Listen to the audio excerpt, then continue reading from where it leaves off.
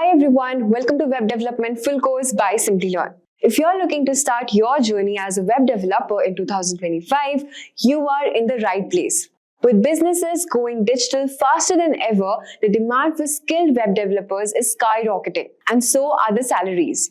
In 2025, entry-level web developers in India can expect around 4 to 6 lakh per annum, while experienced professionals can reach up to 15 to 25 lakhs per annum or even more in the top roles. So in this course, you'll learn the essential skills needed to become a full-stack developer. We'll also cover front-end development using HTML, CSS, JavaScript, Angular, and even React.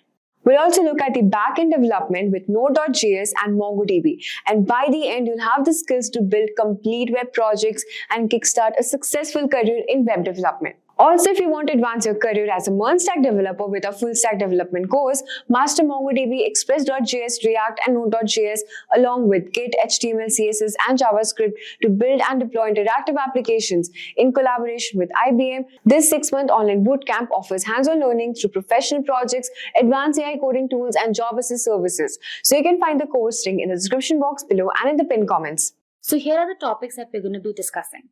So first we'll see what full stack development is, who is a full stack developer, then we'll move on to the responsibilities, and then we'll dive into the detailed roadmap, and then I'll also let you know about the salaries of full stack developers, and finally how you can get certifications. Alright, now, what exactly is full stack development? Now consider a web application. Let's say Instagram. So every time you refresh the page, new images are loaded. So this is what the user experiences, right? New images are loaded onto his feed. But what exactly happens behind the scenes is that the backend fetches new images from the Instagram servers, and these images are then loaded onto your Instagram feed, right? The app is so easy to use and leaves the users extremely satisfied. In case of any application, there's always the front end, the back end, and the database.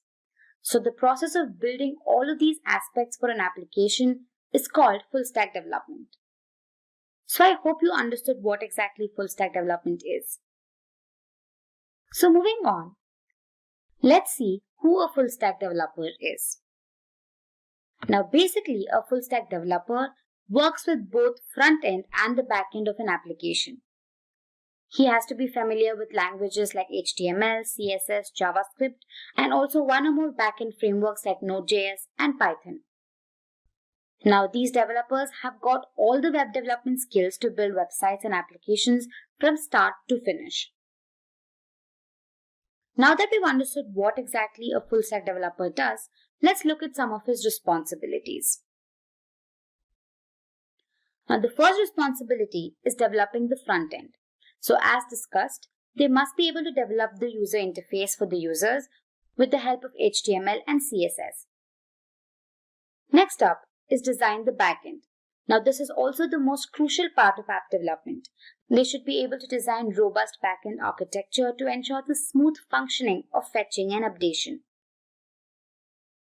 Next up is to design database and servers. Now, databases and servers must be resilient to any outages and must maintain consistency. Next up is cross-platform compatibility. Now, depending on the platforms, there could be some discrepancy and alteration in the functioning of an application, right? It's crucial to make sure that the applications behave accordingly on all these platforms. Next up is developing APIs. Depending on the planned architecture, the developer must be able to develop APIs. The application must also be responsive and interactive and keep the user completely engaged. And lastly, it should meet all the technical and consumer requirements. So these were the few responsibilities of a full stack developer. Moving on, let me explain to you a simple roadmap of how to go about to become a full stack developer. So this roadmap basically shows you the prerequisites and skills one should have to become a successful full stack developer. Alright, so let's go ahead and begin with tools and software. Now the first and the most rudimentary requirement is a text editor. Now the most widely used editor is VS Code. It is free, open source and can be used to code in different platforms like Windows, macOS, and Linux. Next up is a web browser. So you can either use Firefox or Chrome, but Chrome is highly preferred.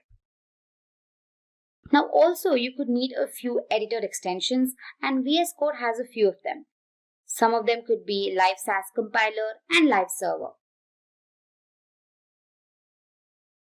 Moving on, you need to have a good hold on HTML and CSS. So HTML is a markup language that is used to define the content that appear on your web page, right? The developer can incorporate images, text, and videos depending on the requirements. And moving on to CSS, it is basically a style sheet which is used to decorate your entire application. It is used to define the appearance of the content, say in terms of shape, color, size, spacing, etc. Next up is JavaScript. Now this is the most widely used front-end language and enhances the interaction with the web page. Now you might want to brush up your knowledge on simple concepts like arrays, functions, objects, and loops. You can also learn ES6 features like callbacks, promises, async await, DOM manipulation and event, fetch API, and JSON. All of these are required when you're making use of different JavaScript frameworks and libraries. So I'd recommend you brush up your knowledge on all of these topics. React, Angular, Vue, and jQuery are some of the JavaScript libraries and frameworks that one can use. Now, all of these topics that we discussed earlier, be it ES6 features or basic concepts, they come in very handy when you're using these frameworks. Among React, Vue, and Angular, over the last couple of years, React has gained immense popularity, followed by which Vue is also being widely used. Now, Angular has seen a downward curve over the past few years. So depending on your requirements, you can choose one of these frameworks. Next up is version control. Now, Git and GitHub are the most widely used version control systems. Now, Git basically helps you manage project files. Git basically keeps track of the entire history of things that the user is working on, right? So it makes sure that it allows the user to backtrack and see what he's worked on until then. Moving on to GitHub, it is basically a web-based service for version control using Git. Now the user can also look into other people's code, identify issues or errors, and also even propose changes. Now this comes in extremely helpful when you're working in a team. Let's move ahead and look at some of the backend environment. Now the most popularly used environment is Node.js.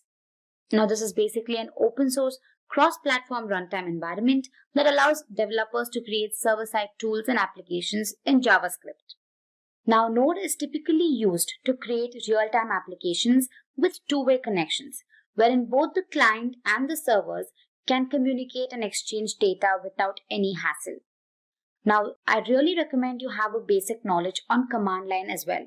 That is, now knowledge on basic command line like npm, that is Node Package Manager, is also essential. So this was a simple overview on Node.js. Moving on to other backend languages, there's Python and the most commonly used framework, that is Django. Now, Python is the easiest programming language out there, and I'm sure everybody will agree with me with this. So it also offers many libraries and frameworks for different technologies. So when it comes to backend in full stack development, Django is a clear winner. Now it is a high-level Python framework that enables rapid development of websites. It is also free and open source and has a huge active community of users. So I'd really suggest you get your hands on Django and work on it extensively. Moving on, let me give you a brief overview on the trends in 2020. First up is blockchain. Now, blockchain is an emerging technology and has seen tremendous growth in the last few years. Now, it has also entered into domains like healthcare and finance. Next up is AI and chatbots. AI is booming, and there is no doubt in that. So languages like Python and JavaScript frameworks like TensorFlow are widely used. Mobile app development. This is one of the top trends you should look out for in 2020. Now, there are mobile applications for practically anything these days. So, frameworks like React Native and Flutter can be deployed to develop these applications. Next up is progressive web applications. Now, these are like a hybrid of mobile and web apps. They are faster to load and provide some amazing features like push notifications. Another important feature is their ability to work offline. Lastly, we have IoT.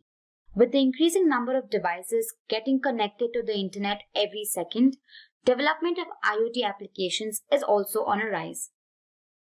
So these were a few trends that you should look out for in 2020. Moving ahead, let's look at the salary of full stack developers. Now, according to PayScale, the average salary of a full stack developer in India is around 5,90,000 rupees per annum. The average salary of a full stack developer in the US is around $75,000 per annum. Alright, so moving on to the fun part. Let's go ahead and look at a simple quiz. Now here is the quiz question. Which of the following is not a JavaScript framework or a library? Option A, React. Option B, Angular. Option C, Pandas. Or option D, Vue. So let us know your answer in the chat section. One lucky winner will get a voucher. So I'll keep this on the screen for a while.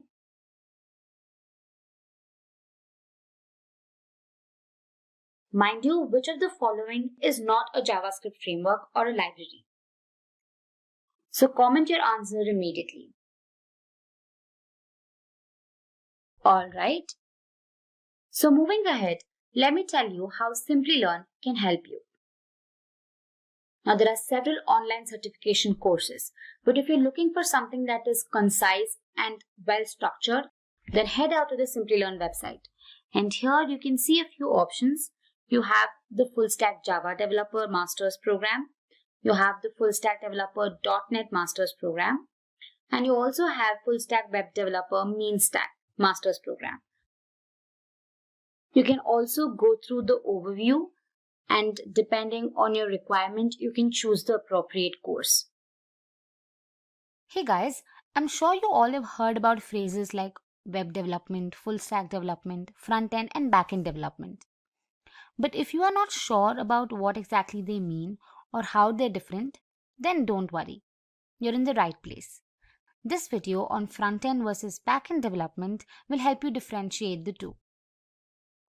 But before we begin, if you haven't subscribed to our channel already, make sure to hit the subscribe button and the bell icon to never miss an update. Now let's jump right in and look at what's in store for us. So first, we'll look at what exactly web development is. Then, we'll look at the different types of web development. Going ahead, we'll look at what front-end development is and understand what exactly back-end development is. And lastly, we'll be comparing the two on the basis of languages, libraries and frameworks, skills, job roles, and salary. So now let's begin by understanding what web development is.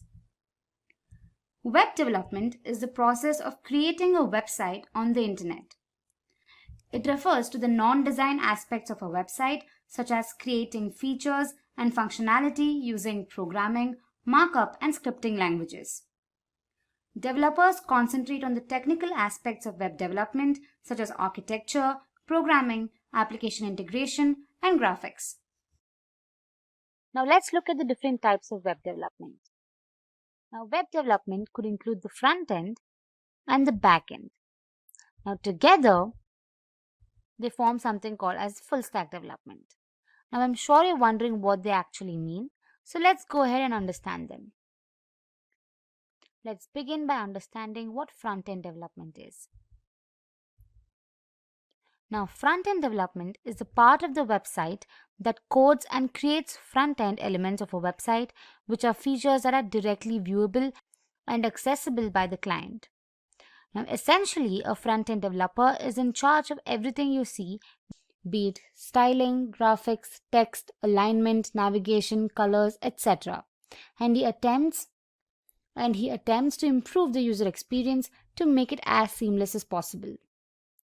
Now, these front-end developers also contribute to the overall design and aesthetic along with debugging. Responsiveness and performance are the two main objectives of front-end development. Then what exactly is back-end development? You guessed it right. Now, web development that occurs at the back end of programs is accurately termed as back-end development.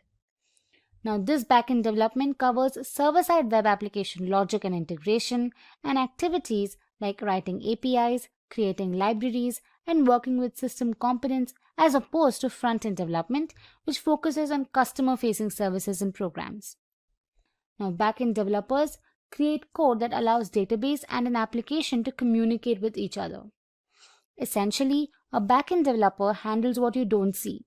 They are in charge of the back end of the website, which includes servers, databases, and applications. So now that you have a brief understanding of what front-end development is and back-end development is, let's go ahead and compare the two. So we'll be comparing the two based on 5 different features.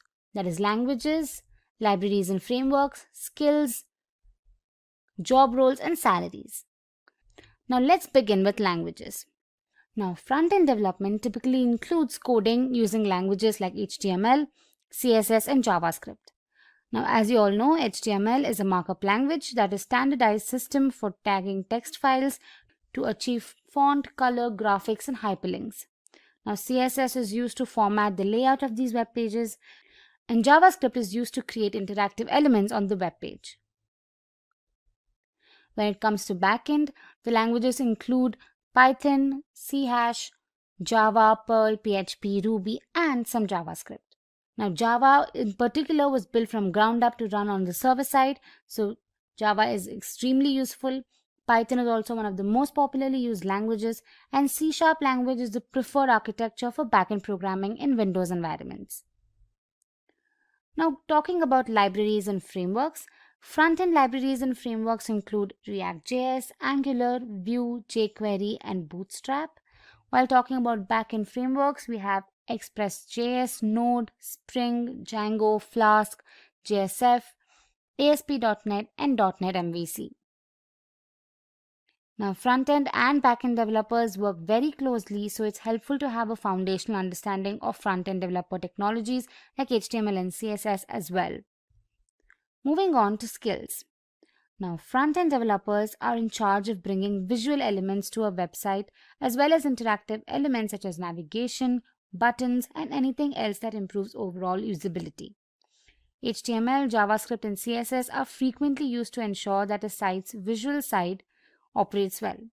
So it's crucial to know these languages, and a good understanding of JavaScript frameworks and libraries is also essential.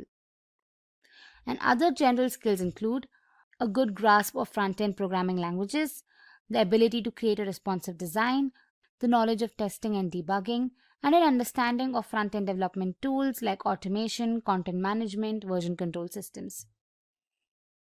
Talking about the skills required for backend development. Now, backend developers deal with backend languages and frameworks like Java, Ruby on Rails, etc.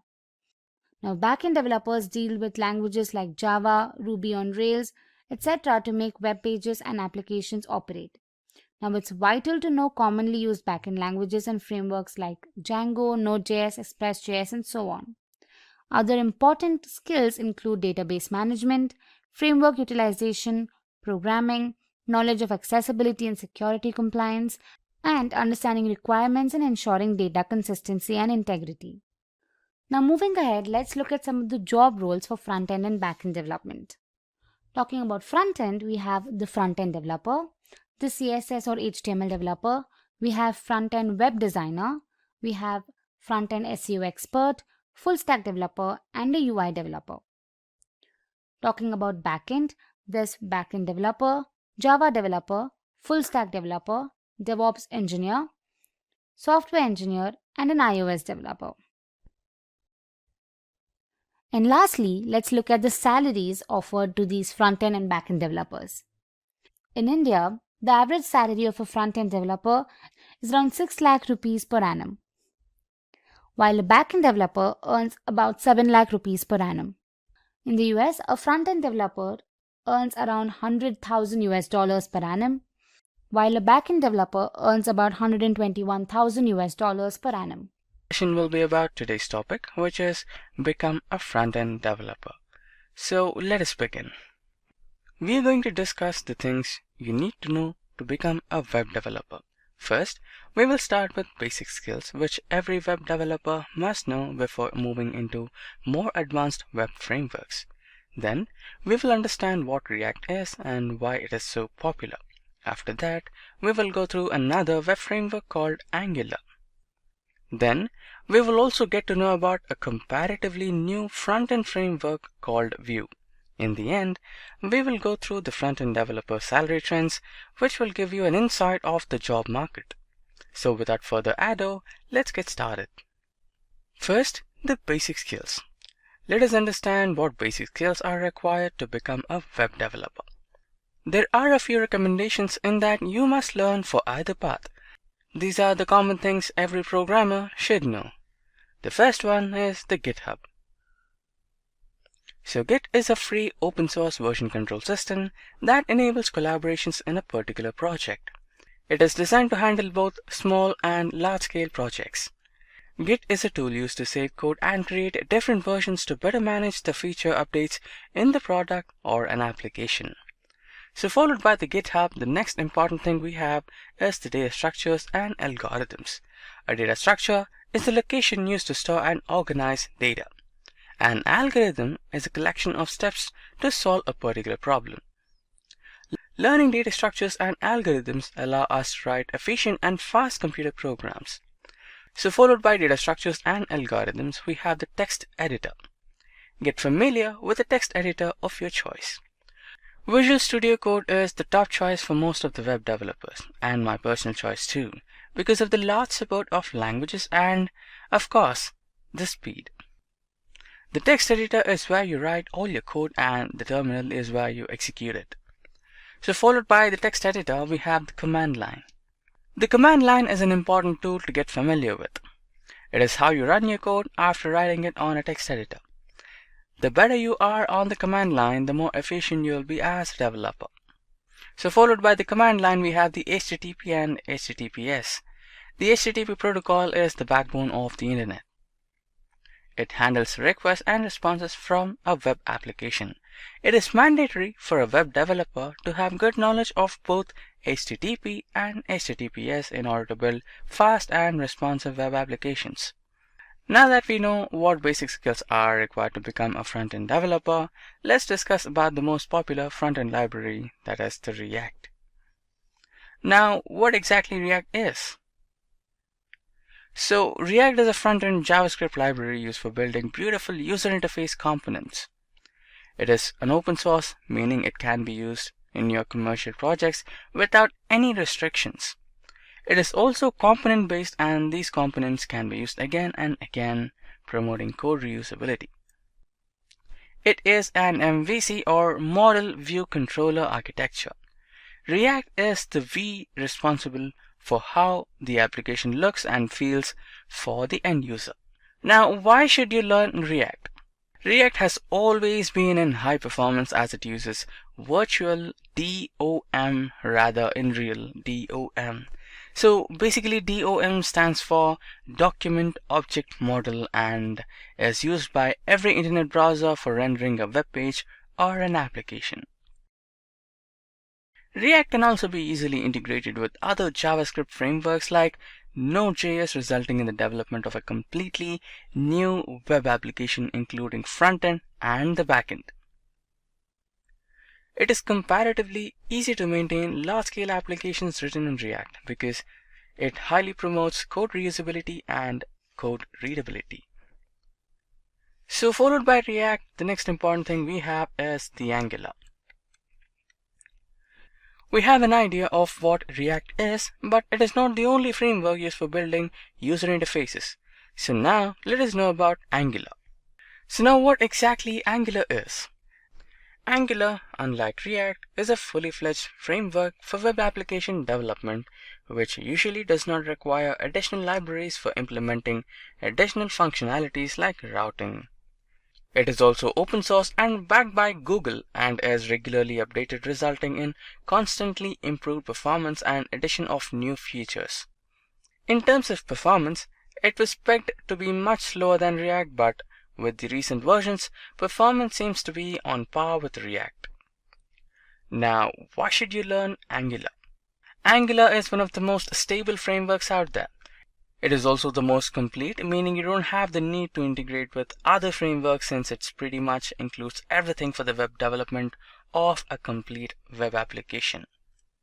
Angular, backed by Google, is a safe choice for using in long-term projects since it is not going anywhere anytime soon.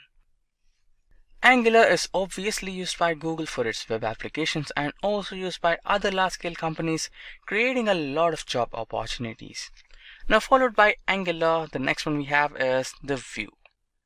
Now that we know quite a bit about the two popular front-end frameworks, namely React and Angular, let's now go ahead into Vue and learn a bit more about Vue.js library. Now, what exactly is Vue? Vue is a lightweight and open source progressive JavaScript framework used for developing interactive web user interfaces. It is meant to be integrated with other libraries to develop a complete web application. Like React, Vue.js is mainly focused on the Vue part of the web application and hence it's a bit faster when compared to Angular, which is a complete web application solution. Vue.js is commonly referred to as Vue and pronounced as Vue.js, or Vue is rightly so. Now, why should you learn Vue? Any beginner web developer can easily understand Vue and start building their own web user interfaces. Like React, Vue also uses virtual DOM, resulting in better performance, and it also uses the component-based code design, promoting code reusability and code readability. Vue.js has become popular in recent times, and many companies are starting to use it, owing to its lightweight performance and easy integration with other web libraries and frameworks. Now with this, let's move into the next section where we will discuss about the front-end developer salary trends. Now that we know what skills we need to become a front-end developer, let's now have a look into the salary trends of a front-end developer. Front-end developers are always in high demand since new web applications are launched and managed continuously. There are generally offered generous salaries across the globe. The salaries also depend on the factors like frameworks, skills, and the work experience. The average salary of a front-end developer in India is 5,06,000 rupees per annum. The average salary of a front-end developer in United States is $76,929 US per annum. Website architecture. Website architecture basically defines the design and structure of a website. A website contains two important parts, the front end and the back end. The front end of any website is something the user came across. We can also state it as the client side of any website. Whatever the user of the website sees while going through any particular website is considered as front end. HTML, CSS, and JavaScript are the three most popular and mainly used technologies which are responsible for the development of the graphical user interface. The combination of these three technologies is responsible for giving a smooth and appealing user experience. On the other hand, anything the user doesn't witness while going through the website but actually exists somewhere in the website and the server is known as the backend of a website. Whenever we visit a page and send a request for the content, the server goes through the database and then creates a response that is sent back to the browser. The browser then interprets the response and displays the content on the screen. Several technologies are used for backend development. Few of them are JavaScript frameworks like Node.js and Next.js, Python frameworks like Django, Ruby frameworks like Ruby on Rails, C++ frameworks like Apache, and many more other technologies. Let's move ahead and we'll now go through what HTML is. HTML stands for Hypertext Markup Language. Introduced in the year 1993 by Tim Berners-Lee, the same person who invented the World Wide Web in the year 1989. The first version of HTML was written in 1991 but released later in 1993 as HTML 1.0. HTML got many updates with time, and the current ongoing version of HTML is HTML 5.0. HTML is also known as the most basic building block of the web, which is used to create the structure of any website with the help of numerous predefined tags. It helps the browser to understand the structure and style of a document or file for viewing over the internet. It allows our web pages to host videos, images, and other applications. It also facilitates navigation within web pages or between websites through hypertext. Hypertext refers to the links present in any website to connect different web pages and create a whole website. HTML has a lot of use cases. Web development. HTML code is used to design how a browser displays web page elements such as text, hyperlinks, and media files. Internet navigation. Users can easily navigate and insert links between related pages and websites, as HTML is heavily used to embed hyperlinks. Web documentations. HTML makes it possible to organize and format documents similarly to Microsoft Word. Moving on to the installation part. HTML does not require any special software to work. If you have Notepad installed in your system, that's enough to start using HTML. The best part about HTML is its ease of use. Let's move on to the editors part now, and we'll then download a particular editor for a complete HTML playlist. An editor or IDE, which stands for Integrated Development Environment, is a software application that comprehends facilities to a programmer for software development. Just like Photoshop makes it easier to edit photos, in the same way, IDE makes it easier for a programmer to write code. The number of IDEs present in the market today is huge. Some of these editors are Notepad++, Atom, and VS Code. These editors are free to use. On the other hand, editors like Sublime are free but with some limitations. To access all the features of Sublime, we have to go for the premium version for the license, and then we can use it for software development. My personal choice for an editor is the Visual Studio Code. There is a reason behind using VS Code as an editor. Let me tell you a few advantages of VS Code over other editors. First of all, it is free to use as it is open source software, so we can get it at no cost.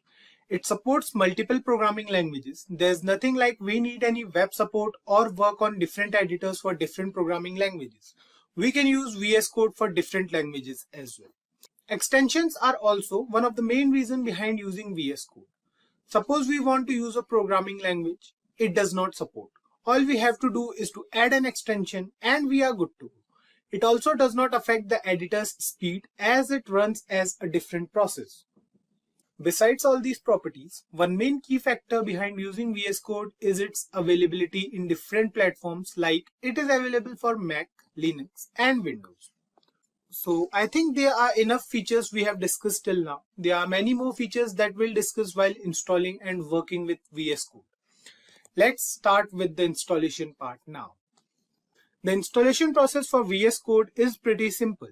Just go to Google and write here VS Code. Press enter and the next page which will open will show us the results. Click on the first link over here and we are here at the website of VS Code. Right. Now you can see the download button in front of your screen. You can click on it and you can download the stable version for your operating system from here only, or you can go to the other download button present at the top right corner of your screen. Click on the button over here. So you can see here we have all the extensions as well. These are the top extensions. We have to download them inside VS Code once the downloading part overs. So here you can see the download starts. Now sit back and relax until the download finishes. Once the download completes, open the setup file from your downloads and it will take us to the license agreement page. Now agree over here, click on next and it will take us to the browser part. So here what we have to do is we have to choose a location for the VS Code file to locate. So you can choose any location. So for now I'm clicking on next over here. Now you can see we have a different folder, so we can click on browse and then select it and then click on next. So here we can see we have some additional features. So what we'll do is we'll create a desktop icon. Now you can see other options as well, so click on them as well, click on next and now click on install. The installation will start. Once we are done with the installation part, click on finish and the VS Code will start automatically. Fine. So here you can see we have the welcome page over here. What we can do is we can open a folder from here. So if you have any folder, so what we can do is we can open it from here. Now what we'll do is we'll create a new file. So here you can see we are in a file. What we have to do is we have to save this file now.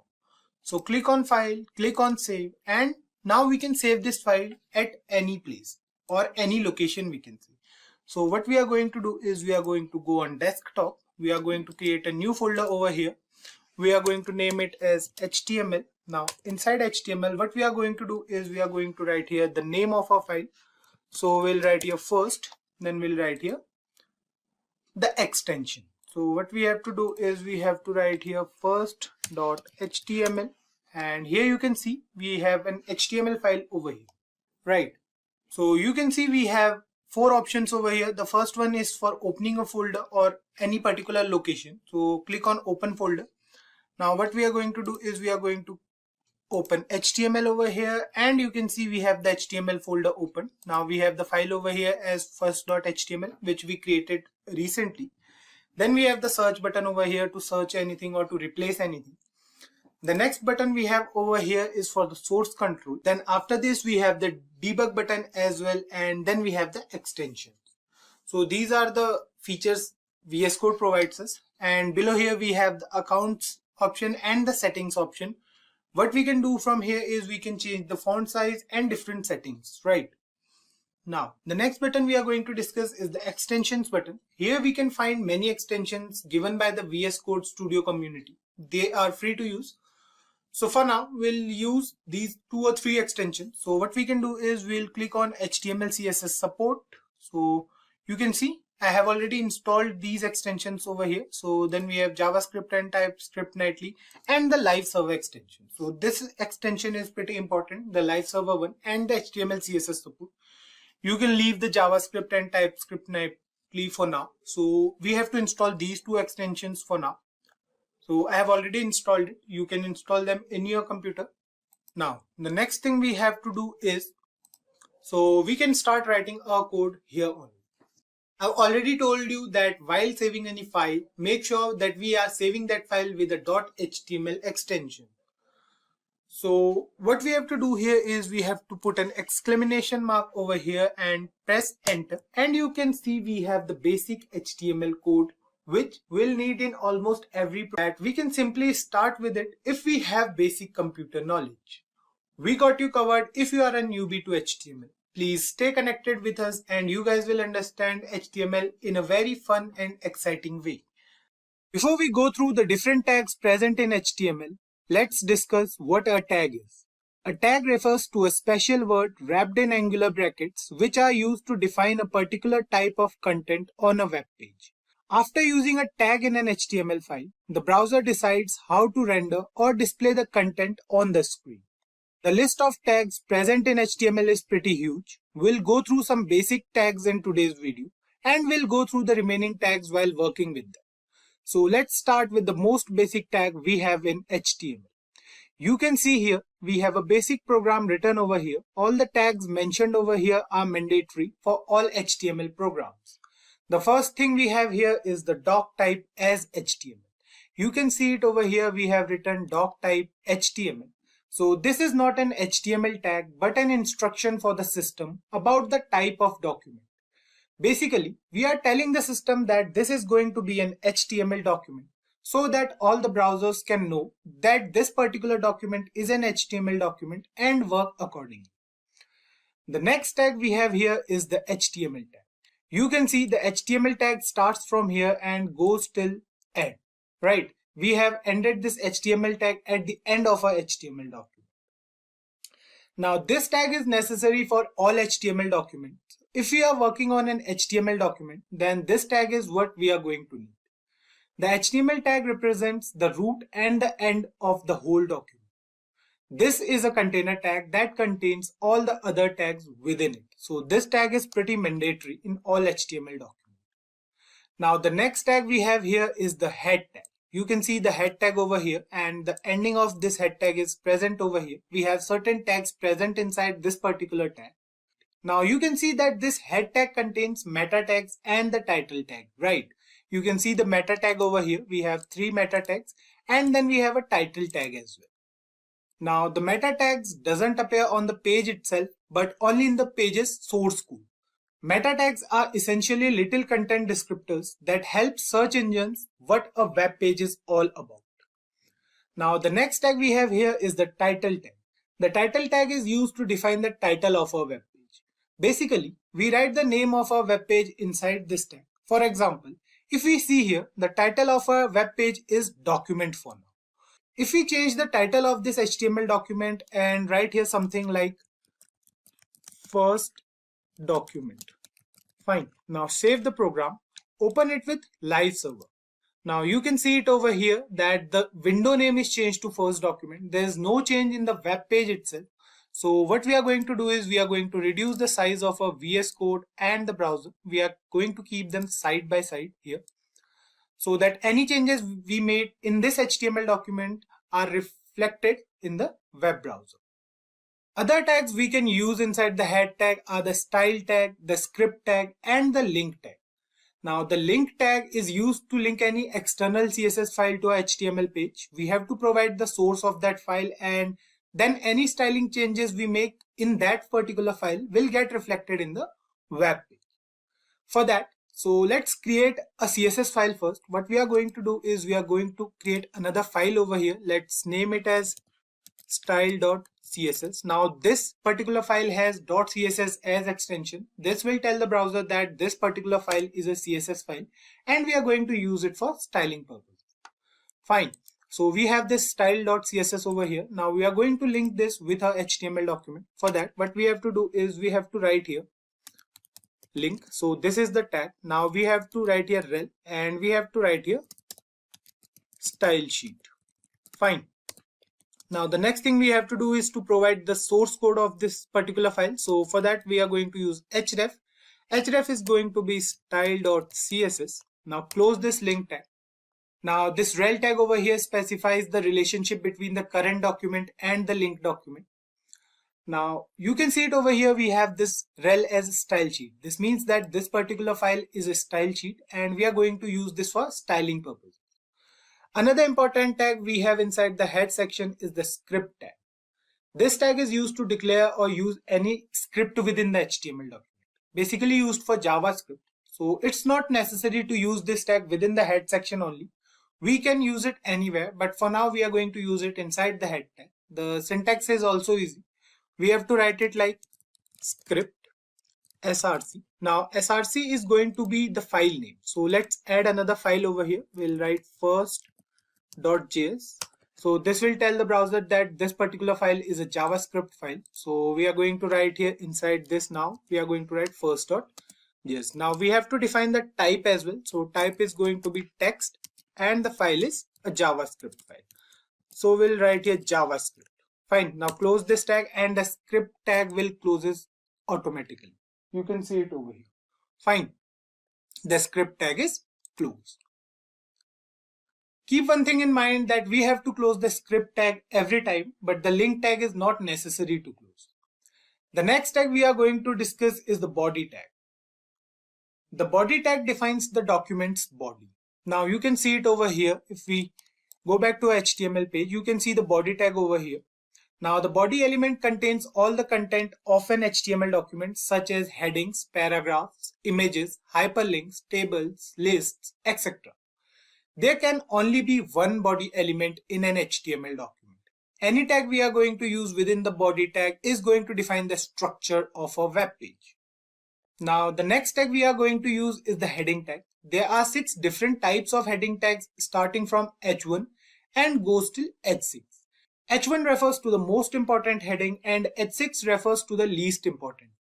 The font size of H1 is the largest and the font size of H6 is the smallest among all. So let's use them all here. What we'll do is we'll write here H1.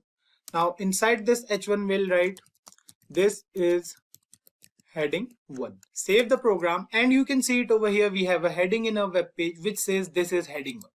Similarly, we have the H2 tag as well. So if we write here H2 and inside this if we write this is heading 2. Save the program. You can see the change in the font size. You can see the difference over here. The font for H1 is greater and the font for H2 is a bit smaller than H1. Similarly, we have H3. And for H3 we are going to write here this is heading 3. Fine.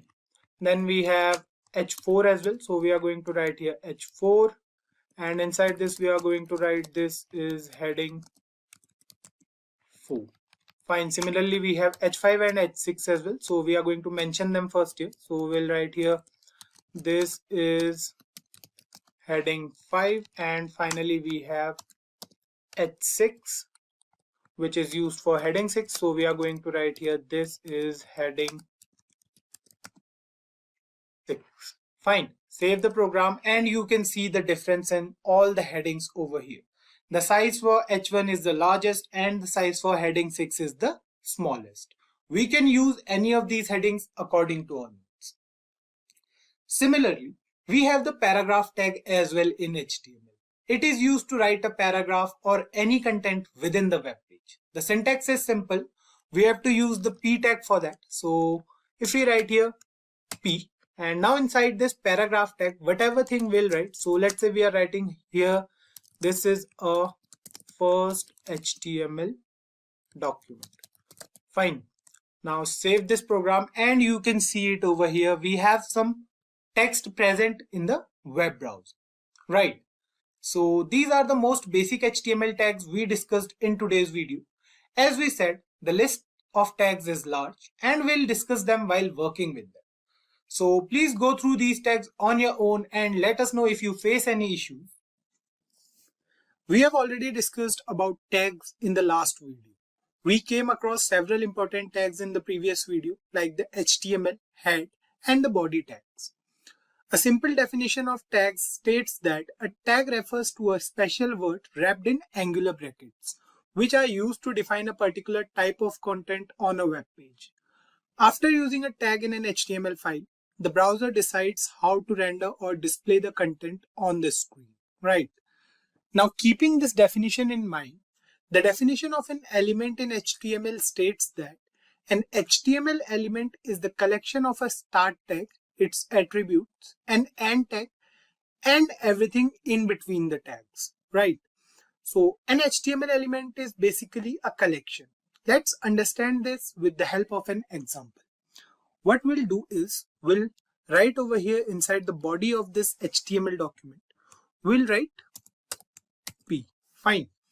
Now this paragraph tag over here is an example of a tag. It has opening tag and a closing tag. So this whole thing is a tag. This paragraph is a tag over here. Now if we add an attribute to this tag like an ID or a class, so what we'll do for that, we'll write here, let's say ID is equals to para1. Fine. This tag now has an attribute within it. ID makes this whole tag unique. We can access the content of this tag with the help of ID attribute. We'll discuss attributes in detail in the upcoming video. For now, let's add some content inside this tag. So what we'll do is we'll write inside this tag. We'll write over here, let's say this is a paragraph. Fine. So we'll write here paragraph. So this is the content of a paragraph tag. Now we have 4 different parts present over here.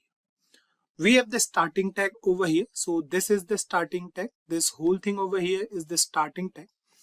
Then we have attribute. So ID here is the attribute. Then we have the content of this tag. So this is the content present inside whole tag.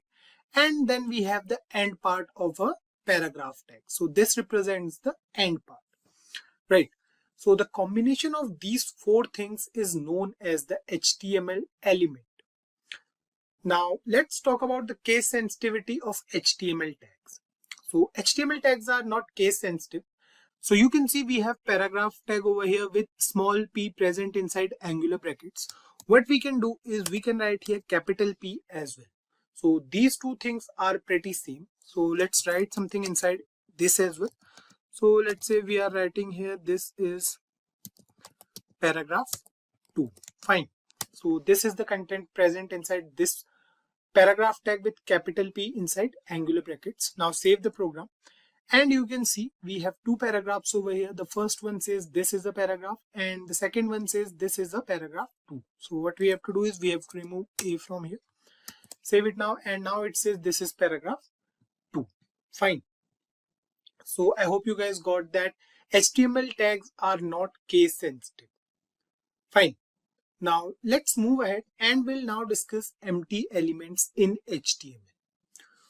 Most HTML elements have a start tag and an end tag that indicate where the element begins and where it ends. For example, we have this paragraph tag over here. This is the start of this paragraph tag and this is the end part, right? So this indicates that this paragraph tag ends over here. Now there is a group of elements that are exceptions to this rule. So these elements are called empty or void and only have a start tag since they have no content present inside the tag. So they must not have an end tag in HTML. Example of empty elements are like the break tag we have image, link and many more such tags. The list is quite long. So what we'll do is we'll add an image using the image tag. So image tag is basically an empty element. So we'll use that particular element and you guys will understand what empty elements are. So as mentioned earlier that empty elements do not require any closing tag. So what we'll do is we'll write here inside angular brackets, img is the tag name. Then we'll write here src. So src over here is attribute. We'll discuss attributes in upcoming videos. So inside this we'll provide the path of our image. So let's say we have this image present inside images folder, which is a folder present in a system, so where we are saving all our HTML programs. So the next thing we'll write here is alt stand for alternate. So if the image is not shown over the browser, then the alternate text will be shown. So let's say we are writing here image1. Now we'll close this image tag. So that's all. We don't have to close this particular image tag. We don't have to write here like this. So you can see we don't have to write here like this anything. So if we not write it over here, that's fine because image element is an empty element. So let's save the program and you can see we have an image over here in the browser. So the image size is quite large. What we'll do is we'll reduce the size. So we'll write here this for now. We'll discuss all these things in the upcoming videos, so don't worry about it. For now you can see that we have an image over here. So this is our image. This particular image is what we have added using the image tag. So this is done. Now the last thing we'll discuss in this video is the nesting of elements. Nesting means we can use a tag or element within another element. For example, you can see we have a paragraph over here. So this is a paragraph which says this is paragraph 2. Let's add some more things over here. So let's say we are writing over here HTML stands for hypertext markup language. Fine. And save the program. So this is the paragraph over here. You can see. Let me increase the size of our browser a bit. So now I think you guys can see it much better. Now what we'll do is we'll use a particular element or tag within this paragraph tag. So let's say we want this HTML to be cursive and bold in nature. So what we'll do over here is we'll use the B tag over here. So B stands for bold. So what we'll do next is we'll cut HTML from here and we'll paste it inside this B tag. Now save the program and you can see HTML is bold in nature now, right? Similarly, what we can do is we can nest one more tag inside this bold text. So what we can do is we'll write here I. Now we have to put this HTML inside both these texts. Save this program, and you can see the HTML is cursive in nature now. So you can see we have three different tags, or we can say we have two different tags inside a particular tag. This is known as nesting of elements. So we can do it with HTML as well. I hope you guys must have got an idea about what HTML elements are and how elements are different from tags in HTML. In the last part, we came across HTML elements. We saw the difference between HTML tags and elements.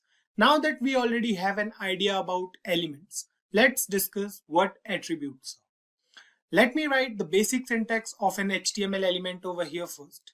So what we'll do is we'll write over here. Let's use the paragraph tag. So we are writing over here.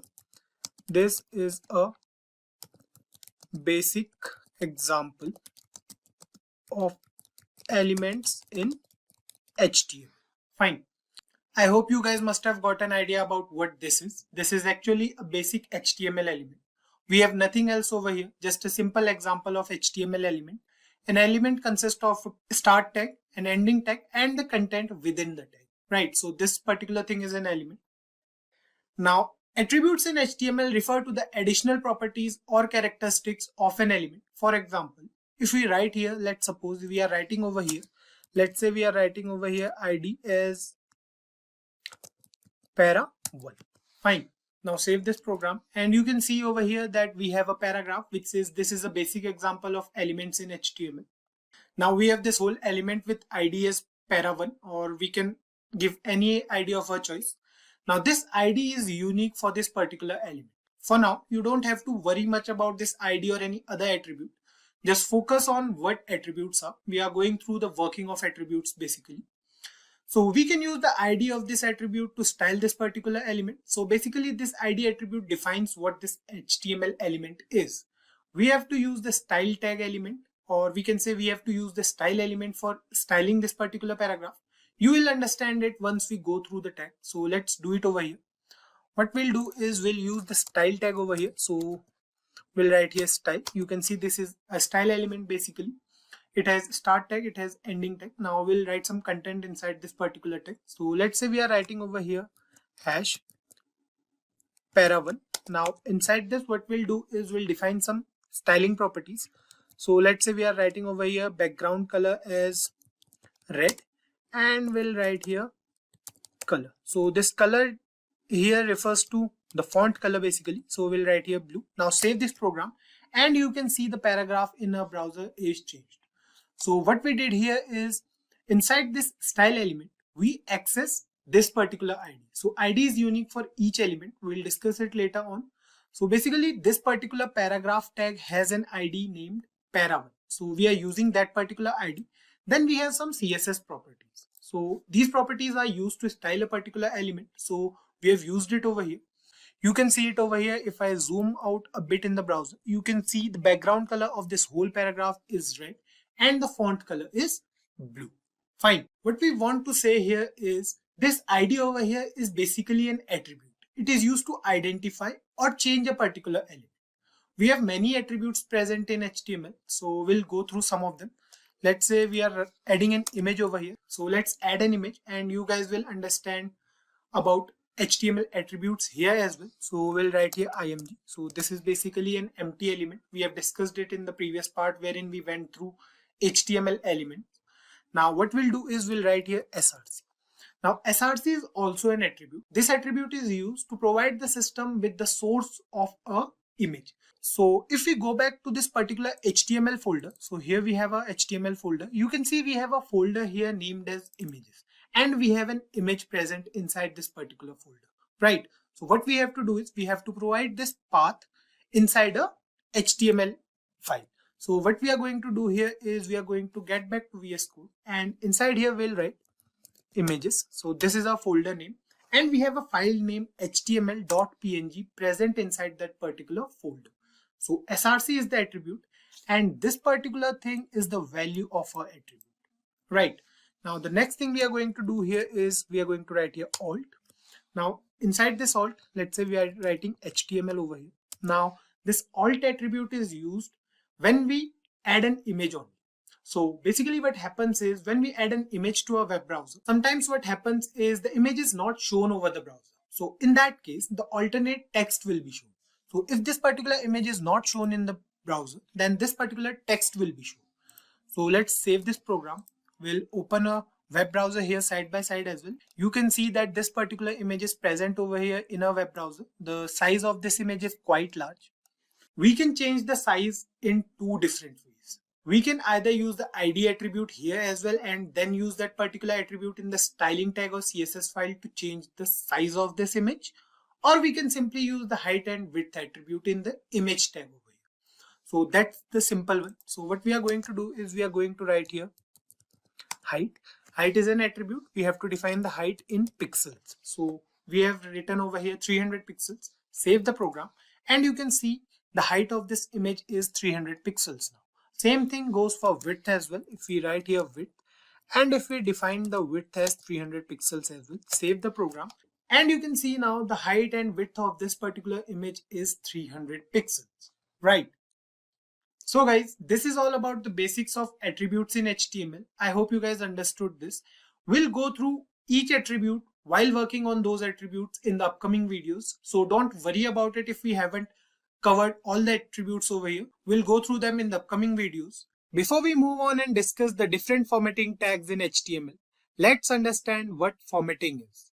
Formatting refers to the process of making the text present on a web page more appealing to the user. For example, let's say we want to add a heading in our HTML document, and for that we want a specific font size. Let's say we want to add a heading with a bigger font size. For this purpose, we have the heading tag present in HTML, which provides us with 6 different font sizes, with H1 being the tag with the greatest font size and H6 with the smallest one. We have already discussed in the previous videos as well. Now we need to make sure which font size we want and we can use the heading tag accordingly. Let's understand this with the help of an example. Let's suppose we are working on a web page wherein we want a heading. So let's say the heading is what is HTML. We want the font size to be bigger. So simply we'll write here H1. We have already mentioned it that H1 has the biggest font size of all the 6 heading tags, right?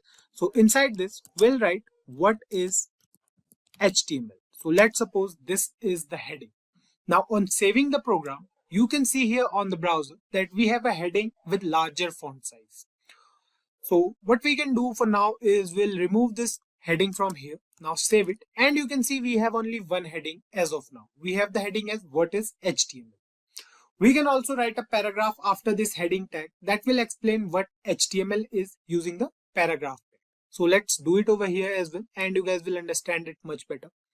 So here we are going to use the break element. So this is basically an empty element used in HTML for line break. So what we are going to do is we are going to put it over here.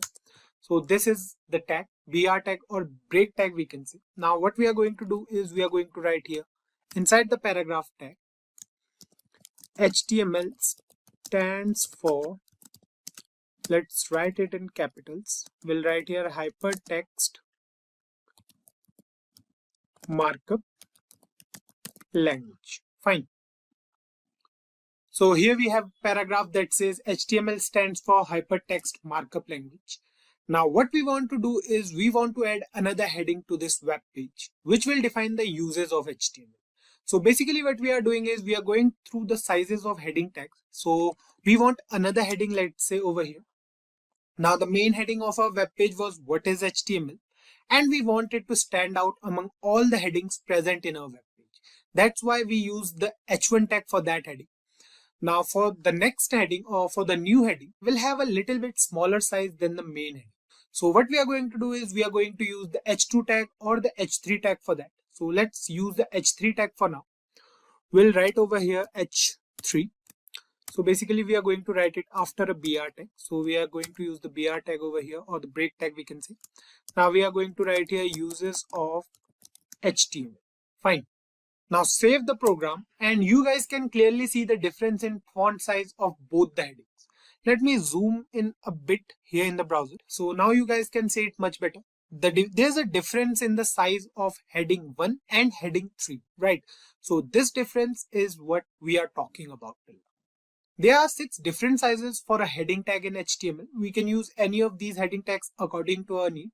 Figure out which one of these 6 tags is best suitable for your web page and use them. Simple and easy. Let's move ahead and we'll now discuss some more formatting tags present in HTML.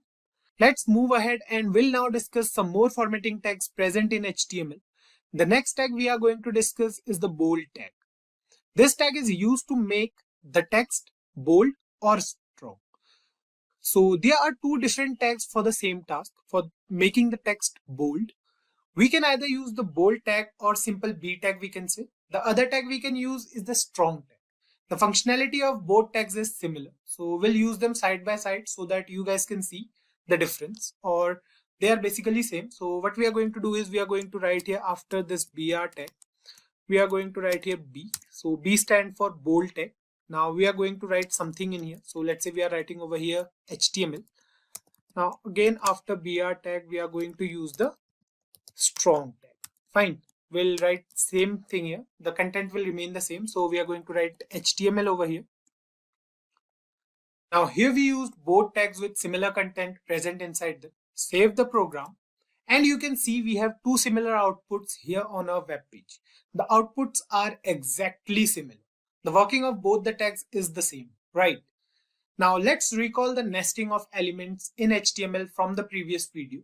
We have said earlier that we can use an element within another element in HTML. We are going to nest this bold tag inside our first paragraph tag. It means that we are going to nest this bold tag over here. So what we are going to do is we are going to use bold tag inside the full form, or we are going to put the full form of HTML inside the bold tag. Fine. So save it. And you can see we have hypertext markup language written over here in the browser in bold, right? It looks better than the previous one. Just like the bold tag, we have 2 more tags present in HTML to make the text on screen look more appealing to the user.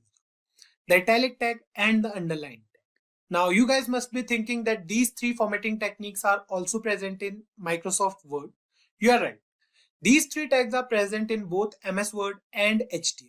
The working is also same. So let's use these tags here once. What we are going to do is we are going to use these tags over here only. So we are going to put this hypertext markup language inside 3 different tags. So we are going to put them inside italic, we are going to put them inside bold, and we are going to put them inside underline as well. So we are going to do this over here. Now you can see the nesting of elements over here. If I zoom in a bit on Visual Studio Code, you can see we have a paragraph tag, then we have 3 tags present inside it. So we have bold tag, we have italic and underline. So this is called nesting of elements. Now save this program and you can see the text over here. We have hypertext markup language in italics, it is underlined and it is bold in nature, right? The next tag we are going to use is the delete tag. We have 2 different tags present for this task as well. Let's say we want to put a line through the center of any text, crossing it out basically. Let's say that this text is not relevant. Fine, so let's go through an example first. What we are going to do is we are going to use the break tag over here, and now after this break tag, we are going to use a paragraph tag. We are going to write a paragraph. So let's say we'll write here, I would like to have a cup of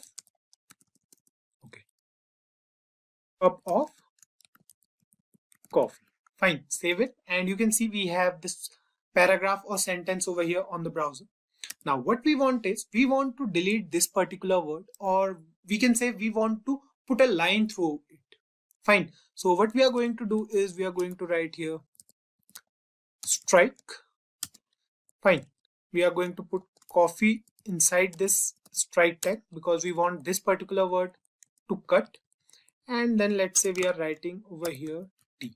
Fine, so save it now, and you can see it over here. It says I would like to have a cup of coffee, has a line over it, and then we have written tea.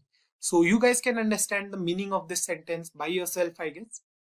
We can use this tag anywhere according to our needs. We can achieve this same thing with the help of the delete tag as well. What we have to do is we have to write here in place of strike. What we are going to do is we are going to copy this piece of code from here. We are going to paste it here. Now instead of strike, we are going to write here delete.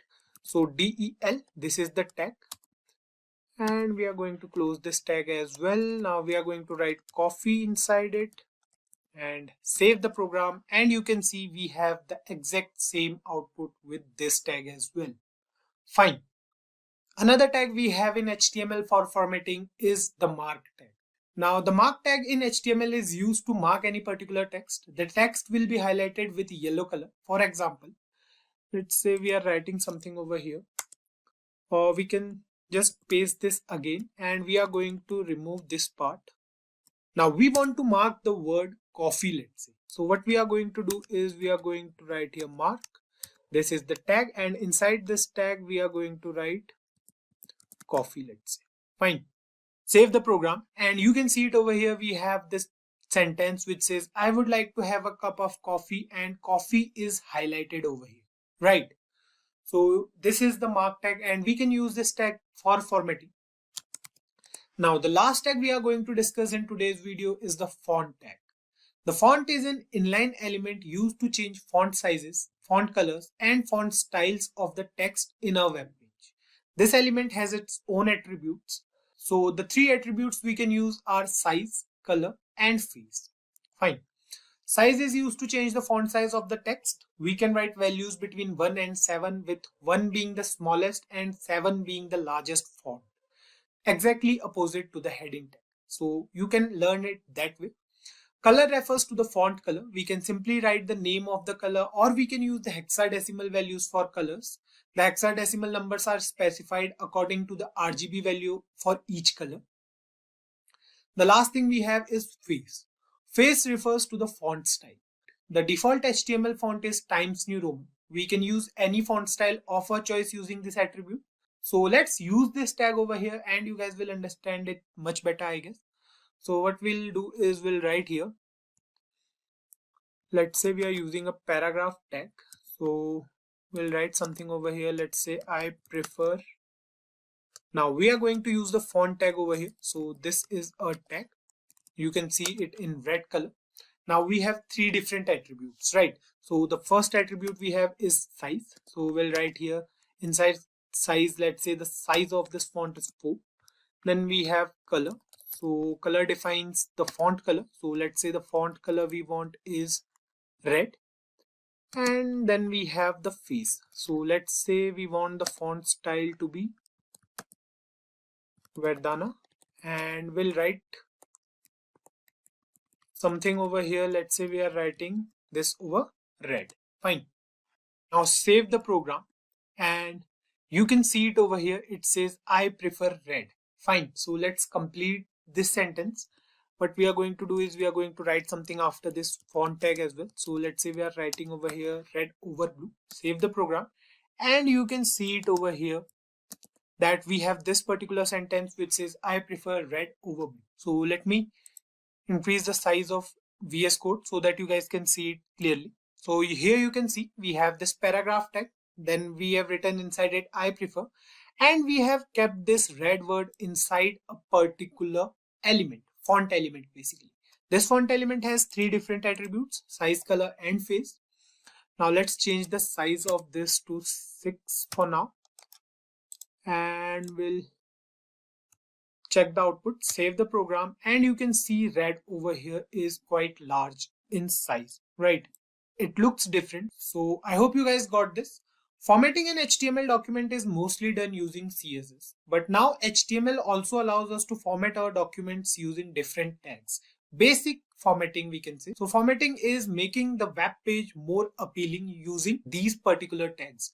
So the list of formatting tags present in HTML is quite long. We can't discuss all of them here, but if we use any of those tags in the upcoming videos, then surely we'll discuss them over there on. Now the task for you guys is to use these formatting tags and let us know if you find any difficulty in using them. In HTML, a phrase tag is used to give structural meaning to a block of text. What does that mean? Let's try to understand this with the help of an example. We'll first take a paragraph for this example, a small one maybe. So let's do it here.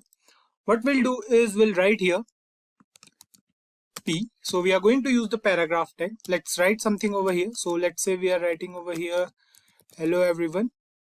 Then I'll write this is Kaushal. And let's suppose we are writing over here, please subscribe to a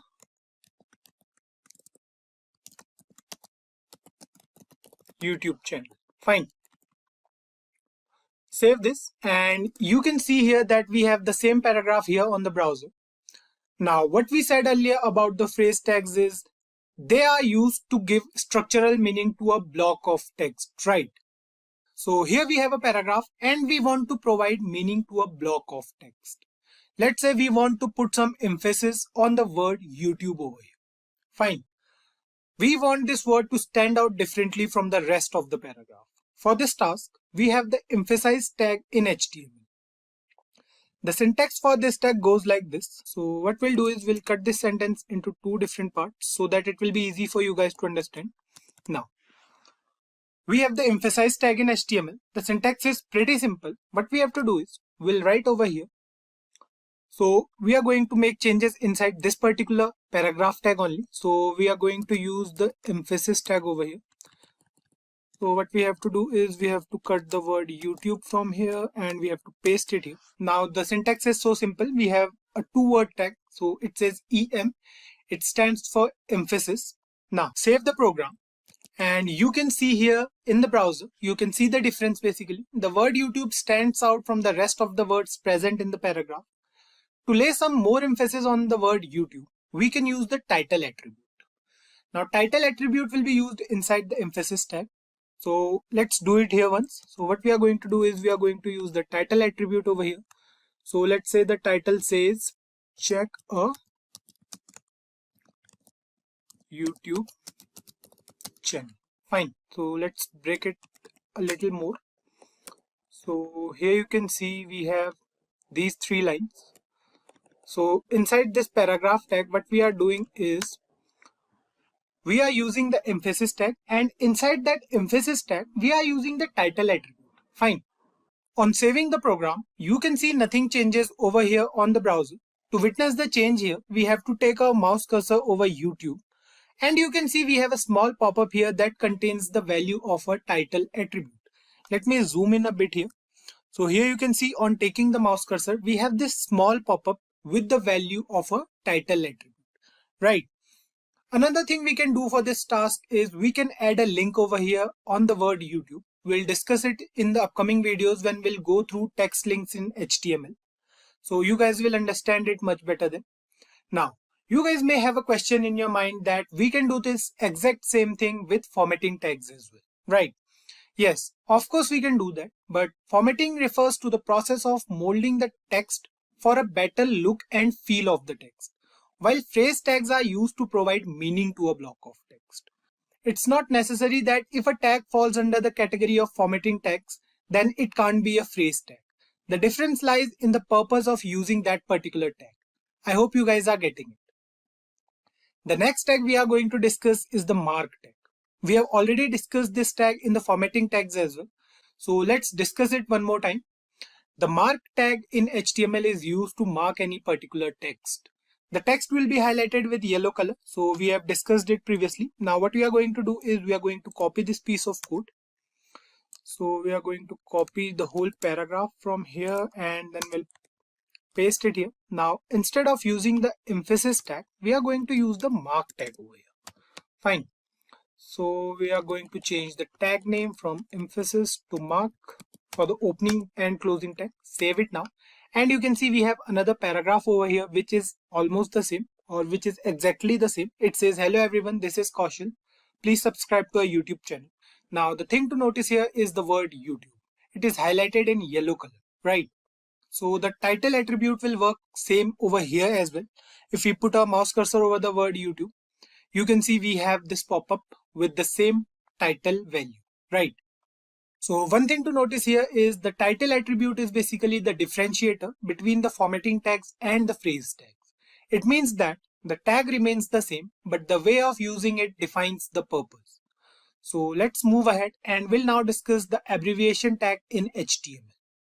The word abbreviation in general terms refers to the short form of a word. That's it. We have the answer here. If we are using any abbreviation for any word, we want the user to know that this particular word has a special meaning.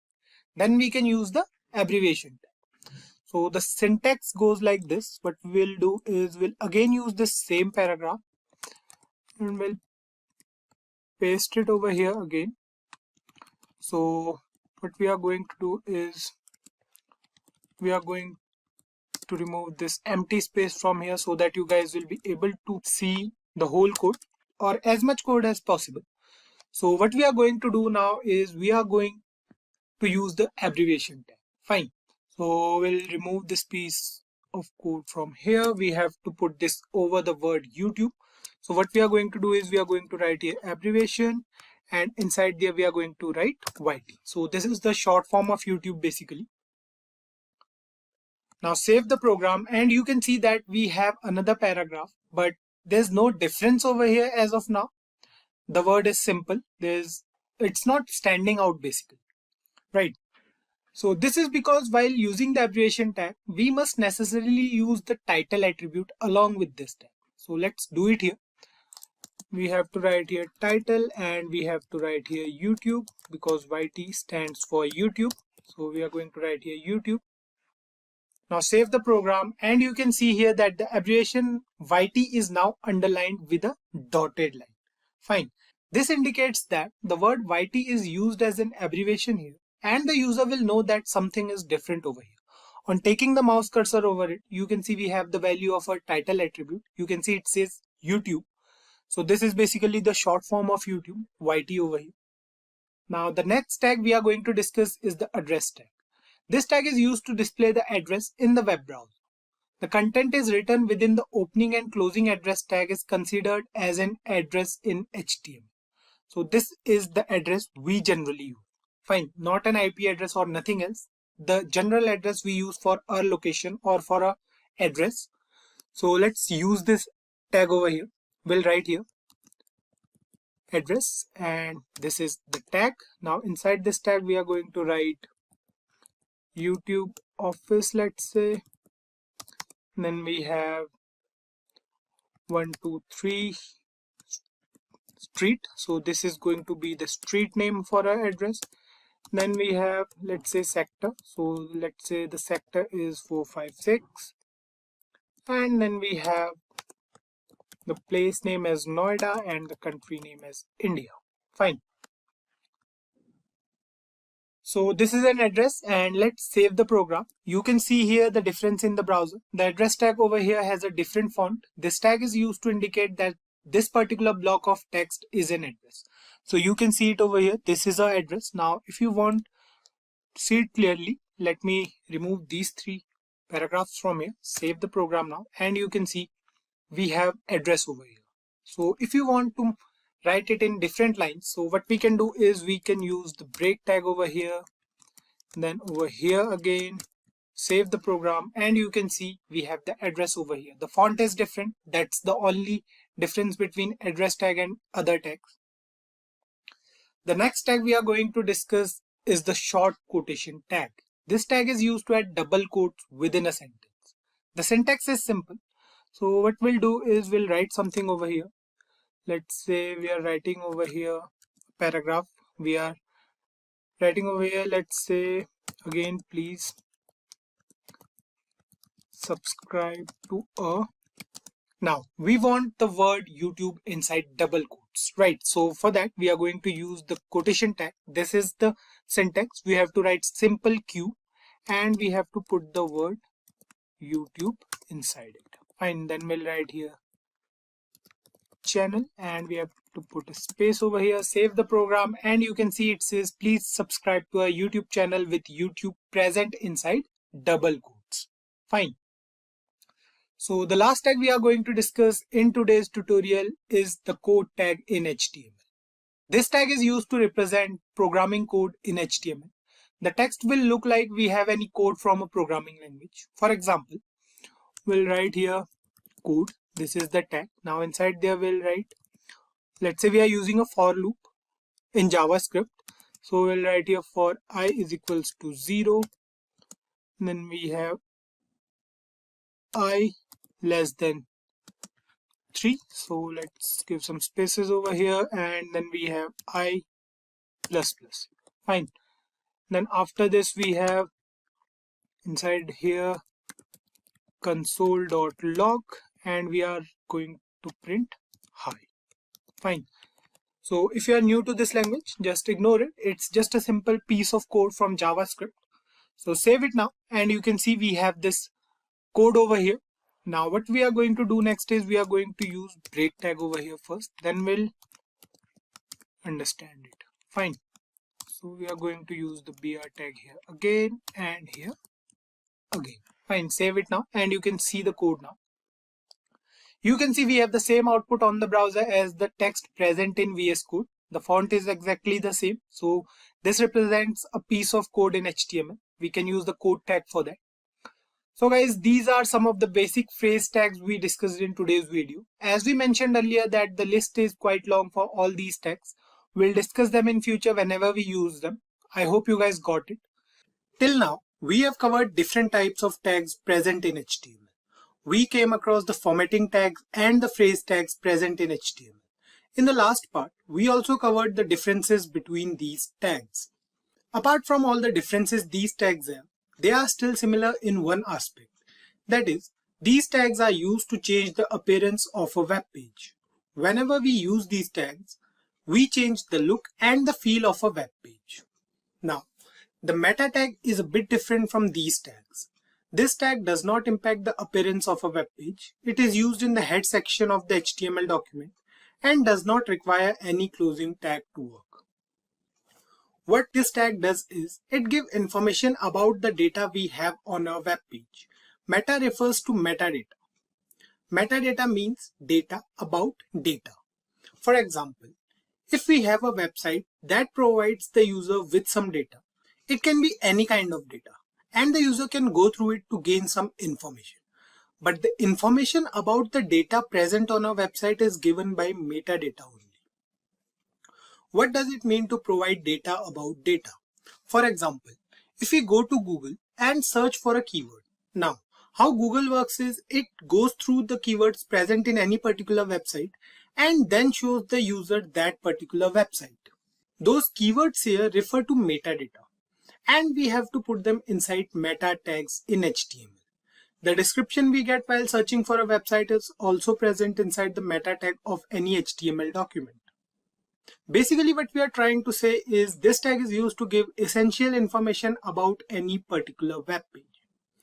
Meta elements can be used to include name-value pairs describing properties of HTML documents. For example, if we want to put any keyword for a web page, the name attribute inside the meta tag will contain the keyword, and the value attribute will contain the actual keyword name. There is no closing tag needed in meta elements because these elements contain information within attributes only. We can use multiple meta tags for different information. An interactive web page cannot be created with just this structure. So, you will employ aiding technologies like JavaScript and CSS to bring interaction and beauty to your HTML respectively. That's where CSS comes into picture. Making web pages attractive is made easier with the help of CSS, often known as cascading style sheets. The style and experience of a web page are handled by CSS. The color of the text, the font style, the spacing between paragraphs, the size and arrangement of columns, the background pictures or colors used, layout designs, differences in display for various devices and screen sizes, and a variety of other effects can all be controlled using one single language, which is CSS. Although CSS is simple to grasp and learn, it offers strong control over how an HTML document is presented to the user. It depends how you are presenting your HTML document, how you are styling it, because the user will get an impression on the first view itself. CSS is most frequently used in association with HTML or XHTML as markup languages. Now, when it comes to front-end web development of any web page, the three most widely used technologies are HTML, CSS, and JavaScript. HTML is used to create the structure of a web page. CSS makes it look more attractive to the user by adding styles to it, and JavaScript adds interactivity to the web page. So let's move ahead, and now we'll discuss the advantages of using CSS. The first one is time saving. CSS is a time saving since you can create it once and reuse it across a number of HTML pages. There's a style available for each HTML document, or we can say each HTML element, that you can select and apply to as many different websites as you desire. If you utilize CSS instead of manually writing HTML tag attributes each time, pages load faster. You only need to create one CSS rule per tag, and it will be applied to every instance of that element. So quicker download times results from less code. Simple maintenance. To make a modification that affects all elements on all web pages, just modify the style sheet. Everything will update instantly. Also, CSS provides a great range of characteristics than HTML so that you can provide a considerably better styling experience. CSS provides a considerably wider range of properties as well than HTML, so you can give your HTML page a much better look than you can using HTML attributes. Better styles than HTML. Now, style sheets enable the material to be optimized for multiple types of devices, allowing for multiple device compatibility. Different versions of a website can be displayed for printing or for handheld devices like PDAs and cell phones by using the same HTML document. So, let's move ahead, and now we'll understand how CSS actually works. A browser must merge the content of a document with its style information before displaying it. It goes through several steps to process the document, which we have outlined here. Remember that this is a greatly simplified explanation because different browsers will perform the procedure differently when a browser loads a web page. But this is what usually takes place in a browser. The browser starts loading HTML. Example, it receives it from the network. It transforms the HTML into a document object model. In the computer's memory, the document is represented by the document object model. In the same time, it also loads CSS as well. Most of the resources that the HTML document links to, including embedded images, videos, and even connected CSS, are subsequently fetched by the browser because it is handled a little later in the process. We are not discussing JavaScript here to make things easier for you guys. The browser parses the CSS that was fetched and groups the various rules according to the type of selectors they use, such as element, class, ID, and so on. It determines which rules should be applied to which document object model nodes. Based on the selectors, it discovers and applies the appropriate styles to each node as needed. This immediate step is called render tree. So this is the creation of DOM tree. After the rules have been applied to it, the render tree is organized in the manner in which it should look. The screen displays the page's visual representation. This stage is called painting. So guys, this is how CSS actually works on a web page. I hope you guys must have got an idea about what CSS is and why one should use CSS on a web page. We'll dive deeper into all CSS concepts in the upcoming videos, so we'll go through all the CSS aspects one by one. CSS uses the color values to specify the colors on a page. They can be specified using predefined color names, hex or RGB format. There are nearly 140 standard color names. Hexadecimal is a 6-digit representation of a color. The first 2 digits RR represents the red value, the next 2 are green value, and the last is the blue value. All the other colors can be created using the combination of these 3 colors. There are several websites available where you can know the hex value of the different shades of color. As you can see, the black color is signified by hashtag and the 6 zeros. The red is hashtag FF and the 4 zeros followed by it. The RGB color value is specified using the RGB property. This property takes 3 values, one for red, green and blue. The value can be the integer between 0 to 225 or a percentage. As you can see, the black color is signified by 000, the red by 25500, the blue by 00255 and the green by 02550. Now let's move to an example to understand how we can add the colors to our page. In this example, we will see how we can add colors in different ways to our HTML. So we are on the Sublime Text Editor. As you can see, we have the standard boilerplate ready with an H2 and a paragraph on our page. Open the style tag and make the font size of the paragraph to 25 pixels so it is clearly visible.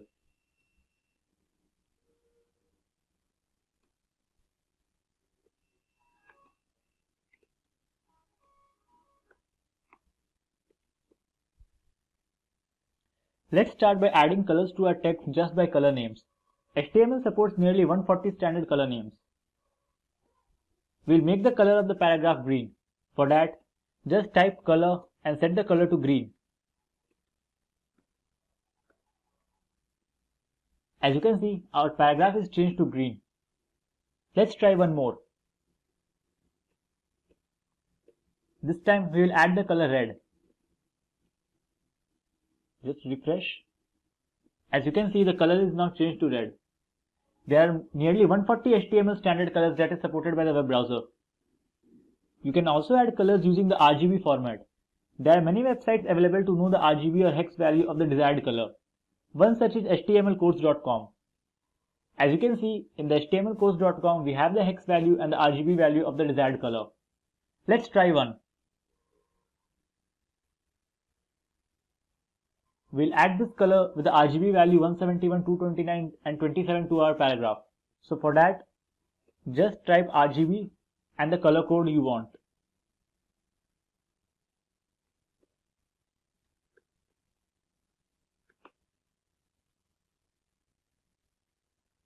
As you can see, the color is not changed to our RGB value. Let's try one more.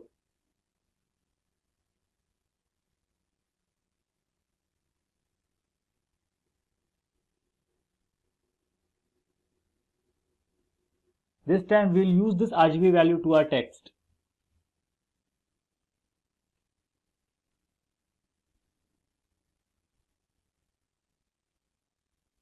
You can see the color is changed to our desired value.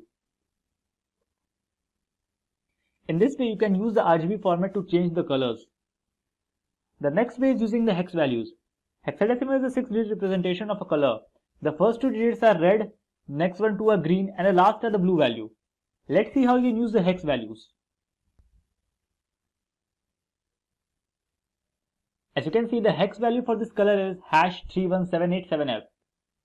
We'll use this value to our text.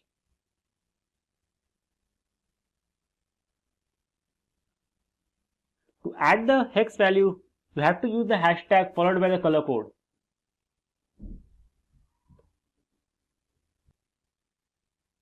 You can see that color is changed to a hex value. Let's try one more.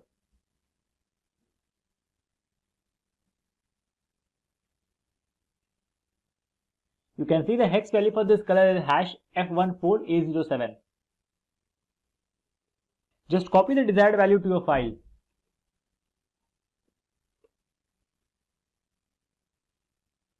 You can see the color changes. You can also add color borders to our heading. Do that, just mention the border style along with the color code.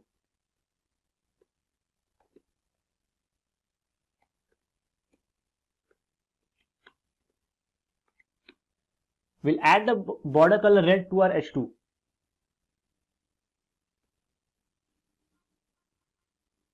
Now you can see we have the border around our H2.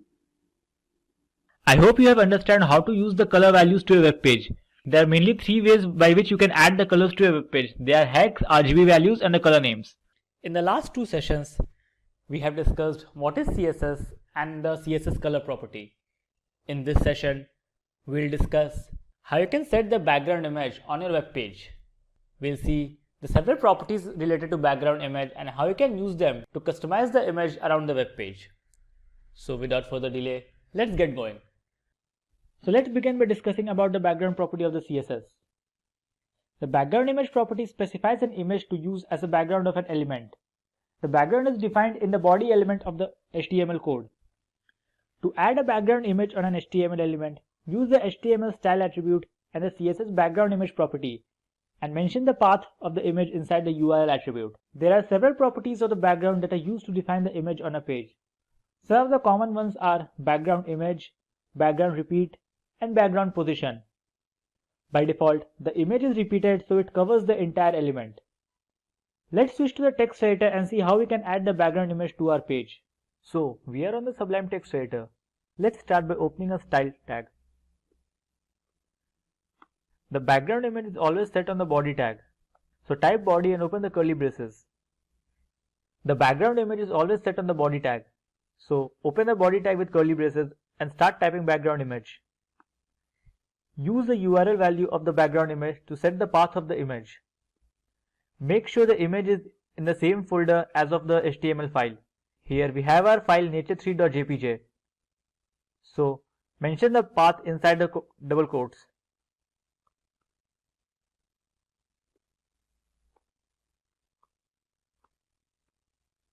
Save the file and let's see how it looks on a web page.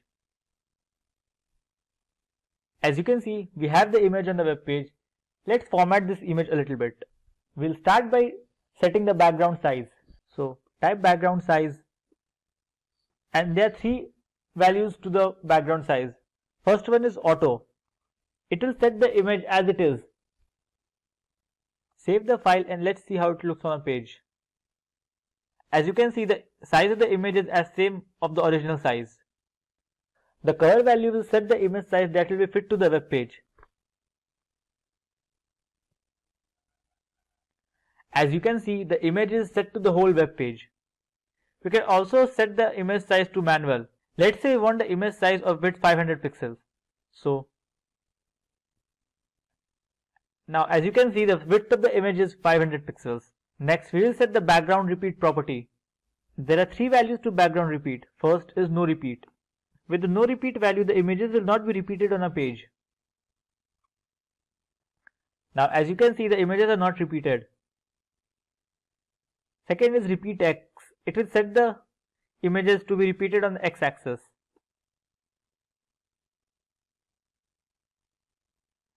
As you can see, the images are not repeated on the X axis. Similarly, repeat the images on the Y axis. As you can see, the images are not repeated to the Y axis. And there is a default value repeat which will repeat the images on the web page. So let's keep it to cover. So let's keep the background size to cover and set the background repeat to no repeat. Let's save the file and look it on a web page. Now, as you can see, the image is fully fit to the web page. Let's add a text above our image to see how it looks like. So I'll add a paragraph tag and type some random text here.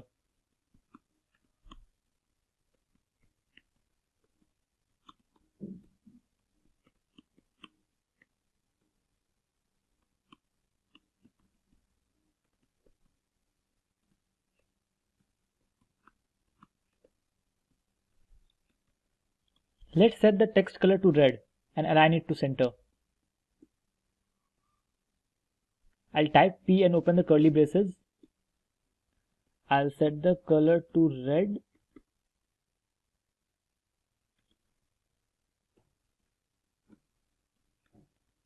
And I'll set the text aligned to center. Let's save the file and see how it looks on a page. As you can see, we have a text above our image which is centrally aligned and the text color is red. In this video, you will learn what are CSS selectors and what are their different types. So let's start by discussing the agenda for this tutorial. So in this tutorial, we will learn what are CSS selectors and what are their different types. We will also look at an examples to how to work with CSS selectors.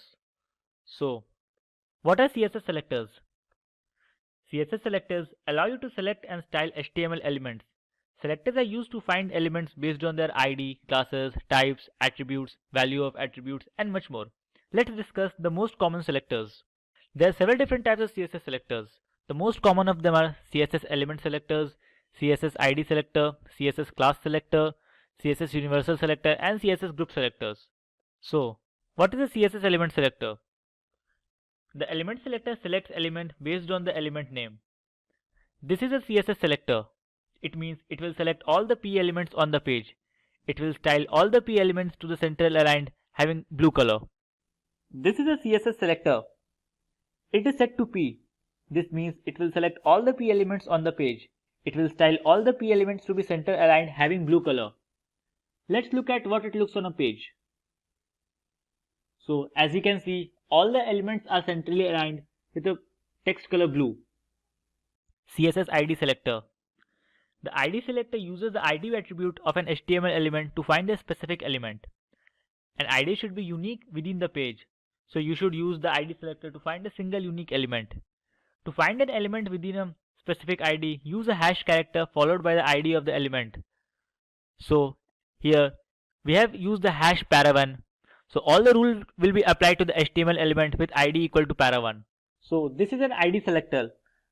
It will be applied to all the HTML element with ID is equal to para1. As you can see, it is applied to the element having the ID para1 and all the other elements are defaultly styled. CSS class selector. The class selector finds the element with a specific class set by the HTML class attribute. To select an HTML with a specific class, use the period character followed by the name of the class. So this style will be applied to all the elements having the class name class1. This is a class selector. It is denoted by a period symbol. All the elements having a class name class1 will be styled with centrally aligned and color blue. As you can see, the element having the class name class1 is styled and all the other elements are set to default. CSS universal selector. The universal selector selects all the elements on a page. The universal selector is assigned by a star character. The universal selector selects all the elements on a style sheet. As you can see, it is denoted by a star mark. All the elements inside our web page will be centrally aligned and the color will be set to blue. As you can see, all the elements are centrally aligned and the colors are set to blue. CSS group selector. In style sheets, there are often elements using the same style. To minimize the code, you can group selectors. To group the selectors, separate each selectors with a comma. Here, we have group selectors for H1, H2 and P. So style is applied to H1, H2 and P elements only. It is better to group the selectors to minimize the code.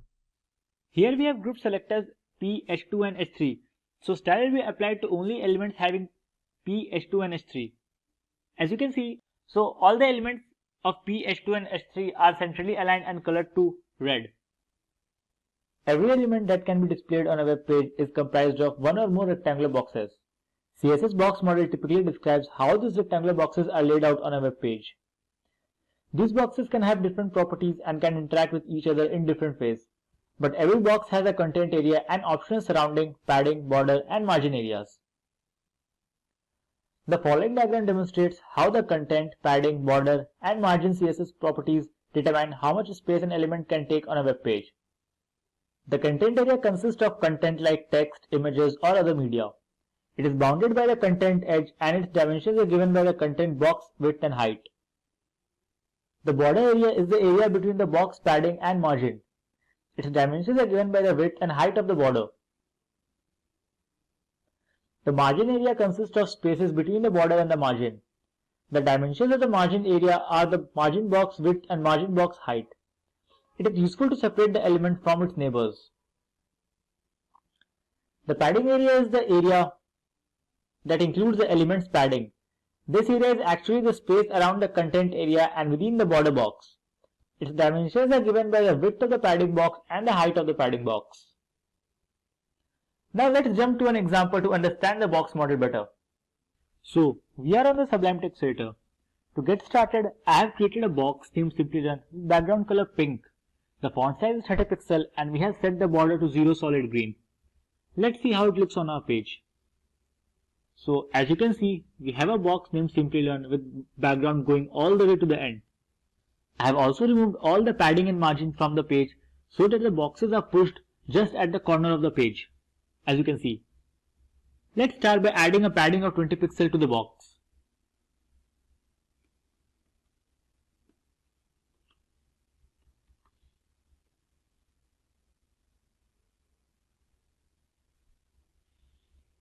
If you save the file, you can see the box increased by 20 pixels from all the sides. Padding occurs inside the background of an element. It goes around the content of the element.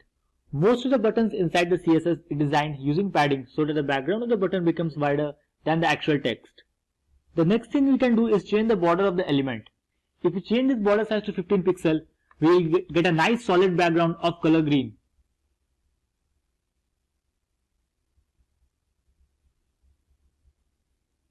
The border goes around the padding of our element. So we have the 20 pixel of padding around the content and 15 pixel of border around the padding which is around the content. Now we'll see the working of the margin. If we add 30 pixel of margin to our element, you can see the spacing on the outside of our border. So let's add the 30 pixel margin and refresh. You can see the spacing on outside of the border. Margin is used to space two elements apart from each other. Now let's change these values to see the difference. Let's make the margin 40 pixels. We'll make the padding 30 pixels. And let's keep the border 20 pixels. And make it color red. This is 40 pixels. Let's observe the changes. So as you can see, our border now has a red background. The padding is 30 pixels. The margin is 40 pixels. Let's inspect the elements to understand it better.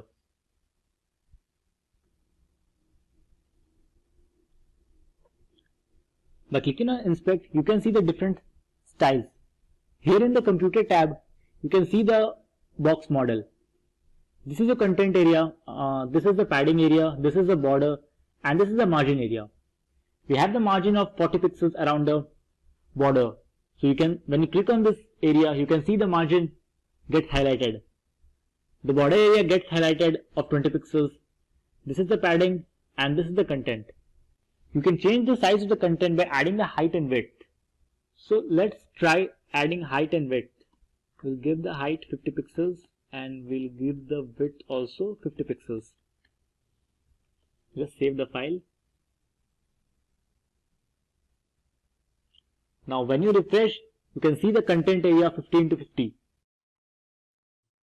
What is a flexbox?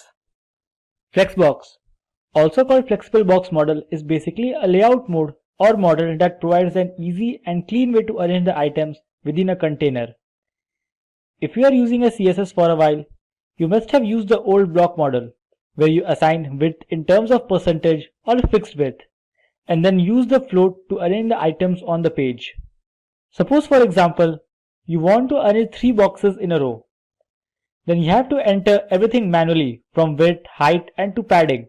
Flexbox can do all these things with ease. Some of the concepts of flexible box model is the ability to alter the item width and height to best fit in the containers available in the free space. Flex model is direction agnostic, which is different from the box model, which is vertically biased, and the inline, which is horizontally biased. Flexbox works for both. Flexbox is more effective in small scale layouts. So here are the main properties of the Flex. Okay, so let's jump to some code and learn how these Flex properties work. Okay, so we are on the Sublime text editor. To get started, let's add a div inside a body here and we'll give a class of Flexbox container, since this will be the container where all our Flexbox items will reside.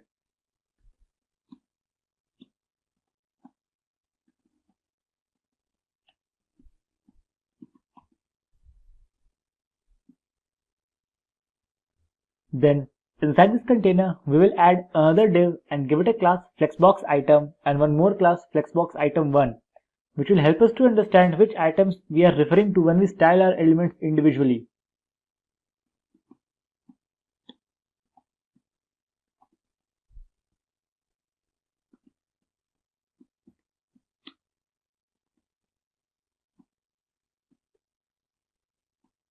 Let's just save the file and see how it looks on a page. Now if you save the file, you can see we have the box because I have already applied some of the styles to these Flexbox items. Let's just see the styling. So you can see we have the items styled, just a basic styling, so that we get the box on the web page. Now let's just copy these and add 2 more Flexbox items, and you will see we have 2 more boxes on our page. Just copy and paste them below Give them the class name flexbox item 2 and flexbox item 3. Just save the file.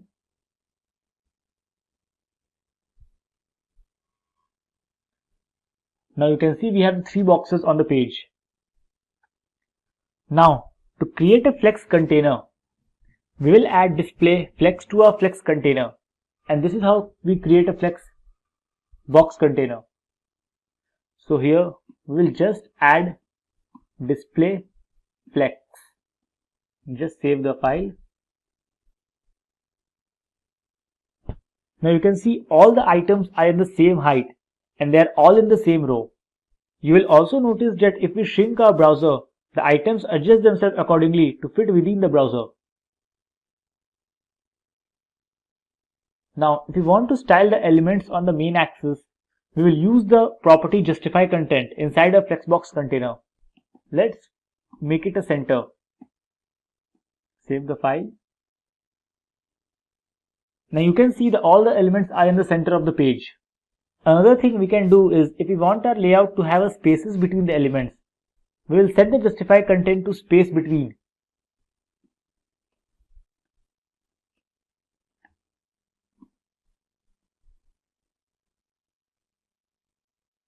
You can see all the items are now evenly spaced. If you want to lay out your items on the cross axis, we will use the align items property. The default value for this is stretch. If we want to keep the size of our items, we will use the center, and then all our items will be centered vertically. Before Flexbox, aligning the items vertically inside the container was nearly impossible. With Flexbox, you can do it easily. Now you can see the items are aligned vertically inside the container. Now let's just delete everything and we'll just keep the display flex. Now if we want to have a column layout instead, we will use the flex direction and change it to column. Flex direction, column. Now if you refresh the page, you will see all the items are shown up in a column. Now we can start talking about the different properties that can be applied to our different Flexbox items as opposed to the Flexbox container items. The Flexbox container is only for laying out and spacing between your items as well as the positioning of your item inside the container. The actual Flexbox item properties are used to override those item properties or to apply different sizing to these elements. Now if we want our first item that it does not shrink when we shrink our browser, we'll set the flex shrink to 0 to our first item. So we'll set the flex shrink to 0. Now if you go back to the page and try to shrink this, you'll see the first item remains the same. It does not shrink. Now, in the same way, you can set the items to grow in proportion with the web browser. Suppose we want our Flexbox item to grow with as the page grow and cover all the empty spaces. So we'll set this flex grow to 1. Now you will see all the empty spaces are taken by the second item. Let's say we want our second box to be the center of the container instead of stretching to full height. We can use the align self property and set it to center.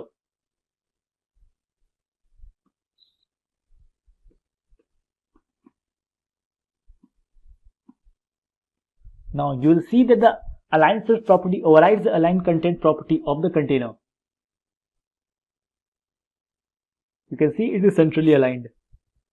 So this is all you need to understand and get started to work with the Flexboxes. I hope you guys enjoyed this video and learned something new about the Flexbox and how you can use the Flexbox to create the dynamic layout for your site. What is a grid?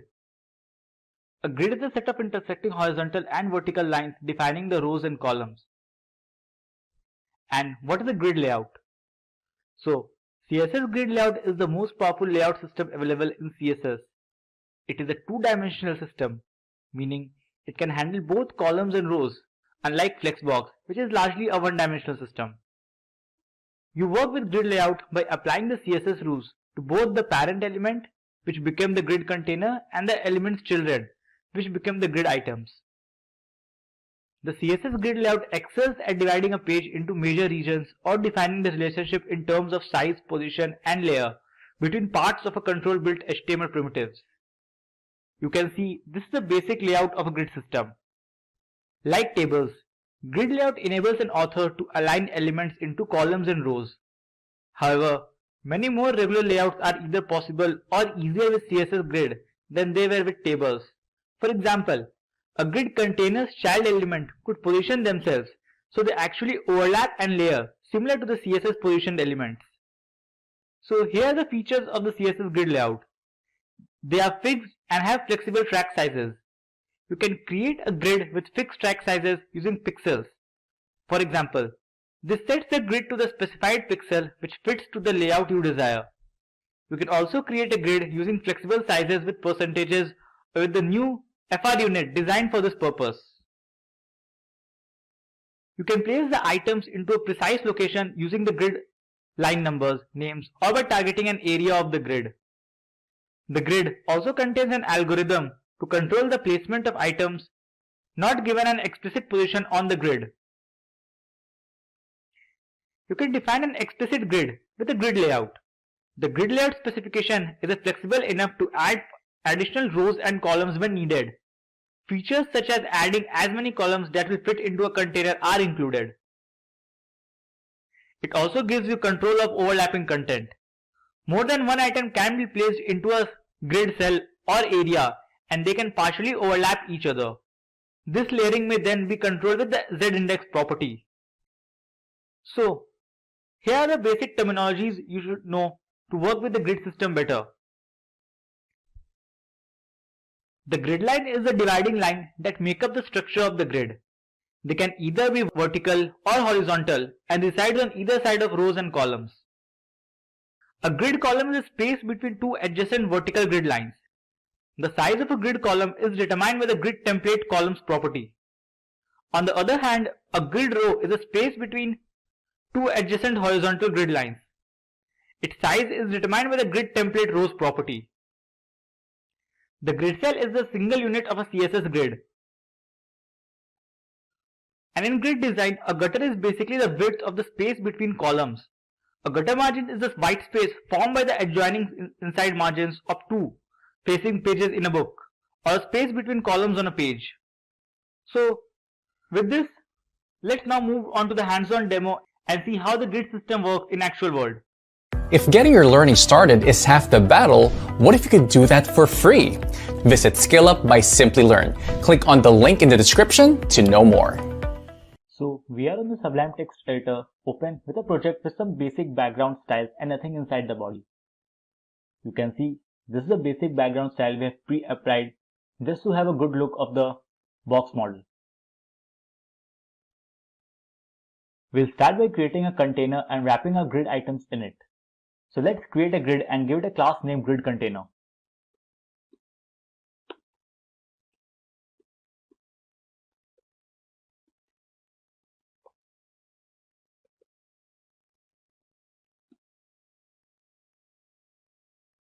And inside of it, we'll put our different grid items. So we'll just create different grid items and give them a class grid item followed by a class number they belong to, so that we can easily distinguish between them.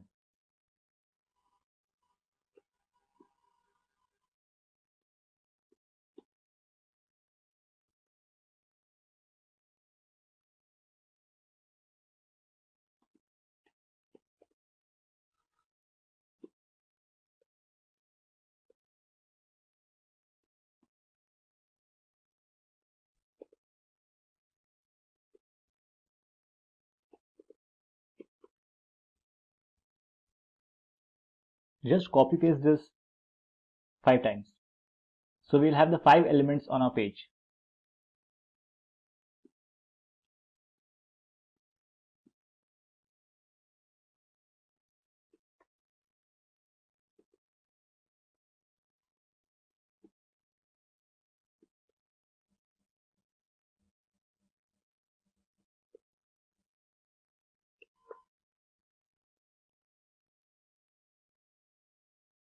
Let's save the file and see how it looks on the page. So you can see we have the different grid items on the screen, so that it's easy for us to visualize. We have not applied any styles to them other than the visual styles. So we'll go back to our code. Let's go back to the CSS styling sheet. So to create the grid, we'll open our style sheet. We need to display grid on our grid container. So we'll select our grid container and set the display to grid. If you save now, you will see nothing changes. This is because the grid itself doesn't define any rows and columns for us to work with. It just, they give the alignment properly. Therefore, by default, it looks just exactly the same. To make the grid look actually grid, what you need to do is define columns and rows for a grid. So to do this, you will use a set grid template and set the column if you want to set the size of the column. We'll set the size to 100 pixel and 150 pixel.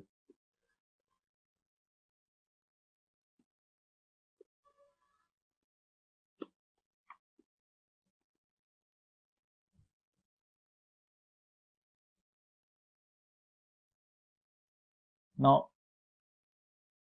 if you refresh, you have the 100 pixel column on the left and a 150 pixel column on the right, and then the grid captures our next row.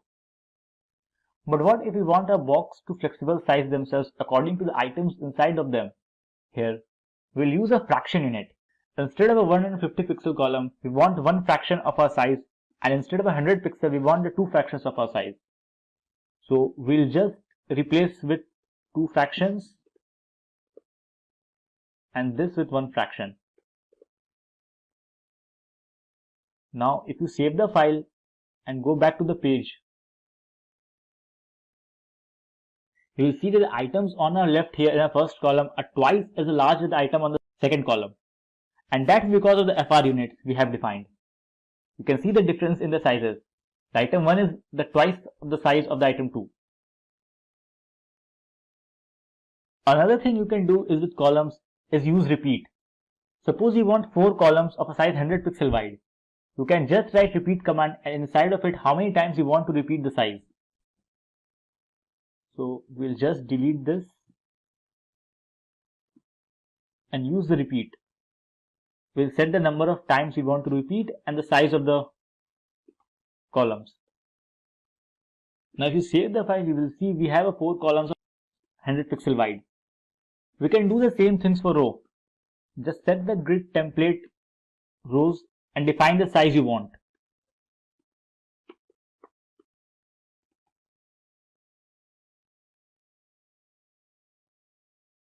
Now you can see we have the symmetric size all around our container. If you don't know how large your grid is going to be, you can use the grid auto rows and this will determine the size of all the rows that is added after the template rows. Suppose we want all our rows to be 100 pixels.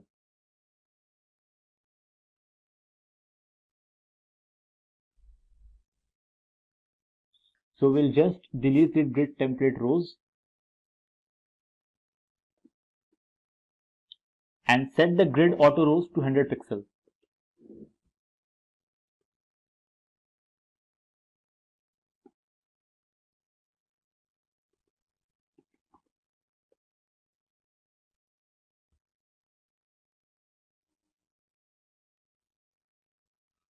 Now you can see all the rows are now 100 pixel tall.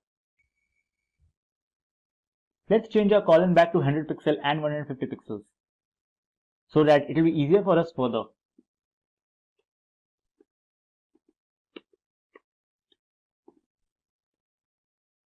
We'll just delete this grid auto rows. Now we'll talk about the spacing of the rows and columns apart from each other. We can do this with the help of the grid gap property. Grid row gap will give some spaces between the rows.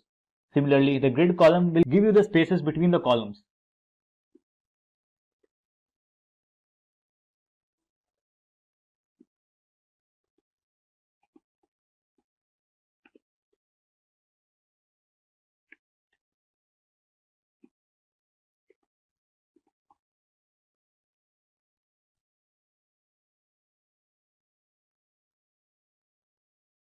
Now you can see the gaps between the rows and columns.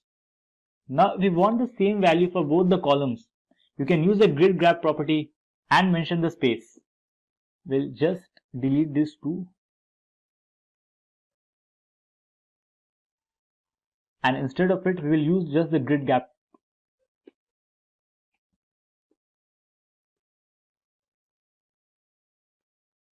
and set the size to 20 pixels.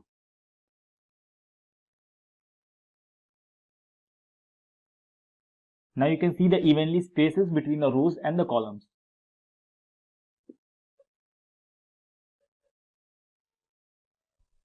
This is all you need to know about the sizing of the different columns and rows. Now let's talk about the positioning items within its grid cells. So for horizontal positioning, we could use the justify items and we can set that to center.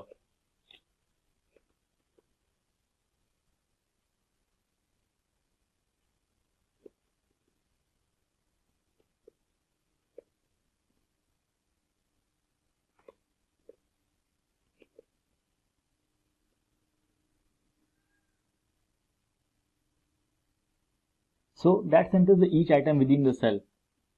By default, it is set to stretch. You can also set it to start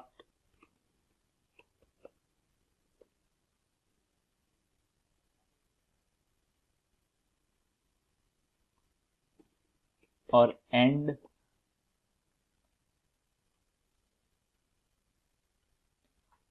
or space around.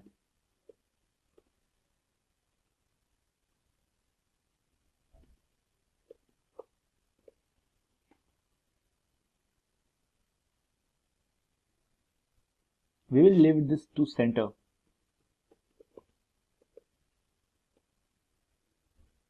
To vertically position the content, we could use the align items.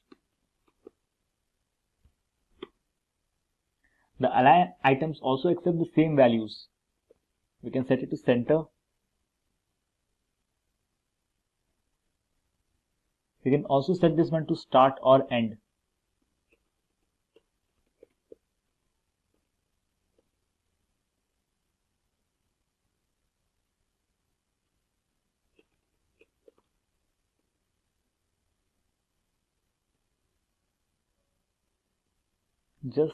We'll keep this to center as well.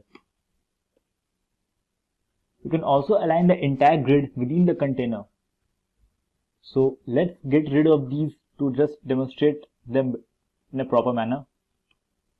We could use the justify content and that will align the content horizontally within the container.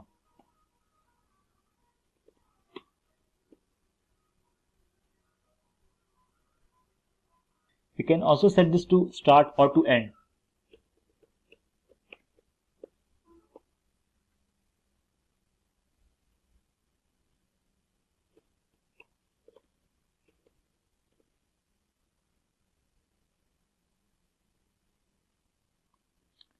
Just set this back to center. To align the content vertically, we could use the align content, and the align content also accepts the same value. We can set it to center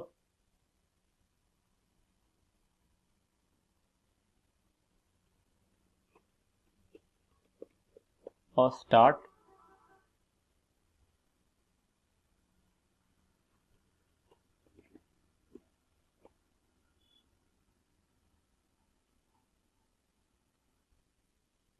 If you inspect the elements,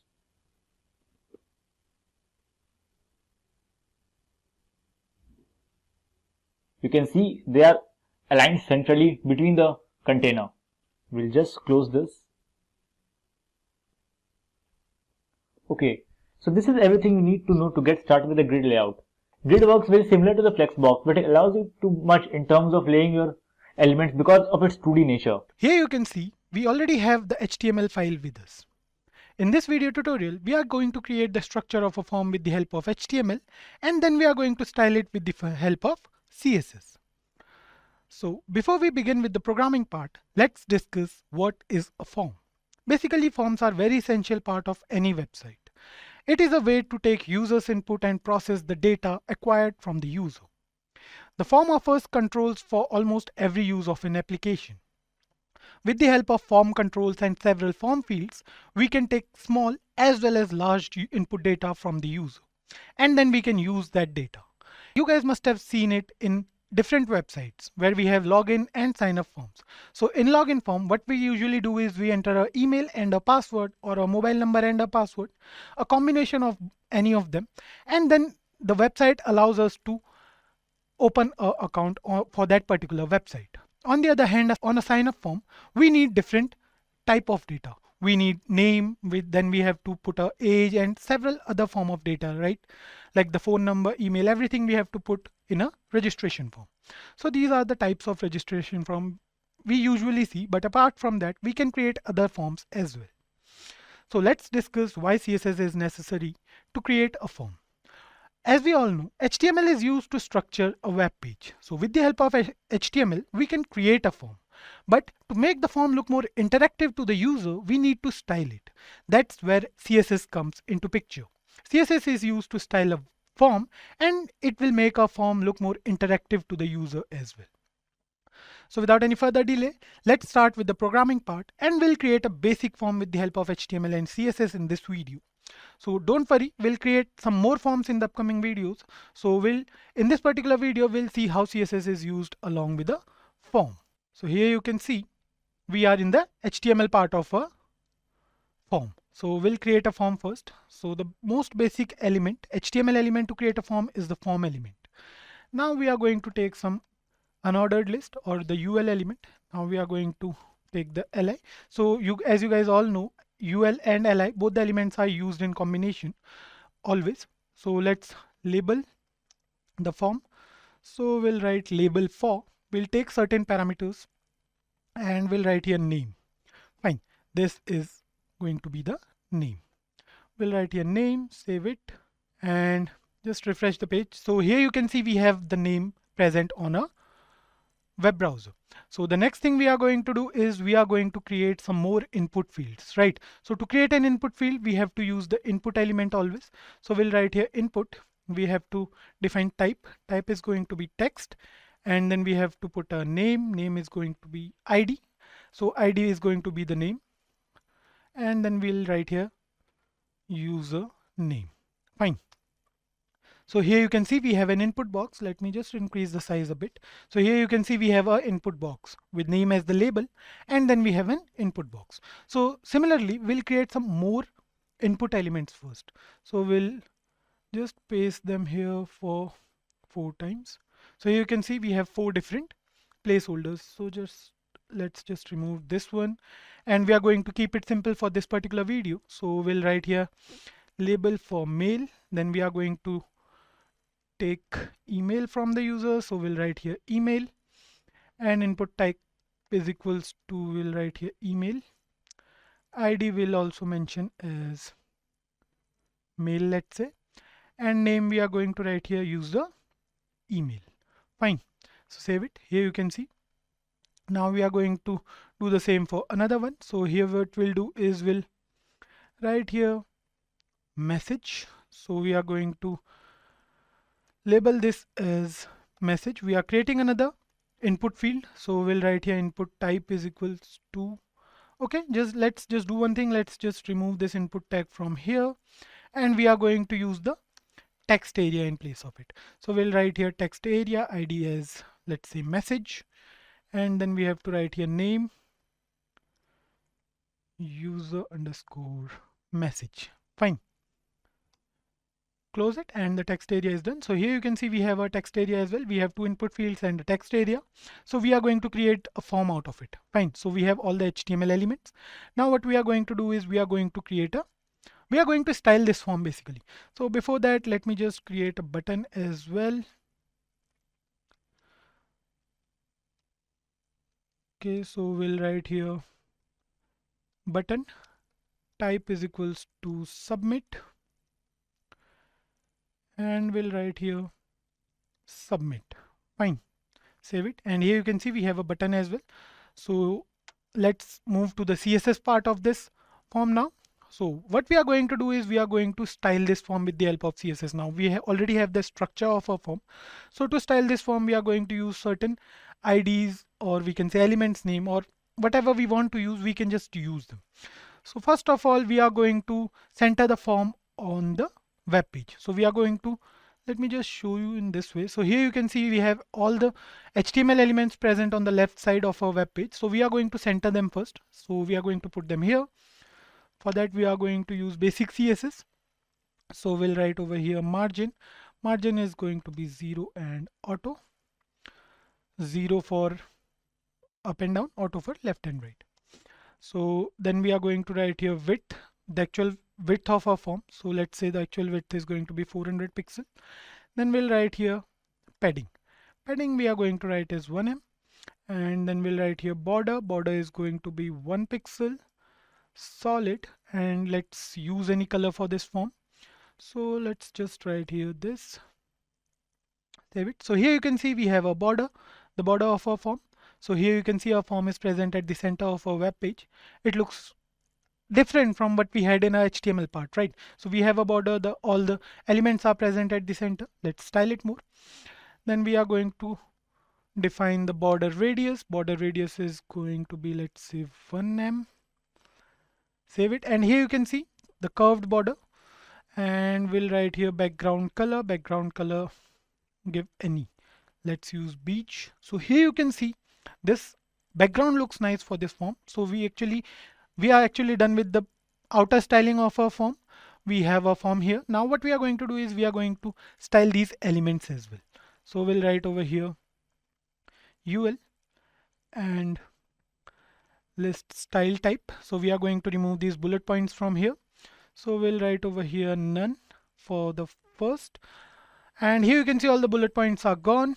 Then we are going to write here padding is 0 and margin is 0. Fine, save it. So here you can see we are done with the unordered list.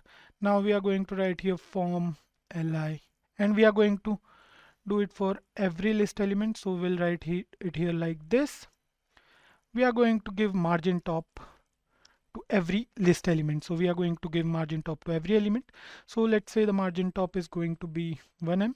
So here you can see it's equal for each element. So the top margin is also 1em. Then we have a difference of 1em between each input field, right? So that's how it works. Now we are going to style the label. So we are using a HTML element name, right? So here you can see now what we are going to do is we are going to align all the labels. Fine. So we'll write here display as inline block. Save it, and here you can see. Then we'll write here width as 90 pixels. Save it. So here you can see the width.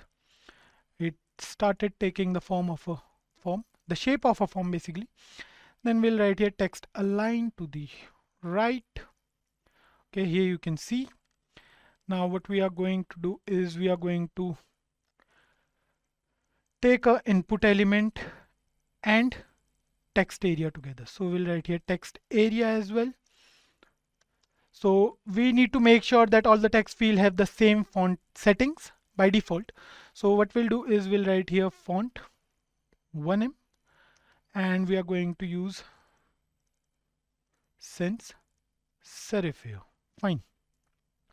Let's just write something over here and now save the program, and here you can see. So the font size is changed, and the next thing we are going to do is we are going to give uniform text field size as well. So we are going to write here width as 300 pixels, and then we have box sizing property. Box sizing we are going to write here border box. So here you can see all the boxes are of same width. So here you can see the form looks nice now. And the next thing we are going to do is we are going to write here border as 1 pixel, solid, and let's use this color. Save it, and here you can see the border changed. Now what we can do is we can also use the focus property of CSS to focus on every input box, but we are not going to do it right now. So the next thing we are going to do is we are going to write some code for the text area, and we are going to align it vertically. So we are going to write here vertical align as top, and here you can see the message is now present at the top. It looks nice. And we are going to give height as well to the text area as 5em, and here you can see the text area is a little bigger in size when compared to name and email. Now what we are going to do is we are going to write here dot button. we are going to align the button within the text field. So we'll write over here padding left. Basically we are going to declare it as 90 pixels, and here you can see it looks nice. And let's just use 95 pixels here, maybe, or we can use 93. Yeah, it looks aligned, right? So the button is done, and we are going to just use the button element here, margin left 0.5 m, save it, and yeah, the form is, we are done with the form. So this is the basic CSS form. So we used HTML to create the structure, and then we use CSS to make it look a bit more interactive than it was with the help of CSS. So don't worry guys, we can do a lot of things with CSS. We can make a we can say form look more interactive, way more interactive than we can even think. CSS is actually interesting. We can do a lot of things with this form as well, but this time what we are doing is we are going to see how CSS is basically applied to a form to make it look more attractive to the user. So the background color and all plays a vital role in making a form look attractive to the user. So talking about how actually a form works. So here you can see we have 3 different input fields. We have name, email, and message. Just write name over here, okay, and just let's write here Kaushal and a message, submit it. And here you can see it says please include an @ in the email address, because here in HTML we have used the type as email for this input box. So how actually a form works: we create the structure of a form with the help of HTML, then we use CSS to style and make it look more attractive to the user, and then at the end JavaScript is used to validate that particular form. But now HTML also provides some sort of validation to any form with the help of type and some other attributes. So here we haven't used JavaScript till now. So what will happen if we are going to create a full-fledged form with backend and frontend both? We'll take input from the user, we'll submit it, and the data will be sent to the server, and then we can retrieve any data from the server, or we can submit the user data to the server as well. So HTML, CSS and JavaScript comes together to actually create a form. This time we are done with the HTML and CSS part. We have created a form and we have styled it with the help of CSS. JavaScript was developed in the year 1995 by a person named Brendan Eich. Brendan was working for Netscape Communications while he developed JavaScript in 10 days. There were a few changes in the name of JavaScript. Initially it was Mocha, which was later changed to LiveScript, and then it finally became JavaScript. The start of JavaScript wasn't that good, as so many developers who were using Java at that time, they considered JavaScript as a language for designers and non-engineers. No one ever knew that this small side scripting language would have a great future. Today, more than 90% of the websites out there, they are using JavaScript somehow. Many of you guys gets confused with Java and JavaScript. Let me clear it for you that both Java and JavaScript, they are different languages. They have almost nothing in common. Many people say that JavaScript was named after Java as a part of a marketing strategy to gain wider acceptance and recognition. In 1995, Java was a buzzword when JavaScript was developed. That's why they renamed JavaScript after Java. Let's move on to what is JavaScript. Have you guys ever been through a website where you can see images that slides automatically? One such website is Amazon. The home page of Amazon, where we can see different types of ongoing sales, is an example of JavaScript. In layman language, JavaScript is a lightweight scripting language used to make web pages more interactive and more lively. Earlier, when JavaScript was developed, it was only a side scripting language to do basic tasks, like you can add pop-ups in your web page or you can make your web page more interactive. Nothing more than that. But now, the whole scenario has changed. With the help of JavaScript, we can create applications as well. If we talk about applications, let's take an example. Let's suppose we want to create an app. We can create it in Android or in iOS. But we have to learn few different languages to create those apps. For Android, we have to learn Java and XML, and Swift we have to learn for iOS. But with the help of JavaScript, you can create hybrid applications which can work on any platform without any problem. Tech giants like Google, PayPal, Amazon and YouTube, they are using JavaScript these days. The evolution of JavaScript in the past few years was unbelievable. Suppose you want to create a single page website. Every one of us is familiar with Gmail, let's suppose. So Gmail is a single page website which looks more like a desktop software than a website. So Gmail is based on Angular.js. It is a popular framework by Google which is free of cost and it is totally based on JavaScript. Now let's go over some of the features of JavaScript. These features are actually why it is considered that using JavaScript is advantageous over other languages. So let's start with some of these points. JavaScript is not a proper programming language. Indeed, it is a scripting language which works in the runtime environment just like Python.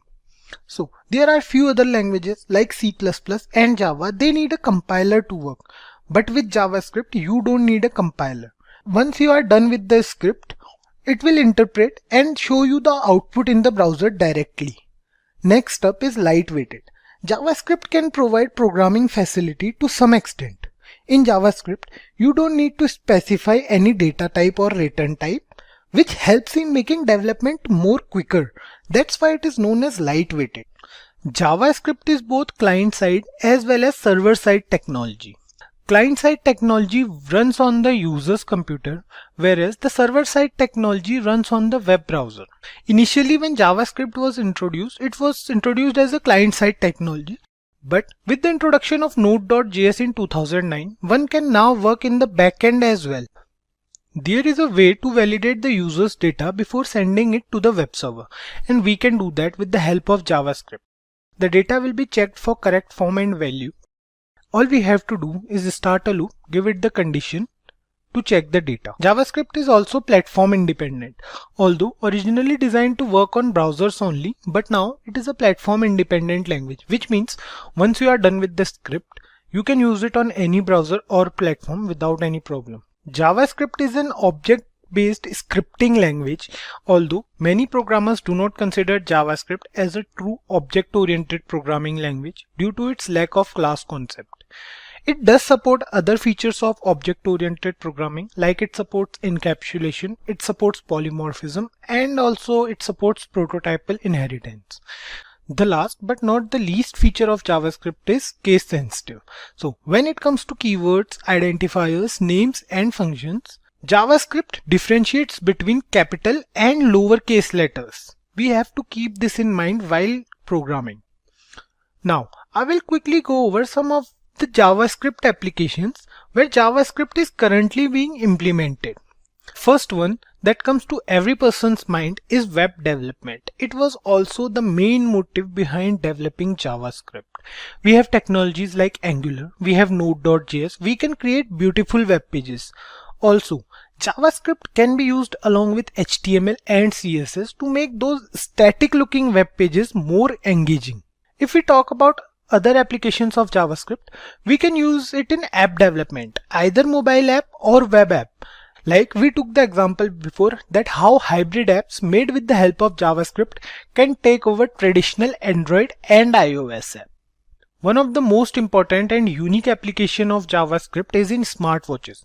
The Bangle.js is an open sourced smartwatch powered by JavaScript. Gordon Williams, the man who is currently working on this project, it is said that this new open sourced stack built around JavaScript will replace the onboard firmware soon. The next application of JavaScript is client-side validation. As we discussed earlier, JavaScript is used to validate the user data, whether the user's input is correct or not, by cross-checking it with the given condition. Like the user wants to enter in your website and you want it to be a user with @gmail.com in his email ID.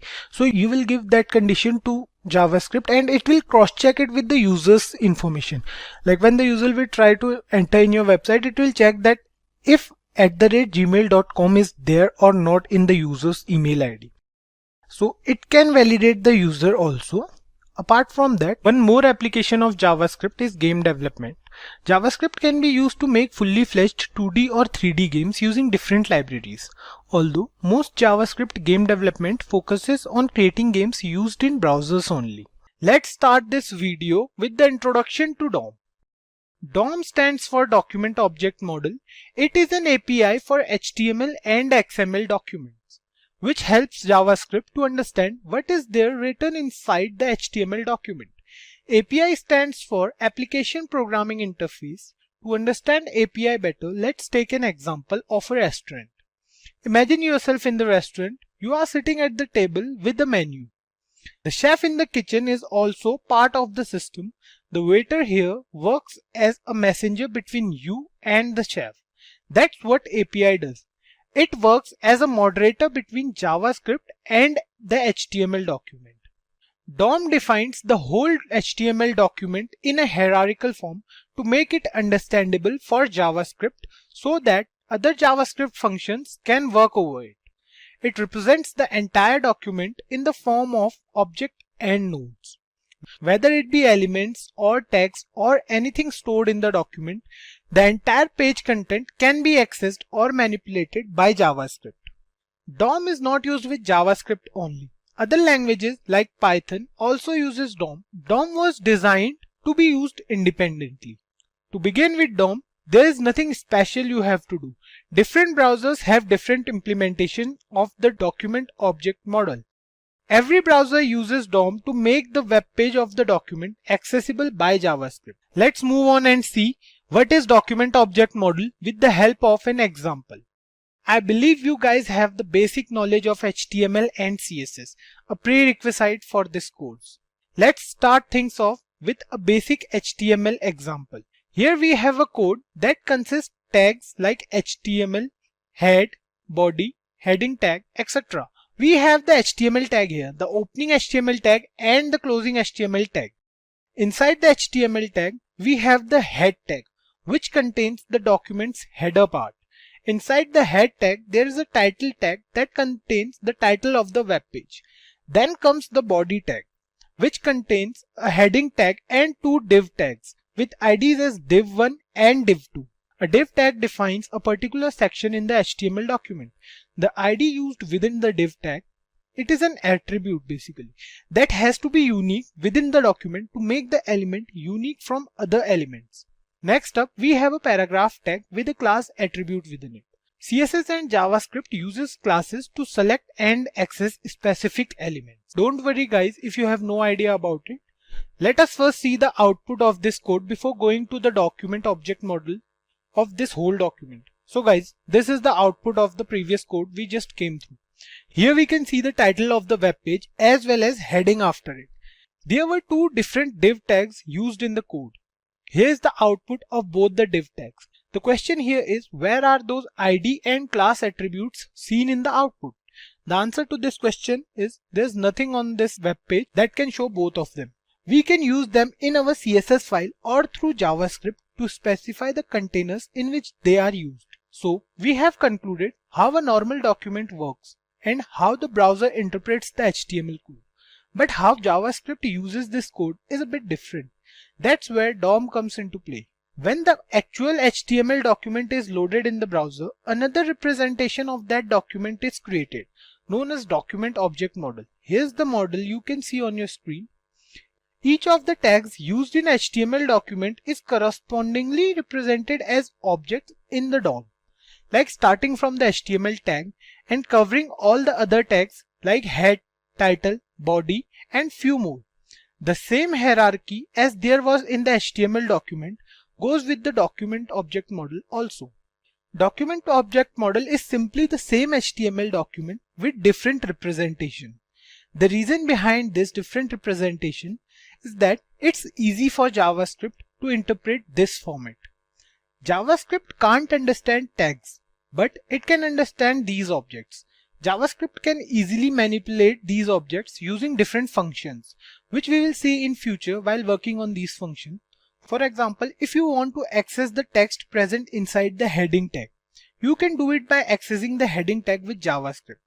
You can also work on the style of this text with the help of JavaScript as well. JavaScript uses the concept of nodes. It can access nodes of the document object model. There are many types of nodes present in the DOM.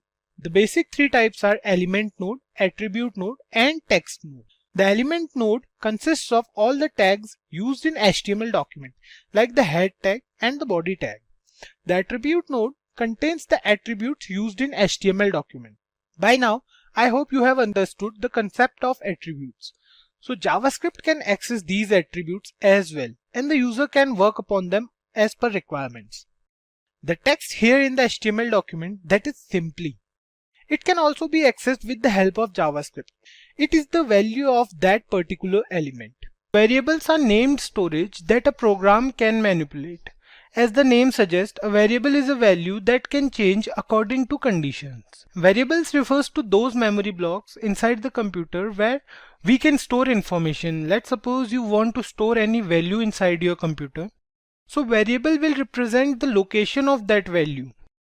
In simple terms, variables are cups with stuff inside them, and you can use that stuff later again and again according to the way you want to. Before the introduction of ES6 or ECMAScript we can say, which is the updated version of JavaScript, variables were declared using a single keyword only, which is where. We'll try to declare a few variables here. We'll see how where keyword works. So let's comment this thing first. So let's declare a few variables. Let's suppose where a equals to 15. We will declare where b and the value of b will be 6. We will declare where c and the value of c would be a plus b. So here we have defined three variables a, b and c. A is a variable with value 15 stored inside it, and so is b. The value of b is 6. But c is a variable that will contain the value of a plus b. Let's try to print this on browser. Document.write, and we will print the value of c.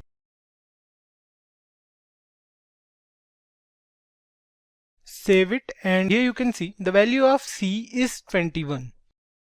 That's the correct answer. So similarly you can also print a and b as well. Let's print a and b as well here. What we will do, we'll copy this line, we'll paste it for a, and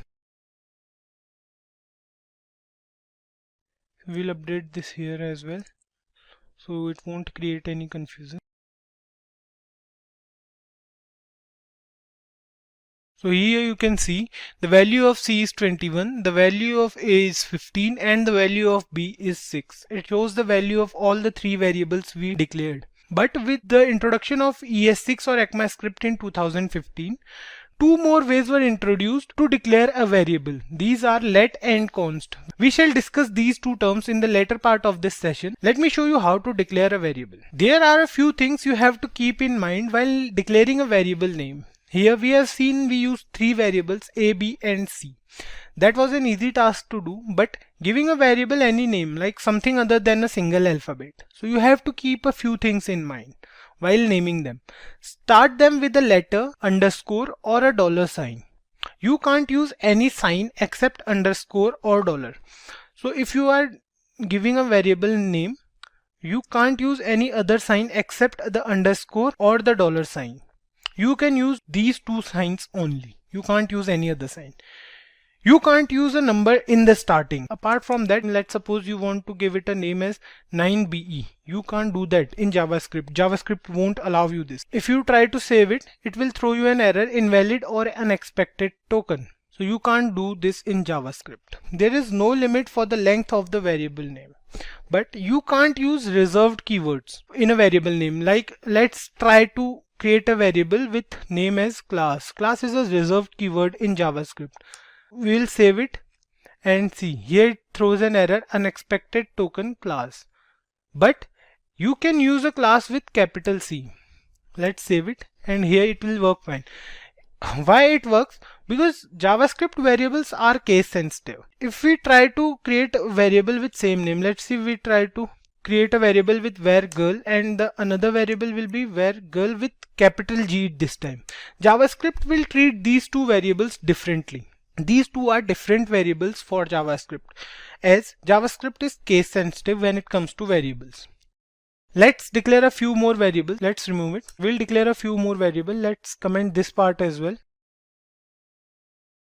We'll declare a few more variables. Suppose we declare a variable with keyword where, and we'll name this variable as bike name. Where bike name, and press enter. If we leave this variable without assigning it any value, the by default value will be undefined. Let's try to print the value of this variable. Right, we will try to print the value of bike name. Save it. Here you can see the value it shows is undefined. So the by default value of a variable, if you do not assign it any value, will be undefined. Let's try to give it a value. Let's suppose we try to give bike name. We use equals to operator to assign it a value. To assign, let's suppose we'll assign it Yamaha. Semicolon and press Ctrl+S to save this, and here you can see the output as Yamaha. You can also assign a value to the variable during declaration, as we have done in the previous examples. Here we have assigned the variable's value at the time of declaration only. Let's move on to let and const. So we will discuss let and const, but first we will compare let with where. Let is also used to declare a variable just like where is used, but there is a limitation to use let. Let is not accessible outside the block in which it is declared. So we will use let here only. Let bike name equals, and we will change this value as well. We'll change it to hero, let's say. Save it, and here you can see the output as hero. But if we try to put this code inside a block, let's suppose we put this code inside this block, a pair of curly braces, and we will again try to access document.write. We'll try to access bike name again. From here, from outside the block, we try to access this. Save it, and here you can see bike name is not defined. It is an error in line 18. So what's happening here? Basically, you can't access a let variable outside the scope. You can't access it from here, but it will work with where. If we try to replace let with where and save it, here you can see it says hero and hero, because first it will interpret this method and then it will interpret this as well in case of where. Due to its limited scope, let variables are used when there is limited use only. Like in for loop or in while loop, we will learn these loop in future. Let will not allow you to redeclare any variable. Let's understand this with an example. Here's the code as well. We have declared where bike name, and we'll remove this. And first we'll try to do this with where. Let's suppose where bike name equals to TVS. Ctrl+S. It says hero and TVS. So the variable name, the bike name is same in both cases, here and here as well. These are same, but with where keyword you can do that. Let will not allow you to do this. If we use let here in place of where, we'll write let as here as well, and we will change the value as well. We will give it as Kawasaki, and let's suppose Suzuki here. Save it. See, bike name has already been declared. So that's what let won't allow you to do. You can repeat the same let variable in different scope. It won't create any problem, but it will not allow you to redeclare any declared variable. So let's move on to const. We use const when there are values we don't want to change, or that will never change basically. So the keyword const is little misleading, as it defines a constant reference to a value, not the constant value. We can't change the primitive value, but we can change the properties of constant objects. Let's write another piece of code for const keyword. So let's declare a variable const x is equal to 5, comma y is equal to 7. Let's say const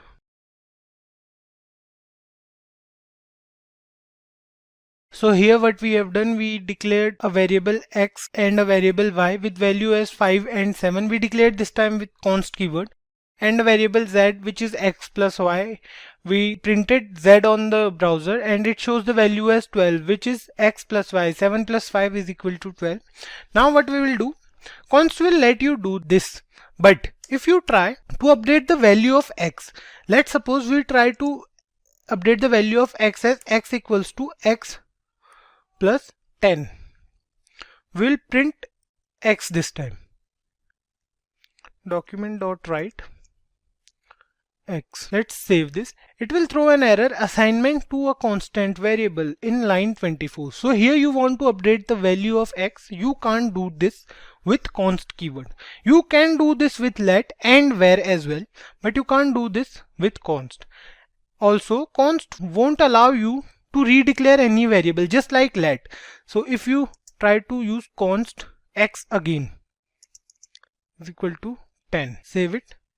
So here it says identifier x has already been declared. This thing you can do with const.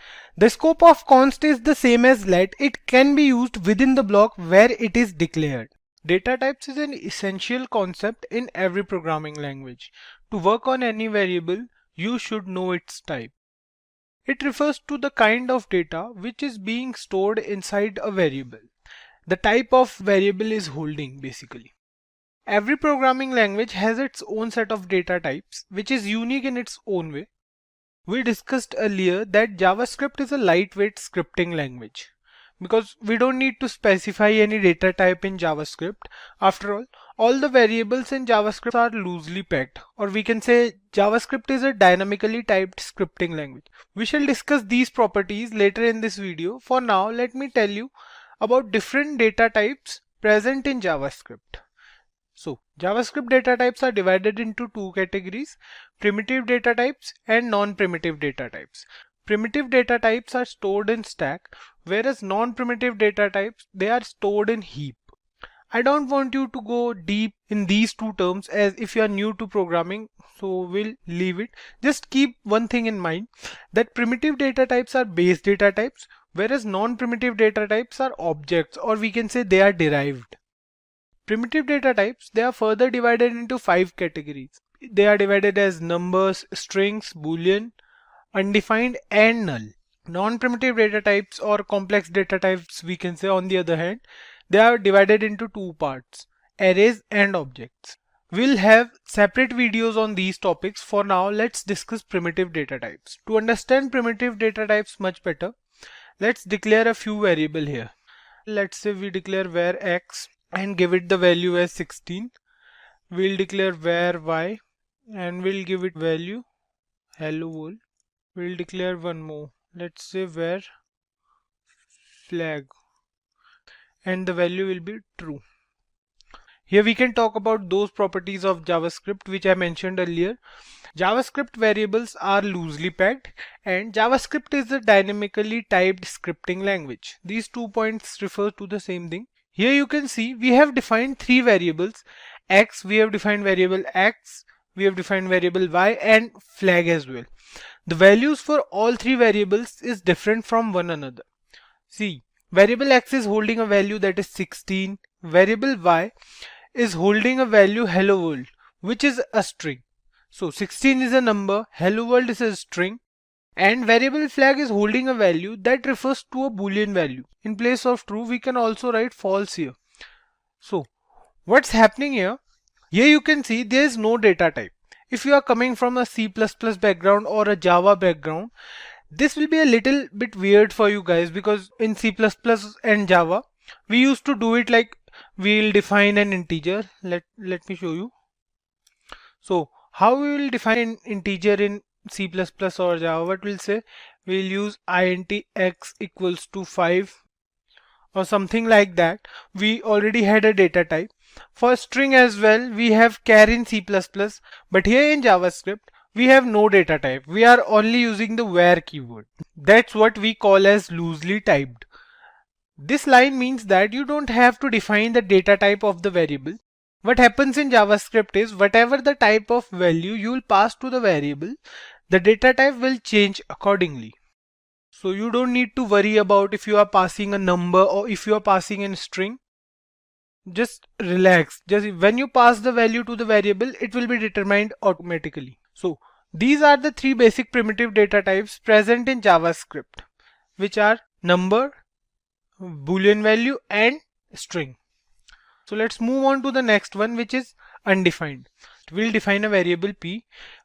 and we'll leave it as it is. So this variable p has an undefined data type. It means that any variable which is already declared but has no value inside it, it has an undefined data type. I'll tell you a basic operator, the type of operator. We'll go through the operators in later videos, but just try to understand the basic need and use it with me. For now, this operator will help you know the type of value a variable is holding. See, let's use it here. We have declared a variable p. We'll check the type of p. So to use this operator, you have to use it with document.write now. So we'll do document.write and we'll use two brackets, and inside it we'll write type of, and whatever, like if you want to know the type of variable x, let's suppose we'll write here x, semicolon, save it, and you can see here it says number. This means that this variable has a value which is a number. Similarly, we will check for all the variables present here. We'll check for every variable. We'll check for y, we'll check for flag, and we'll check for p as well. Let's copy this and paste it 3 times, and let's change the value here from x to y in this line, and from x to flag here, and here we'll change it to p. So we have done it. We'll save it and see. Here it says number first. Variable y, it says it's a string, because you know hello world is a string, it's a sequence of character. For variable flag, it says boolean, so it's defined as true or false. And for variable p, it's written here undefined. With this, we are left with only one primitive data type, the null data type. There's a difference between a null value and an undefined value. Undefined means lack of value, whereas null means the absence of any value. Suppose you are using null as the value for any variable, the type of operator will return this variable as an object. But if you are not giving any value to this variable, you are leaving it after declaration, the type of operator will return undefined. Here's an example for this. See, we'll declare one more variable here. We'll declare var num. Let's name this variable num, and we will give it the value as null. We'll use document.write type of, and we will check with the help of type of operator that what type of value the variable num is holding. So let's give here num. We are good to go. Press Ctrl plus S and see. Here it says it's an object. So a null value will always be shown as an object. We'll talk about the complex types or composite types in further videos. We'll have separate videos for each of these types, don't worry about it. The term control statement is pretty self-explanatory and straightforward, right? We came across JavaScript statements in previous videos. JavaScript statements are the instructions that tells the browser to perform specific actions. Control statements are also instructions, and they govern the flow of control in a program. So let's take a look at control statements with the help of an example. Let's suppose we have a piece of code that has n number of statements. Here, let's say we have this code, and so the conventional workflow will be, it will first execute the first statement, then second, then third, and so on till statement n, right? So this is the basic flow, right? From statement 1 till statement n, and it will execute each statement in between. However, in real world, the scenario is different. Like, we don't write the code in same manner every time. For example, let's suppose you are in line 5 and you want to print this line 10 times. So what should you do? You can write this line 10 times, or you can copy paste it, right? Okay, let's forget about 10 times. Let's suppose you have to use this code, or we can say, let's suppose you have to print this statement 100 times. Doing this, like copy pasting it for 100 times or writing this statement for 100 times, that's useless and unnecessary, right? So that's where control statements comes into picture. We'll discuss them in a while. Let's assume another situation. This time you want to make a choice based on certain conditions. You can use conditional operators, but then it has limitations, right? To tackle this problem, we have control statements in JavaScript. So these are the very basic reasons why we need control statements for performing a certain activity. Like if we want to perform a certain activity n number of times, or if you want to make a certain decision making kind of scenarios in your program, that's where we need control statements in JavaScript. In JavaScript, we have two different types of control statements depending upon what action we are performing. So we have the conditional control statements and we have the iterative, or we can say looping control statements. Talking about conditional statements, as the name suggests, we use conditional statements when we have to make decisions based on conditions. When we have two choices, or when we can say when we have two different conditions and we want to make choices accordingly. So that's where we use conditional statements. We have two different types of conditional statements, the if-else statements and the switch case. Talking about the iterative statements, as the name suggests, if you want to perform any action more than once or maybe n number of times, instead of writing them again and again, we use loops. So loops are basically statements. We use loops to perform any activity n number of times with specific conditions. So in JavaScript, we have four different type of loops. We have for loop, while loop, do while loop, and foreign loop. So the for loop, while loop, and do while loop, you might have heard about them earlier because they are also present in other programming languages. But this foreign loop, this is a new type of loop present in JavaScript. We use foreign loop with objects. We'll go through objects in upcoming videos, and of course we'll be looking at each of these control statements in detail. We'll have a particular video for each of these topics. Now let me introduce to you the break and the continue statement. They are not the types of control statements, but they do assist in other control statements. The break is used to exit a switch statement or loop. Like when used in a loop, it breaks the loop and continues executing the code after it. And on the other hand, the continue statement breaks a single iteration. When used in a loop, when we use continue statement in a loop, it breaks a single iteration, and it breaks the iteration only if the specified condition occurs, and then it will continue with the next iteration in the loop. So the if-else conditional statement is used whenever we work with condition. It can be either a single condition or maybe more than one condition, or multiple conditions we can work with. So let's try to write a basic program with a single condition. So then we'll move on to multiple conditions using the else if statement. So we'll create a new file today. So I hope you guys know the importance of creating a separate file for every topic. You know, it will be easy for you to work to find out that separate file later if you want to revise that topic. So here is the program where we have taken a variable x and the value of x is 10. So what we are doing in this program is we are checking if the value the variable x is holding, that is the value 10, and if the value is less than 10 or if the value is greater than 10. So we have only two conditions. Either the value can be less than 10 or the value can be greater than 10 or equals to 10 as well. So here in this program, what we'll do, we'll update this value as 8. So the variable x is holding the value 8. So to check the output, let's save it, and here you can see it says the value of x is less than 10. Of course the value 8 is always less than 10, right? So for 8, that's fine, it will say the value is less than 10. And similarly, if we do the same for, let's say, 11, save it now and see, it says the value of x is greater than 10. So that's quite simple, right? But what if we are giving the value as 10? We know 10 is equals to 10. So save it now and see, here you can see it says the value of x is greater than 10. This is happening because what we did, as we told the interpreter to check the value if the value of x is less than 10. We didn't mention that what to do if the value is equals to 10. So it will check for only x is less than 10, not for equals to 10 or greater than 10. So here what it is doing, it is checking if the value is less than 10.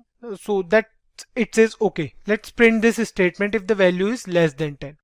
Or if the value is not less than 10, or if the value is equals to or greater than 10, it will print the value of x is greater than 10. To avoid this type of misunderstanding, we use an else if statement. So the concept of else if statement is the same as if statement. What we are doing, we are using multiple conditions, right? We are giving it more than one condition. So how to use else if? It's quite easy, and the syntax is also similar to the if statement. The only difference is that it contains an else before if. So it's an else if. So what we are doing is we are giving it a condition that else if x equals to 10. So now what it will do, it will check for two conditions, that if the value x is holding is less than 10 or equals to 10. And what we'll do, we'll update it as. So let's check the output now. Save and see. Here it says the value of x is equals to 10, right? So I hope you guys are getting this. The execution flow for this program will be like, it will check for the first condition if x is less than 10. If yes, it will print the value of x is less than 10. If no, it will move on to the following condition. Like under the else if statement, it finds a condition that if x is equals to 10, it will check for it. If yes, if x is equals to 10, then it will print the value of x is equals to 10. Or if not, then otherwise it will move to else statement and print the value of x is greater than 10. We don't need to specify any particular condition for this, because we have already specified the two conditions, that if x is less than 10 or if x is equals to 10. Now we'll take a look at some basic programs. Other than this one, we'll take a look at a few more basic programs. So here's another program. What we are doing here is we are taking a variable x and the value of x is 5. So what we are doing is we are checking if the number is an even number or an odd number. The thing you have to keep in mind is the logic to find whether a number is even or an odd number. So to check whether a number is even, what we do, we'll divide that number with 2, right? What basically we want is we want the remainder as 0 when we use the modulus operator. So what we'll do, here we have written x mod 2 equals to 0. So if the remainder is 0, then the number will be an even number because it is divisible by 2. Else it will be an odd number. So that's quite simple, right? Let's save it and check the output. For 5 it says odd number. Yeah, 5 is of course an odd number, right? So that's for even and odd number. So here we are with another program. Here it says we have a variable y and the value of y is, let's say, 8. And what we are doing here is we are checking if a number is positive or negative or 0. So we have 3 different conditions. Either number can be positive or it can be a negative number. Any number greater than 0 is a positive number, right? And any number less than 0 is a negative number. And the third one is a number 0. It's neither positive nor negative. So let's check for the number 8, save it and see. Here you can see it is a positive number. Let's see for -2. Save it now. It says a negative number. For 0 it will say 0. So these two programs are quite simple, guys, right? The conditions are pretty simple. We use modulus operator, we used greater than or less than sign, and that's quite easy to use, right? So let's move on to the next program, which is a bit tricky than these two. So what we'll do in our next program is we'll check if a number is positive or negative, and at the same time we'll check for even and odd also. If we are giving any number as input, like let's suppose we are using 5, we'll check if the number is positive or negative and odd or even. So we'll do this simultaneously. Let's move on to this program. So there are two ways to check whether a number is positive or negative and odd or even. So the two methods, we'll discuss them one by one. The first one here is to use nested if, and the another one is when we use logical operators along with the if else if statement. So this one here you can see right in front of your screen is the nested if method. So here you can see we have used the if statement. We have given one more condition inside another if statement. So first it will check whether a number is positive or not. For x greater than 0, it will check if the number x is greater than 0. Then if yes, if it will find it that yes, this number is greater than 0, then it will move on to the nested if, and it will check for odd or even. For odd number and even number, it will check. If it finds that the number is even, it will print that the number is positive and even.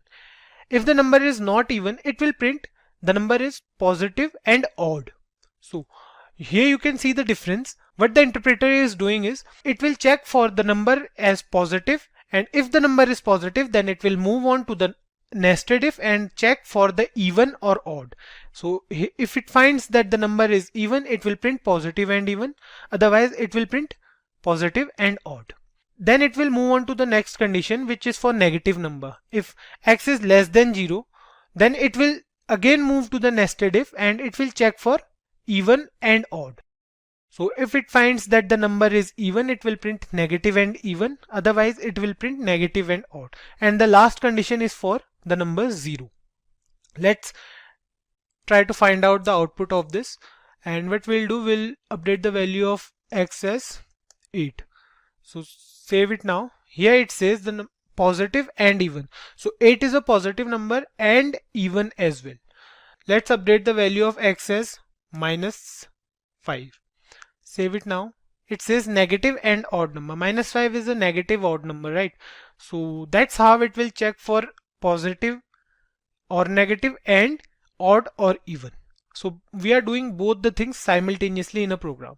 We have an alternate method as well. Here you can see on your screen, we have written a program, and here we have taken a variable x.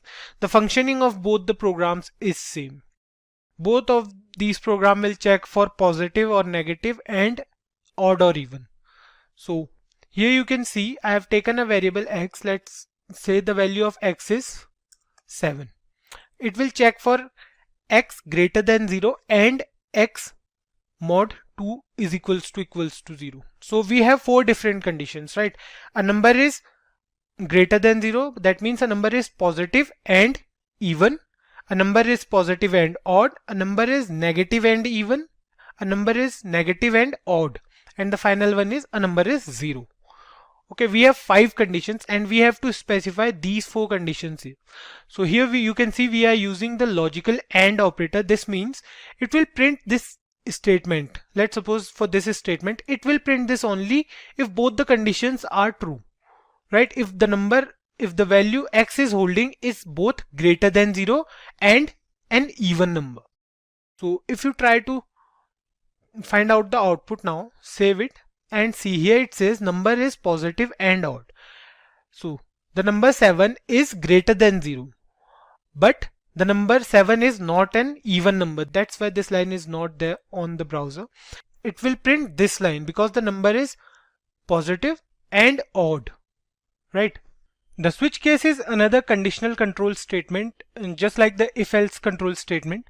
There's a difference between the usage of if-else and switch case statement. Now both if-else and switch case works with conditions, and we have to choose when to use switch case over if-else. Switch case is generally preferred over the if-else when there is n number of test cases present, or we can say when we are working with a lot of conditions.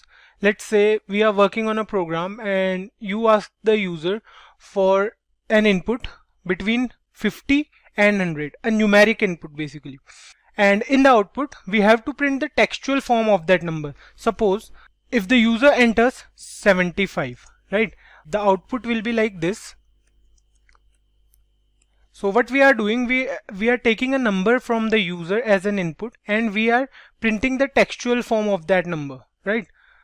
So we can use the if-else or we can say else-if control statement, but the program will be so lengthy and not so clean.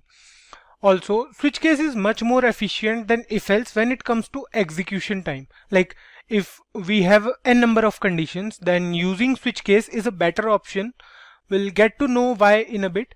So let's move on to the programming part, and today we'll write a program where we have to find the month in a year by accepting its number. So we have 12 months in a year. For example, if we enter 4, then the output will be April. And if we enter 8, then the output will be August, because August is the 8th month of the year, right? So I hope you guys are clear with the question. Of course, we can do this program with the help of if-else statement, but we discussed earlier that using if-else in such cases is not efficient, right? We can use switch case in this scenario. So let's create a variable first. Let's say we are creating a variable where month, and you can give any value to this variable from 1 to 12. You can provide it with any initial value.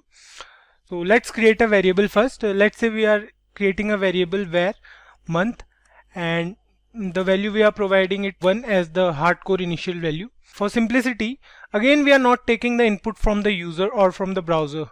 To do so, we have to first go through the DOM manipulations, and we'll go through it in later videos. So let's start with the switch case now. The syntax for switch case is quite simple. Just write down switch and pass the variable month. So we have to check in this round bracket for the variable month, because you know any value you are providing to month, the switch will check the program accordingly. So for now we have taken the value as 1 for month. We can take any value, like we can take 3, we can take 11, 12 or any value other than 1 to 12 as well. So whatever value you are providing to the variable, you can provide the variable to the switch statement, right? So next up we have an open and a curly braces. For the body of the switch case, we have to test for 12 different conditions inside this, starting from 1 to 12, right? So the syntax goes like this. You have to write case and then the value month variable might hold, like 1, 2, 3 and so on, followed by a colon, right?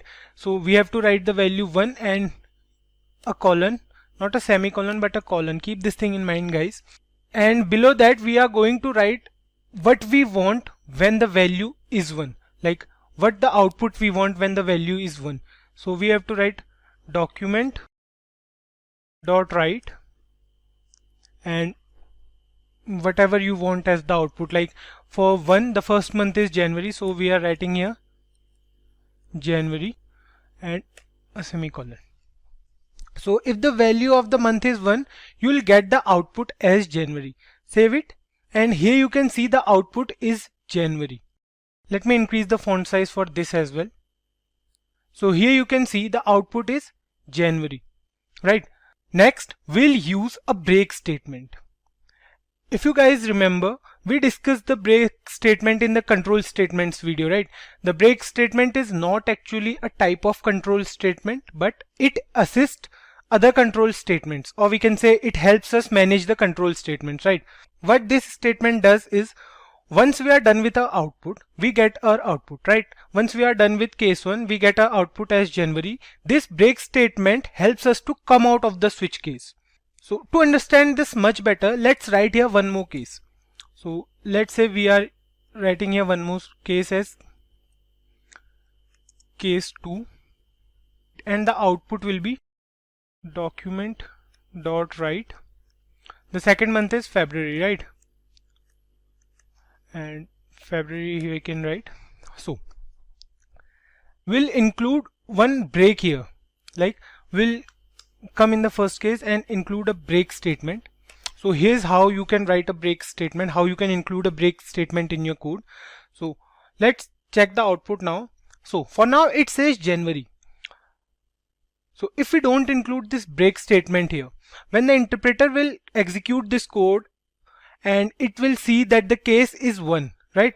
So it will print January, but it will print other statements as well. So for example, if we remove this break statement and save it now, see, you can see here the output as January and February.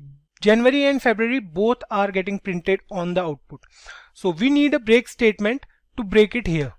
See, the value is 1, and if we include break statement here, the moment the interpreter finds the answer, the correct answer as January, it will come out of the switch case. So I hope you guys are getting this. Similarly, we'll write all the cases for all the months. Let me show you all the cases.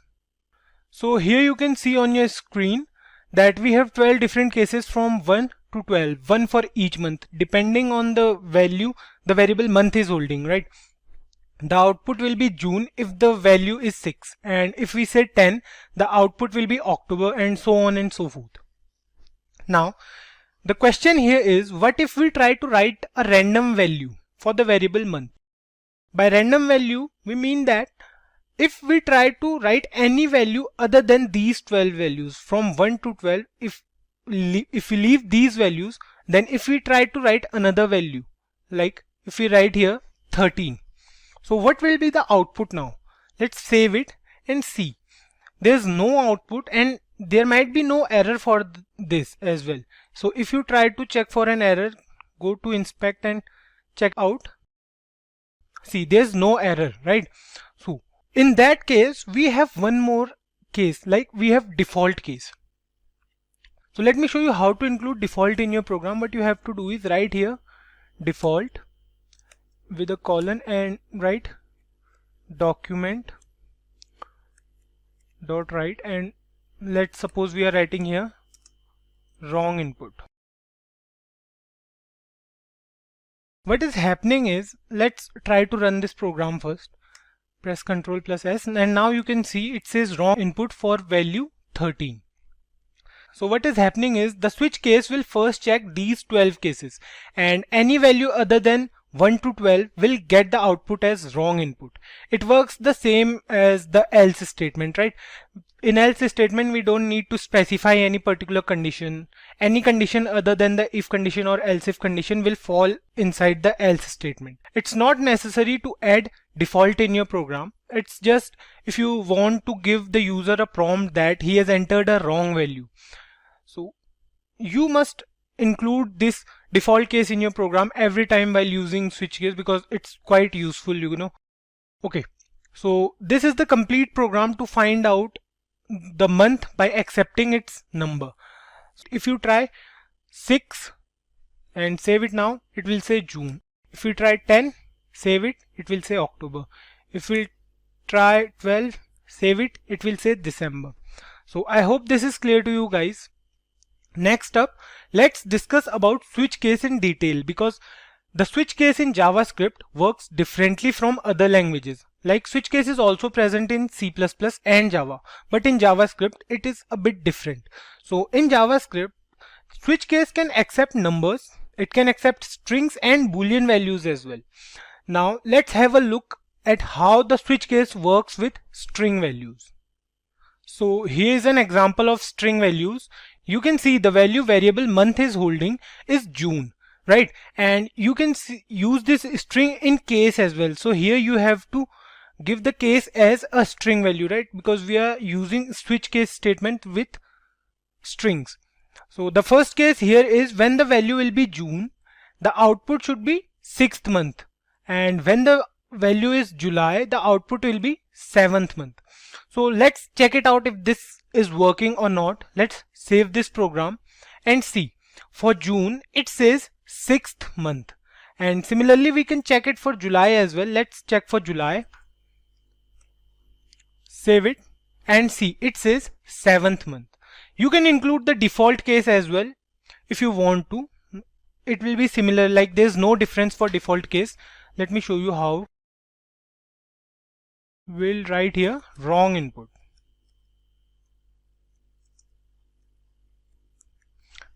And save it, and now let's try to change the value here. Let's say we are using May. Save it and see, it says wrong input. What if we use a numerical value here? Let's try to use 2. Save it now. It says wrong input for 2 as well. It will give you the output when the value is either June or July. So any other value you try to use here, it will give the output as wrong input. In the same way, it works for boolean values as well. Let me show you how it works for boolean values. So what you have to do, instead of 2, you have to give here a boolean value. Let's suppose you are writing here true. And for true, you have to change the case as well. For true, you have to change the output as, let's say for true, the output will be 1. Okay, and similarly for false, the output should be 0.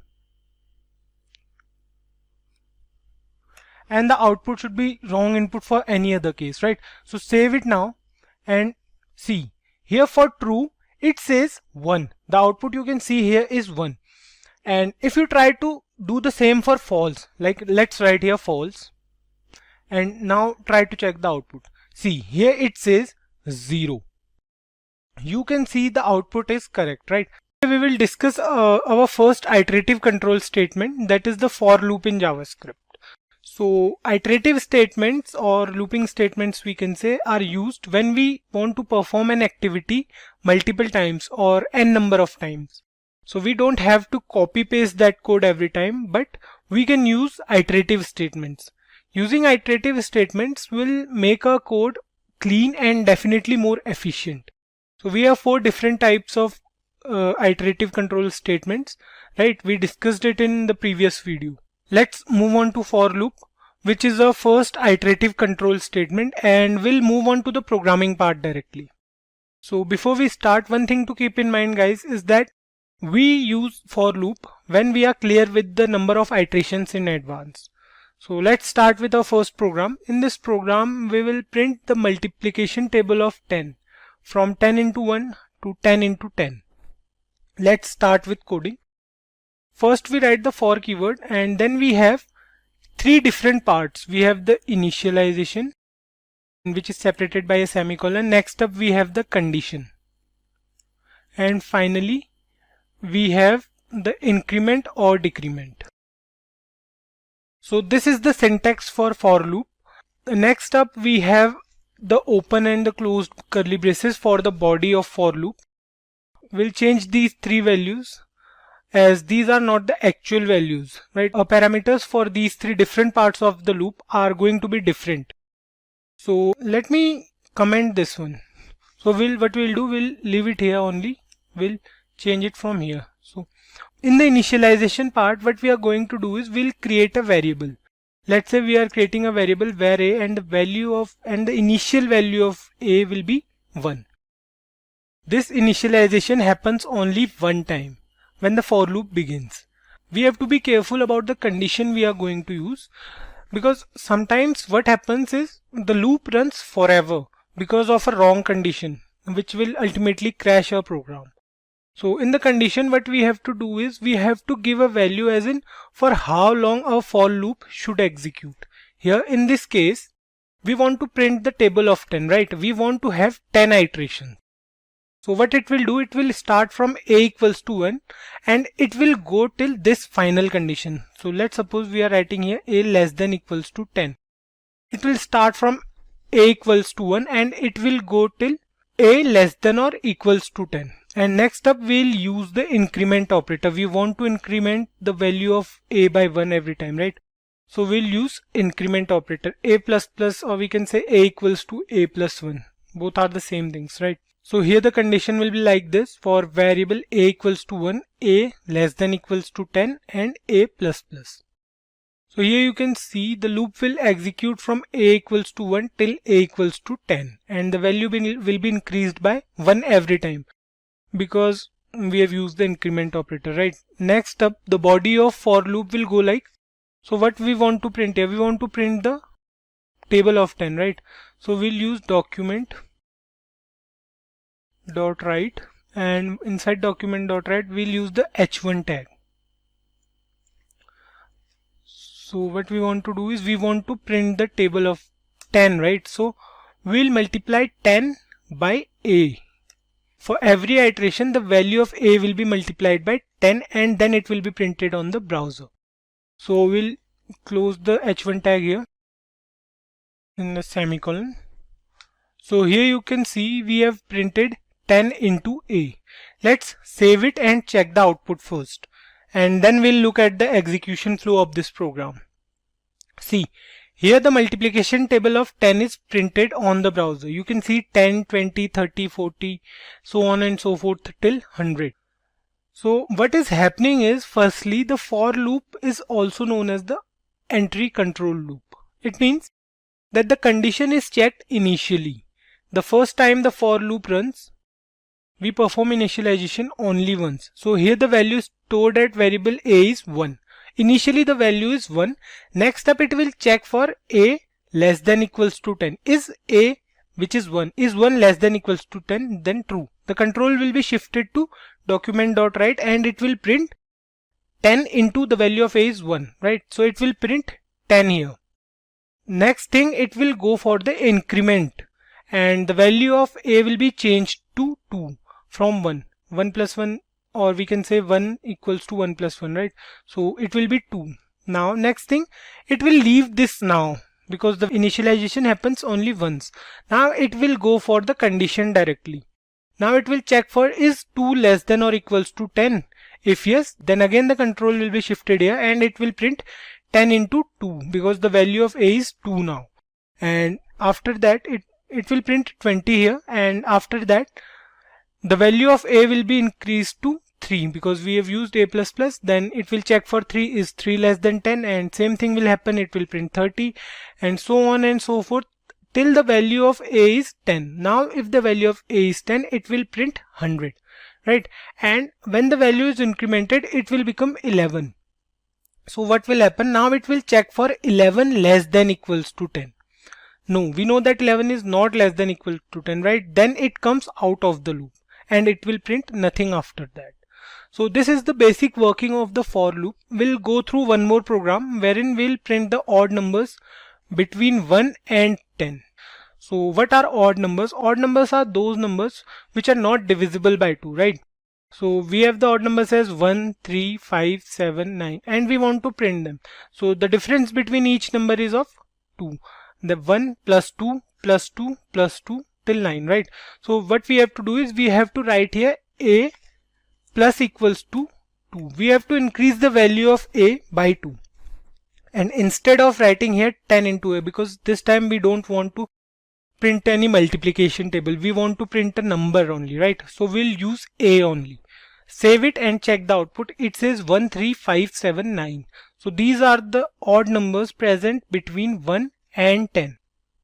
Keep one thing in mind, that you have to give the condition wisely every time. So next up we have the while loop. Like the for loop, while loop is also an entry control loop, which means that the condition will be checked first. So the question here is how while loop is different from the for loop. If you guys remember, when we discussed that we must know the exact number of iterations, then only we can use the for loop, right? So the while loop is preferred when we are not aware of the number of iterations, or we can say we don't know if the condition will be true for a certain number of times. We'll start with the programming part now, and then we will discuss more about when to use while loop over for loop. So let's start with the program. In this particular program, we will print odd numbers up to a specific number. Let's say we want to print all the odd numbers up to 50. So we want to print all the odd numbers from 1 till 50, right? We came across the same program in the previous video as well, but this time we will use the while loop instead of for loop. So the syntax for the while loop is relatively easy to use. The code goes like, we start with the while keyword, then opening and closing round brackets, and finally the body of while loop in curly braces. If you guys remember from the previous video wherein we used the for loop, we had 3 different parts, right? We had the initialization, we had conditions, and the increment decrement part. Here we have only one condition, and until this condition holds true, the while loop will be executed. For example, here we want to print all the odd numbers from 1 to 50, right? So we'll first initialize a variable. Let's initialize a variable first. Let's say we have a variable x and the value of x will be 1. We used here 1 because 1 is the very first odd number, right? After that, inside the condition, what we want to do is we want to print the odd numbers up to 50. So while the condition will be like while x less than equals to 50. So the loop will go till x is less than or equals to 50. Or we can say x less than 15. That depends on us if we want to check for 50 or not. So the odd numbers will go like 1, and then we have 3, then we have 5, then we have 7, and up to 50. So the last odd number will be 49. So inside the while loop, we will print the value of x. So here we will print the value of x. Let's print it. Document.write. And inside this, we will print the value of x inside the h1 tag.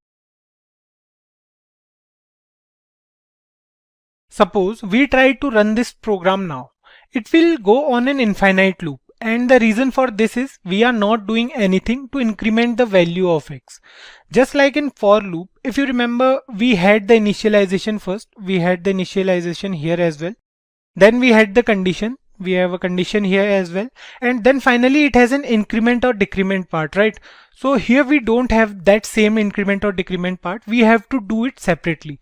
So we'll increment the value of x here only. So here we will write x plus equals to 2, or we can say it is same as x equals to x plus 2. You guys are aware of it, right? So the reason is simple, because we want to go from 1 to 3 to 5 and so on. That's why we use x plus equals to 2. We incremented the value of x by 2. Save it here and let's check the output.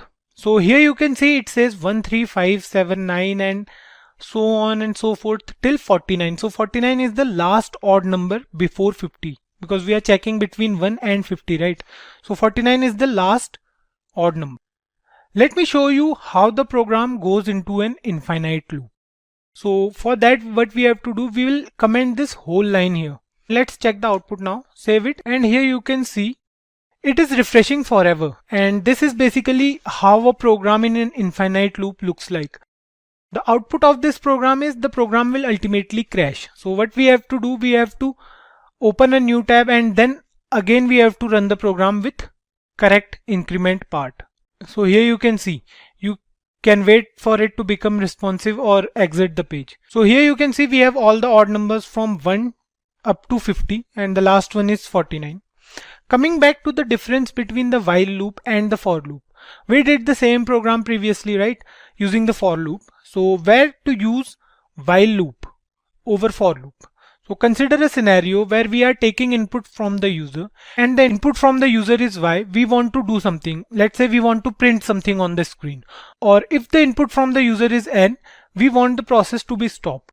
We can give the condition in the while loop, which will go like when the character y becomes n, the process will be stopped.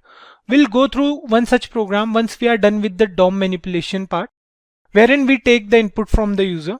Let's move on to the do while loop in JavaScript.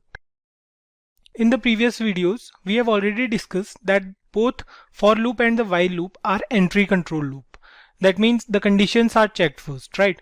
But the do while loop is a bit different, or we can say it is an exit control loop, wherein the condition is checked after the execution of the loop's body.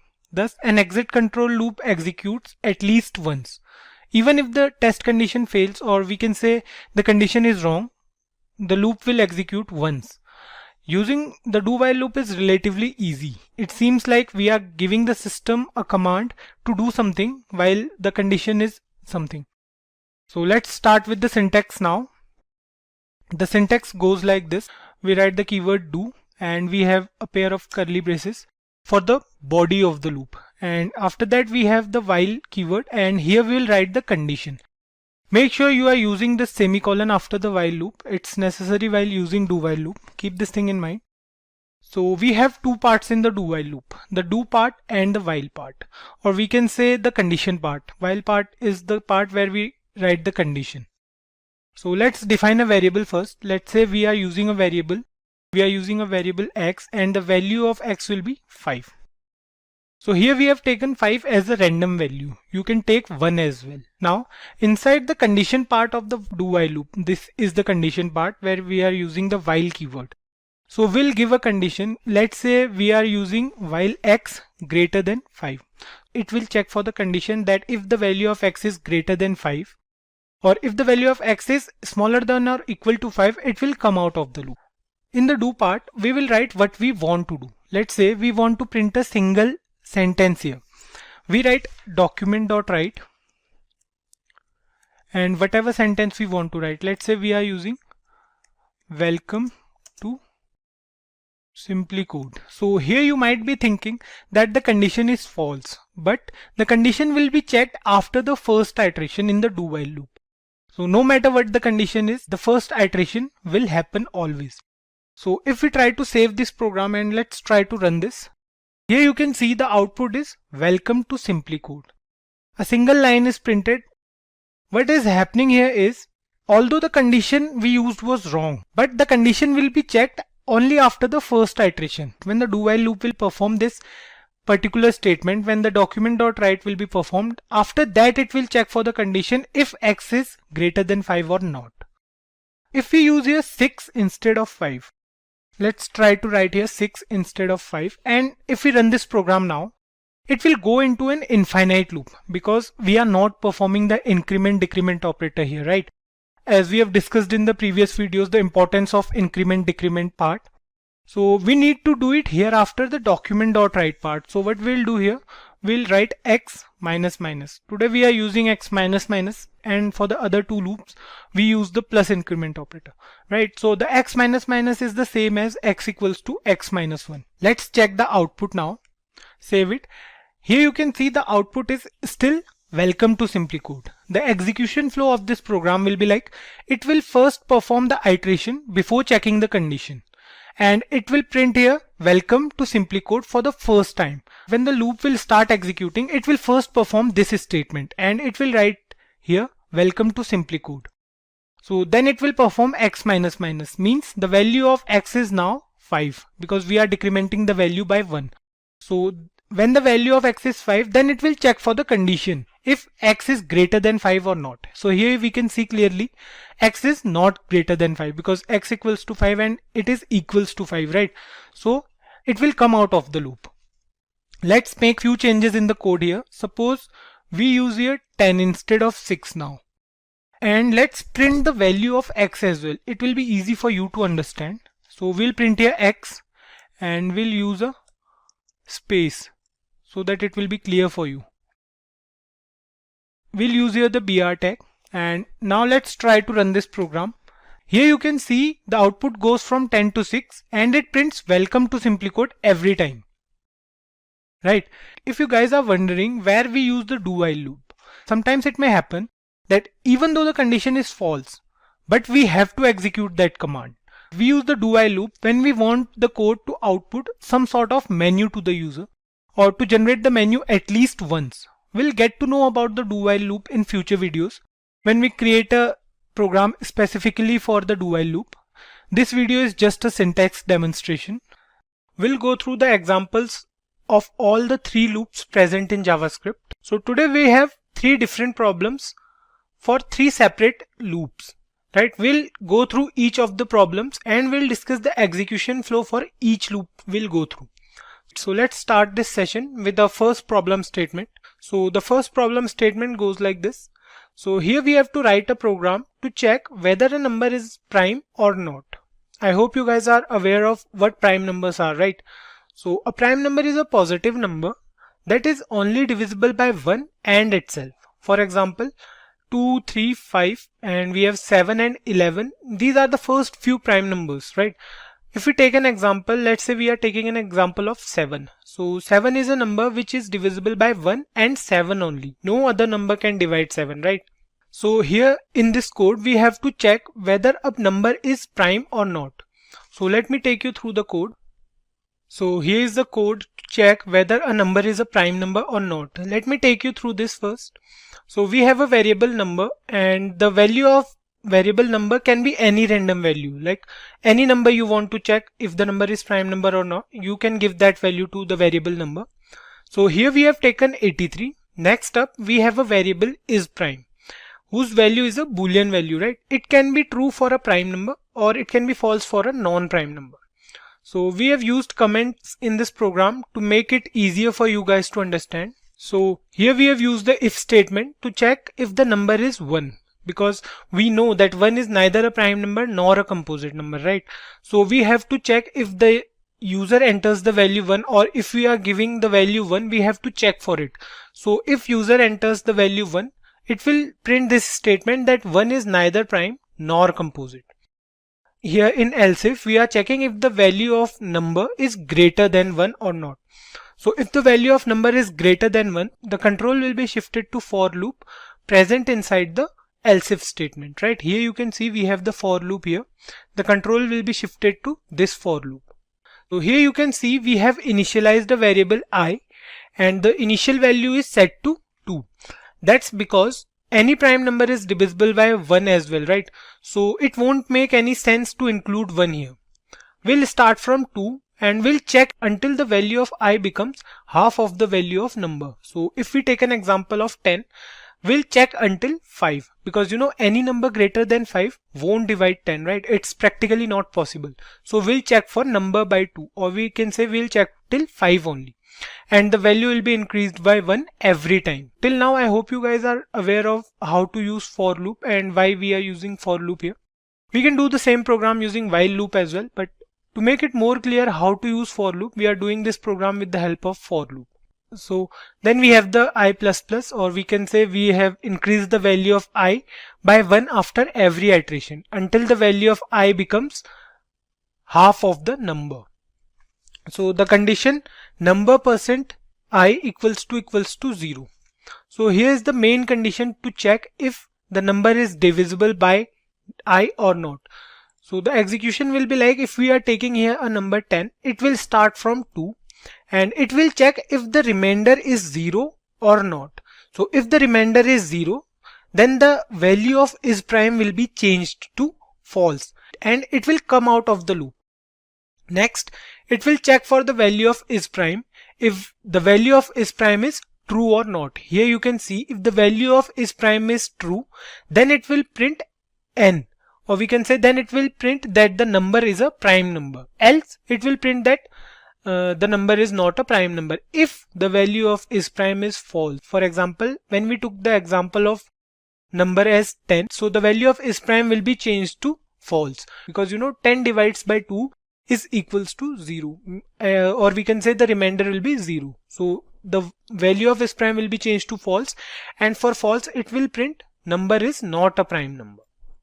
So at last we will check if the number is less than 1. If the number entered by the user or any other number we have taken, like if we take here -5, so it will print the number is not a prime number, because by the usual definition of prime numbers, any negative number cannot be a prime number.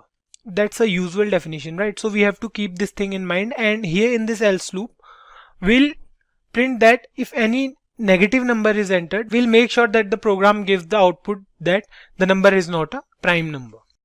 So let's try to run this program and check the output. Let's save this program, and the output says 83 is a prime number, as 83 is not divisible by any number except 1 and 83. For example, if we take here any number which is divisible by, so let's say we are taking 75. Save it now and see, it says 75 is not a prime number. Okay, here's a spelling mistake. It says 75 is a not prime number. So here we'll correct this.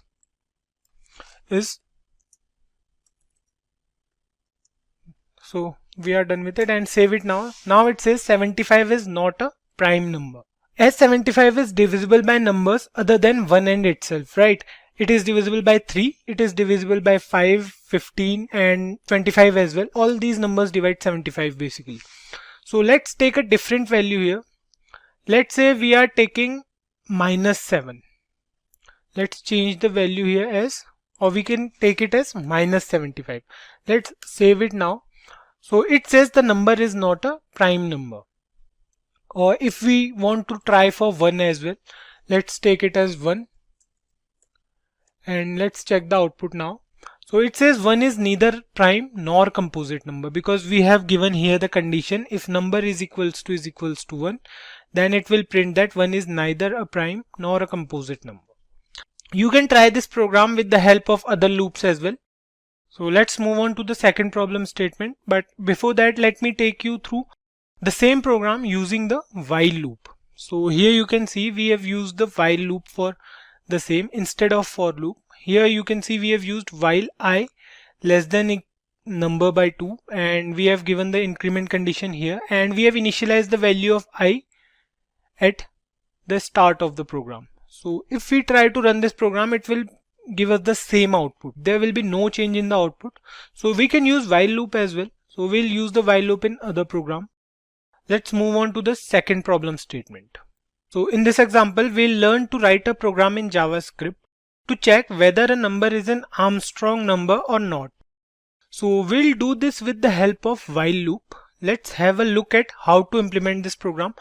Before proceeding to the coding part, let's have a look at what is an Armstrong number. So an Armstrong number of 3 digits is an integer such that the sum of the cubes of its digits is equal to the number itself.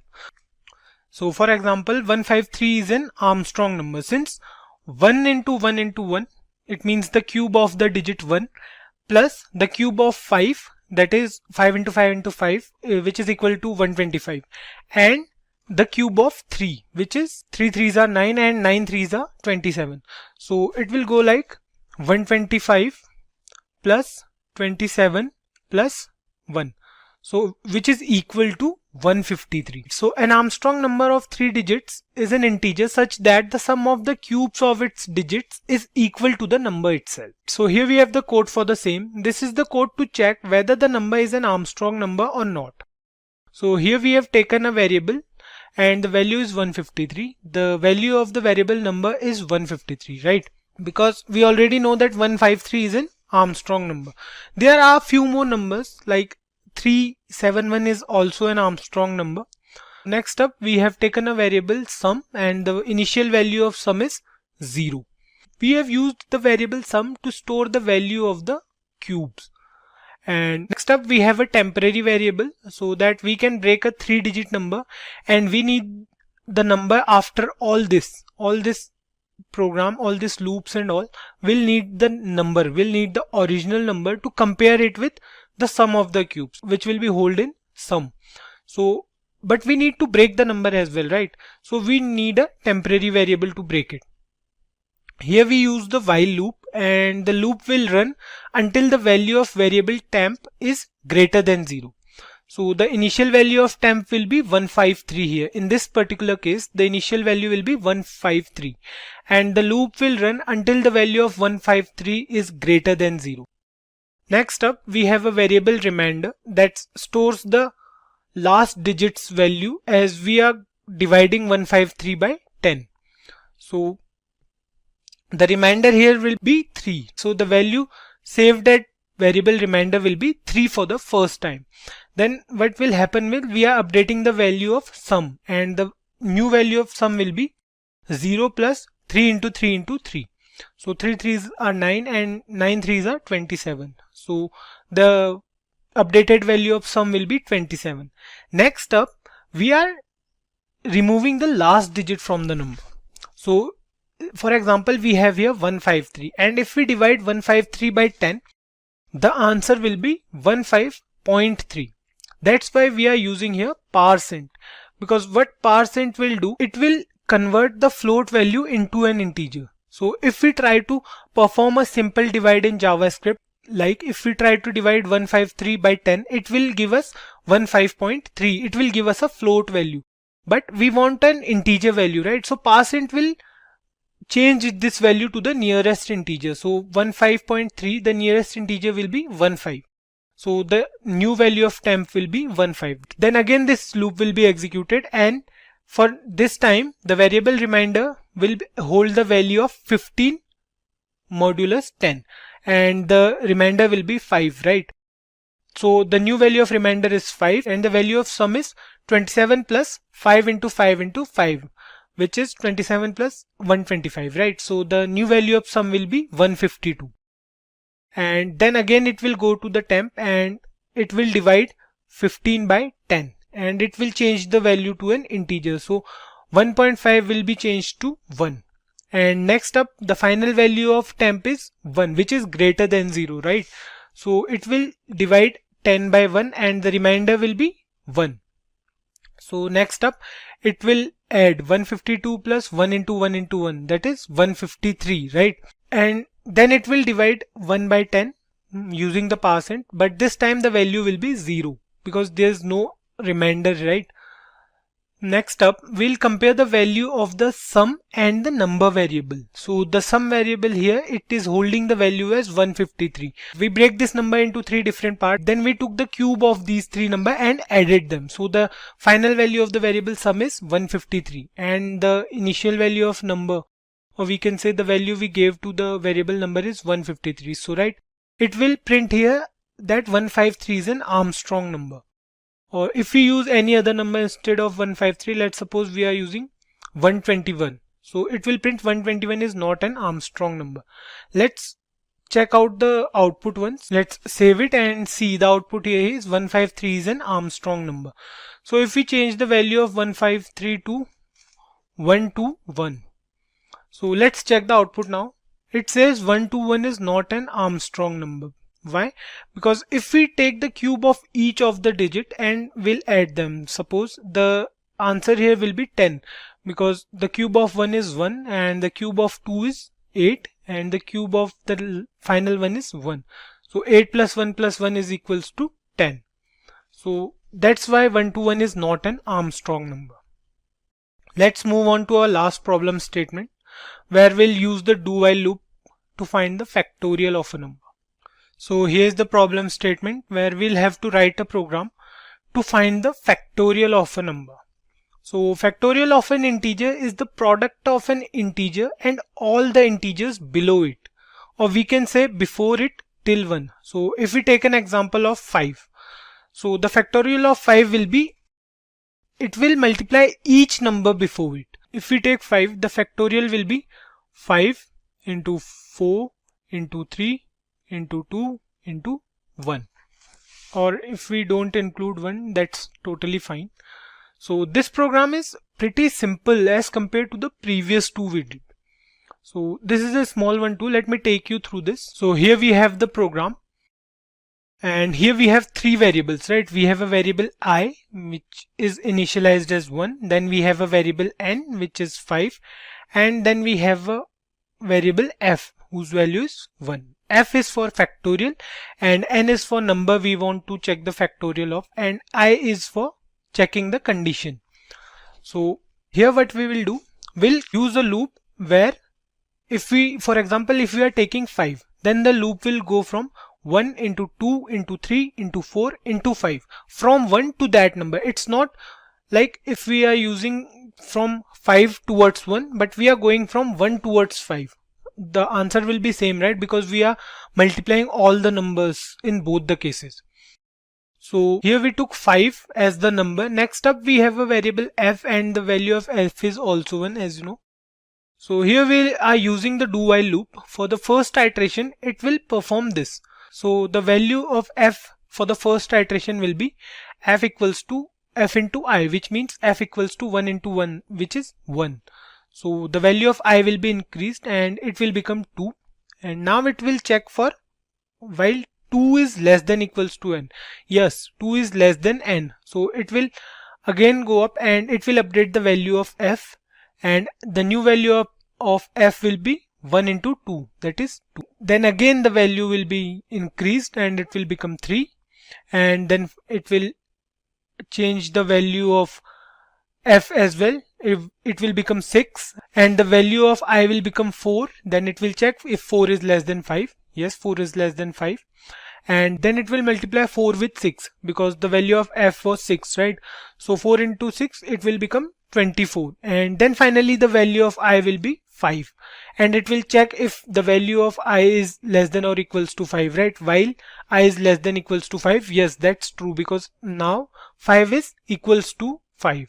And it will again execute the loop, and the value of f will be 24 into 5, which is 120. And then again the value of I will be increased. Now it will become 6, which is greater than 5. So it will come out of the loop and it will print the factorial of a number.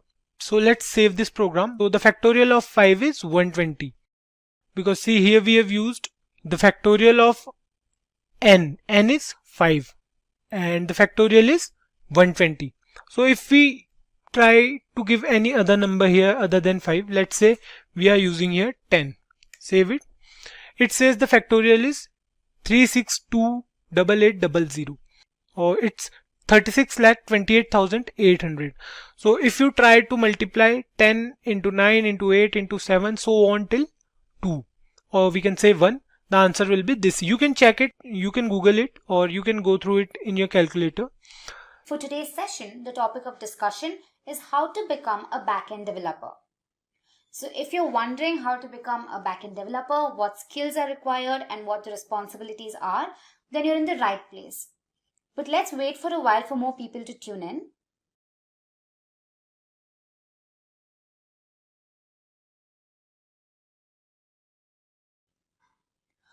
I'd also like to thank all our viewers for actively participating in these sessions. Alright, so whilst you're at it, if you haven't subscribed to our channel already, make sure to hit the subscribe button and the bell icon to never miss an update. Okay, so I see a lot of people tuning in.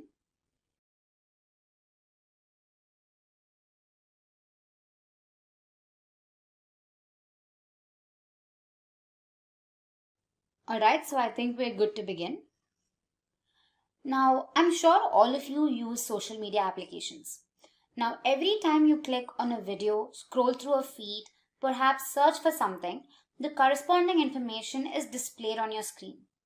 Now, these applications provide an excellent user experience. But how is this achieved? You must know that every application comprises of two parts. There's the front end and then there's the back end. The front end is what the user deals with, and the back end is what makes this happen. In other words, the back end includes an application, a server, and a database. The back end application fetches the data from the database and processes all client requests. The result of this is made visible to the user. So now the question arises, who is a backend developer? A backend developer's role is to focus on details like building an effective website architecture, scripting and writing code that serves as a means of communication between the website's database and the browser, and lastly, to ensure data integrity and consistency. So now, let's look at the skills required to become a backend developer.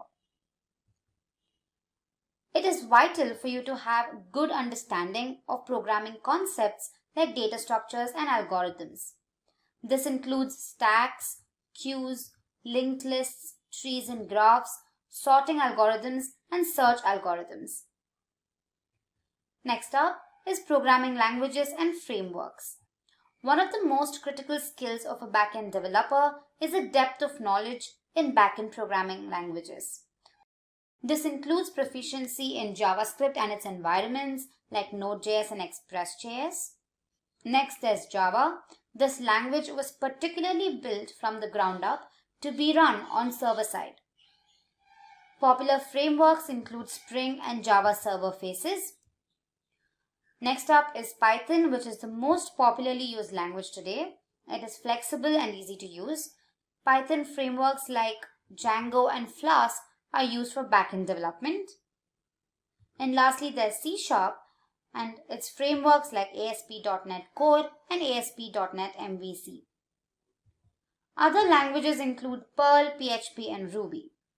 Now, because backend and frontend developers work so closely together, it is also helpful to have a foundational understanding of front-end web languages like HTML and CSS.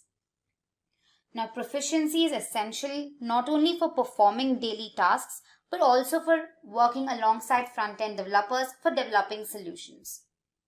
Next, we have database management systems. A backend developer writes code that is used to perform relational mapping to fetch data from the database. Some popularly used DBMS are MySQL, SQL Server, and PostgreSQL. Next up is version control. Again, popular ones are Git and Subversion. They help manage the project files and keep track of the entire history of things that the developer is working on. And lastly, there's cloud hosting platforms. These platforms allow you to deploy your product on the cloud service provider so that it can be accessed from the World Wide Web. Most popular ones are Amazon Web Services, Google Cloud Platform, Heroku, and Microsoft Azure. Of course, there are non-technical skills that are required of backend developers. Those who choose this profession should be comfortable with analytical processes, have well-developed problem-solving capabilities, be interested in emerging technologies, have good communication skills, and be able to work independently and sometimes as a part of a collaborative team. Now that you're familiar with the skills, let's have a look at the responsibilities of a backend developer. First up is forming an understanding of the performance needs and goals of the website to develop effective, successful solutions. Development and management of application programming interfaces. Development of systems for websites to accept and securely store data, such as those required for payment processing systems. Then there's writing code, testing and development solutions for code-related issues. Then there's organization of system logic. Other responsibilities also include development of site architecture using proper methodologies like Agile Scrum framework, and also providing solutions to system problems. Lastly, let's have a look at the salaries of a backend developer. The average salary of a backend developer in the United States is around $102,000 per year. The average salary of a backend developer in India is around 7,23,000 Indian rupees per annum. In this session, we're going to cover the topic of what is Angular. I'm sure all of you use mobile and web applications. Be it from social media to healthcare, e-commerce and net banking, these apps are used by billions of people across the globe. Now, the main reason we use these apps is that they offer seamless user experience and interface.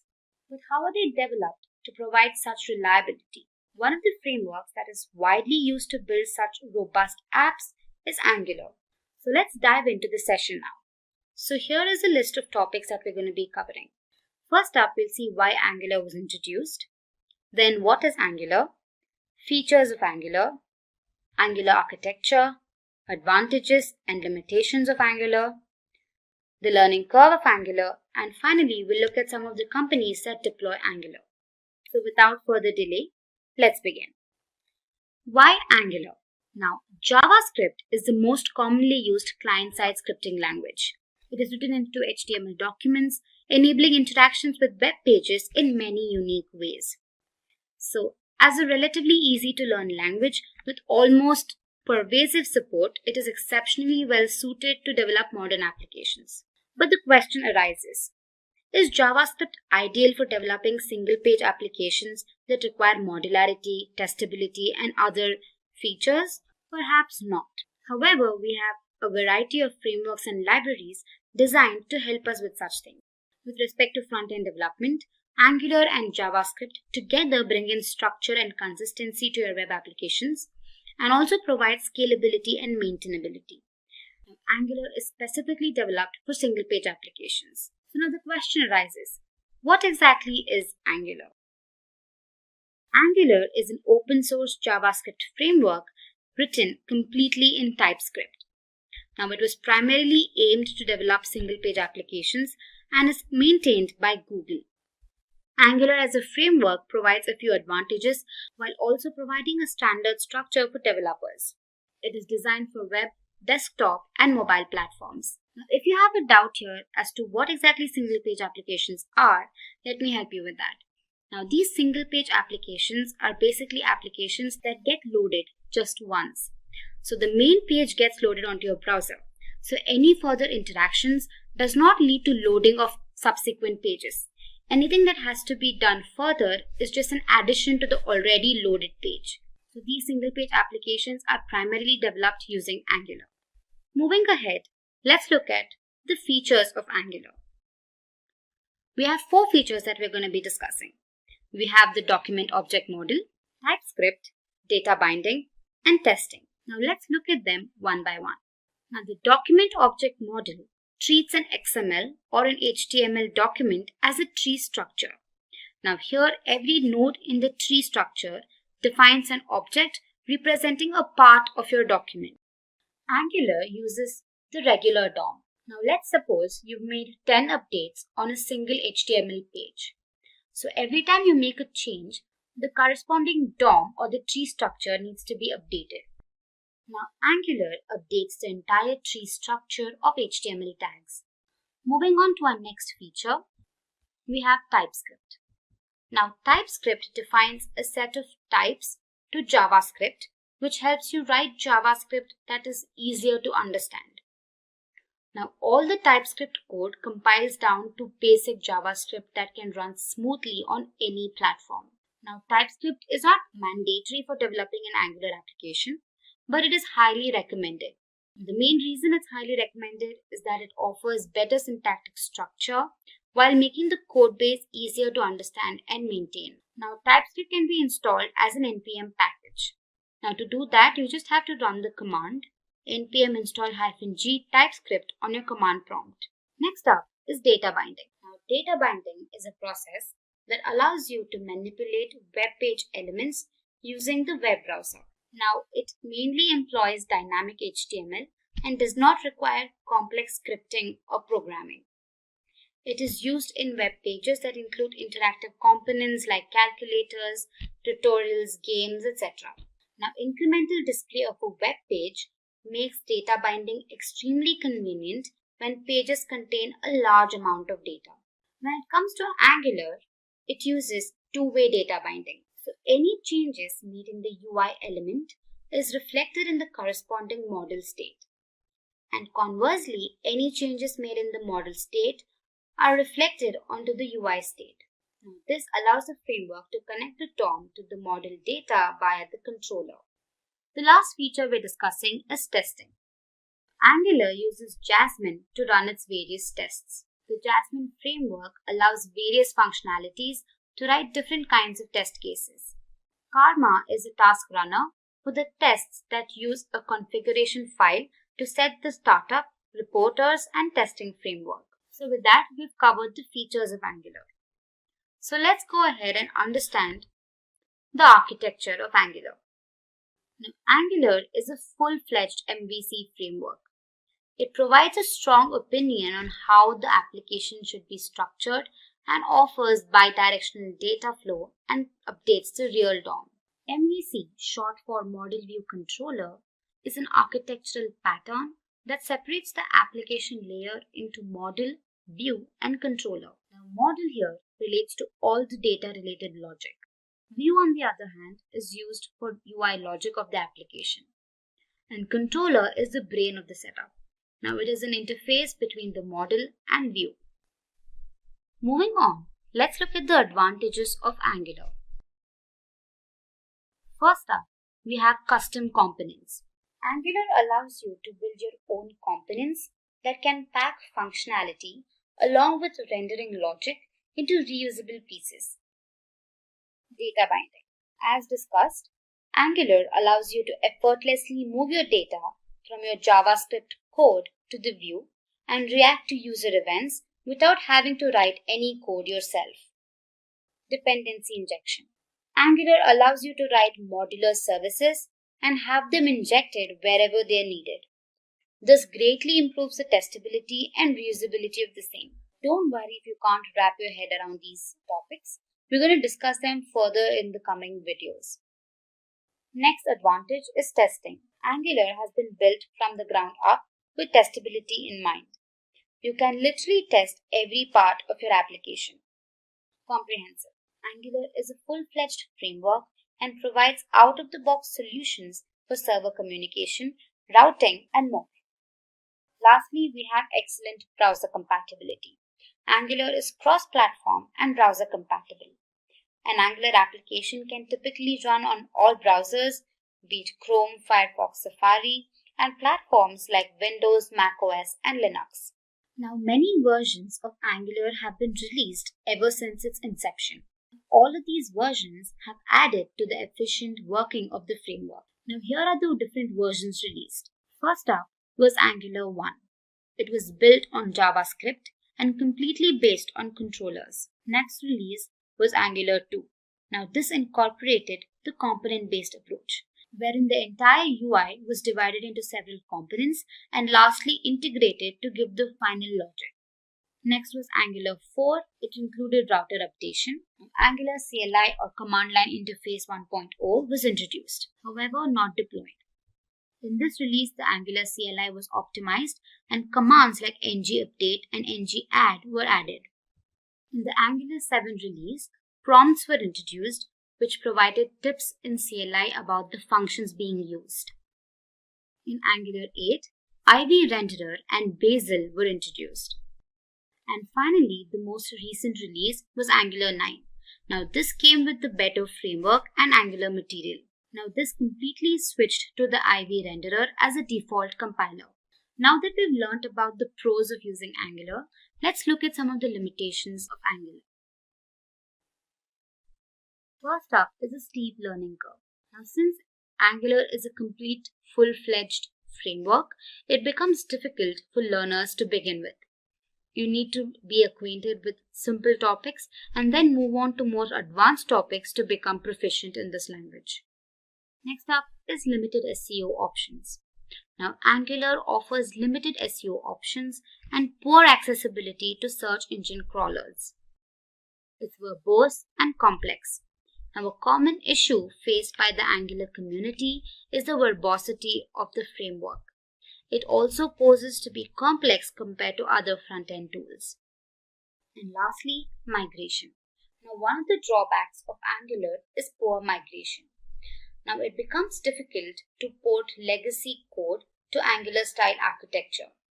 Also, with each new release, it is painful to upgrade and a lot of them are not backward compatible. Next up, let's look at the Angular learning curve. Now, if you wish to learn Angular, you need to be acquainted with basic topics in Angular. Some of them are directives, modules, decorators, components, services, dependency injection, pipes, and templates.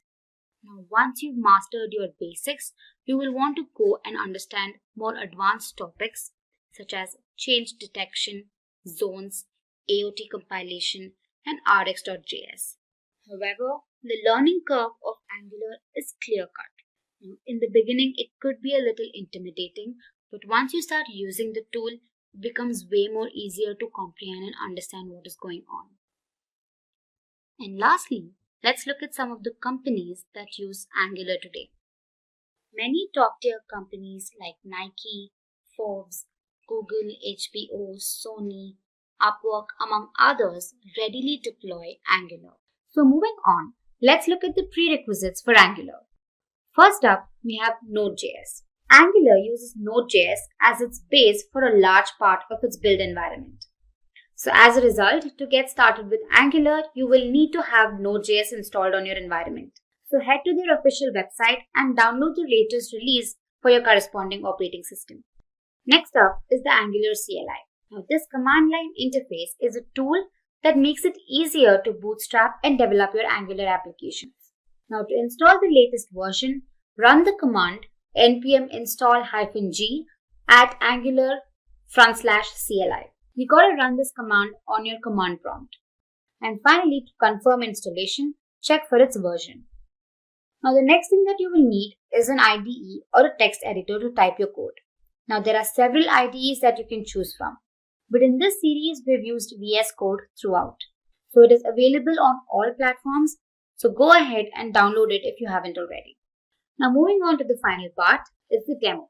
Now that you have a basic understanding of Angular and its prerequisites, I think you're ready to create your first Angular application. So let's head to our VS Code and begin. Here, I've created a folder called Angular on my desktop and opened it on my Visual Studio Code. So to create your app, you need to open the terminal. Just go here and select New Terminal. And now type in the command ng new and provide the name for your app. So I'm just going to say hello world. So now this is going to create, just say yes. So basically what happens is that when you run the command, it will automatically generate a skeleton application under the folder that is hello world in our case. And it includes a bunch of files and installs all the necessary dependencies for the Angular application.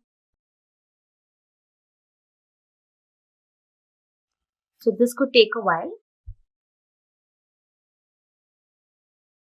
So once you've created your application, to run it, first change the directory. So let's say cd hello world. And now use the command ng serve.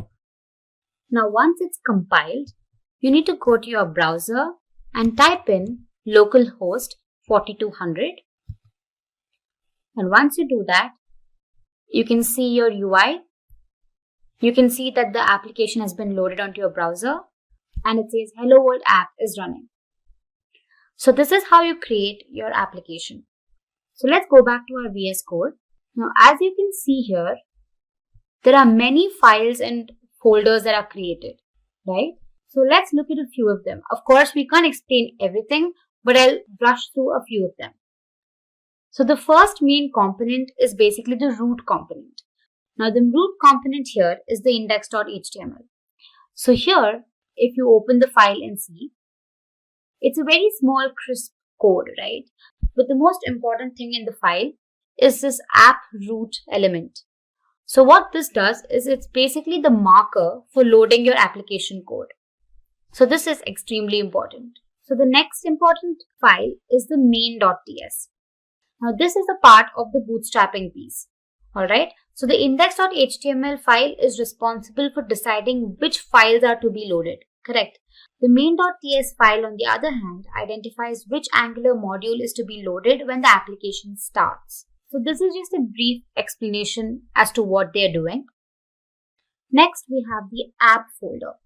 Now here, we have the app.module.ts file. Now this application module file can be thought of as the core configuration of your application. So here's where the source code starts from. And moving on, we have the app.component.ts. So these are all TypeScript files, hence the extension TS. Now this file basically is the root component of your application. And then we have the HTML file for the same, which defines the appearance of what you can see on your browser. So let me just change the message that is being displayed. So I'll say, hey, welcome to this Angular tutorial. So let's save this, and when we go back to our browser, we can see the message, hey, welcome to this Angular tutorial being displayed. So like this, we can make a simple change and then it gets rendered onto your browser. So this was just a brief explanation of what happens in the background of your application. First, we'll get acquainted to what exactly Angular components are. Then I'll help you create an Angular component by showing a quick demo. And lastly, we'll learn about component decorator metadata. But before we begin, make sure to subscribe to our channel if you love watching new and interesting technology videos. Also, hit the bell icon to never miss an update. So what exactly are Angular components? Now, I'm sure everybody uses web applications, and one of the most widely used applications is Gmail, correct? Now, to help you understand what components are, consider them as Lego blocks. Now, they basically are combined together to form the final application. So in this case, here we have the logo component, then you have a sign-in component, an image component, and then a create account component. Now, all of these components generally don't affect the working of each other. But however, when embedded, they define the UI of your application. So I hope you understood what components are. So to go ahead, let's discuss some of its common features. Now, firstly, they are the building blocks of an application. Generally, you have a root component, which is basically the app component, and then it branches out into other components, creating a hierarchy. And these components are a subset of directives. Now, don't worry about what directives are because we'll cover them later on in the series. But to give you an idea, there are three types of directives. You have the structural directives, the attribute directives, and the component directives. Only one component can be instantiated per element in a template.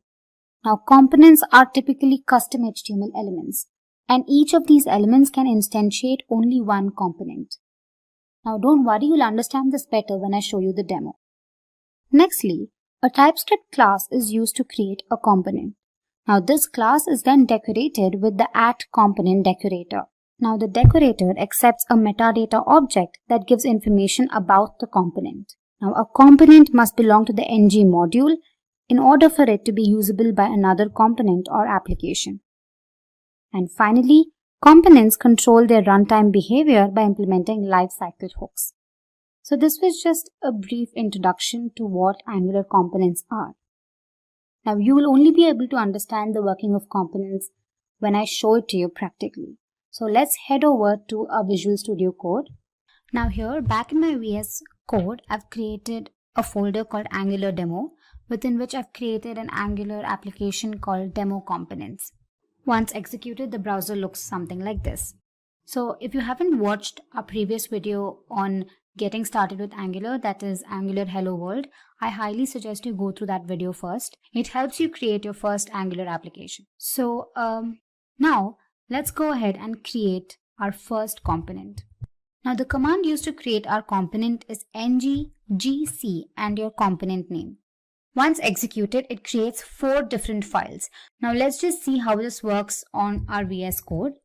Now what you can do is head to your terminal and type in the command ng-gc and provide a name for your component. For example, I'm going to just call my component text component. Alright. So what it does is that it creates 4 different files. You can see you have 4 different files that have been created, and finally it updates the file that is app.module.ts, indicating that this new component has been created. So here in your source folder, within which there's an app folder, and again here you can see that your 4 different files have been created. First is the HTML file, wherein you can define all the code that you want for your component. Next you have the CSS file for your styling. Then you have the .ts file, which includes the component decorator. And finally you have spec.ts, which is basically a unit test file. Alright, and then in your app.module.ts, you can observe that the component that you've created, that is text component, has been imported. That is what the message conveys here. Alright, now let's go back to our app.component.html. Now this basically has all the code for your application, so let me just get rid of it. And I'm just gonna display a basic heading saying hello, welcome. Alright, so let me save it. And if you go ahead and look at your browser, hello, welcome message is displayed. Now let's go back to our component.html file. And here, let me provide a message. Let me say H3, and let me display a message saying welcome to this tutorial on Angular components. Alright, now in your text component.ts file, which is your TypeScript file, the selector mentioned here is app-text component. Now go ahead and copy this, and in your final component.html, go ahead and create your custom HTML tag with the selector that you just copied. Now this indicates that the component that you just created, that is the text component, is being incorporated in the final render. So what happens is that whatever is defined in the component.html file is also being rendered in your final output. So when I save this, let's go ahead and check our browser. You can see that the message welcome to this tutorial on Angular components is displayed. So this was a simple creation of a component. Now for this, let's give it some styling. So here, go to your .css file and provide some styling. Say for example here, I just say text align. And let me say center. And also in my app.component.cs, I'm going to give the same thing. I'll say h1 text align is center. Alright, so let me save this, and there we go. Now we can also create multiple components and define the tags in the app component. Now the components are executed sequentially. So now let's create another component just to give you a brief insight into it. Let's say ng-gc image component. Now here I'm going to be adding the Simplilearn logo. So I'll show you how that works. Now you can see that a new component has been created with 4 files again. So in my assets folder here, I've added the logo. So what I can do is back in my HTML file, I can go ahead and create an image tag. So first, let me just display another message here just to avoid any confusion. And let me say this is the image component. And then let me say image source equals. So the source is basically assets /logo.png and class equals center.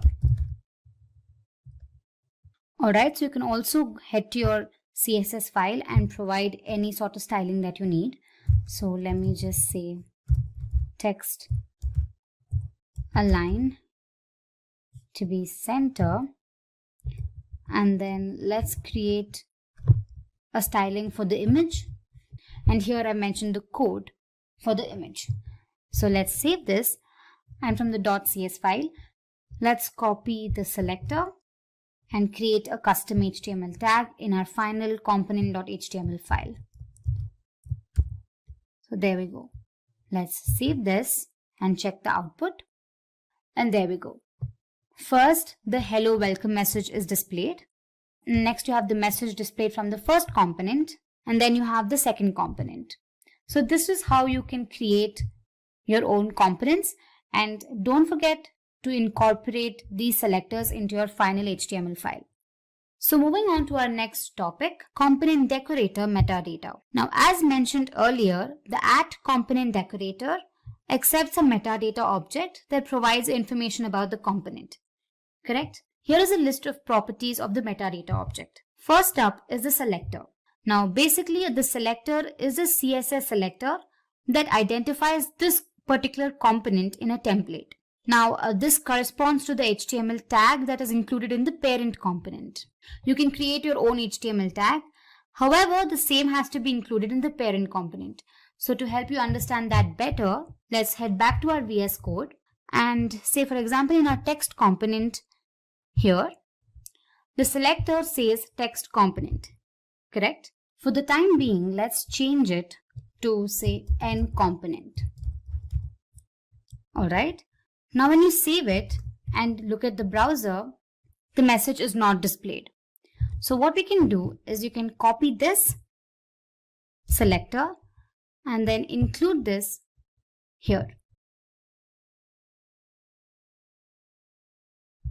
And now you can see that the same component has been rendered onto your output. All right. So the selector plays a crucial role in that. Next up, we have the template. Now, a template is an inline defined template for the view. Now, the template can be used to provide some particular markup. The markup could typically include some headings or paragraphs that are displayed on the UI. Next up, we have template URL. Now, it is the URL for the external file containing the template for the view. So here you can see, this is basically the external file that contains the template for the view. Next up, you have styles. Now, these are also inline defined styles that can be applied to the components view. So any code that you provide in the .css file can also be included here. Next, you have the style URLs. Now, this is a list of URLs to your style sheets that are applied on your components view. Next up, you have providers. Now, this is again an array where certain services can be registered for your component. Lastly, we have animations. As the name suggests, these are animations that can be listed for your components. First, we'll understand what exactly dependency injection is. Then we'll understand the demerit or the drawback of not using dependency injection. Then we'll understand dependency injection as a design pattern. And finally, I'll help you understand the entire concept with the help of a demo. So let's begin. What exactly is dependency injection? So let's consider this. I'm sure you're aware that Angular uses the concept of components. The entire UI of the application is divided into several components. Now, what if all of these components perform similar tasks, be it accessing the database, rendering images, etc.? Now, instead of writing the same piece of code for every component, you could write the code once and then perhaps inject the same code into every component. Now, this is supported by dependency injection. Now, to give you a better example, consider two classes A and B. Now, let's assume that A uses the objects of class B, and normally in object-oriented programming, an instance of class B is created so that A can access its objects. With using dependency injection, we move the creation and binding of dependent objects outside of the class that depend on them. So dependency injection or DI keeps the code more flexible, testable and mutable. Also, classes can inherit external logic without having to create on its own. And lastly, DI benefits directives, pipes and components. Next up, let's have a look at the drawback of not using dependency injection. Now let's consider class postal details that is dependent on the number and the address class. In the postal details class, the constructor creates copies of the number and address. So when you instantiate a new postal details class, the constructor instantiates a unique number and address. Now, although this looks simple, there's a problem with this code. Let's assume that the number and address class constructors now accept parameters. When we change the numbers class, the postal details class gets broken. Now, to overcome this, what we need to do is we need to pass parameter to the number constructor. So this applies to address as well. The first drawback of using this traditional method is that the code is not very flexible. Anytime the dependencies change, the postal details class needs to be changed as well. And the second drawback is that the code is not suitable for testing. Once you instantiate the new postal details class, you get the same number and address. Even if you change the number and address classes every time, what if these classes are in turn dependent on other classes? Then it's going to be a chain reaction. So to overcome this, we make use of dependency injection. Now let's look at DI as a pattern. Dependency injection, as you all know, is a coding pattern where a class receives its dependencies from an external source rather than creating them on its own. So here in the above example, we have moved the definition of dependencies from inside the constructor to the constructor's parameters. So the postal details class doesn't create the dependencies anymore. It just consumes them. So the postal dependencies class doesn't create the dependencies anymore. So with that, we overcome the drawbacks of not using DI. So now that you know what exactly dependency injection is and how vital it is, let's look at a simple demonstration to understand the concept better. Now, services, classes, modules, components, all of these are benefactors of dependency injection. So in the demo, I'm going to be showing how dependency injection can be used with the help of services and injecting these services into classes. So the main thought behind this is normally components are used to ensure just a good user experience. These components do not generally execute tasks. So to execute these tasks, we make use of services. So a component can delegate tasks like fetching data from the server, any network related issues, etc. to a particular service. And these services can be made available to components. With the same thought, what I'm going to be doing is I'll be creating a service that performs the task of displaying an employee list. Later, we're going to inject this service into the class using dependency injection. So let's head to our Visual Studio Code for the demonstration. Alright, so as discussed, I'll have to first create a component that displays a button for the employee, and then I have to create a service class and inject it into my component. Now this service holds the employee details such as name, employee ID, email ID, etc. So first, let's go ahead and create a component. So here, let me just type ngGC, and the name of the component I'm providing is minfo. Alright, so as you can see here in my app folder, I have the component with 4 different files. Alright, so the next thing we have to do is we have to create a service. So to create that, we make use of the command ngGS. You can either give S or service, and the service name I'm providing is records. So let me just say records here. Alright, here you can see 2 files are created. There is a spec.ts file and the .ts file. Alright, so now the service contains all the employee data that needs to be displayed. Right, so let's go ahead and write the data. So first we're going to make use of 3 arrays. I'm going to be displaying employee records for 3 employees. So I'll have to create 3 arrays and provide certain information. So let's go ahead and do that. Alright, so the array I'm creating is called info1. for the first employee, and I'm going to be passing information like name, employee ID, and the email ID. So the array is of type string, and within which, let me just mention the details. I'm giving random information. I'm just saying Adam Taylor and some random employee ID, and let's say at@abc.net. Alright, so I'm going to be creating 3 records, so I'll just copy the same thing and paste for the rest too.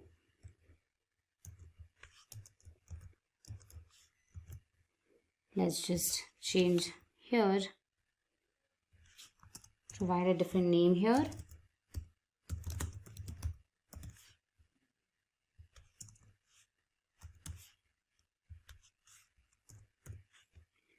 And same for the last one.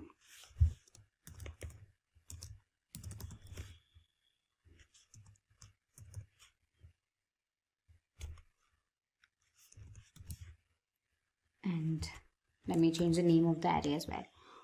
Alright, so with the agenda to retrieve this data in our component, we make use of the method for the same, right? So this method returns the employee data. So let's go ahead and create this method. I'm going to call it getInfo, and then just say string,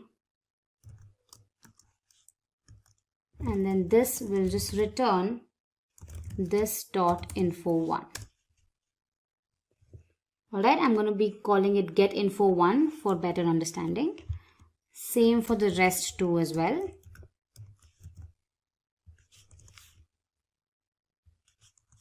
I'm just going to return different arrays here. Alright, and lastly info3. Alright. Now in order to retrieve this information in our component, we need 3 more arrays, right? 3 more arrays that will receive this data. Let's go back to our component.ts file here and then type in the following code. So I've created 3 arrays again. Info received 1, 2 and 3. Now what we need to do is we have to accept the information that is being sent from the service, correct? Now as I mentioned, services are implemented with the help of dependency injection. So what we need to do is we'll have to first import the service into the component.ts file. The key reason behind doing this is that when Angular creates this component, an instance of this service class is also made to perform the necessary tasks. Correct? So let's go ahead and just import it here. So I'll say import records service from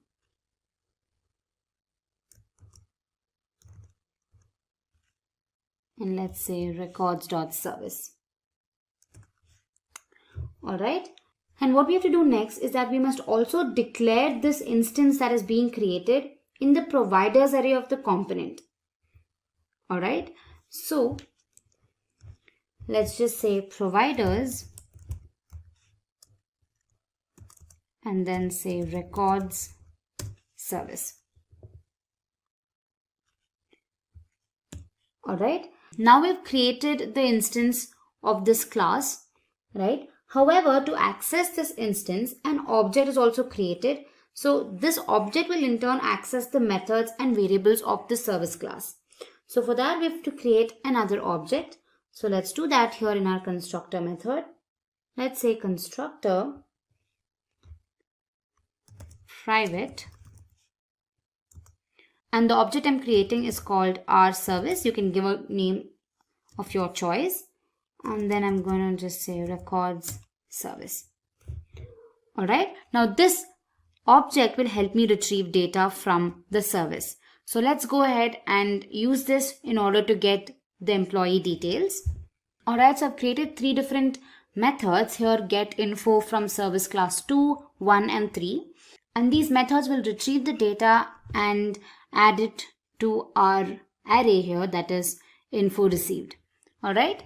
And lastly, we'll have to create an unordered list in our HTML file here. We haven't added anything, so let me get rid of this.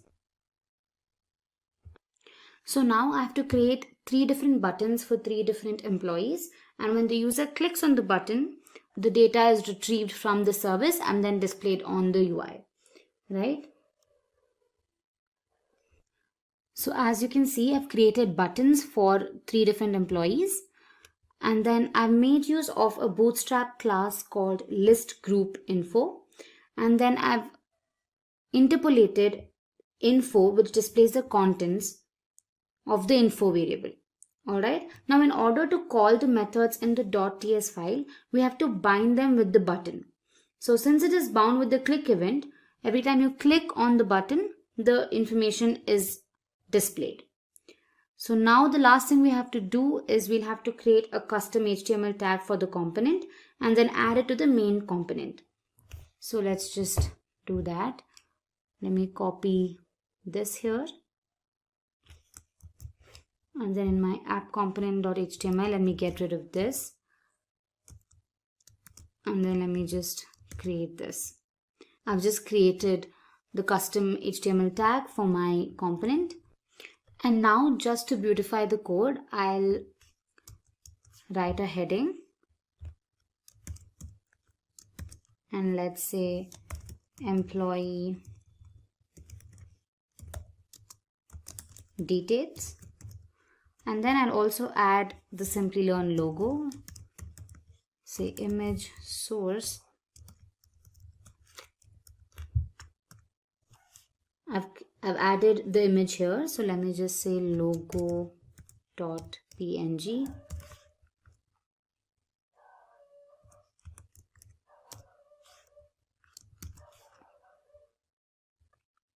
I've also added some styling to it. All right. So now let me just save this and have a look at the browser. So here we go. We have the logo here and then employee details heading. And then we have 3 different buttons created, that is employee 1, 2 and 3.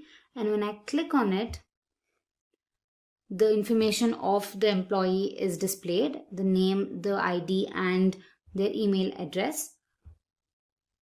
So yeah, so this is how you can make use of dependency injection and inject a service class into a component. Dependency injection plays a crucial role in Angular. We'll understand what Angular forms are. Then we'll look at the different types of form building supported by Angular. Next up, we'll get acquainted with features like form control and group control. And we'll learn all of this with the help of a simple demo. So without further ado, let's begin. So what exactly are Angular forms? Now I'm sure every application that you use comes with certain amount of form filling, correct? Be it your login credentials or your sign up forms or any sort of registration forms, etc. So forms are an integral part of a web application. You need forms to update your profile or to enter sensitive information, or also to perform any sort of data related tasks. So now let's look at the different types of form building supported by Angular. First up, Angular supports 2 types of form building. First, you have the template driven approach, and second, you have the reactive approach. Now let's look at them one by one. So talking about template driven approach, in this method, the conventional form tag is used to create forms. So Angular automatically interprets and creates a form object with the help of the directives. Now controls can be added to the form using the ng-model tag. Now multiple controls can be grouped using the ng control group module. So it basically uses several module classes to provide controls. Now if you don't get this, don't worry, you'll understand better when I'm showing you the demo. Next up is JSON values. So form value can be generated using the form.value object. Form data is exported as JSON values when the submit method is called. Lastly, basic HTML validations can be used to validate the form fields. In the case of custom validations, directives can be used. So arguably, this method is the simplest way to create an Angular form. So moving on to reactive approach.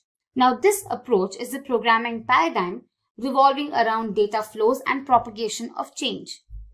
Now, with reactive forms, the component directly manages the data flows between the form controls and the data models. Now, reactive forms are code-driven, unlike template-driven approach. Reactive forms eliminate the anti-pattern of updating the data model via two-way data binding. So it does not use two-way data binding.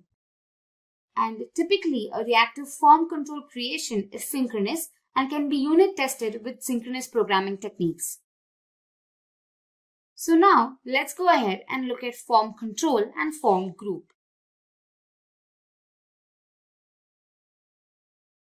So consider a typical form consisting of fields like name, age, and location. Now, a form control is basically a class that enables validation of these fields. For each input field, an instance of this class is created. Now, these instances help check the values of the field and see if they're either touched, untouched, dirty, pristine, valid, invalid, and so on. So this allows you to check every field for the value. It makes it easier to understand which field's value is invalid or which field has not been entered, etc. Now moving on to form group. So a form group class represents a group of controls. A form can have multiple group controls. The form group returns true if all the controls are valid and provides validation errors if there are any. So I hope this was clear.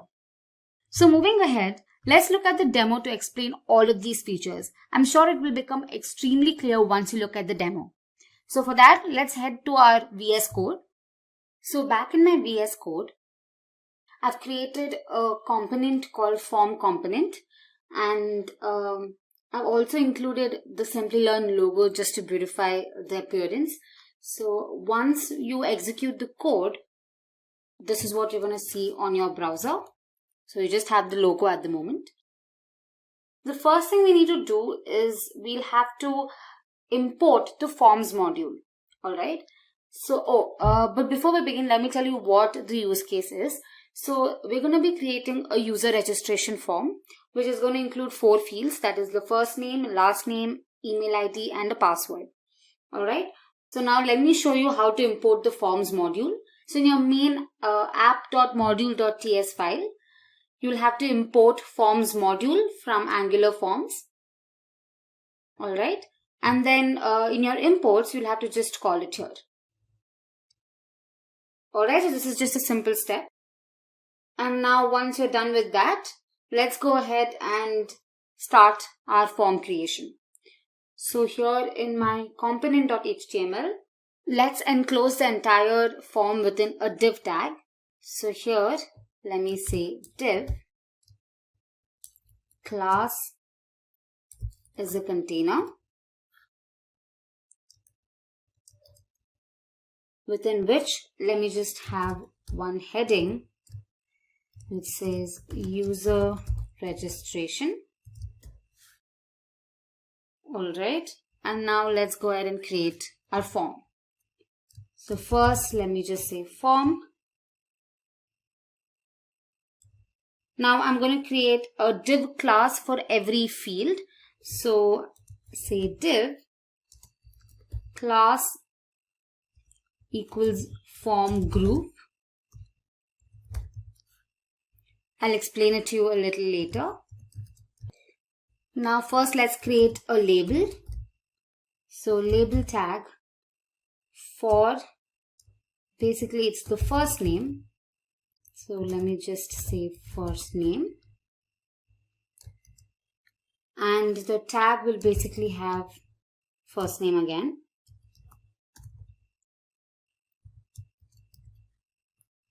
Alright, and let me just break the line. Next we have the field. So let's say input. Type is text. Name is first name.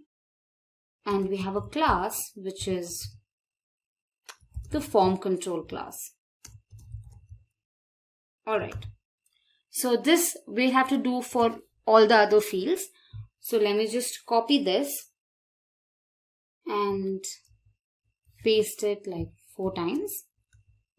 I'll also add the tag pre for spacing. Let's do that here. And finally, we'll have the button. So let's just add that here with a type submit. And let's just say submit on the button. So now let's go ahead and change these values here. So here let me just change it to last name. Here as well. And here as well. And in this case it is going to be email. So let me just change it here.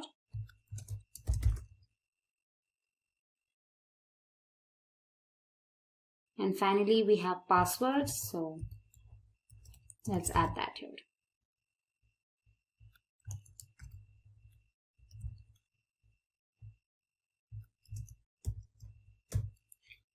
Alright, so let's save this and just have a look at our browser. So there we go. We have our user registration form ready, but I would like to align it to the center. So let me just do that. So here in my CSS file, I'm just going to align all the div tags to the center and the label tag to the left. So let me save this and look at the browser now. And there we go. We have our registration form with a logo. So this is how you create a simple form. Now we'll have to add a directive called ngModel. Now this directive, when added into the input tag, will provide form controls to every input field. Alright, so here let's just go ahead and say ngModel. That is it. So let me just copy this and paste it for every other field. Alright, let me save this. And back in my browser, let me inspect. And here you can see different types of classes like ngUntouched, ngPristine, ngValid are added. Right? So this indicates that Angular has recognized the form tag and it has added these classes to the form as well as all the fields. So this is achieved when you add the ngModel directive in your input tag. Now, back in my VS Code. Now every form has an output property attached to it called ngSubmit. Alright, so this property can be bound within a method called the submit method. So once submitted, this method is called, right? So once we click on the submit button, this method has to be called. So to include that, we'll have to just say form ngSubmit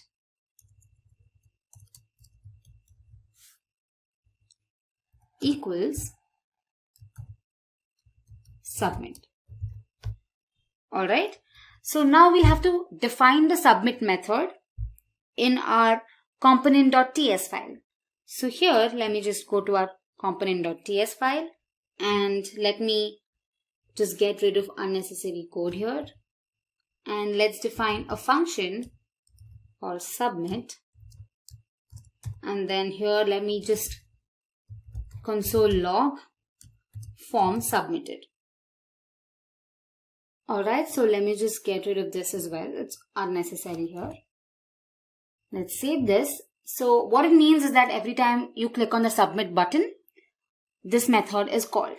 Alright, so let's just have a look at the browser. So first let's go to our console. And when I click on submit, it says form submitted. Alright. So the next crucial step is to generate JavaScript representation. Now we'll have to make use of another directive called ngForm that is assigned to a template variable. Okay, so this JavaScript representation helps with validating all the fields. So I'll help you understand that better. So back in our HTML file, let's just create a variable first.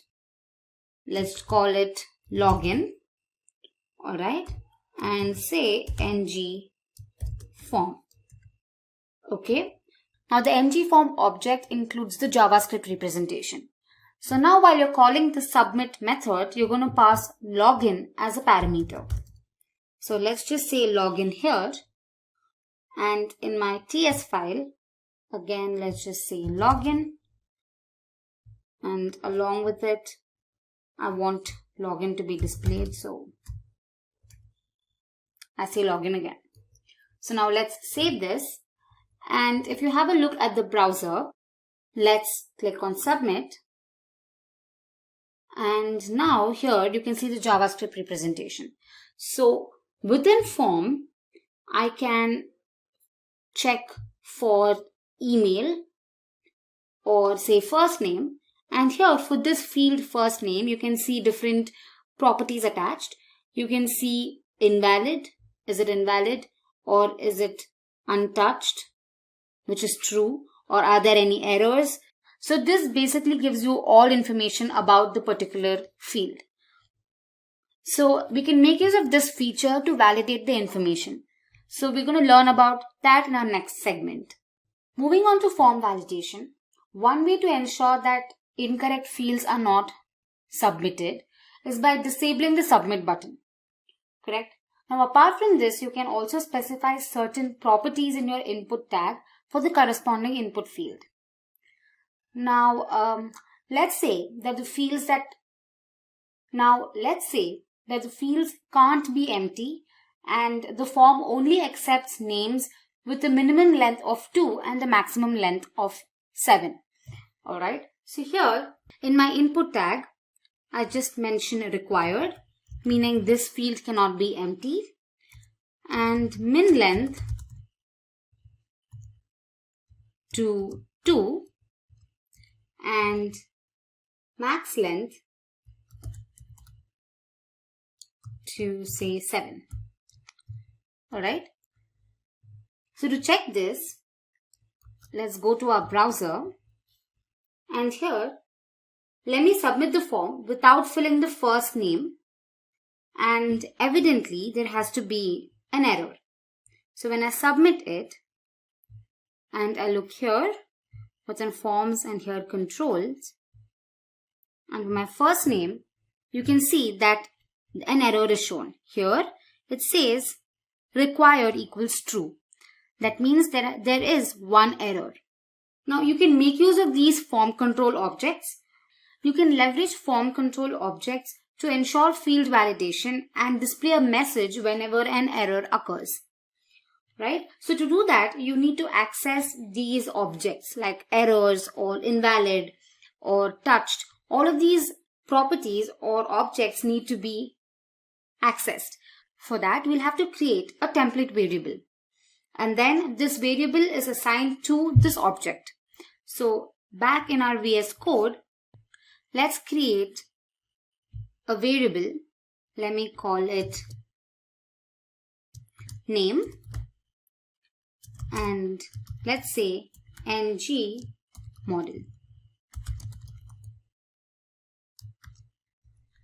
Alright, here the variable name receives the control object. So here back in my browser, when I submit again without the first name, you can see that the invalid property is set to true. Correct? So this helps us use this property to alert the user with the help of a simple if logic. So back in my VS Code, let me create another div tag within which I mention ng if, within which I'm going to use a simple if logic. So let's say ng if name, which is our template variable, name dot touched and name dot invalid is true, right? Then I'm going to alert. So I'm going to make use of an alert here. Let's say alert danger. Alright. So in my CSS file, I'll have to mention the simple styling for alert. So here, let me just say, so we're going to have the background color red for danger, alright? And here I'm going to display the message invalid in bold. So now let's go back to our browser and check it. So let me proceed without entering the last name. It says invalid here. So this was a simple demonstration to show you form validation. Of course, you can modify the code depending on your requirement. Say suppose the length of the first name is too short, then you can alert the user with a different message. Or suppose they have missed out on filling a form field, then you can again alert the user. So you can basically make use of the nested if condition, right? Now just to help you understand that better, let me just show it to you. Now back in my HTML file, instead of invalid, let me have another tag, a paragraph tag, within which I make use of ngIf again. Now ngIf name.errors.required is true.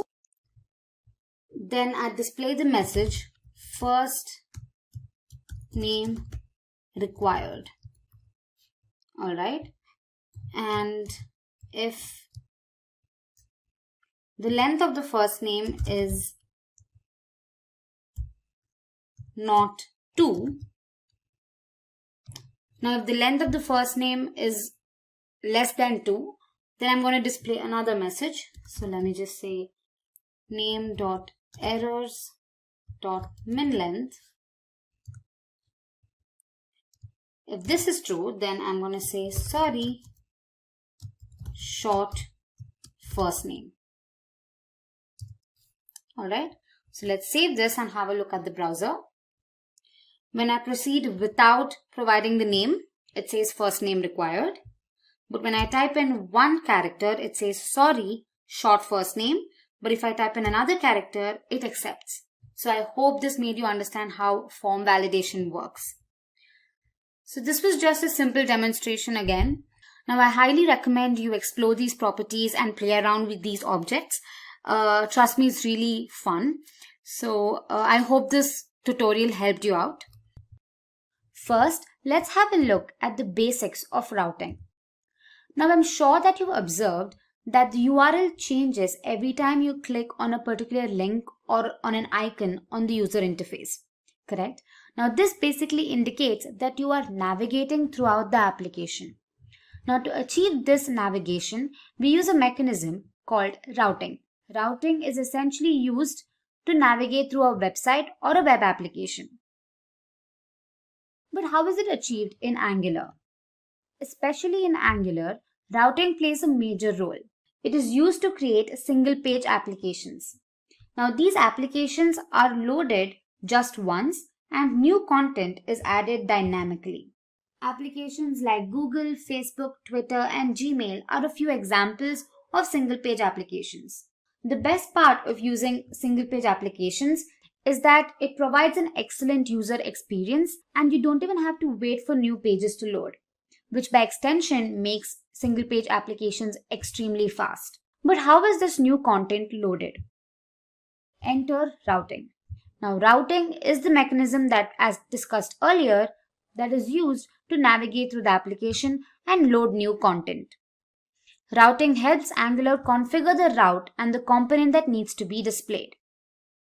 Now I'm sure you're going to understand the concept of routing better when you work on it hands-on. So in the demo, we're going to be navigating to the login and the home pages of a web application with the help of routing. So let's head to our Visual Studio Code. So basically, the objective of our application is to navigate to home and the login pages. So when I click on the login icon here, it loads the login page. And here you can see the extension /login. And similarly, with home, once you click on it, some new information gets added and the URL changes with a /home appended. Alright, so this is the main objective of our application. So to create it, let's head back to our VS Code. Alright, so here I've created a folder called demo_angular and I've created a file called demo routing. Now the first thing you want to do is open the index.html file and make sure that the base tag is added. Now although this is generally added when your app is created, if it is not, then add a base tag with href attribute which is set to a /. Alright, now this is generally done to tell Angular to construct the URL while navigating with a /. Alright, and the next thing you want to do is open your app.module.ts file and check if the app routing module has been imported. If not, go ahead and import it and then also mention it in your imports array. With that, the initial setup is done. Now to create the nav bar, the code that I'm going to be using is already explained in the previous video, that is Angular Bootstrap. I highly suggest you go through that video before watching this. So the code is already available. I'm just going to create a component and write the code for it and paste the code in it. So let's do that. Let me say ngGC navbar.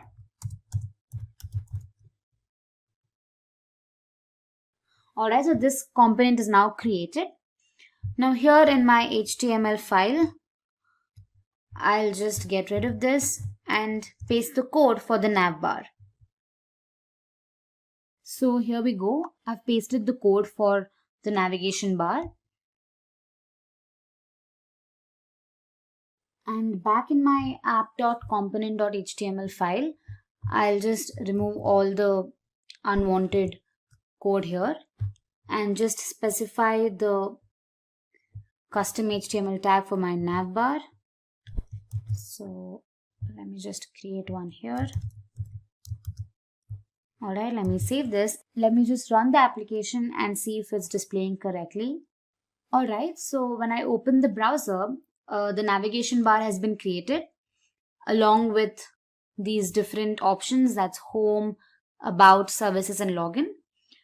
Alright, and we also have the Simplilearn icon here. Alright, now the next step is to generate the components to display the login page content and the home page content. Now again, I have used Bootstrap to define the user interface for these files. You can easily find the code online. Just search for Bootstrap login templates, and depending on your requirements, you can choose the appropriate one. So first, let's create the components for my two files, that is for the home component and the login component. So let's go ahead and do that. ngGC, I'm just going to call it login for my login component. Alright, and then I'm going to say ngGC home for the home component. Alright, so I'm just going to copy the code for the login component. So back in my login.html file,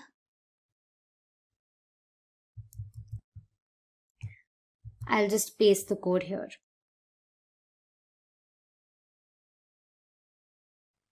Okay. Also note that I've added the Simplilearn logo in my assets folder and then just provided the source for it here in my login component. Alright. So next up is the home component.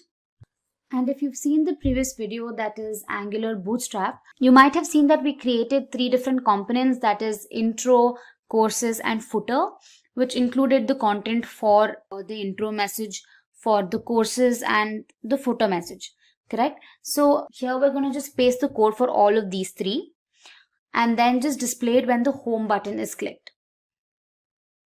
Alright, so what I'm going to do is I'll just paste it here. So this basically has all the content. One thing I want to tell you is that in the previous video, we made sure that the code was written in three different components. However, for this, I've just added all the code in the same component.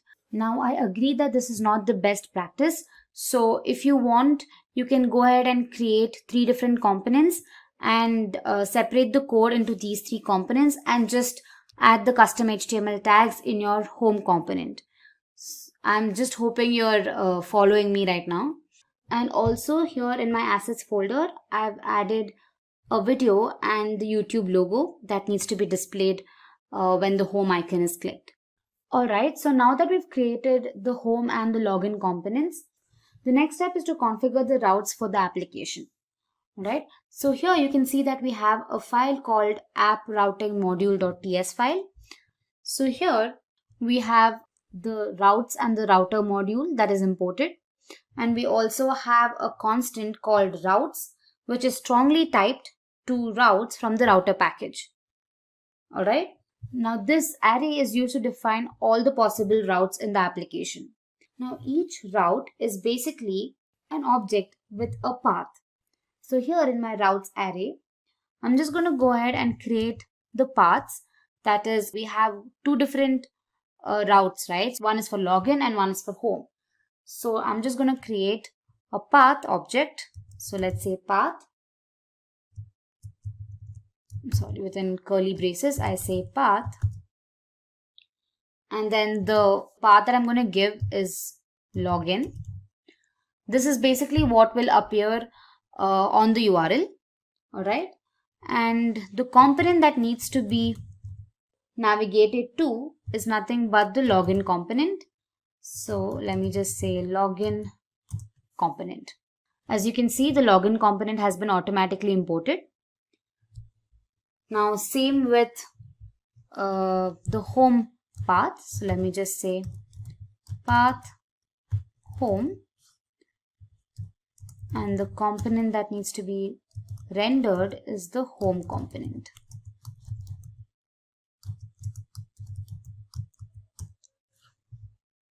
Alright.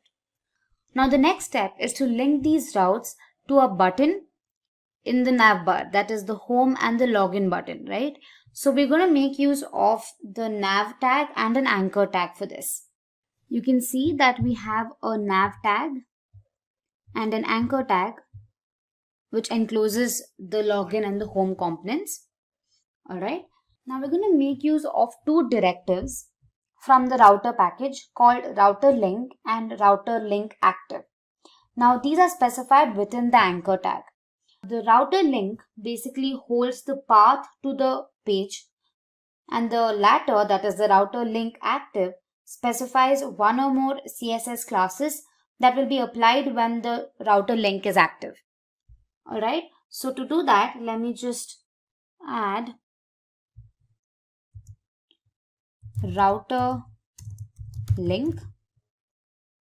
Alright, in our case it is home here, and we're going to have another directive called router link active, and we're just going to say active here. Alright, same for the login icon here. Let me just copy this, and instead of home, the path we created for this was login. Alright. So this is how you can bind the route to your specific button on your UI. Now, despite of all this, how are we specifying where these components are to be displayed? Right? The answer to this is using the router outlet directive. Now again, this directive is available in the router package. So we have to add that in our app component.html file. So here, just go ahead and type router outlet. Alright, so with that, we've created a simple navigation bar which has different options, that is home, about, services and link. And once the user clicks on the home icon, it displays the content that is in the home component.html file. And once the user clicks on the login component, it displays the content in the login.html file. Alright, it's as simple as that. So now let's go to the browser and see if it executes correctly. So alright, we have the navigation bar, and once I click on the home icon here, alright, yes, we see that all the content has been loaded. You can see we have the intro section, we have the courses section and the footer section as discussed. And in today's video, we'll be learning all about React.js. So let's jump in and see what's in store for us. So we'll be covering topics on what is React, why React, features of React, React prerequisites, and its industry trends. Let's go ahead and begin with what is React.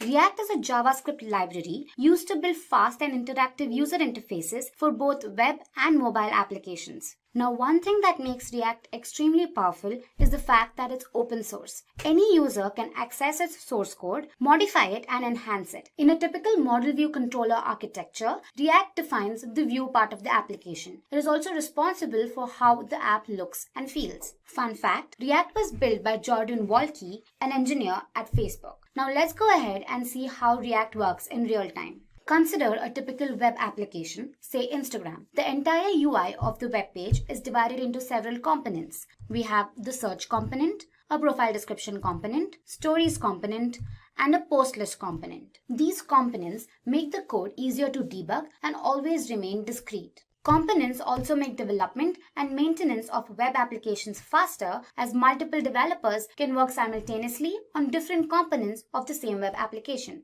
Now let's see why React is so popular these days. React helps in creation of dynamic web applications. It also provides performance enhancements. Now there are several performance enhancements like virtual DOM and one-way data binding. We'll learn about these topics a little later in the video.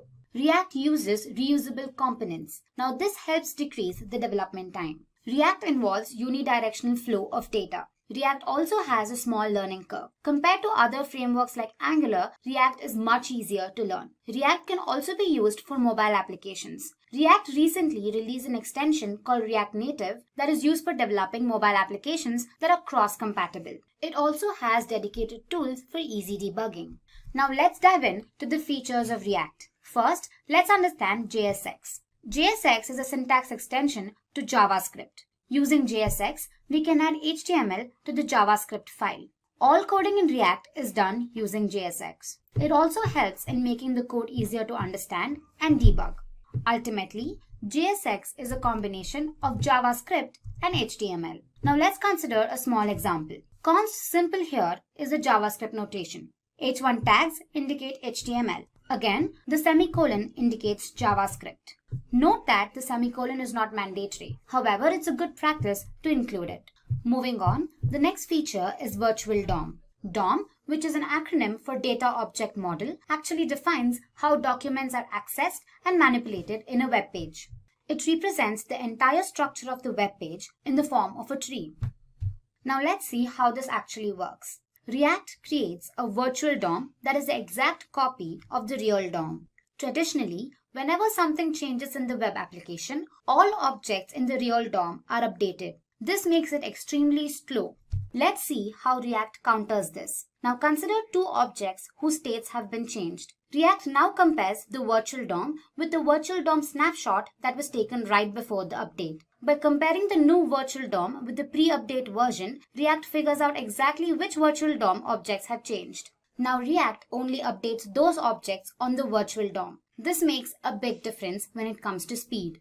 Coming to the next feature, performance. React uses virtual DOM. As discussed earlier, virtual DOM impacts the speed of the web applications. We also took an example of Instagram and learned how multiple components can affect the development time. They help improve performance drastically. The next feature is one-way data binding. This means information flows in only one direction. One-way data binding is specifically used when information is displayed and not updated. Remember that the components of React are functional in nature. That is, they receive information through arguments and pass information via their return values. The next important feature is extensions. React has many extensions that we can use to create full-fledged front-end applications. It provides server-side rendering, which means that the application is rendered on the server rather than in the browser. React Native, which is a React extension, is used for developing mobile applications. There are many other extensions that React provides for every scenario in web development. Now let's look at a few of them. React Native lets you build mobile applications using only JavaScript. A React Native app is a real mobile application and not just a web application running on your mobile devices. Thousands of applications like Facebook, Instagram, Pinterest, Skype use React Native. The next popular React extension is Flux. Flux is the application architecture that Facebook uses. Flux implements a unidirectional flow, which makes it easier to understand what actually is going on. Now let's see how it works. When we trigger an action, the dispatcher will get notified. The dispatcher receives actions and dispatches them to the stores.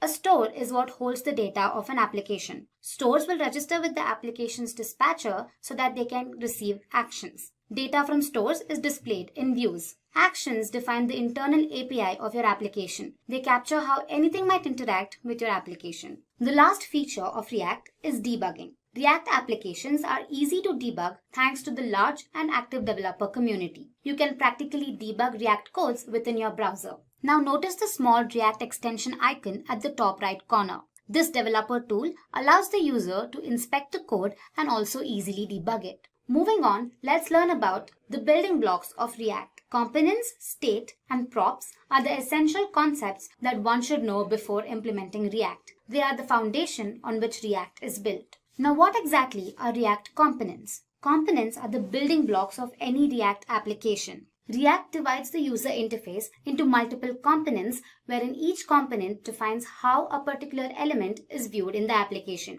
React components remain discrete and are processed independently. Another feature is reusability. Components can be reused multiple times across the application. This reduces the development time. Consider the following code snippet. A component is implemented as a JavaScript class having some state and a render method. State is the data which we want the component to render. The render method is responsible for how the UI looks and feels to the user.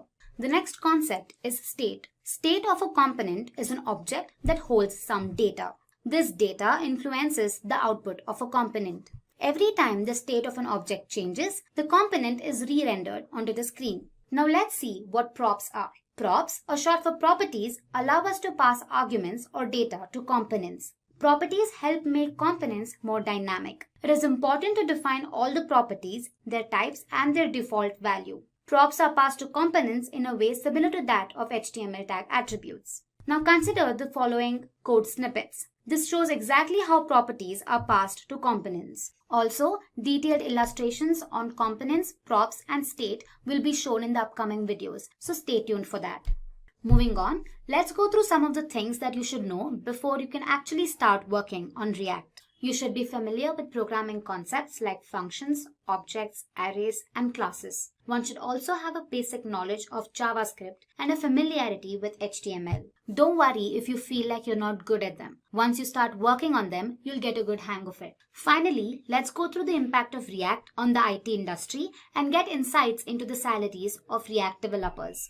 Statistics show that React developers earn way more than other web developers. According to PayScale, the average salary for a React developer in the United States is a whopping $91,000. The average salary for a React developer in India is 7.25 lakhs per annum. Over the recent years, React has gained immense popularity and is being adopted by many companies. According to the data by Google Trends, React has had a better growth scale compared to other frameworks like Angular and Vue. Statistics show that front-end developers have wholeheartedly adopted this lightweight framework, foregoing other available options. If you are skilled and have a knack for front-end development, React can help you gain fantastic career opportunities. Lastly, talking about a few companies that use React devotionally, we have Facebook, Instagram, Netflix, Dropbox, WhatsApp, among others.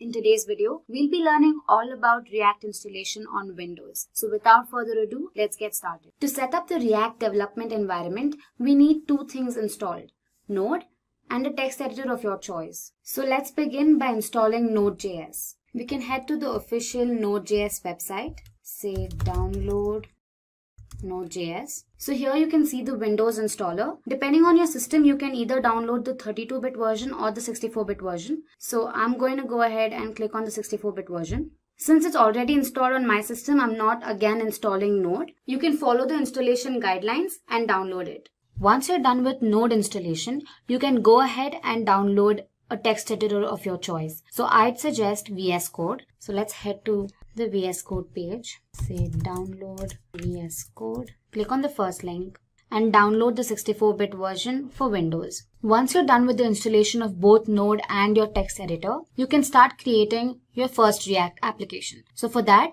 let's create a folder. I'm creating it on my desktop, while you can create it in any of your drives. Let's call it first React. Now open your command prompt. Now you can type in the path for the folder that you just created. So say cd users first React. Now go ahead and type in the command npm install -g create React app. Okay, so this command installs all the necessary React.js modules. Now to check if the version is correctly installed, you can type in create React app version. So you can see the version here. Now let's continue and develop your React application. Type in the command create React app and you can give a name to your application. So I say my app. Now this should take a couple of minutes. Okay. Once you've successfully created your application, they say to begin by typing the following commands. So let's do that. Say cd my app and npm start. This should typically start your application, and here we go. Alright. You can also open your application in the text editor that you've downloaded. So let's go ahead and open VS Code. VS Code, file, open folder, go to your desktop or the drive that you've saved your folder in. First React, my app, and I say select folder. So as you can see, all your modules have been imported. You can click on app.js and start editing. In today's video, we'll be learning all about the most basic infrastructure of React.js called components. Without delay, let's begin and look at what's in store for us. So we'll be touching on topics like what are components, types of components, nesting components, higher order and pure components, and a brief description about component lifecycle. Alright, to begin with, what exactly are components? Components are the building blocks of a React application wherein each component represents a part of the user interface. Now to make it more understandable, consider the Facebook homepage. The entire UI can be broken down into several elements. Say we have the credentials component, the sign up component, the image component, and the logo component. Notice that each component adds something to how the homepage looks. Alright, reusability is one of the salient features of React components. One component can be reused several times across the application, and this improves the development speed. Components can also be nested. One component can internally consist of several other components. In its minimal form, a component must define a render method that specifies how exactly the application looks and feels. A component can also receive properties from its parent components. Also, you'll get a better understanding of all of these when we start working hands-on, so don't worry. So, moving on, let's look at the different types of components. First, we have the stateless functional components, and then we have the stateful class components. Now, functional components are typical JavaScript functions that return HTML. Now, they can be contained in a .js or a .jsx file. Coming to class components, these are regular ESX classes. However, it's mandatory that they contain a render method that in turn returns HTML. They can also be contained in .js or a .jsx file. Okay then, let's go ahead and build our first React application using components. Alright, so I've opened my text editor, that is VS Code, to build my application. Also, I suggest you watch the React installation on Windows video to help you get started. The video briefly explains how to install Node and how to start building your first React application. In my case, I've opened a folder called React Component Tutorial, and here in my source folder, I have app.js. Now, app.js is the main component that gets rendered to the DOM. Let me show you that. Here in index.js, you pass app.js, which is a component that gets rendered to the React DOM. So app.js consists of several other components that can be nested. So as you can see, app.js is a functional component. And before moving on, let me get rid of all the unnecessary code. So let me delete all of this and return an h1 tag that says hello, welcome to Simplilearn. Let me save it. And if you look at the browser, you'll have hello, welcome to Simplilearn. Now let's go ahead and display another message. Say H1. This video is about components. Alright, let me save it and let me check the browser.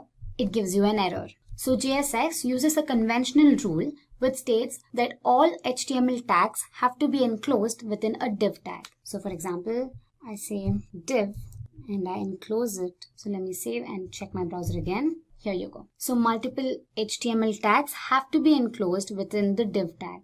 Moving on, let's create our first functional component. To do that, I'll first create a folder in my source folder, say components. Within that, I'll create a file, say functional component.js. Alright, so the first thing we have to do is import React. So I say import React from React. The general syntax for a functional component involves the keyword function and say functional component. Now you say return an h1 tag, or I've already used h1 tags, so I'll say paragraph and I say this is a functional component. Alright. Before explaining to you how these components are exported and imported, let me show you the general syntax for a class component. So I create another file, say class component.js. I again import React from React. The general notation is using the class keyword followed by the name of the class extending from the base class React.component. So going ahead, I say class component extends React.component. Now the key feature of a class component is the usage of a render method. So I say render, within braces I say return a paragraph tag saying this is the class component. Alright. So moving on, let's see how these components can be nested into the main component, that is app.js. Components can be nested into the main component using import and export keywords. So as the name suggests, export feature is used to export a particular file or a module, and import is used to import a particular file or a module into the current existing module. So we have two different types of exports. You have default export and just export or named export. So a default export is used to export just one object, be it a function, a class, a variable, from the file, and there can only be one default export per file. And when you're importing it, you can specify the address and use the word import before it. So let me show you how it works. Let's go back to our editor and then functional component. And here I say export default and the name of the functional component, that is functional comp. So let me save this. And going back to my app.js, I say import name of the functional component, that is functional comp from, and I pass the path, this components / functional component. Also, let me get rid of these unnecessary files here. Now let's define functional component in our app.js component. So here I say functional comp. Let's compile it and check our browser. Here it says this is our functional component. Moving on to my class component, it's the same syntax here as well. I say export default name of my component, and in my app.js I import it. Import class comp from the path, and again I'll have to define it in my return method. I say, so let me compile it and check my browser.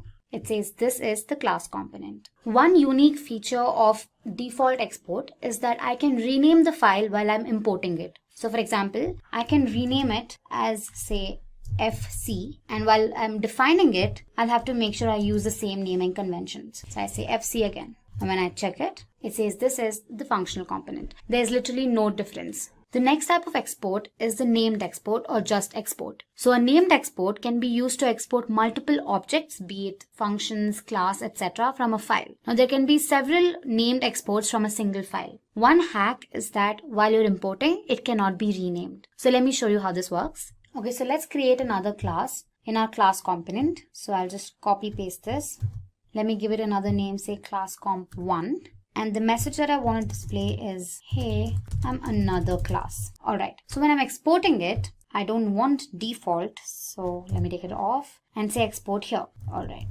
In my app.js, while importing it, I want to import both the classes. So I'll include them within curly braces here. I say class comp, comma, class comp1. And then again, I define it here, class comp1. Let's compile it and run it. And here we go. Here you can see, hey, I'm another class. So we've successfully exported both the classes from the class component and imported it back in our app.js component. One advantage of using named export is the fact that I can choose to import the classes that I want to. Now say for example, I do not want to import class component here.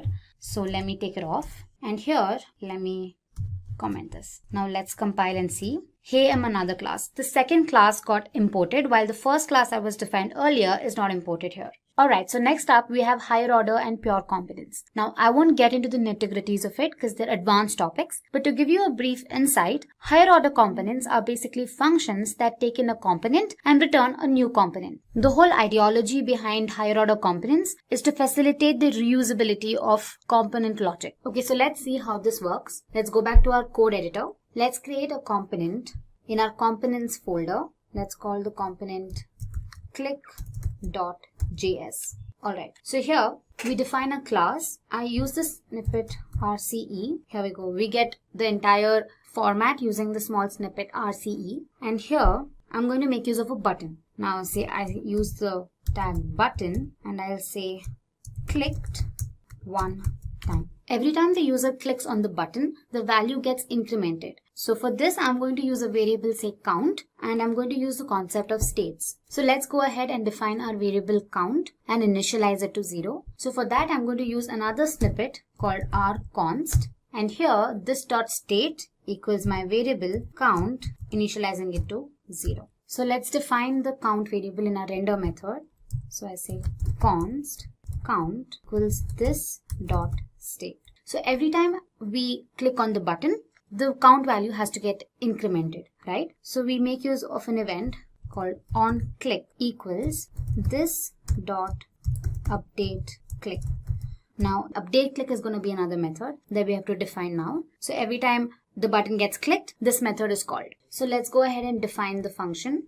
So it is update click equals, it's going to be an arrow function, and I say this dot set state is nothing but count this dot state dot count plus 1. Okay, and here we say count times. Alright, so once this is done, let's import our component in app.js. So here again, I say import click from components click.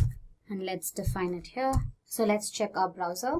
Every time we click on the button, the value gets incremented. Alright, so let's go ahead and create another component, say counter.js, wherein every time the user hovers the mouse on the button, the count value increases. So let's go ahead and do that. I say counter.js. I'm again going to use the snippet RCE to create a class component. And here in my div tag, I define a button and say incremented to, for now I say X. So now let's go ahead and add the event. Say button on mouse enter.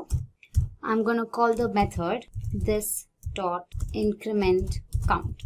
Okay, so once you're done with that, let's go ahead and define the increment count method. I'm going to copy the same code that I've mentioned in my click.js. So I say copy this.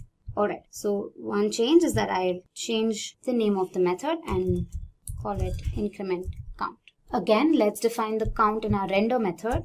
So I say const count equals this dot state. And here I change X to count. Now let's go ahead and import it in our app.js. So I say import counter from components and counter.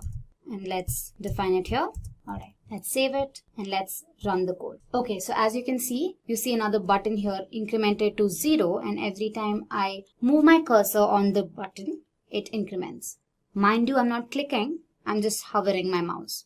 Okay, to learn how higher order components work, we'll have to pass counter.js and click.js as parameters to give birth to an entire new component. So for that, let's go ahead and create another component for our HOC. Let's call it higher order.js. Okay, so I say import react from React. After that, I say const updated component equals original component. That's going to be an arrow function again. And within curly braces, I define my class. That is class, say, new component extends react dot component. Inside, let's define a render method that returns the original component with a modification, that is, I want to type the user. I want to append the user before the actual message is displayed. Alright, so let's go ahead and close the tag and return new component, and let's export this. Say export default updated component. Now we import higherorder.js in our counter.js and click.js and pass these components as parameters. So let's do that. Let's go to our counter.js, and here I say import updated component from ./higherorder component. And here, while exporting, I say updated comp and pass this as my parameter. Let's do the same to click.js. Here I import updated comp from higher order component, and here I pass this as a parameter. Now here in our higher order component, we've defined a property name and initialized it to the user. So we'll have to include this in our other components, that's counter and click. So let's do that. And here, right before incremented to, I say this dot props dot name. Let me save it. Let me do the same thing here and say this dot props dot name. So if you go back to our browser, here you can see it says the user clicked 0 times and the user incremented to 0. Okay. So this basically shows how React implements reusability of components. Moving on, our next topic is pure components. Now, another way to create class component is by extending pure component from React. A pure component avoids unnecessary re-renders. Now, how does it do it? It does not implement the should component update method. Now, you'll learn about this method a little later in the video. Now, this method enables re-rendering of components to the DOM. But a pure component, on the other hand, ensures a shallow comparison of states and props and checks if a re-render is actually necessary. Only then does it render to the DOM. A React component can be considered pure if it renders the same output for the same state and props. So let's take an example to explain pure components. So let's go back to our VS Code and create two component classes, one for a regular component and the other for a pure component. Now using this example, I'll show you exactly how pure component is more helpful. Okay, so let's create a pure component.js file. I say purecomp.js. So here I'm going to use a snippet rpce that is going to create a pure component class. Let me get rid of this export. And here in my div tag, I'll display the text, say, I'm the pure component. Alright, now let's go ahead and create a regular component. I may call it regular component.js. And here I'm going to use the snippet rce. And the message that I'd want to display is, I'm the regular component. So to draw a comparison between the regular component and the pure component, let's create a parent component for the two. So let me create one here. I'll call it parent component.js, and this is again going to be a regular class component. And here I display the message, I am the parent component. To change the state of the component, we're going to make use of a constructor. So let's use the snippet rconst, and here let me create name. You can give anything, and I say Simplilearn. Now we make use of the component didMount lifecycle method to set a time interval. Now don't worry about this, we're going to learn about it a little later in the video. So moving ahead, I'm going to make use of the method and say component didMount. And here I say set interval. And the first argument is going to be an arrow function, and the second will be the time interval. And I'm going to be setting it to 3 seconds. Now within the arrow function, I'll make use of the setState function to set the state of my property. However, I do not change the name. I keep it Simplilearn itself. Moving on, let's import pure component and the regular component into our parent component and then pass name as a property. So to do that, first import purecomp from pure component, and then I say import regular comp from regularcomp.js. And here let's say regular comp name equals this dot state dot name, and I say pure component name equals this prop.state.name. Now let's include the property name in both our regular and pure components. So to do that, let's just say this.prop.name, and here I again say this.prop.name. And finally, let's import parent component into our app.js component. So here I say import parent com from, okay, and here let me define parent com. So now if you look at the browser, we have I'm the parent, I'm regular component Simplilearn, and I'm the pure component Simplilearn. We've got the result as expected. Now to check if the pure component is actually re-rendering or not, let's include simple console.log statements. So here I say CLG snippet, and here I say pure component render. And in my regular component, I do the same thing. I say console.log regular component render. Now let's do the same in our parent component as well. Here I say parent component render. Alright, so let's go back to our browser and inspect it in our console. First the parent component gets rendered, then the regular component, and then the pure component. After that, for every 3 seconds, only the parent component and the regular component is rendered. For the same state and prop, the pure component is not re-rendered. So in conclusion, pure components optimize React codes and also improves performance. So coming to the last topic, component lifecycle. So basically, component lifecycle explains the stages the component goes through. The entire lifecycle of a component can be divided into 3 parts. We have mounting, updation, and unmounting. So the first thing that gets invoked in the life cycle is component will mount. It is invoked right before the initial rendering occurs. Then we have the rendering method. Now once a component is inserted into the DOM, component did mount gets invoked. Coming to the next phase, we have updation. When a component receives props, component will receive props gets invoked. Set state is called when the state of the property changes. So every time there is a change, React decides whether the next component's state should trigger a re-render or not. To do that, should component update method is called. Component will update is invoked right before re-rendering. After re-rendering, component did update is called that makes updates to the DOM. And the last phase is unmounting. Component will unmount method does all the necessary cleanup and erases all the allocated memory and cycles.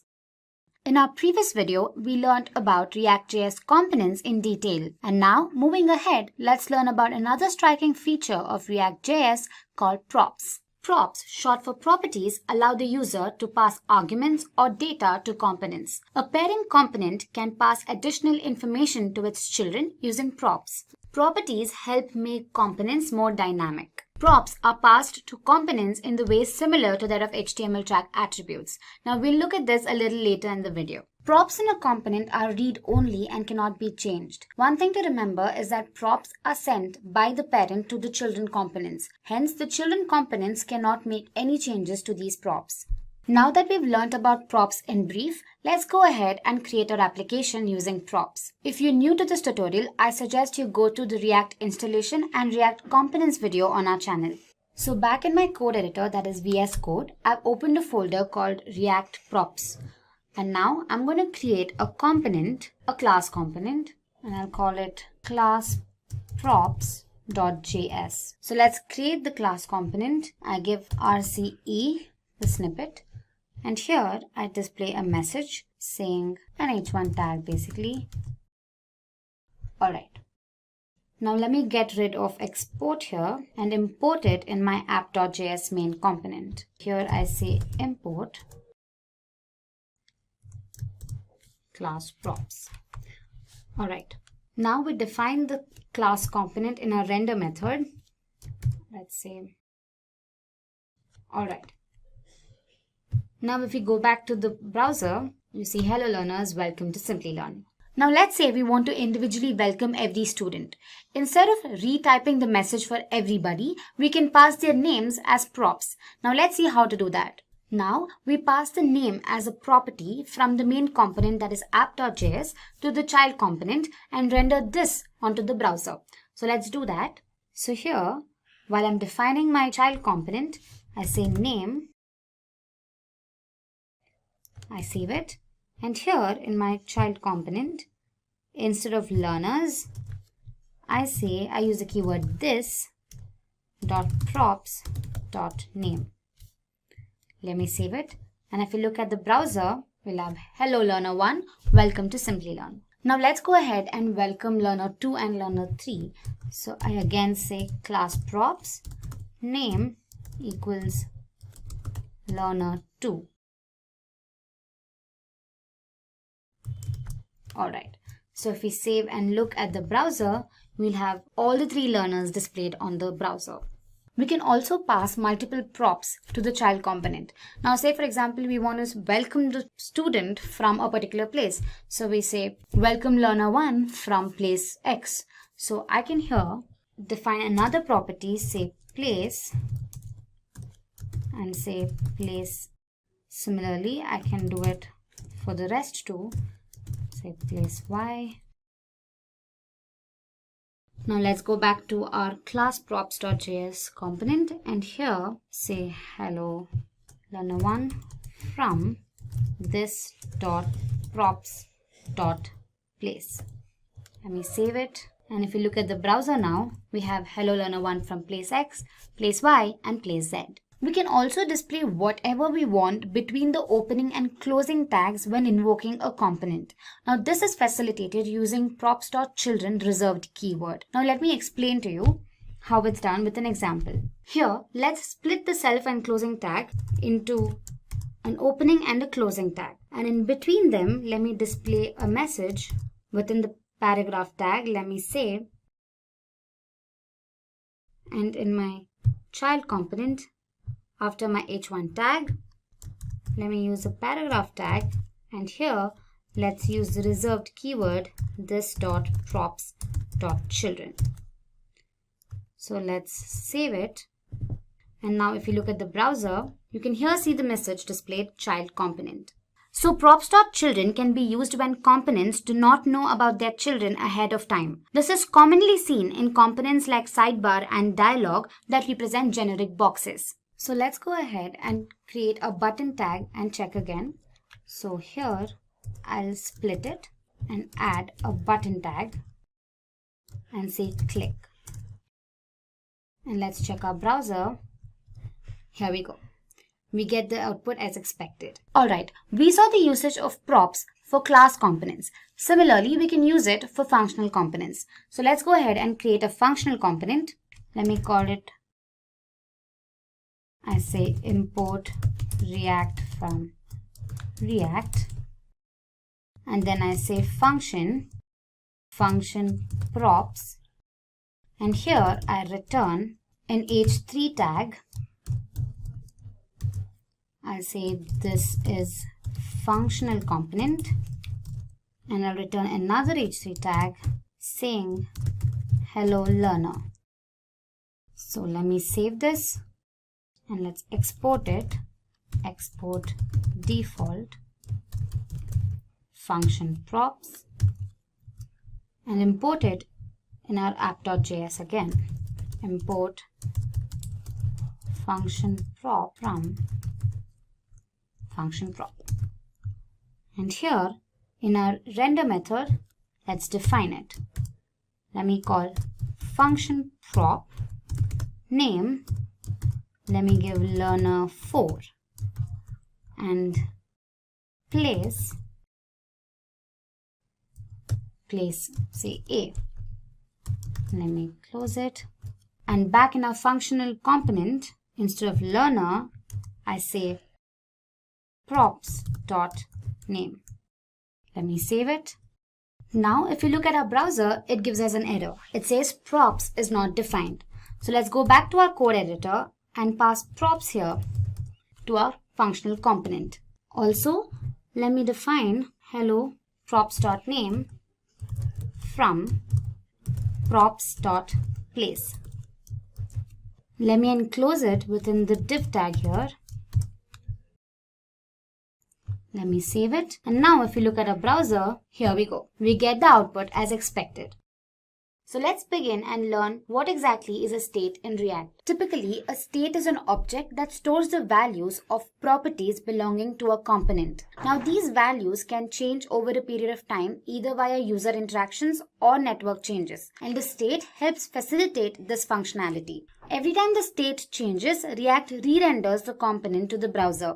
The state is initialized in the constructor. A state can also store multiple properties. A method called setState is used to update the value of the state object. Now this function performs a shallow merge on the new and the previous state. Conventionally, a shallow merge ensures that the previous state values are overwritten by the new state values. Moving on, in our previous video we learnt about props, and although props and state dictate and control the behavior of a component, they have significant differences. So let's go ahead and draw a comparison between the two. Firstly, props in a component are used to pass data and event handlers to its children, while state on the other hand is used to store the data that has to be rendered on the web page. Props are immutable. Once set by the parent, they cannot be changed. State holds volatile data and can be changed over time. Props can be used in functional and class components, while state is restricted to class components. Props are set by the parent component, while a state is generally updated by event handlers. Now that we've learned all about state, let's go ahead and build an application to see the working of state. Alright, so in my code editor, that is VS Code, I've created my application, say state, and here in my source folder, I have my app.js file.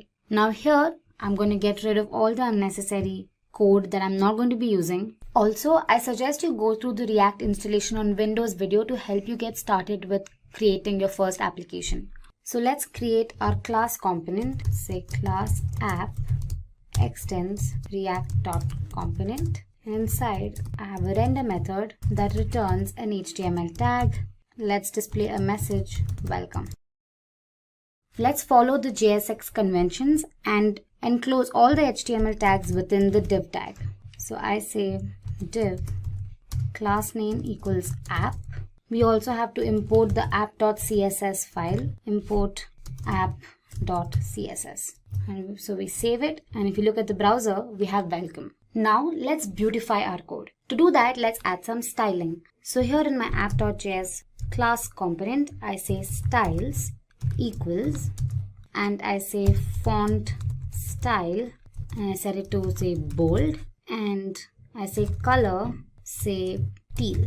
And here in my h1 tag, I say style equals this dot styles. So let me save it. And if you look at the browser now, we have welcome in teal and it's bold. Now let's go ahead and create a class component to understand state. So first I create a folder and I call it components. And inside this folder, I create a class component and I call it new comp.js. And I use the snippet RCE to create the class component. To give you an insight into what we're doing today, we'll display a message asking the user to subscribe to Simplilearn. Once the user clicks on the subscribe button, we instruct them to click on the bell icon. And finally, we display a thank you message. Now to do all of this, we're going to make use of state. And as mentioned earlier, we initialize the state object in a constructor.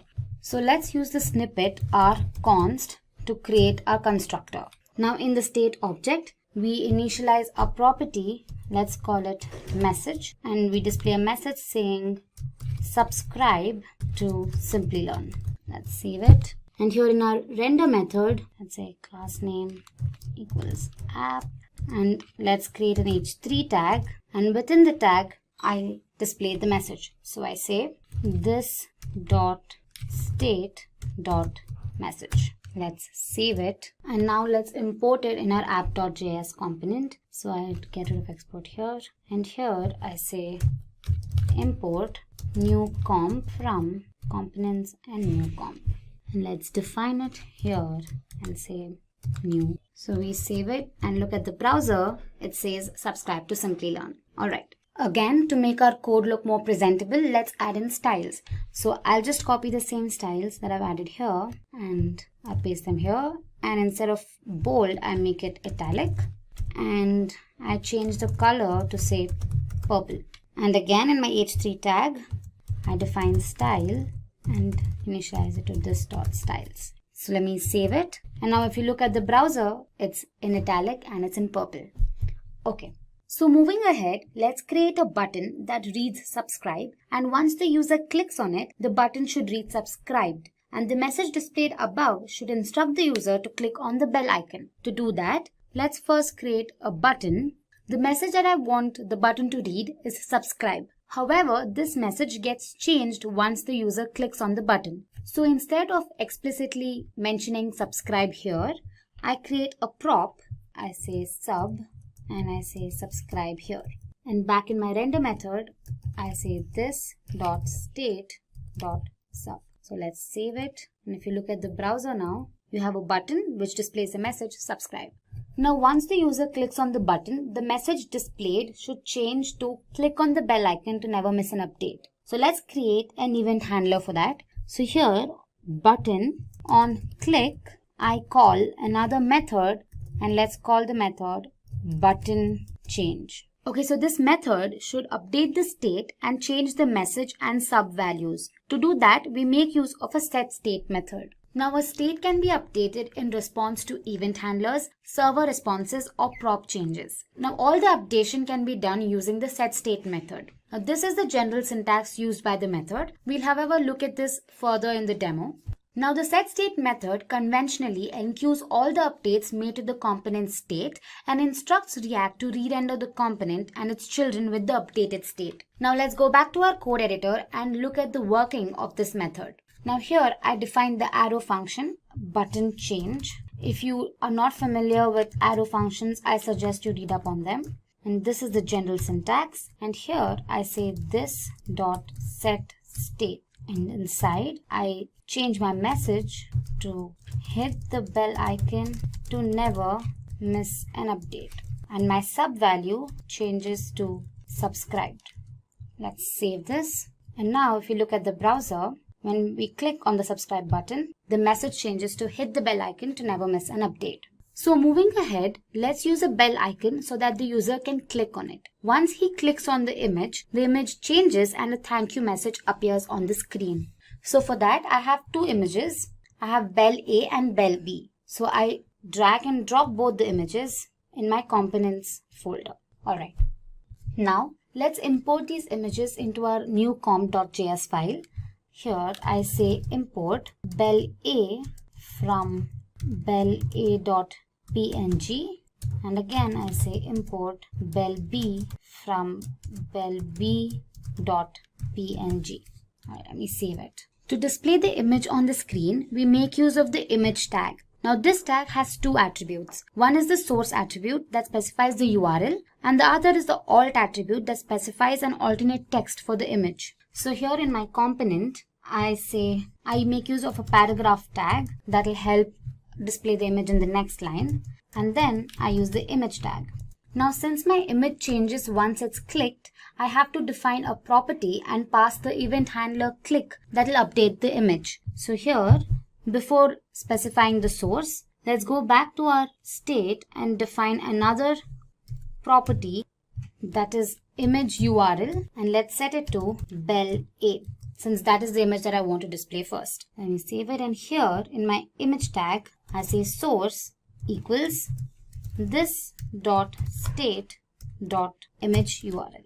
And then we have the alt tag, and I do not want to display any message, so I leave it as it is. Now let's save it, and if you look at the browser, we have a bell displayed. However, now let's change the dimensions of the bell. I do not want such a huge bell. So back in my VS Code, I define style with width, say 30 pixels, and a height with again 30 pixels. Let me save this. And now if you look at the browser, we have a smaller icon. So once the user clicks on this image, the image changes and the message displayed here gets updated. To do that, we'll have to define an event. So let's go back to our VS Code, and here in my image tag, let's say on click, I define a method, say this dot image change. And now we define this method here. I say image change. I make use of an arrow function again. And again, I use the setState method. I update the image. So I say image URL is now set to bell B. And the message is updated to thank you, happy learning. So let's save this now. And if we look at the browser, We see the image, and once clicked on it, the image gets updated and the message changes. So finally, let me refresh the browser once and show the full execution. Let me refresh. Following the instructions, let's click on the subscribe button. And now it says hit the bell icon, and once I do that, the image updates and the message changes. So what exactly is Node.js? Now consider a scenario where a user interacts with a web application. The user only interacts with the front end of the application. But there's a lot of work that goes behind the scenes.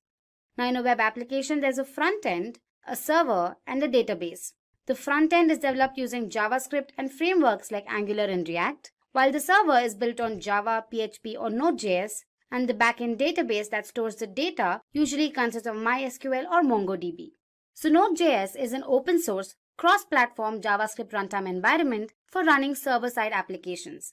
It is used to develop I/O-intensive web applications like video streaming sites, single-page applications, online chatting applications, and other web applications. It is used by large, established companies and newly minted startups. Node.js was developed by Ryan Dahl in 2009, and at the same time of this session, its latest version is v13.3.0. Now that we know what Node.js is, let's go ahead and look at why it was so prevalent in the field of web development. Here are a few points. First up, Node.js is extremely fast. Being built on Google Chrome's V8 JavaScript engine, its library is extremely fast in code execution. Node Package Manager has around 50,000 bundles for developers, so whatever functionality is required for an application can be easily imported from NPM. All APIs of Node.js library are asynchronous, that is non-blocking. It means a Node.js-based server never waits for an API to return data. Node.js dramatically reduces the processing time while uploading video and audio files. It is also an open source platform and is easy for beginners for web development. The above reasons more than justify the popularity of Node.js platform and why it is being adopted by a large number of organizations and businesses today. So now moving on, let's familiarize ourselves with the parts of Node.js. Node.js consists of several components. Now let's look at them one by one. First up, we have modules. Now modules are like JavaScript libraries which are used in a Node.js application to include a set of functions. Now we can use required function with a parenthesis to include a module in a Node.js application. Node.js application has many modules to provide basic functionality needed for a web application. Some of them could be HTTP, util, fs, URL, query string, stream, and zlib. Next up, we have console. The console module provides a simple debugging console that is similar to the JavaScript console mechanism provided by web browsers. Now the console can print messages to stdout that print standard output messages and stderr to print the error messages. The next component is cluster. Now Node.js is built upon the concept of single threading programming. A single instance of Node.js runs in a single thread. To take advantage of multi-core systems, the user will sometimes want to launch a cluster of Node.js processes to handle the load. A cluster can be added to an application in this way. Here's a small code for you. The next component is global. Now global objects in Node.js are available in all modules. Now these objects are functions, modules, strings, etc. Some Node.js global objects are mentioned in the table. You have dir name, that is a directory name, file name, exports, module, and require. The next component is error handling. Now Node.js applications experience 4 types of errors. We have the standard JavaScript errors, system errors, user-specific errors, and assertion errors. Now errors in Node.js are handled through exceptions. Now for example, let's handle an error that would occur when we divide a number by 0. Now this error would crash the Node.js application, and so we should handle this error. Here's a small code for you.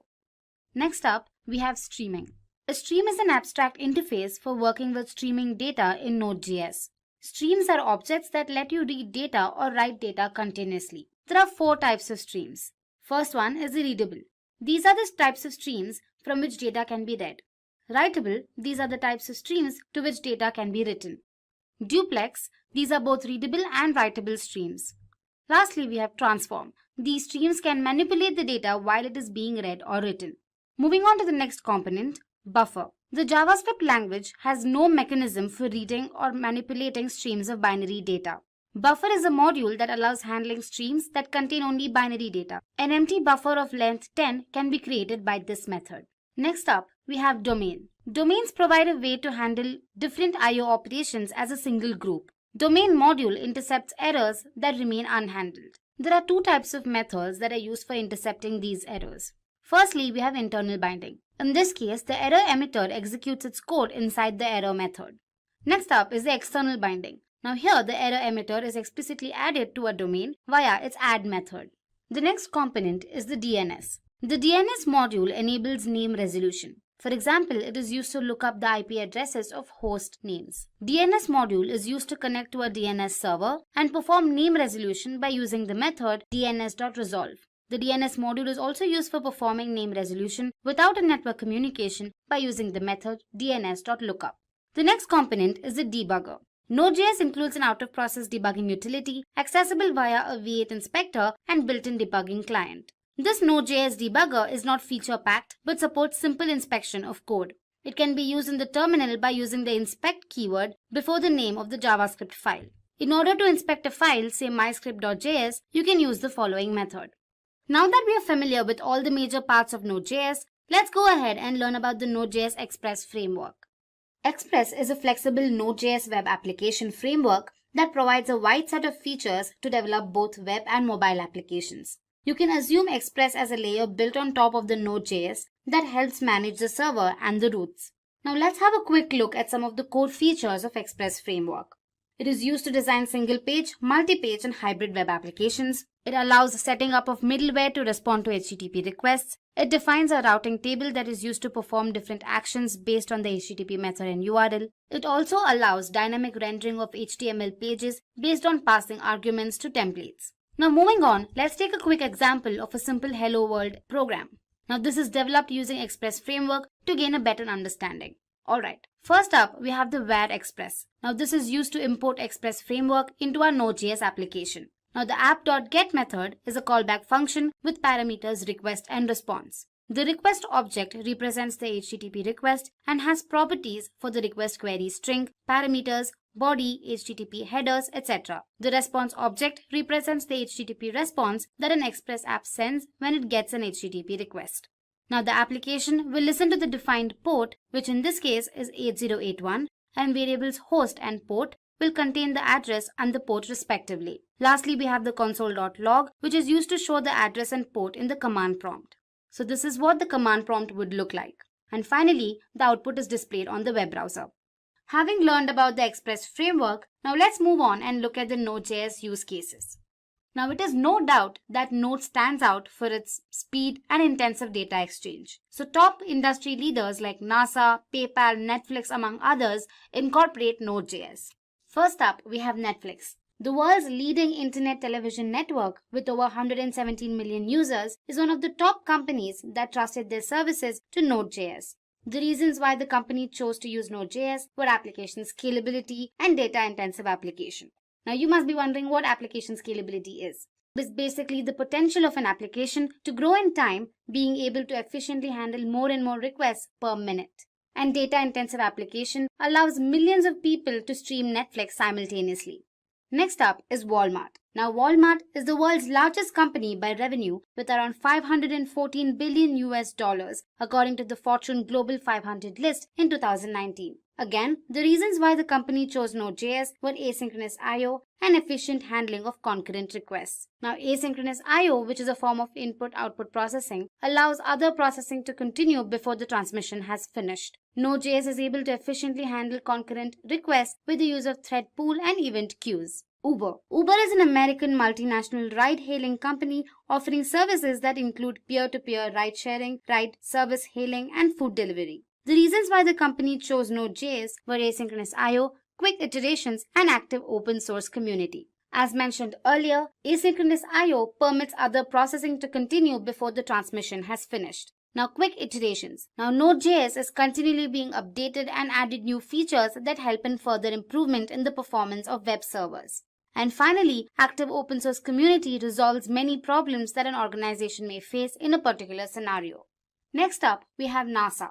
Now NASA is an independent agency of the United States federal government responsible for the civilian space program as well as aeronautics and aerospace research. The reasons why the company chose Node.js were reduced access times, handling of data-intensive tasks, and the fact that the servers are active 24/7. Now NASA has lots and lots of data, and using Node.js has really helped them in reducing the access times. It is also continuously handling and working with large streams of data.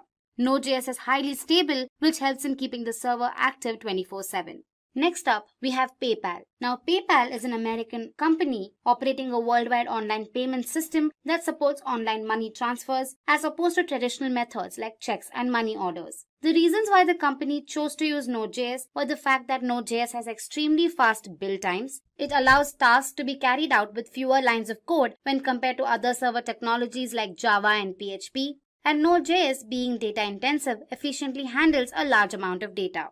Next up is Medium. Medium is a popular online publishing platform developed by Evan Williams and launched in August 2012. The main reasons why the company chose to use Node.js were A. Data-driven applications. Now these applications are ideal for being interfaced with Node.js servers. B. To run A/B tests. Now A/B testing is essentially an experiment where two or more variants of a page are shown to users at random, and statistical analysis is used to determine which variation performs better.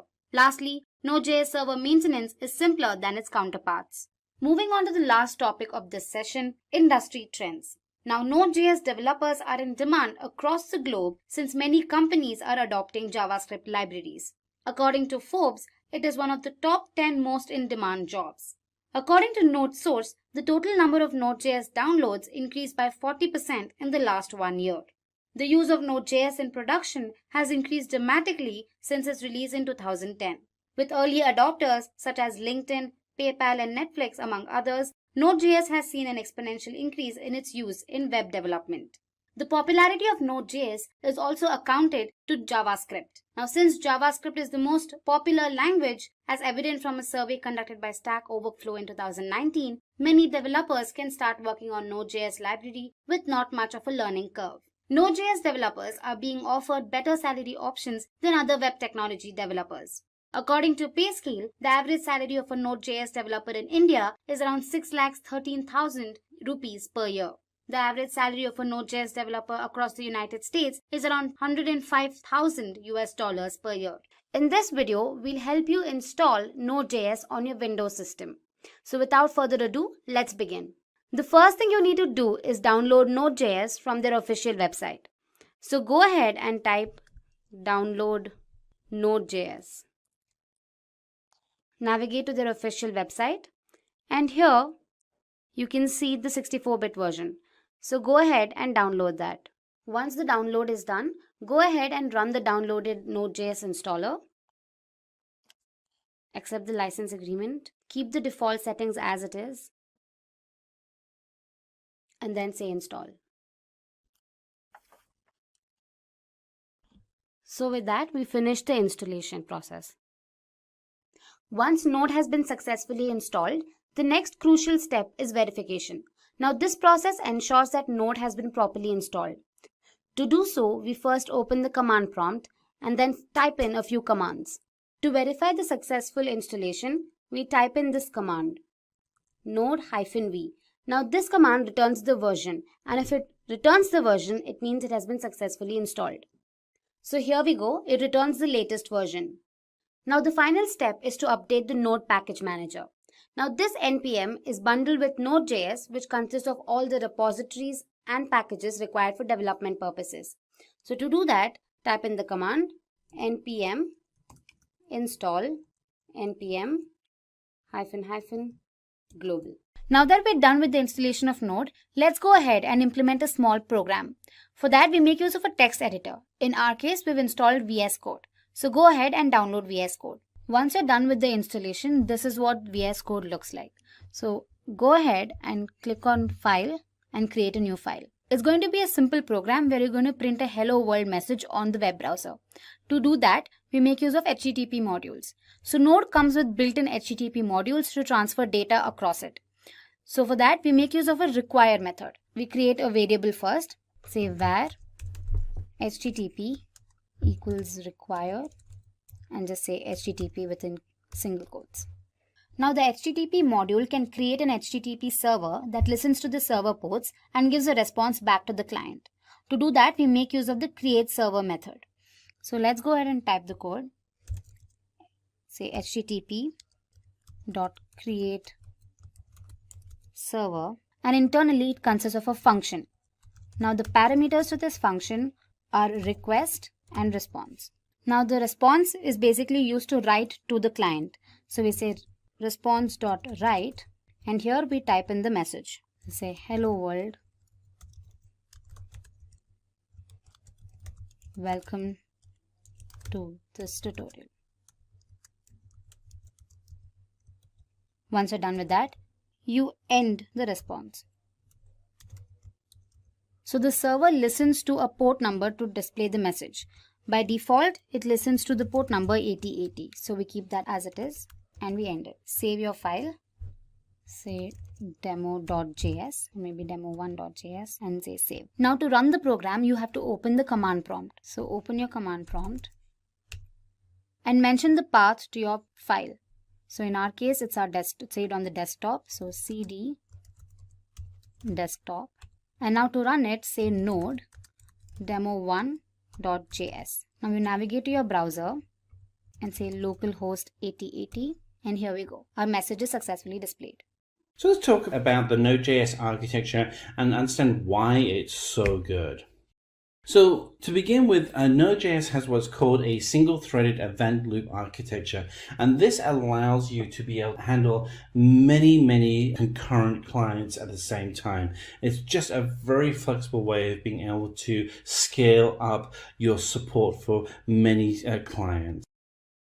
And then in addition to that, we have the JavaScript event-based model along with the JavaScript callback mechanism that allows you to have this standard approach to being able to connect with and talk and discuss interactions between the client and the server. It's good to have these kind of standards where you're not using something that's unique to a specific framework or a specific technology. This just makes it so it's more accessible for everybody.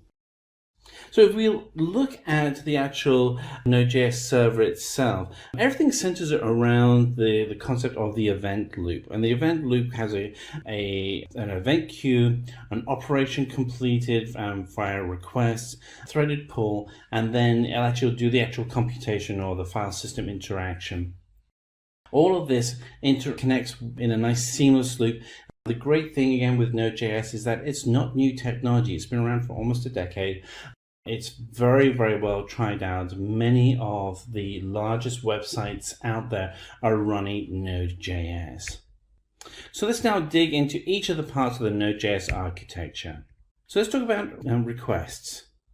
So the way that the request works is that you have your framework such as Angular on the client, and that will then send a request to the web server. And there's many ways that those requests can happen through web workers, through forms, and through other interactions. But at some point, a request is sent to the server.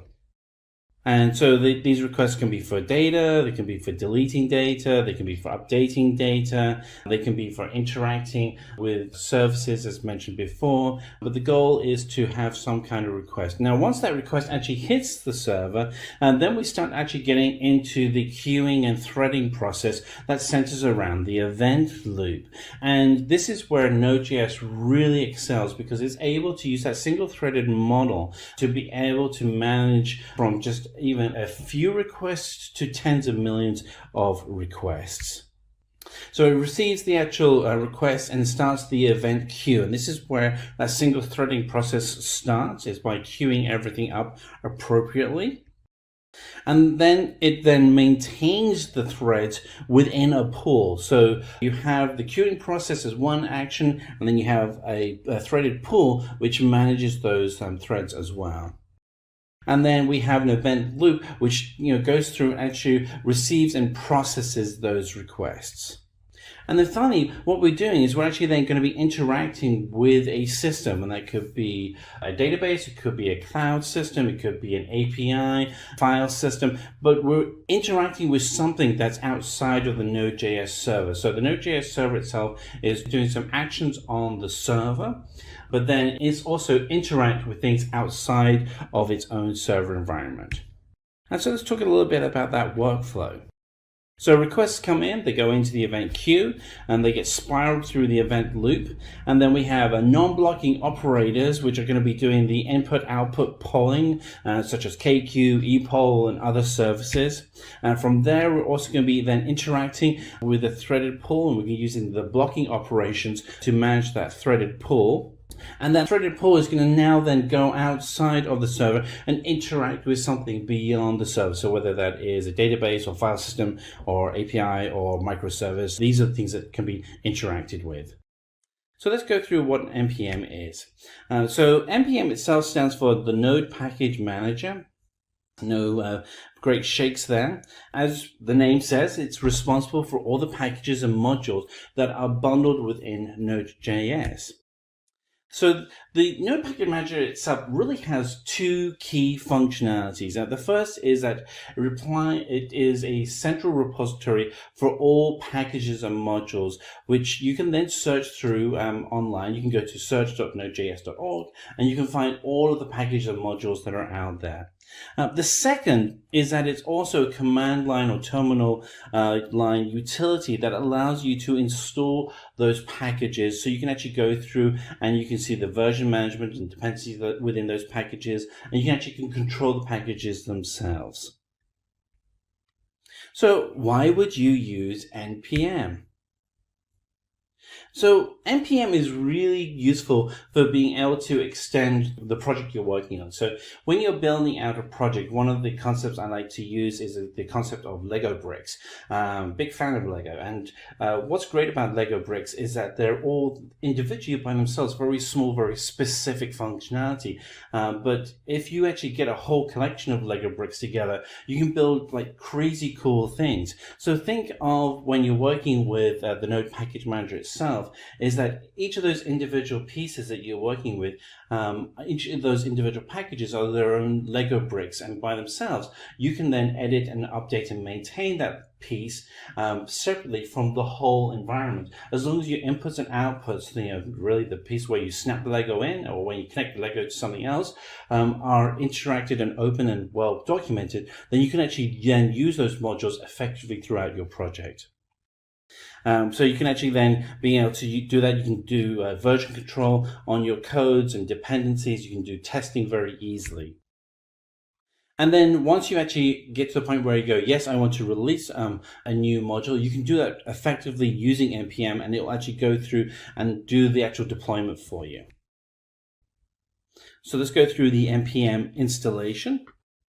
So the actual package manager itself is included with the installation of Node.js. So if you've installed and you're running Node.js locally, then you've already installed the package manager. But you can also access it through command line or terminal window on your data server or in your server farm or via the cloud. If you haven't now downloaded Node.js, here's the website where you can go down to install it, and there's Windows and Mac versions of that code as well with the installers, which allow you to get up and going very quickly.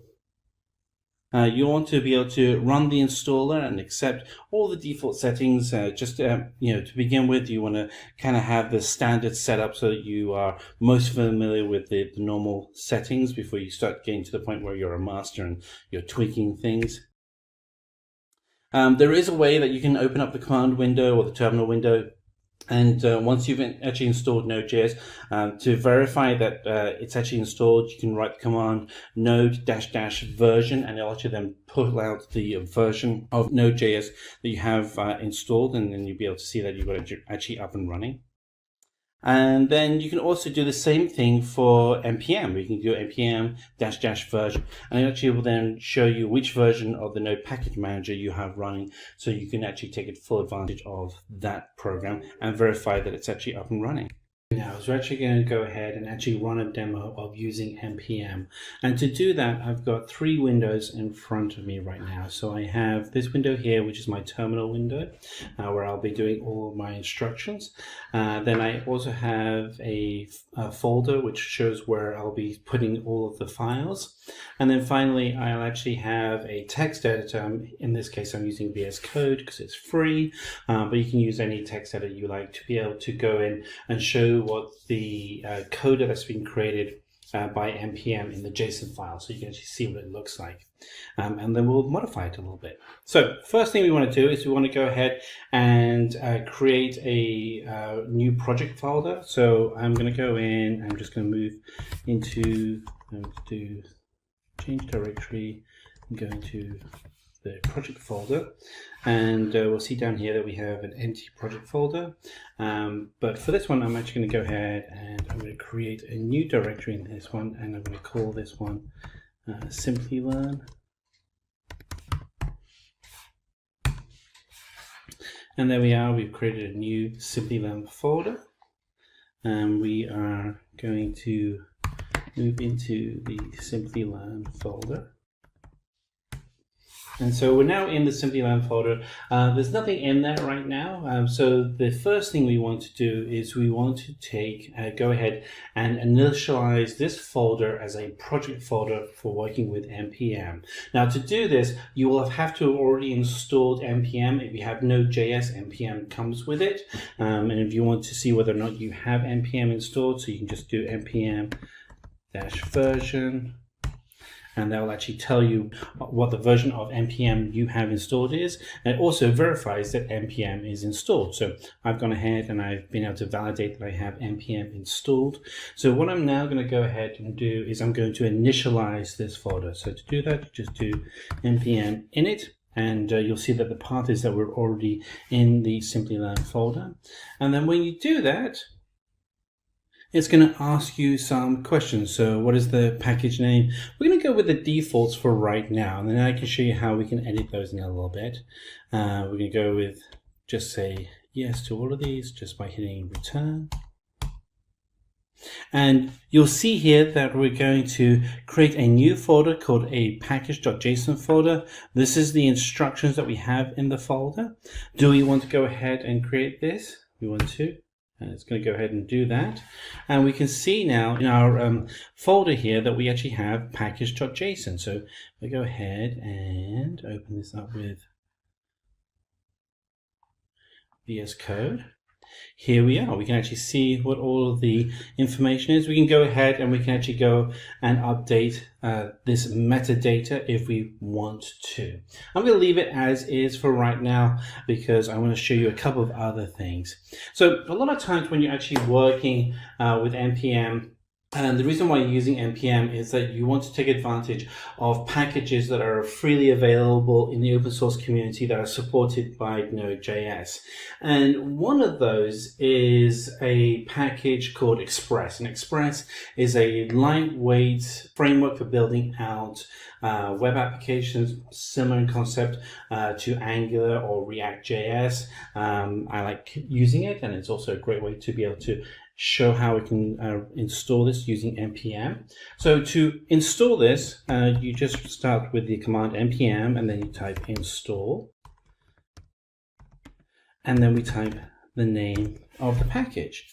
We hit enter, and it goes ahead, and what you'll actually see is a couple of things. One is we have a dependency in our package path. We also have, so this is in our JSON package, that is now a dependency that's written in there. We can also go in and under our node modules, we actually see that we have, we scroll down, we should see Express. There it is, Express. Now, if we decide that we don't want to use Express, we can actually just come in and we can write the command npm uninstall. I can type Express. Oops, I did a typo there, so let's try that again. npm uninstall Express. And a couple of things can happen. One is in our JSON file, the dependency for the Express file has now been removed. And we can also see that under our node modules, there are no extensions there. So this is kind of cool. This allows us to be able to see that we can easily add and remove packages.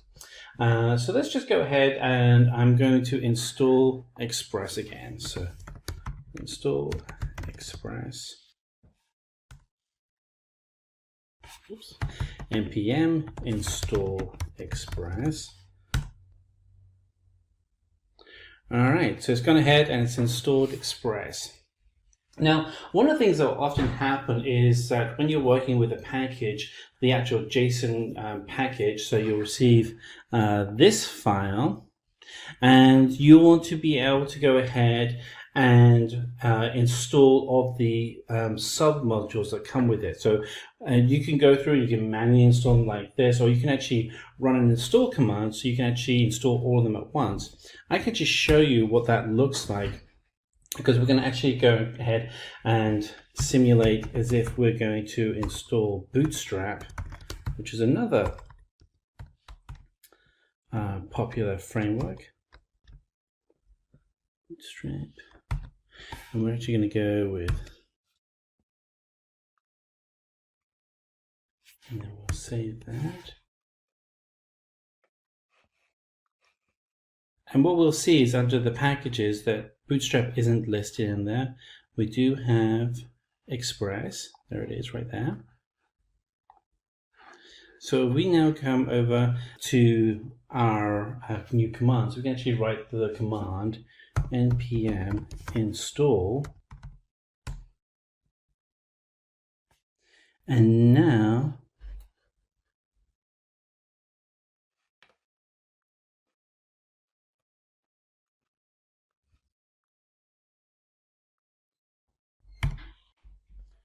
slight typo, let's try that again. Let's do npm install.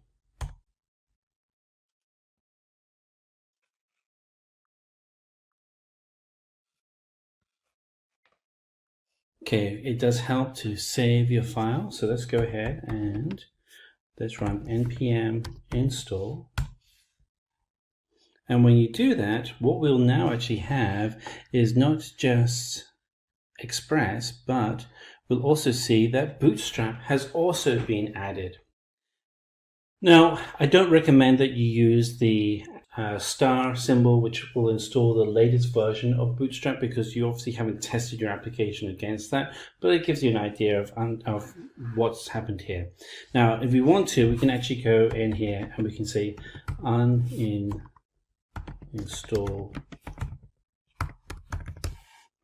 Bootstrap, and it will actually remove that from your JSON package.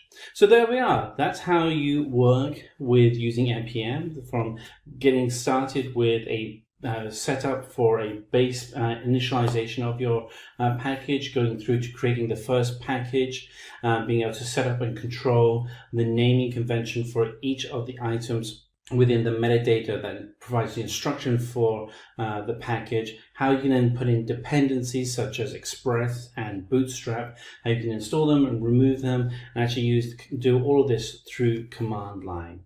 If you have any questions, please let us know.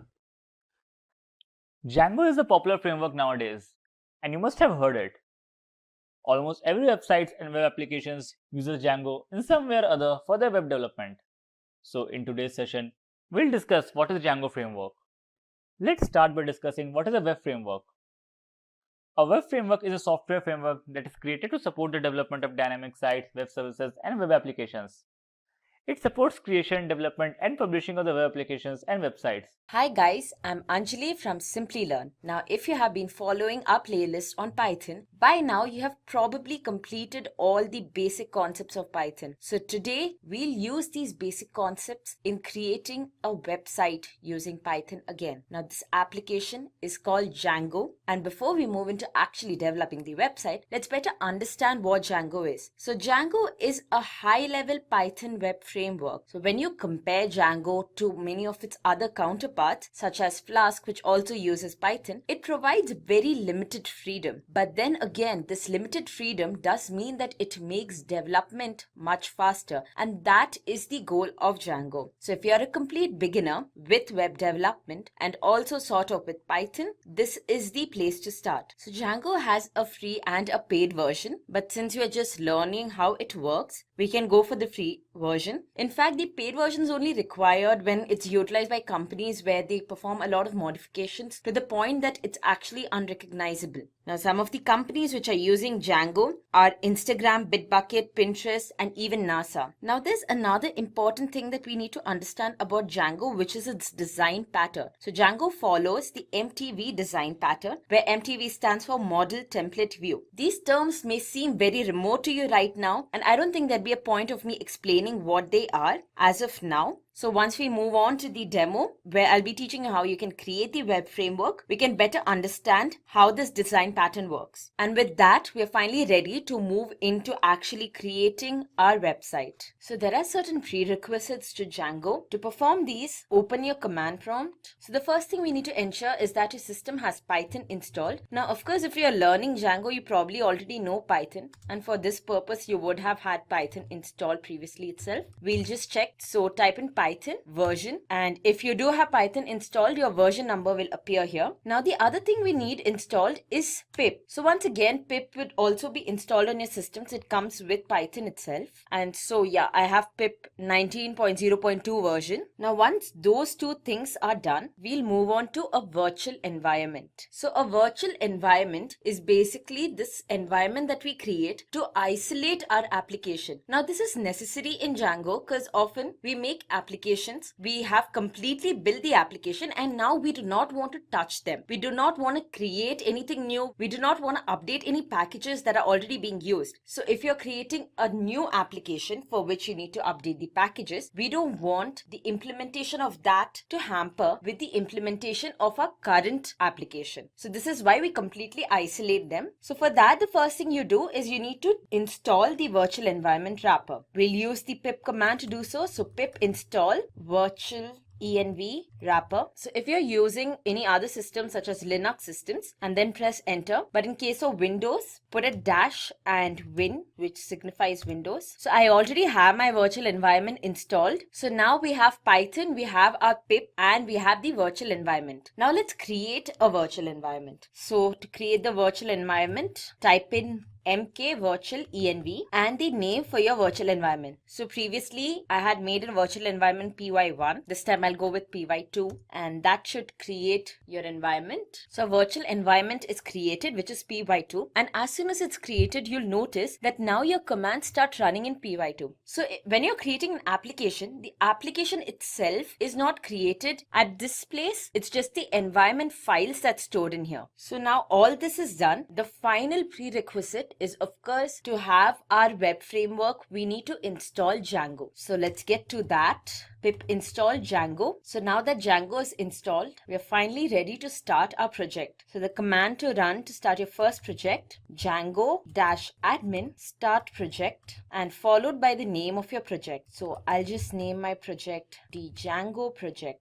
So I just cleared my screen. Now, if you go to this location where we created our project, you'll see the project folder is created here. And inside the folder, there's yet another folder with the same project name and a manage file. Now, this manage file is usually what we will be running to compile our programs. And then within the folder, you have certain Python files. So we'll open all this in our IDE, and I'll be using PyCharm, but you can go ahead with any other Python IDE. In fact, you can even use a notebook. So you can select your project from here, the panel on the left, or you can opt for open, browse through your folders, and then select your project. So the project we created just now is the Django project, which is this one. So I'll open it, and your project will appear on the left side panel here. You can see within it, there's another folder with the same project name, and there's the manage.py file. Now within this folder, again, there's another folder .idea, and then there is the init settings URL and the WSGI file, although we won't be making changes or modifying any of these files. So we'll check out what these files are one by one, although we won't be making modifications to most of them. The idea folder probably won't be existing in your project. You can completely ignore that. Now we'll have a look at what each of these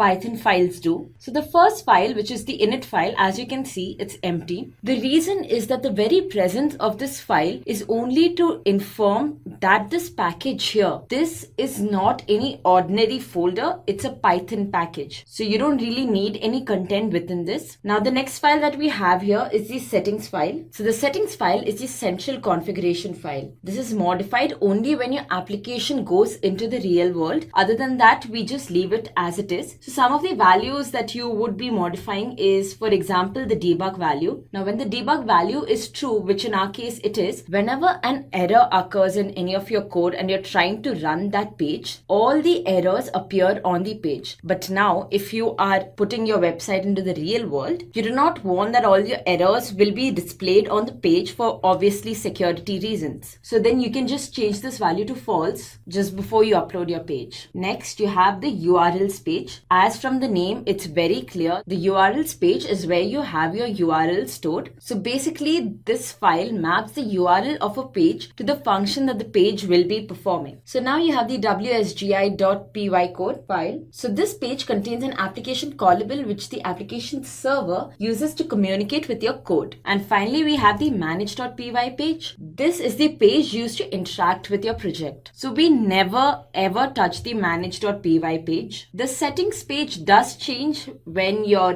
website goes into the real world. The URLs page we will be actually modifying during the course of our project. Again, the wsgy.py page, we leave it untouched. So now that you know the basics of what each file already present does, we can start our demo. So before we start coding our website, there's a dummy development server which is provided with Django. So we'll just check that out first. Just go to your command prompt and move into the path of your project. And then you just type Python manage.py run server. And as you can see here, the development server has started and it's at port 8000. So go to your browser, open any browser of your choice, localhost, and at 8000 port. And as you can see here, since we have installed our Django and we ran our server, so our Django page has appeared here and it says that our installation worked successful. So far all good. We can now start building our project. So what website are we creating? Well, I was thinking of a very basic website where you'll have the front page. The first page would have probably like 3-4 genres, and within each genre you'll have a piece that is an article, a novel, or even a poem of that particular genre. So the user gets to click the genre on the first page, and the minute he or she does so, we move on to the next page where we have our article within that genre displayed. We'll also include a registration page just to see how that works with Django. So before we move on, guys, I want to tell you that this tutorial will completely concentrate on how Django works. So we will not look much into the details of how our page is displayed. That is, we won't go in depth into HTML, CSS, and so on, but rather just stick to Django and its functionality. And another thing that we need to know about Django before we start developing is that every page in Django is called an app. So when you go to a website, say Facebook for instance, you have multiple tabs, right? So there's a tab for the profile. You click on it and it immediately takes you to your profile. Now, if this entire thing, that is Facebook, was built on Django, then your profile would be one app. And then there's another tab which takes you to your messages. The page where all your messages are displayed, that would be a second app. So that's how Django works. Every small thing, every component or every page of your website is an app, and you need to ensure that you can describe exactly what an app does in 1 or 2 sentences. So a page should not have multiple things happening on it. If a page is for displaying messages, that should be the sole purpose of the page. So yeah, that's the basic of apps and how they are a part of Django. So how do we create this app? Just open your command prompt, move on to the path where your project is stored. Now in here, you'll type in the command to create your first app. So that's Python manage.py start app, and then the name for your app. So I'll name my app genre. So basically on my first page, I want all my genres to be displayed and every article is put under a particular genre.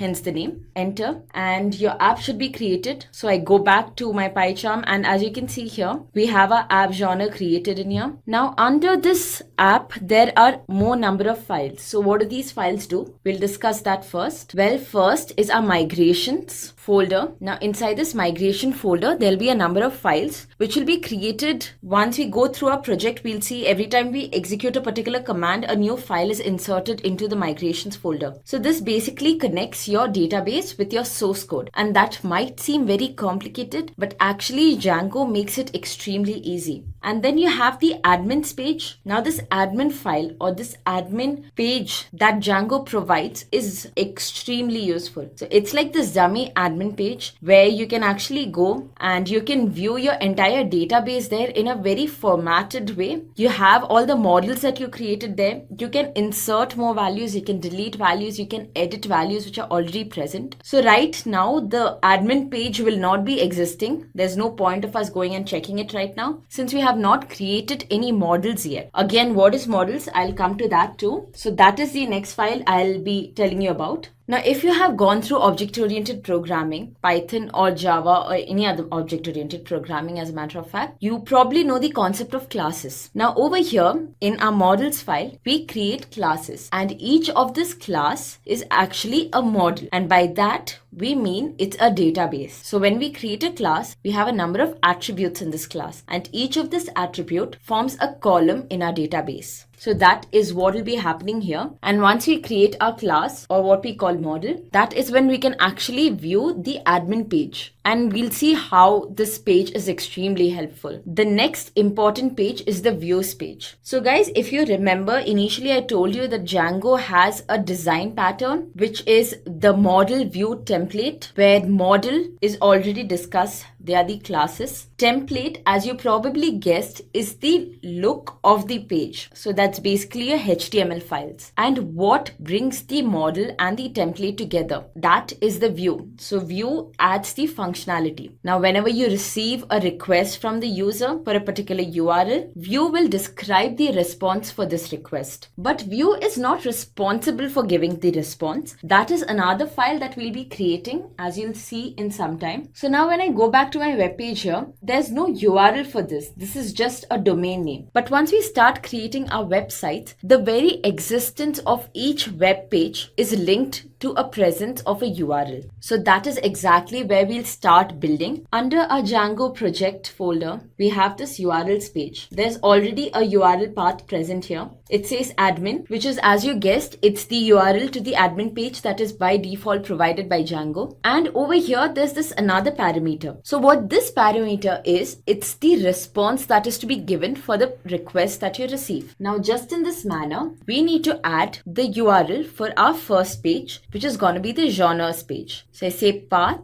genres. And then in here, I'll insert the action. So I've not created any action yet. So I don't know what to put in there either as of now. But guys, think about this. So if our website has 10 pages, does this mean that we'll have 10 different URLs going in here? That would be quite haphazard, wouldn't it? So we need a more organized way of doing this. And for that very purpose, we will use genres, the app, as our base app. So if from genres, we are moving on to our second page. So say our genres has our 3 genres, which is fiction, inspiration, and something else. So the user clicks on fiction, and this immediately takes the user to the second page where the content in fiction is displayed. So then our second page should be a sub page of genre in a way. And every other page that we move to from our first page should be the same. So for this purpose, what we can do is we'll go to our genres app, the package, we'll create another URLs file within genre, and in this URLs file, we'll define the URL for our second page with reference to our genres URL. So how is that done? Well, the first thing you need to do is you must copy paste this statement here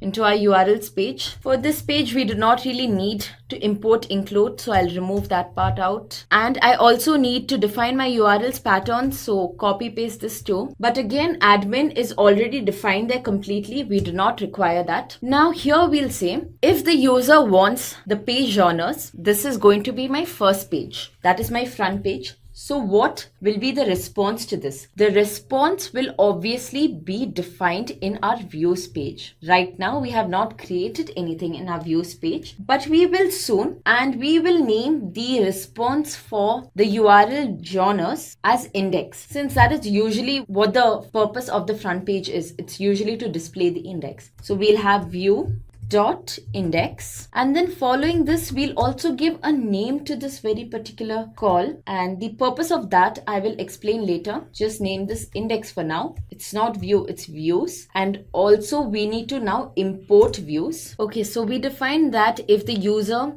goes to this page genre, then we will be displaying whatever's defined under views.index. Of course, we have not created that yet, and we'll move on to that in a while. Now, the problem is every request that is made by the user, the first thing Django does is it checks the URLs page under your main project, which is this page.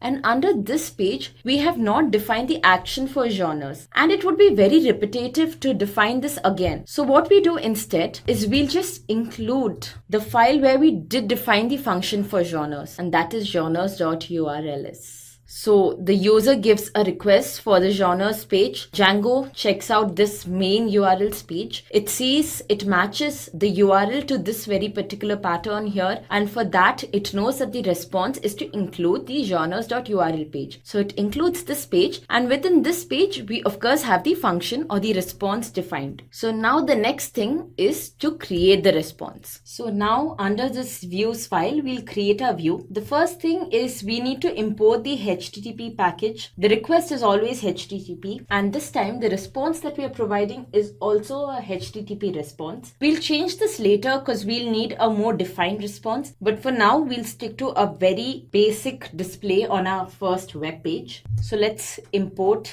django.http, import HTTP response, and now we can define a function which will tell what response to provide for the particular URLs. Now here we say that if the user gives a request for this URL, our response is views.index. So within views, we need to define a function named index. So def index, and this one takes request as a parameter and returns a HTTP response. And that response could be a simple text. Of course, you can also have HTML tags, and just for the purpose of formatting so that our text looks pretty bold, I'll put this into our header. Just say hello world. So that's done. This is the response that we'll be providing for that particular URL. Now the thing is, we have this page here, settings, and in settings, if you scroll down, you'll see there's a list of apps which are installed, and in this list, our app genre is not mentioned. So before we run our server, we'll add our app to this list. So that's done. Now go to your web page, the one where you ran your local host first. And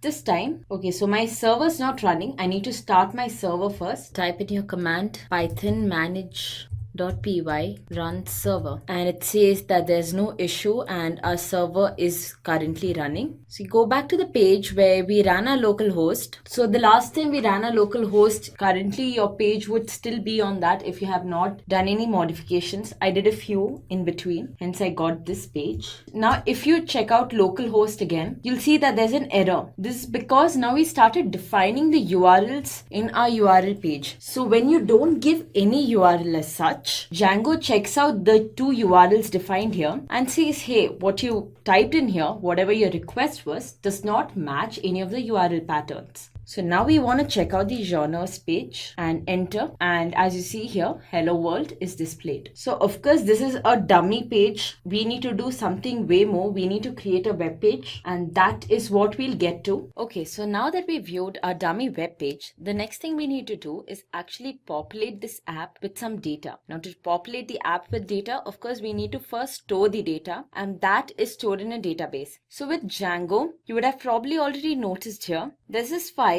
called SQLite3. So this is the database management system that comes along with Django. It's already set up to be used, just a small command, a small tweak that we require, and everything will work perfectly fine. So what this does is basically all the data that you enter through your model will work along with this. So that means that there should be a communication between your SQLite and your source code. Now, if I go back to the terminal where I ran my server, you'll see here there's an error line which says you have 15 unapplied migrations and your project may not work properly. Right now, what we designed worked right because we didn't have any data stored. But from now on, we will be storing data. So we need to ensure that the migrations are done right. And by migrations, we mean that our database management, that's SQLite, is synced pretty well with our source code. So first of all, stop your server and now you run a command to do the syncing, which is python manage.py migrate.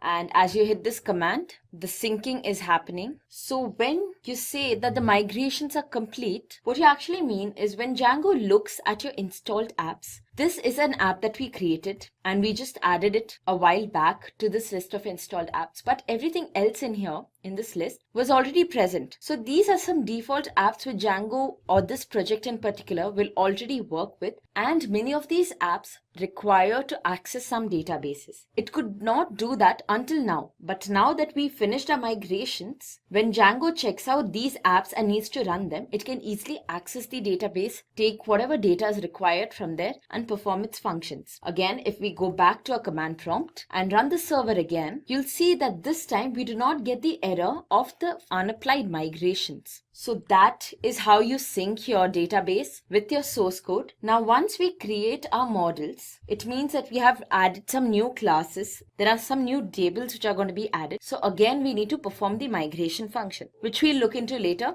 Now let's get to creating our classes. So as I mentioned earlier, models are basically classes. Now there are two classes that we will be creating for this particular project. The first class will have all the genres and the second class which will hold all the articles. So let's begin coding. Now my first class, I'll call it collection. And every class needs to import from models.model. Now within this class, all we need to define are its various attributes. So I'll explain this again. The class is basically a table and all your attributes of the particular class are the columns. So the first thing is the collection name or the genre name. Now the collection name would be something like fiction or inspiration or non-fiction. Could be anything, and all these are strings. So when you're inputting them, so in Django basically that's the char field type. So you say models dot char field, and a compulsory parameter here is you have to insert the maximum length. I'll give it 100 characters. Next thing, we'll have a description for each genre type. That again would be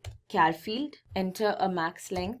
Give it 500. And then we'll also have an image or a cover for each of the collection or each of the genre. So that would be, I'd say, call cover as in collection cover. So this again will be a char field type as I'm going to enter the link for the image over here. Now the links would be pretty large. So I'd say a length of 1000.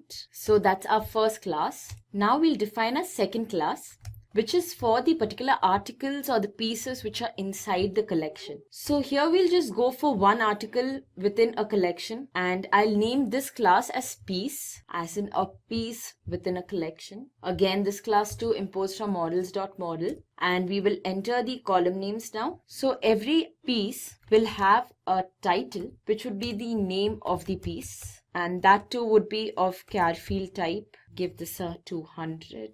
And then all of these will have a particular type. That is, whether it's a book, it's a novel, it's a poem, or it's a blog post. That is what will go in our type variable. Next, we'll have the artist name. For a book, that would be an author. For a poem, that would be a poet. So we'll go for the general term, which is artist. The year it was published. Now the year would be an integer. So we have a different field type here, the integer field, and that does not require a max length. And finally, again, for each piece, you'll have a cover. So I'll name that piece cover.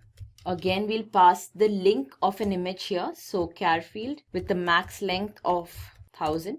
And yeah, so our two models are created here, class collection and class piece. Now once again we'll do the migration, and what will happen is that the database will link with this model, and then we can finally view the admin page and see what exactly that admin page is that we've been talking about all this while. But before we move on, we are missing out on something. So we have our collection and we have each piece. How do we link the piece with the collection? Well, this is where the concepts that you probably learned in database is going to come into use. This is where we'll use a foreign key. So although we are writing a code here, this is exactly how a table in a database will be created. So every item would have a primary key, and now we are going to use foreign keys in our class piece to link each piece to a particular collection. So if I say Dan Brown's book origin, so that should be linked through the foreign key with our collection fiction. So let's create our foreign key, and I'll name it collection, but this time with a small c. Models.foreign key. So to the foreign key, you pass the table name to which you're making the reference first, which is collection, and then you pass on an action as to what will happen to a particular piece if the collection that it's linked to is deleted. So what we want is, if suppose fiction is deleted, then automatically origin, which is tied with fiction, should also be deleted, and that is called a cascade delete. So you say on delete models.cascade. And now we are finally done creating our models. So now that our models are created, we know these particular models are created for our application or our app genre. So you go back to the settings page, and here we had previously inserted this app genre, but back then it was not really required. It was just that there is this other app that is not included in the default apps given by Django. So let's put in the name there. But now that we actually have a database associated with this app, we need to specify this app in its complete structure, that is the configuration. So if you go under genres, and then there's this file apps, and under apps you can see this class genre config. Copy this, go back to settings. So genre.apps.genreconfig. So now when you run your server, Django will check the list of installed apps and will be able to access the database associated with our newly created app too. But there's more to it than that. Remember how previously we made migrations so we can link our database with the source code? Now we got to make those migrations again, because now we created new models. So every time you create a model or you make some changes to your models, you always need to do your migrations. And this time, since our migrations is specific to a particular app, the syntax is slightly different. So you can also use this terminal down here. It works just the same. And Python manage.py, make migrations, and your app name. Enter. And as you see, it says the models, collection and piece have been created. Now what this migrations exactly does is it converts these models that you have written in coded format into an SQL form. So that's where your tables and everything's stored. And now if you check your migrations folder, you'll see there's a new file under it. That is the current migration that you attempted. So now that the migrations are made, you can finally run your project. So once again, an overall migrations. So I'm back to my command prompt, since the black background makes it easier to see the text. Break out of your server, and we finished our migration. So now we can run our server. No issues, and there's no error with the migrations either. Let's now check out our genre page. Of course, it'll look the same, because although we created our models, what the models will be reflected in is the database. The overall look of the page so far has not been changed, so it's the same. So I'll repeat that once again. Every time you make a change to your model or you add some new class to your model, first run the migrations for that particular app. That is Python manage.py, make migrations, and your app name, and then you run a migrations in general. So that's Python manage.py migrations, and then you can run your server. Okay, so our database is created, but right now it's empty. So our next step is to populate our database. For that, again, open a command prompt, and now you need to enter into the SQL's shell. So the command for that is Python manage.py shell. But before that, I'll just go to the path where my project is stored.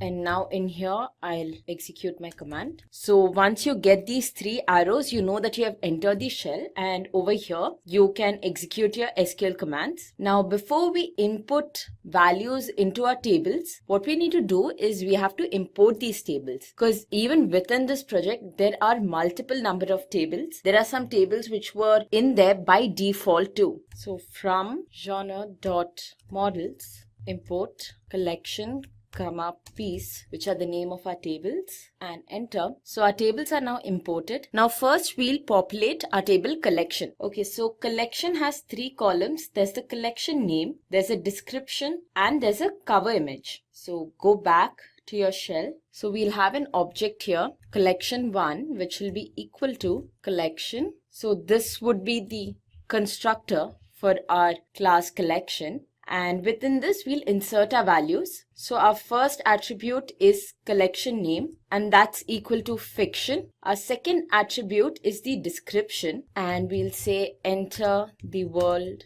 of fantasies for the description of fiction. And finally, we have the attribute called cover, which is the collection cover. And in here, I'll just enter the URL of an image I found online. So that's it. We have entered the values for our 3 attributes. Now press enter. Now let's view if this is actually stored in our database. So for that, you execute the command, your table name, which is collection.objects.all, and it's empty. So what's wrong? We created an object in which we inserted all the values, but then still our database seems to be empty. So this is because so far this collection object that we created is only stored in our shell's memory. We have not actually committed this to the database. So the command for committing this to the database would be our object name, which is call1.save. And once again, we'll execute the command to check everything that's present in our database collection. And now you can see finally that there is an object present. And now we can also check the value of the various columns in our table collection for this particular object. You can say call1.collection name and gives you the collection name. Similarly, you can also check its description. Now, as I mentioned previously, every object that you create in a table has a primary key associated with it. So the primary key basically holds the uniqueness of that particular row. So we can also check the primary key for a particular row or an object. Just go for call1.pk and it says the primary key is 1. Now the primary key is also known as the ID of the object, so you can identify it as ID2. Again, you'll get the value, which is 1. Now if you want to change the value of any of these columns, that can also be done very easily on the shell. So suppose I want to change the description, say call1.description, and initially it was enter the world of fantasies. I want it to be welcome to the world of fantasies. So welcome to the world of fantasies. And now if I check the value of call1.description, the value has changed. So that's pretty simple, isn't it? Now, if you think this is simple, there's a much more simpler way of adding values to the database, which we'll see just in a while. And that is where we'll put in more objects. We'll have a few more genres and we'll also add elements to our table piece. So now we can look into how to create our admin page. So now that we learned how to input or populate our database through the shell, let's go for the easier and the more efficient way, which is through the admin. Now before we do that, we need to create an admin. And for that, go to your command prompt out of the shell. Now in your command prompt, type the command python manage.py create super user. Okay, so once you do that, they'll ask you to create a username and we'll just go for admin since we are creating ourselves as the admin. Enter an email ID. Just go with admin123@admin.com and a password. So since this is not a production environment, I'm gonna just bypass the password validation. But if your website is going into the real world, then make sure things are secure enough. And our super user is created successfully. So now we can go on to a browser and here we'll just type admin. So this is our admin page. You can see here there are 2 tabs, groups and users. But the main reason that we require the admin page does not seem to come out here. We expected there to be our database tables present here so we can directly go and edit them or add some values to them. But it's not there. So what is missing is that we need to go back to our Python page and over here, go down to the admin file. So here we need to add the models that we want to appear in the admin page, basically we need to register those models with the admin page. And for that, the first thing we do is we have to import the model. So from .models import, and our two classes are collection and piece. So we have not added anything to our table piece yet. We will later on, but anyhow, we'll just register both of them at one shot. And you type in here admin.site.register collection. Copy paste this and change the collection to piece, which is our second table. And that's it. So with just these two lines of code, you should have your collection and your piece tables appearing in the admin page. Now when I move back to the admin page and refresh this, you'll see that our tables have appeared here. Click on collection and there's one collection object here. Click on that, you can see the values of the attributes. And through this admin page now, I'll show you how you can add more objects. So just press on save and add another.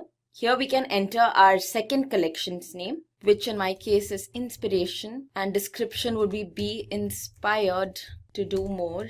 And for call cover, which is the collection cover, I have another link that I just took from the net. Save, and we'll add one more. So we'll have 3 collections now. And our third collection would be horror. The description, let's say the fear is real, although we hope it's not. And finally, we have the collection cover. Paste the link here. Save this too. So now we have 3 objects under collection. Now, as you see here, all our collection objects just say collection object with a number in bracket. In the similar manner, when we were also going through our shell, every time we executed the command collection.objects.all, we got just the name collection object and a number.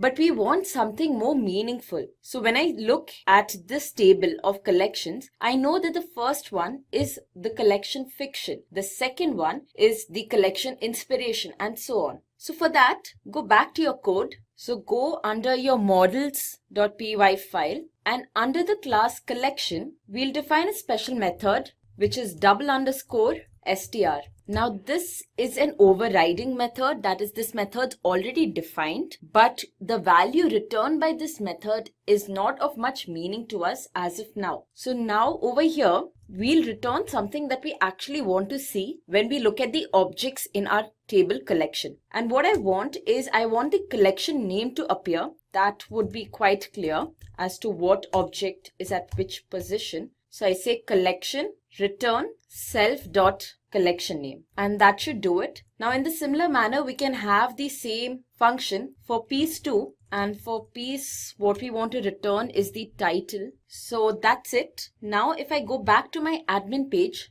refresh this, as you can see, we have something much more meaningful under our table collection now. The objects actually have a name. Well, the objects don't actually have a name, but we are displaying one of the attributes of the object, and that gives more clarity as to what the object holds. So now we'll start creating our views. Now, as I mentioned earlier, our website would be such that the first page that the user goes to is probably going to be the genres page, which will have the URL genre/ and with nothing following it. So the function for that particular URL, or the response for that particular URL, we defined in here in our URLs page under the genres app, which is we'll be calling the index function in views. That is this function. Now from that page, there will be certain links, and when the user clicks those links, he or she can move to another web page, and that is the web page where the particular article present inside our collection would be displayed. So I'll just put down in comment what pattern of the URL we are matching for each of these parts. So the first one that we are matching is just genre followed by nothing. Now our next path would be genre followed by a number. Now this number 1 here is actually the ID of the collection that the user chooses. So if the user chooses the collection fiction, which is our first collection, that has a primary key 1. So immediately the user should be sent to the next web page, which is genre/1, where 1 represents the ID of the collection chosen by the user. So now for path, let's pass the expression that will match this particular URL. And that expression's actually just an integer number since the front part, that is genre slash, is already matched. And this integer number, we are going to store it in a variable because we'll require that variable later. So you can just say int colon and collection ID. Now when you do this and genres ID, so when you do this, what happens is that this one gets stored in this variable genre ID, and this pattern will match this URL. Now when this URL is matched, what response do you want to give? That is, what do you want to display on that particular web page? That will be defined in another function. We'll define under views. We'll name it details for now. Of course, details is not defined. We'll do that in a while. And give a name to this too, which will be the same details. So now we are able to recognize this URL. What we need to do is next we need to define details, which will give a response to that URL. So go to your views page and you create your details function. Now what is displayed in this details function greatly depends upon the genre that is chosen by the user in the first page, which is stored again in genres ID. So over here, you pass not only the request, but also genre ID. And inside, you'll return a HTTP response. The collection, the genre ID is the HTML tags also need to be within the quotes.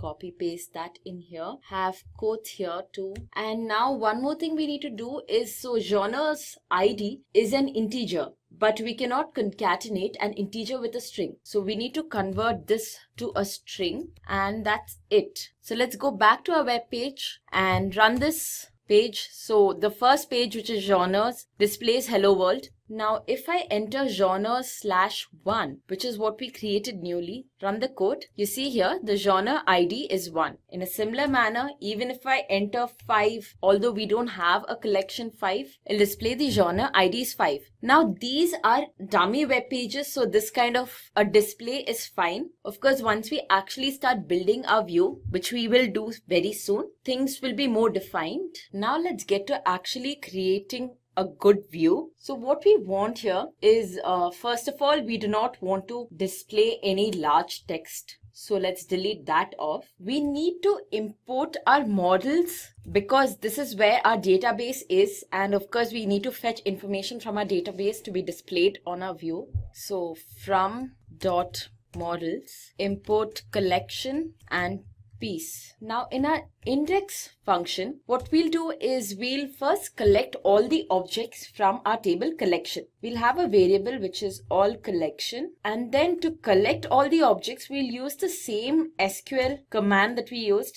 So that's collection.objects. So all your objects in the collection table will be stored in all collection. Now we'll store this as a dictionary so that we can iterate over these objects and display them one by one. So we say context equal to all collection is the key, and the value would be our variable all collection. So that's done. Now we need to iterate over this. So do we do that within our views itself? But there's no point of doing that, because while we are iterating over every object in our collection table, we also need to display them in a certain format. That means that we need these objects to be somehow embedded in a HTML file. And this is where we create our very first HTML file for our first page, which is the genres page. So to create our HTML page, inside genre, create another package, and you name this package templates.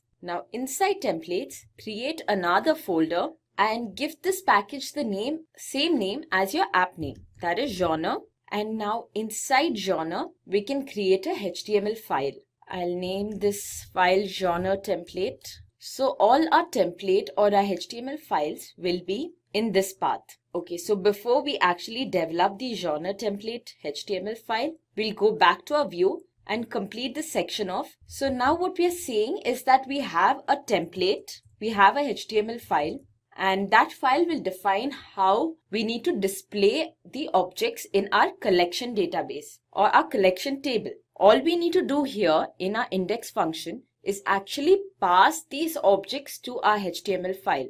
So for this, we have a function render, and before we actually use the function, we need to import the library Django.shortcuts, under which we have this function render. This is already imported on top. I did not see that, so I'll just remove that part out. And now that you have the render function, you use that to pass your object. So what this render function does is basically, we'll pass context to it. It will type context with the template name that we pass, and it will return a HTTP response object. So you pass your request, you pass the path to your template, that is genre/templates/genre/genre template.html. So now you have passed your template to, and finally the object, which is context.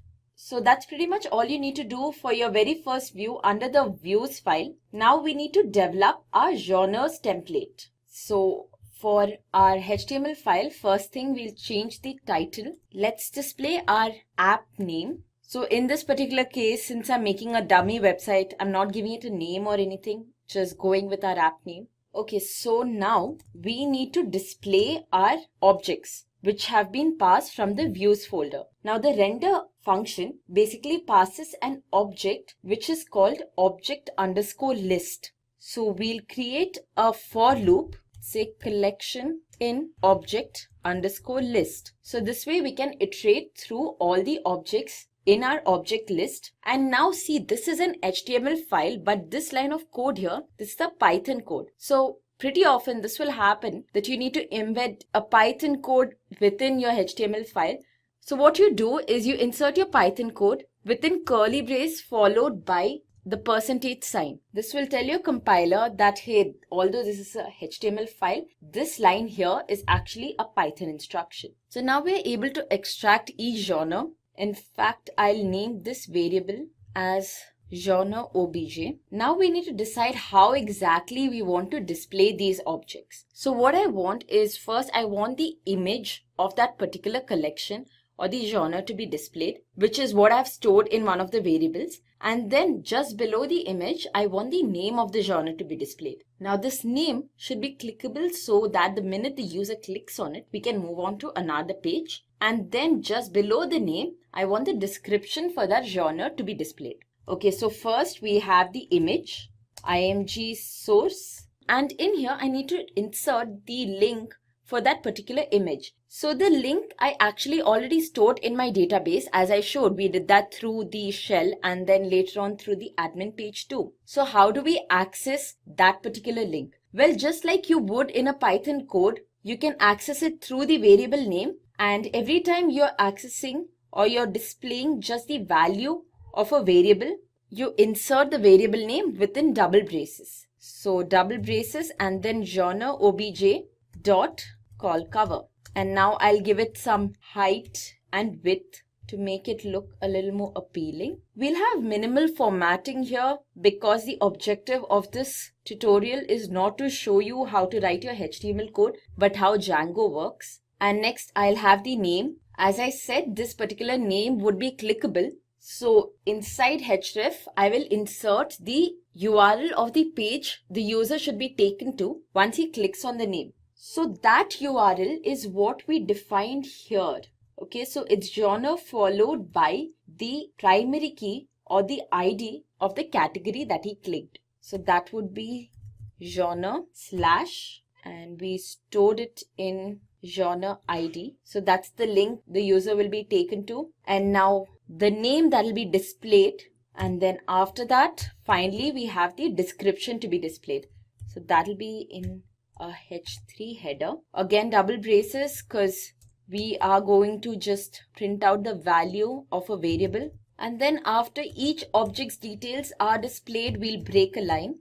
For better formatting, what I'll do is I'll have all of this embedded within a div and have it aligned to the center. So that's it. We have created our HTML file here. One more thing, I'll just say end for.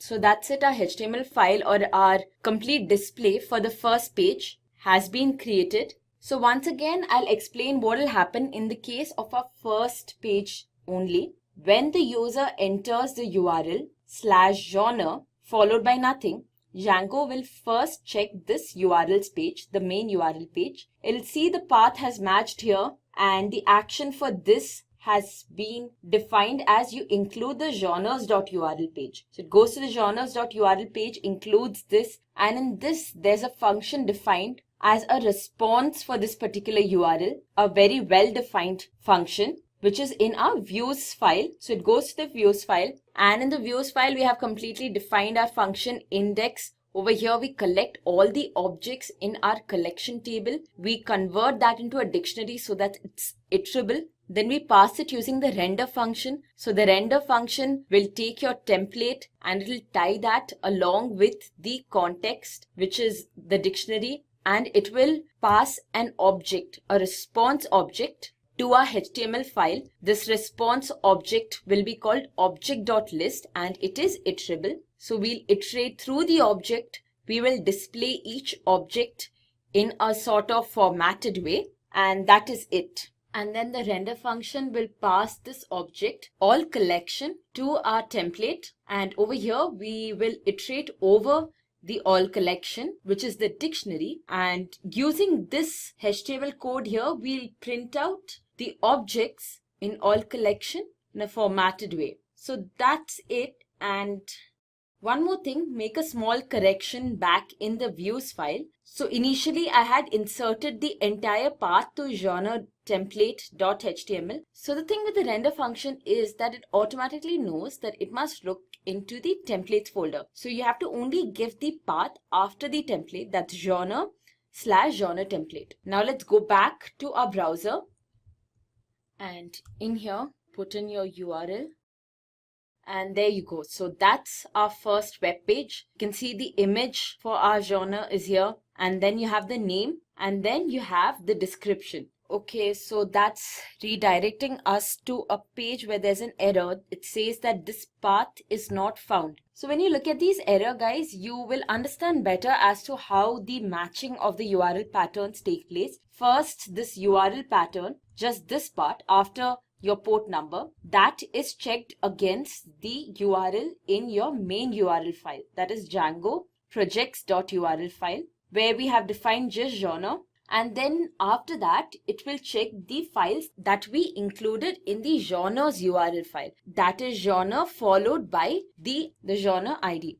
Now we had defined a dummy page for this previously, and that was being displayed too. So I'll go back to the code and figure out what the error is. The error is here, of course, I wrote genre ID, which does not signify anything as such.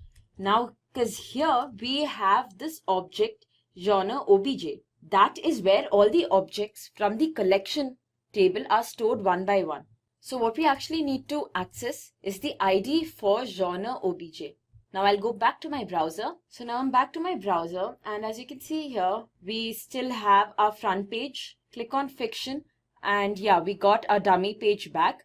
So now our next step is to design this page. Go back to your code, and again, designing the page means we need to start putting content into our details function. Now, before we start designing this function, we need to populate the piece table. So again, let's go back to our admin page. We'll add the data through the admin page since that's much easier. Here you have piece and click on the add button. First, we'll add for fiction. The title we'll give, let's insert the book Origin by Dan Brown. So the artist would be Dan Brown, and it's a novel. And the year is 2017. That's the year of publication. And for the piece cover, I'll just put the book Origins front page cover. I'll just put in the image here, a link, save and add another. Now for inspiration, I'll put in the poem If, and type would be poem. Artist is Rudyard Kipling, Kipling with single P. The year of publication would be 1895. And for the piece cover, another link. And finally, we'll add one to horror. The title would be The Pet Cemetery, written by Stephen King. And again, this is a novel. It's published in the year 1983. And then link. and we save this. So we are done for each of the categories or each of the genre. We have added a single article. So now that our table piece is also populated, we can start designing the view for this. So for our details page, let's start with removing this HTTP response here. So first what we need to do is we need to extract the object that the user selected from our genres page.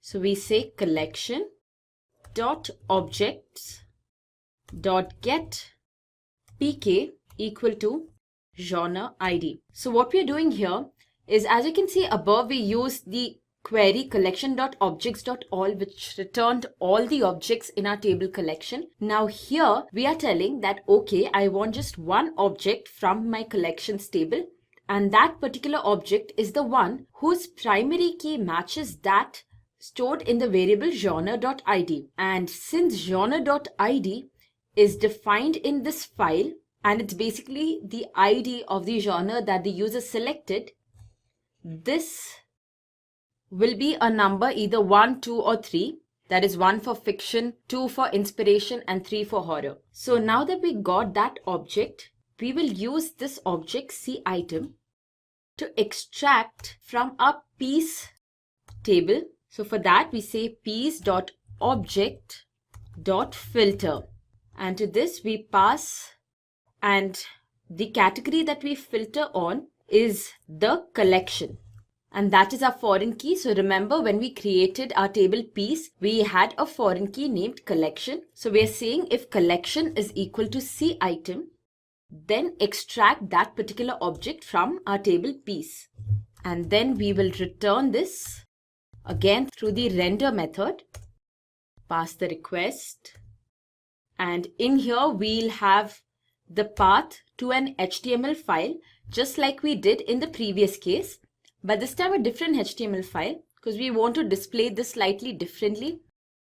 And then finally we need to pass the context. So we haven't created the context yet, which we will. Now, although this is just one item, every time you're passing it through the render function, you need to make a dictionary out of it. So just copy paste this here, name this p-item, pass in here p-item. And just now I did create a HTML file in the same path as before. That is, under templates you have the genre folder, and under that I created a HTML file called detail template. Nothing's filled yet, but now that we have created a file, we can put in the path here. So just copy paste this and change the genre to detail. So that's done too. Now all we have left is to actually code the HTML file. So I'll just copy paste this here and then make the required correction. So in p-item, and this would be piece object, you align its center, and piece obj is the cover. We do not really need a href here, so delete that part out, because this is the final page. We are not redirecting to any other page from here. Of course, when you're building a complete web page, this ideally, when you click on the name of an article, the article should open. We wouldn't be including that part here though, because it does not bring out any new functionality of Django. Piece obj, and here, so piece obj dot title dash, and then we'll print out the author or the artist name. So piece obj dot artist, and finally we can have the year, also what this particular article is, that is the type. So that's pretty much it. We'll change the title to. So now that this is done, we'll just end the for loop. Also, this is not called cover, but now we got to change it to piece cover. And now we'll go back to our browser. So this is our genre page. Refresh it once again, and we'll click on one of the genres. And yeah, as you see, the particular piece related to that genre gets displayed. The Pet Cemetery by Stephen King, which is a novel published in the year 1983. So now we're back to our code, and well, our first and our second page is designed. It's working fine. So now we are not going to create something new. Instead, what is already created, let's modify that. Now, so far, the functions that we wrote work just fine. But Django provides this thing called generic classes or generic views. What this does is it makes writing these functions extremely easy. So now you have 4 lines of code. The exact same thing can be done in like 2 or 3 lines of code. In fact, it's not just the easier method, this is also recommended. So I'll tell you how that is done. First of all, we need to import the generic package. So from Django.views, import generic. And now let's delete this entire thing. So our first function is basically listing out all the objects in the table. So you have multiple objects, all of them are being listed out. Now this kind of a function would belong to a generic class. So far I was defining functions. Now I'm speaking about class. So is it a function or a class? Well, it is a class. It's definitely a class, but I'll show you how this class is called as a function. So first we'll finish writing the class. Now we have the class index, and this particular class type is a list view because we are listing out objects. Now under this, first we'll have a template name, which is the path to our template. And now to return our query set. So previously we were always returning a dictionary. Now we can return a query set. We have a function def query set, and under this we just say return collection.objects.all. So the same query we were using previously, but now we do not need to take the objects from the query and then convert them into a dictionary, then pass it on using the render function. We can simply do this one statement and all our objects will be sent to our template, where now in the template, so far we were saying all collection because that is the key that we were using in our dictionary, but that is no more. We are not using the render function anymore. When this query set passes an object, it's received by the template file in a variable named object list. So you replace your previous variable with object list. And that is it. With that, we finished the method for displaying our first page. Now we'll move on to the second page. So the second page is slightly different because this time we are not listing out multiple objects. We just have one object and we are basically giving out the details of the object. That means that this class, which we'll still call details, is a detail view class. So we say generic dot detail view. Let's delete all of this first. Now the function of this detail view is basically to display the details of an object. So what we need to do is first we need to define a model. Now our model is collection because we are receiving the primary key from the collection, and each of this object actually is a part of a collection. The object would not exist if the related or the counterpart genre of that object did not exist. So our model is collection and our template name will be again the path. So that's genre detail template .html. And that's it. So this is even smaller than our generic view. Now in our detailed template, initially we had the name of the key in our dictionary. Again, this time we don't have a dictionary pass. So what is the value here? Well, the value here would be collection.piece_set.all. So this will return all the pieces related to that particular collection. And everything in small this time. Now we are almost done. Go back to your views and you see this is a generic detail view. Now the thing about the detail view class is it always accepts one parameter. Go back to your URLs file. As you are passing here a variable genre underscore ID of int type, you don't need to do that anymore. You can simply say pk and pk will be passed to this class. And now that's the problem. So here we were calling functions, but now we have classes defined, not functions anymore. So we need to figure out a way of calling this class as a function. So for that, you just say as underscore view for both of these classes. And that's it. As simple as that. Now you can call your classes as a function, and since you use the generic view, now things have become so much more simpler, much smaller. Our code looks very neat. Now let's go back to our browser. Go to our front page. Let's see if everything's displayed right. Yes, it is. So our changes worked out just fine. Click on one of these tags and as you can see, the page has loaded. So much less code, very few lines of code, but things work just as fine as before. So our web page is all built, but let's add something new over here to make it look a little more like a website. One of the most common things that you find in every website you go to is a navigation bar. So let's add the navigation bar. Go back to your code. Now in here, we need a navigation bar in both our pages. So typically what you might think is the way to go about it is add the code for navigation bar in your genre template and detail template. But as you know, whenever you code, repeatability is something that you should be always against. Minimum repeatability. So instead, what we do is under genre, the same folder that has all our templates, create another HTML file and name this base. So this will be our base template and we will add the code for creating a navigation bar in here, and then we'll just include this base in our other templates.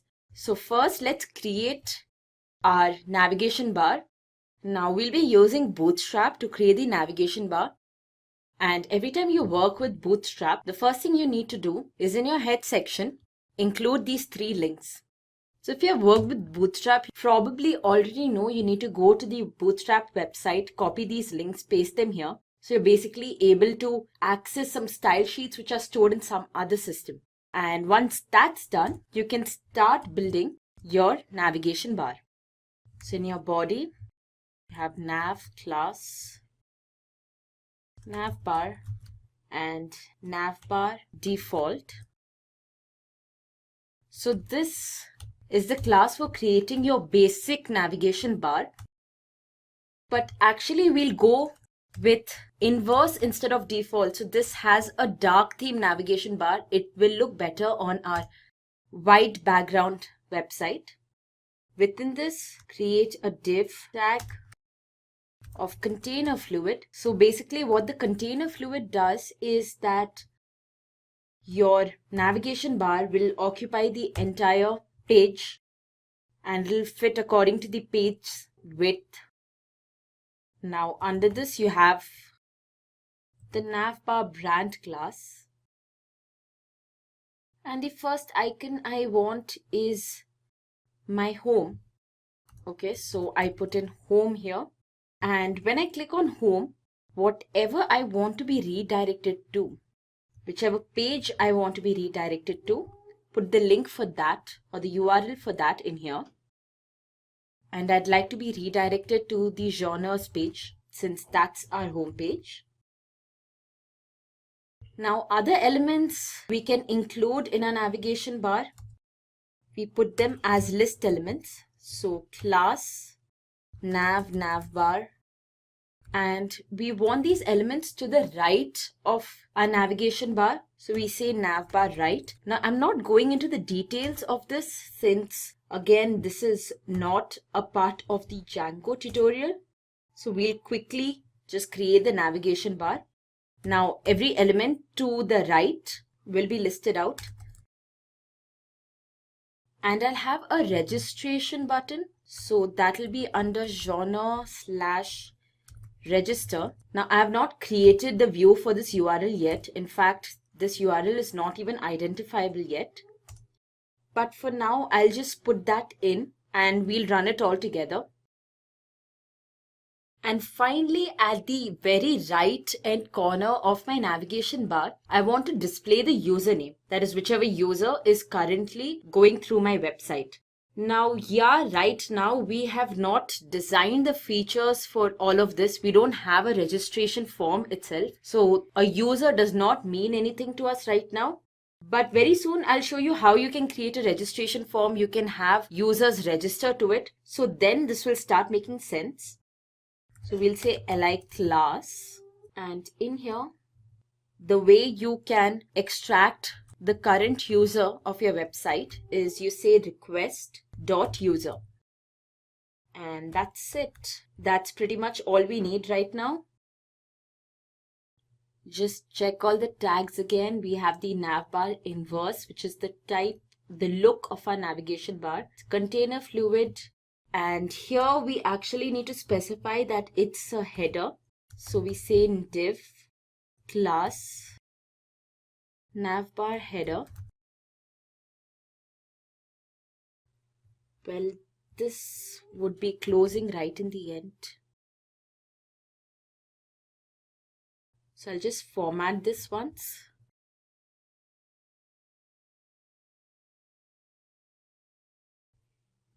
And finally, down here, you insert two Python statements. You say block content. Content is a variable, so you can have any other name here. Just say block content and then end block. So why this? I'll explain to you in a while.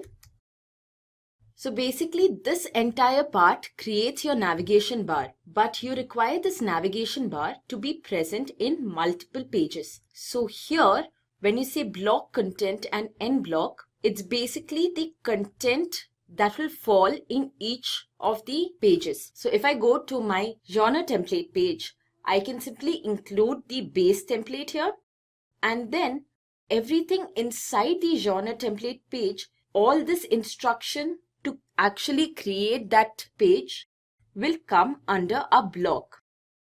So what we'll do here is we'll go to our template pages, and here we will extend our base.html file. So extends genre / base.html. And then the body, the instructions within the body will be the content of the block. So you say block content and then end block. Now we do the exact same thing with our detail template.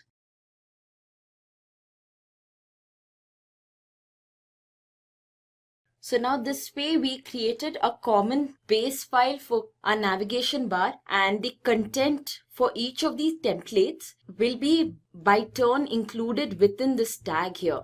So we'll have the navigation bar present for every page. Now when we move back to our browser, you see the change here. There is a navigation bar. If you click on home, we'll be redirected to our genre page, and then click on one of the categories, and you have been redirected to the next page. The navigation bar is still present. So we also have a user here. Currently, the only user we created, the super user, it's the admin. This will change soon once we start registering people. So next step is to create a form where we can actually have users register. So for our registration page, the first thing we need to do is we need to create a URL. And go in here, let's copy this line. So the recognizable URL would just say register.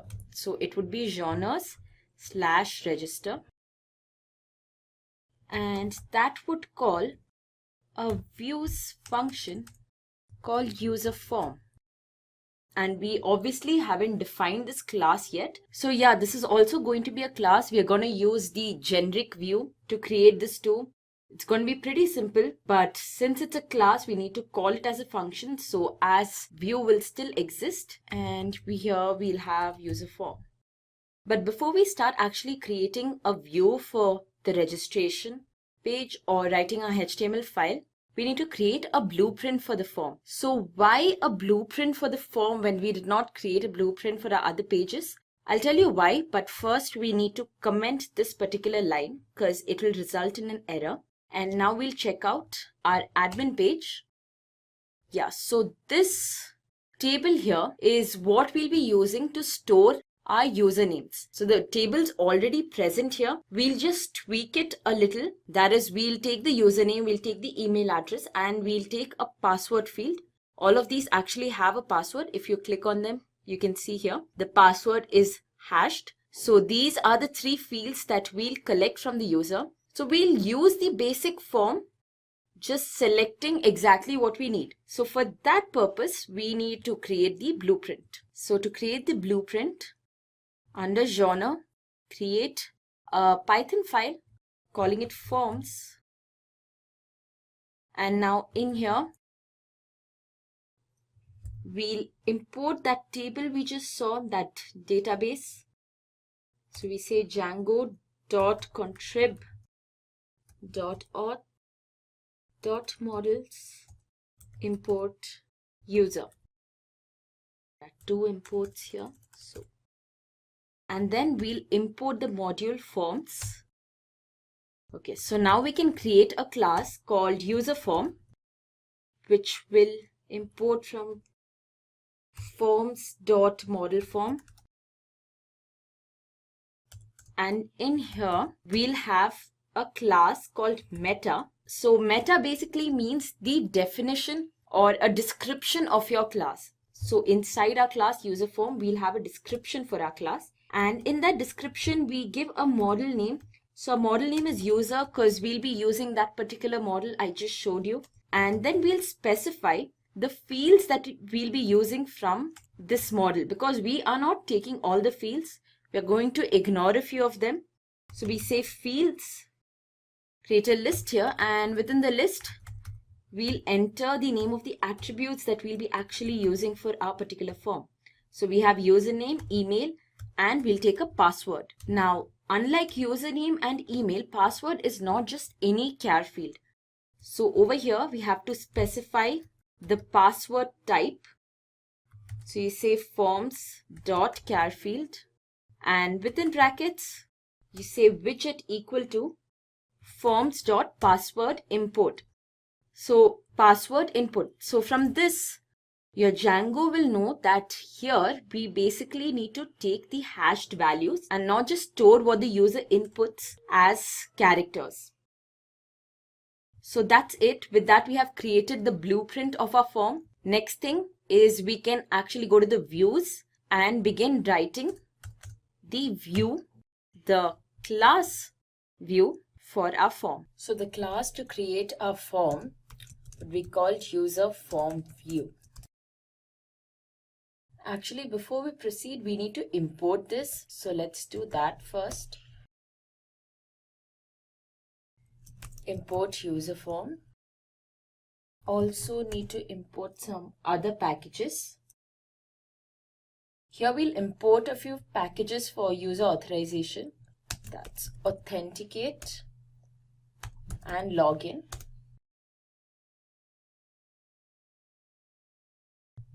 And now we can begin writing our user form view class. So to user form view, you pass the object view, and we also need to import a class for this. So let's do that. From Django.views.generic, import view. Okay, so the first thing we need to define a class for this form, and that would be the user form. And once again, a template for this form, which will define the outlook this form has. So you give a template name, which is a variable name. Actually, you can have any variable name here, just something that makes sense. Now, I don't have a template page already. So I've not created another HTML file for the form specifically, but I know that I'll be creating it, the pass genre / and the name of the HTML file. So that would be form template. Now the minute we are done writing this view, I'll show you how we do the template. That's just basic HTML code, so I'm pretty sure you know how to work with that too. Now with forms, there are two things. There's the get method. That is basically when the user wants a form. So you give the user an empty form. And there's a post method. That is when the user puts in his or her details into the form. So with our class, with our generic classes, these methods are already defined, and within 2-3 lines, you can completely define the functionality of these. So first is the get method, to which we pass self and request. Now the first thing is you provide the form to the user, and this form is empty. So you say self.form class, and you pass nothing to this because, as I mentioned earlier too, the form is empty. And now what you do is you return this object through the render function. So basically when you do this, the form is combined with the HTML file and an object is returned. So basically when you do this, what happens is, as I mentioned earlier too, the render function works in the same way. It passes the object of the form, the content of the form, to the template, and it basically sends out a HTTP request. So that's your template name, and then finally the form itself. And as we did previously, this will be a dictionary, and that is the get function. Now we'll move on to the post. Again, you pass self and request. Now when the user enters the data and then hits the submit button, that's when the post function will be called.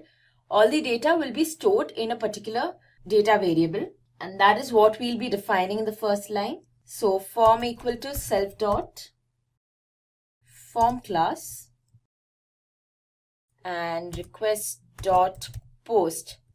So all your data will go into this post variable.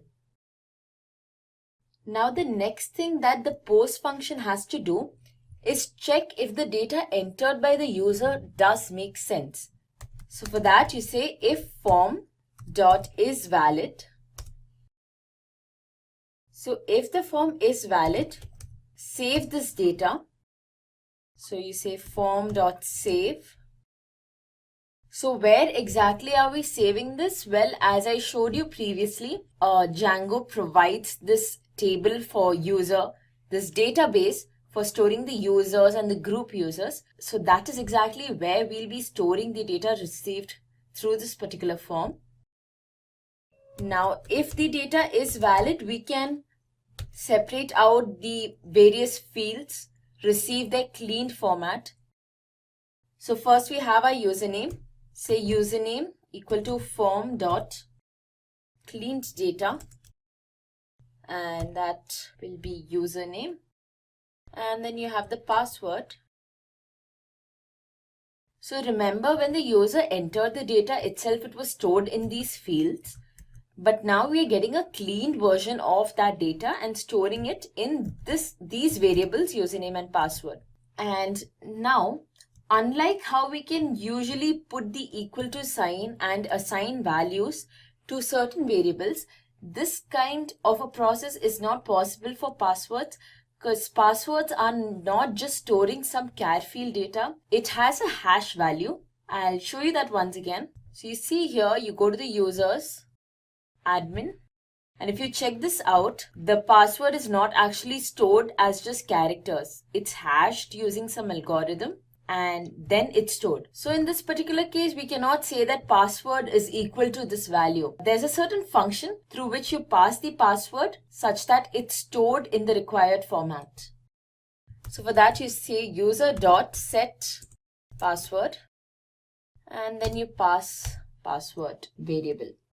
And finally you say user.save.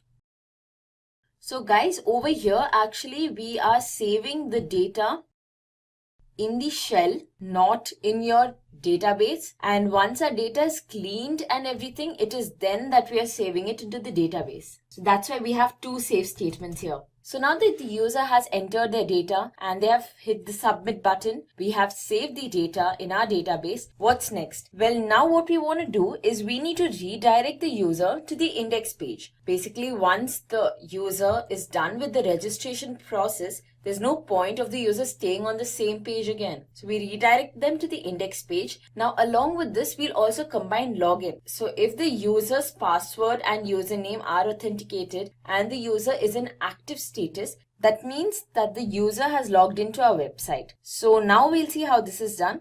Create a object new user, and this object will hold a user if the username and the password that we pass here to this authenticate function is actually valid and they match.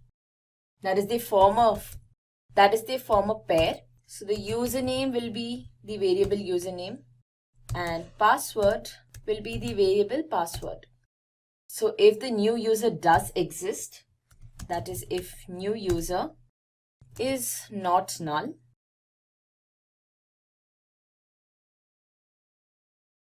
if the new user is not none, we'll check the status of the new user. So what is the status? Again, I'll take you back to that database. Go to users. Well, since we're in the middle of the code, we cannot access this page. But basically, this database or this table which stores the usernames has a field called status, which you probably would have noticed. And next to the active user, there's a green tick. So if the user has that green tick, if the user is active, that means his session is in progress. So it's basically like logging in. So you say if new user dot is active, you log in the user, so you send request and the new user object. And once the user has logged in, you return the user to the index page. And this is where you need to use a function redirect. Before we use that function, we need to, of course, import it. So here, redirect is within this same shortcuts library. We'll just add in redirect here. So index page is basically called genre. So that's where the user will be taken. Now, if this user is not authenticated, that is, there is some invalid data entered, we basically give the user back a form, an empty form, give them another chance to fill it. So for that, we just copy paste this line here, the render, put that down there. And that's it. With that, we are done creating our view for our user form. Now what we are left with is actually creating this HTML file. So let's do that. Again, go to genre, your main folder, and create a HTML file. Now remember what we named our HTML file in this view. That's form template. Make sure it's the same name. So let's start creating the form. The first thing we do is, for the form 2, we want to add the navigation bar. So go to any of your HTML files and copy out these lines here. Registration. Then you have the block content, which is exactly where you'll be putting all your content. That goes here. And then we'll start. And then we'll add the end block. Again, copy paste that too. Okay. So now we can start typing out our HTML code. So first is our form tag. Now this is going to be an extremely simple, straightforward form. And now the thing with Django is, whenever you're having a form, an interactive form, make sure to include this CSRF token here. So CSRF stands for cross-site request forgery. That can be sent actually from, and it's a type of cross-site scripting attack that can be sent from a malicious site through your visitor's browser to your own server. So to prevent this, Django provides a very simple technique, which is where you provide this CSRF token. Now make sure you're always providing this whenever you have a post method and you're not redirecting or you're not using the URL or you're not using an external URL, because that means that your current page's CSRF token is being sent to an external web page, and obviously that kind of a leakage would hamper the security. Okay, so we'll be taking a username.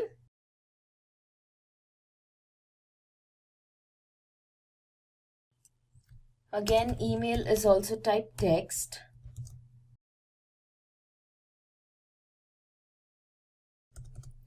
And finally the password.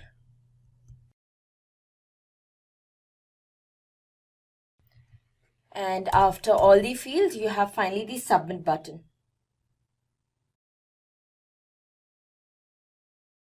And that's it.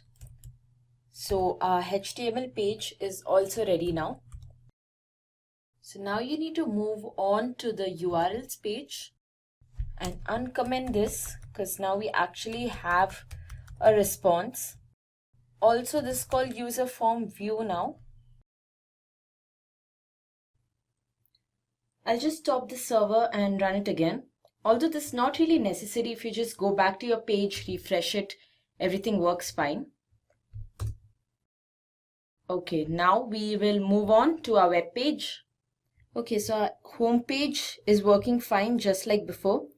Next, you click on register and here's your form. So as you can see here, the navigation bar is present for the form too. Now we'll create a new user named Simply with the email ID simply123@gmail.com and a password. That's it. Now click the submit button. And the minute we click the submit button, as you can see, you got transferred back to the home page. And in here, if you see the right hand corner, you'll notice that we had admin before, but now it's Simply. So that is because we just now created a user Simply. And the minute you create a user, by default, that becomes the active user. Now to check this, we will move on to the admin page. And this is our landing page. So now what happened is that since the other user that we newly created is the active user, that means we got logged out of the admin's profile. And to view the admin page, of course, we need to be logged in as the admin. So I log back in. And as you can see here, under the users group, you'll notice we have a new user created simply with the following email ID. So let's get started with introduction to full stack development. So guys, full stack development involves working on both the front end and the back end web applications. As a full stack developer, you will handle everything from user interfaces to server management, making you a versatile asset in the tech industry. And if we talk about front end development, so it focuses on the part of the application that users interact with directly. This includes the layout, design, and interactive elements of a website or app. You will use languages like HTML, CSS, and JavaScript to create a seamless and engaging user experience. On the other hand, backend development deals with the server side of the application, and this includes managing databases, server logic, and application architecture. And you will work with server-side languages such as Node.js, Python, or Ruby, and handle data storage with databases like MySQL or MongoDB. And as a full-stack developer, you combine both these skill sets, allowing you to build complete applications from start to finish. And this versatility makes you a valuable asset because you can understand and manage both the client side and server side of applications, ensuring they work together smoothly. Now we'll start with the roadmap. And the first thing to learn to become a full stack developer is learn the basics of web development. So to start your journey as a full stack developer, you need to learn the basics of web development, and this includes understanding the core technologies that form the foundation of web applications. So the topics to cover are: number one is HTML, that is hypertext markup language. And this is the standard markup language used to create web pages. It structures the content on the web page, that is, you can learn HTML with understanding the basic tags and how they structure a web page. And for the HTML project, you can create a simple web page with headings, paragraphs, links, and images. Now moving to the next technology, that is CSS, that is cascading style sheets. So this language is used to describe the presentation of a document written in HTML. It controls the layout, colors, fonts, and overall style of the web page. And to learning that, you can explore how to style your HTML using CSS, learn about selectors, properties, and values. And you can style your HTML page by adding colors, fonts, and layout adjustments. And then comes the JavaScript. So it's a programming language that allows you to create dynamically updating content. And you can control multimedia, animate images, and much more. And you can understand the basics of JavaScript such as variables, functions, loops, and events. And you can add interactivity to your HTML pages such as form validation for a simple image gallery. And with a solid foundation in these basics of web development, that is HTML, CSS, and JavaScript, you can now move on to mastering front-end frameworks and libraries that will enable you to build more dynamic and responsive applications. So now you have got the basics of web development.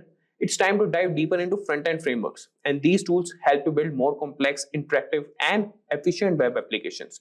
So you can cover the number one, that is React. So it's a JavaScript library for building user interfaces, particularly single-page applications where you need a fast and interactive user experience.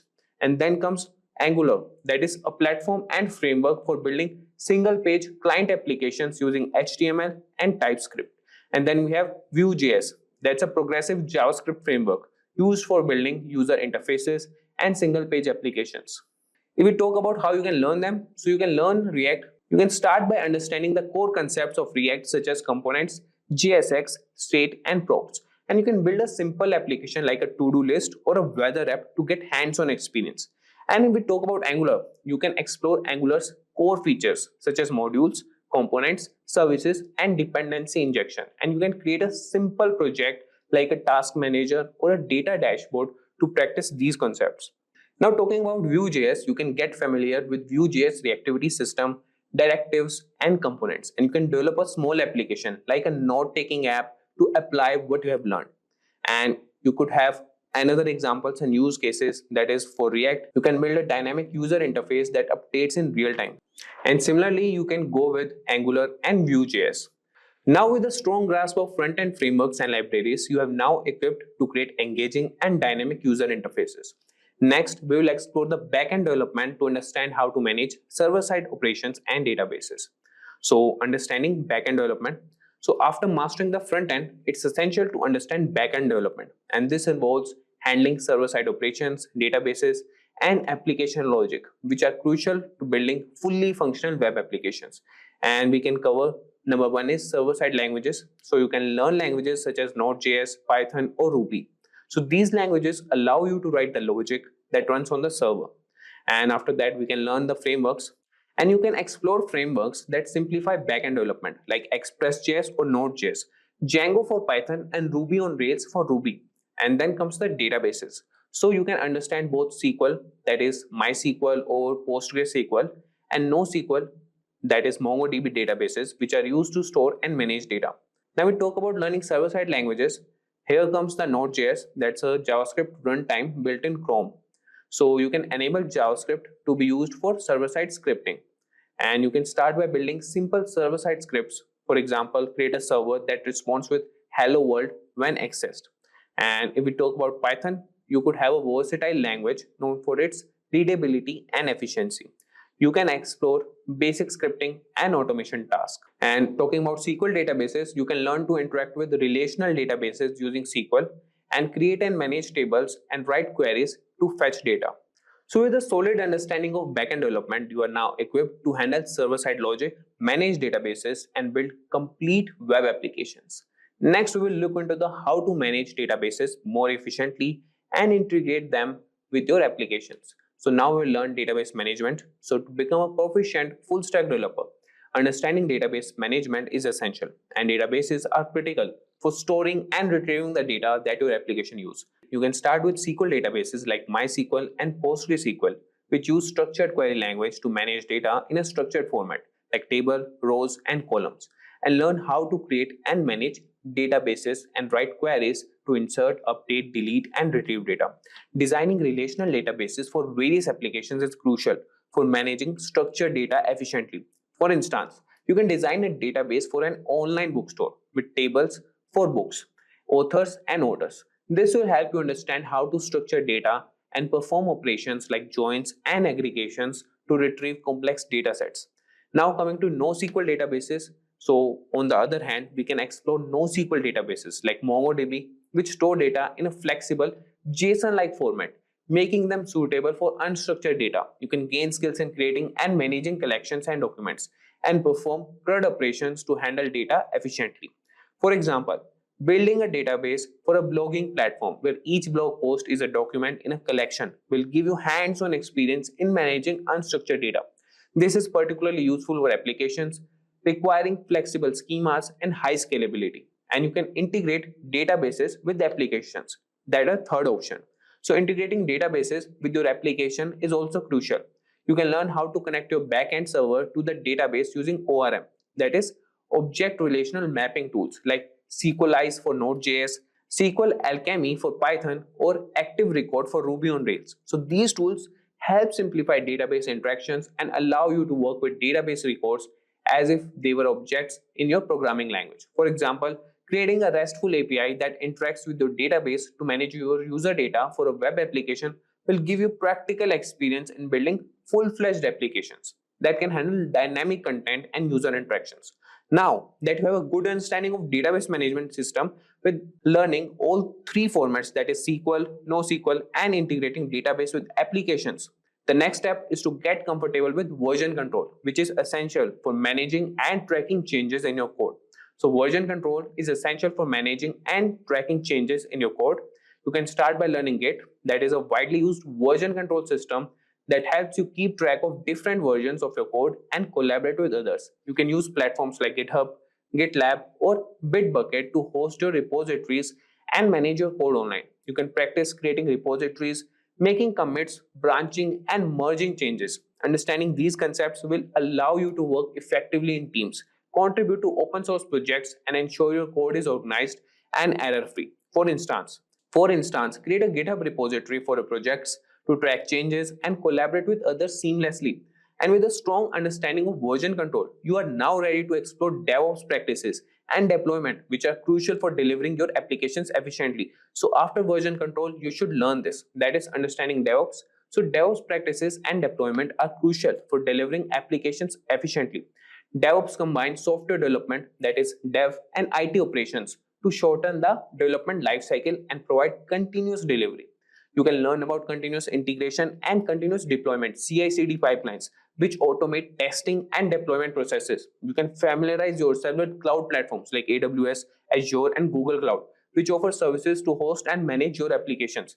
And practicing deployment on your projects on these platforms will help you understand how to manage servers, databases, and networking, ensuring your applications are always available and scalable. And with knowledge of DevOps and deployment practices, you are well equipped to deliver robust applications. Next, let's focus on building projects and creating a portfolio to showcase your skills. So building real-world projects and creating a portfolio are essential to showcase your skills and attract potential employers. So start by developing projects that incorporate both front-end and back-end technologies. Examples include an e-commerce site, a blog platform, or a social media app. Document your projects well, highlighting the technologies used and the challenges you overcame. Create a personal portfolio project or website to display your projects, share your resume, and provide a way for others to contact you. This portfolio will serve you as a testament to your capabilities and make you stand out in job applications. Now that you have a solid portfolio, you are ready to start applying for jobs and advancing your career as a full stack developer. So keep learning and building to stay ahead in the dynamic field. And now coming to last point, that is stay updated and keep learning. So the tech industry is constantly evolving. So it's crucial to stay updated with the latest trends, tools, and best practices. Join developer communities and follow tech blogs and participate in online forums like Stack Overflow and Reddit. And you can attend webinars, conferences, and workshops to network with other professionals and learn about emerging technologies. And you can continuously take online courses to keep your skills sharp and learn new programming languages or frameworks. So by staying updated and continuously learning, you ensure that your skills remain relevant and you can adapt to the ever-changing landscape of full stack development. So with that, guys, we have come to the end of this session. You can utilize free resources like YouTube tutorials, community forums, and documentation to guide your learning.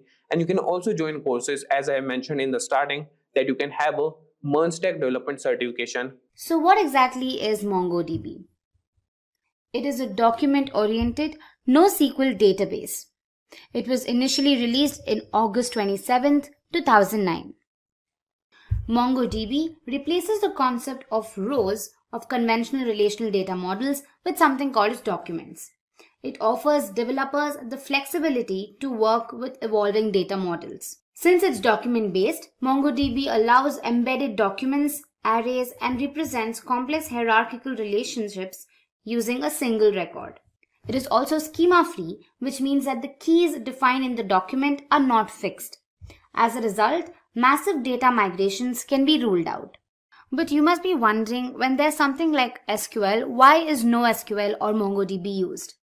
There are a few reasons why MongoDB is widely used. First up is flexibility. MongoDB's notion of documents that can contain sub-documents nested in complex hierarchies is really expressive and flexible. Flexible query model. A user can selectively index some part of a document or a query based on attribute values, regular expressions, or ranges. Next up is native aggregation. Native aggregation allows its users to extract and transform data from MongoDB and either load them in a new format or export it from MongoDB to other data sources. It makes it extremely compatible. Lastly, as mentioned earlier, the schema-free model. Now, applications get the power and responsibility to interpret different properties in different ways. Now that you know what MongoDB is and why exactly it's used, let's have a look at the characteristics of MongoDB. Firstly, it's a general purpose database. Now, MongoDB can serve heterogeneous loads and multiple purposes within an application. Again, it has a flexible schema design. Document-oriented approaches with non-defined attributes that can be modified on the fly is a key contrast between MongoDB and any other relational database. Next up is scalability and load balancing. It's built to scale both vertically but most importantly horizontally. Using sharding, an architect can share load between different instances and achieve both read and write scalability. When it comes to load balancing, this happens automatically and transparently to the user by the shard balancer. Again, we have aggregation framework. Now, MongoDB offers an extract, transform, and load framework that eliminates the need for complex data pipelines. Native replication. Now, data will get replicated across a replica set without complicated setup.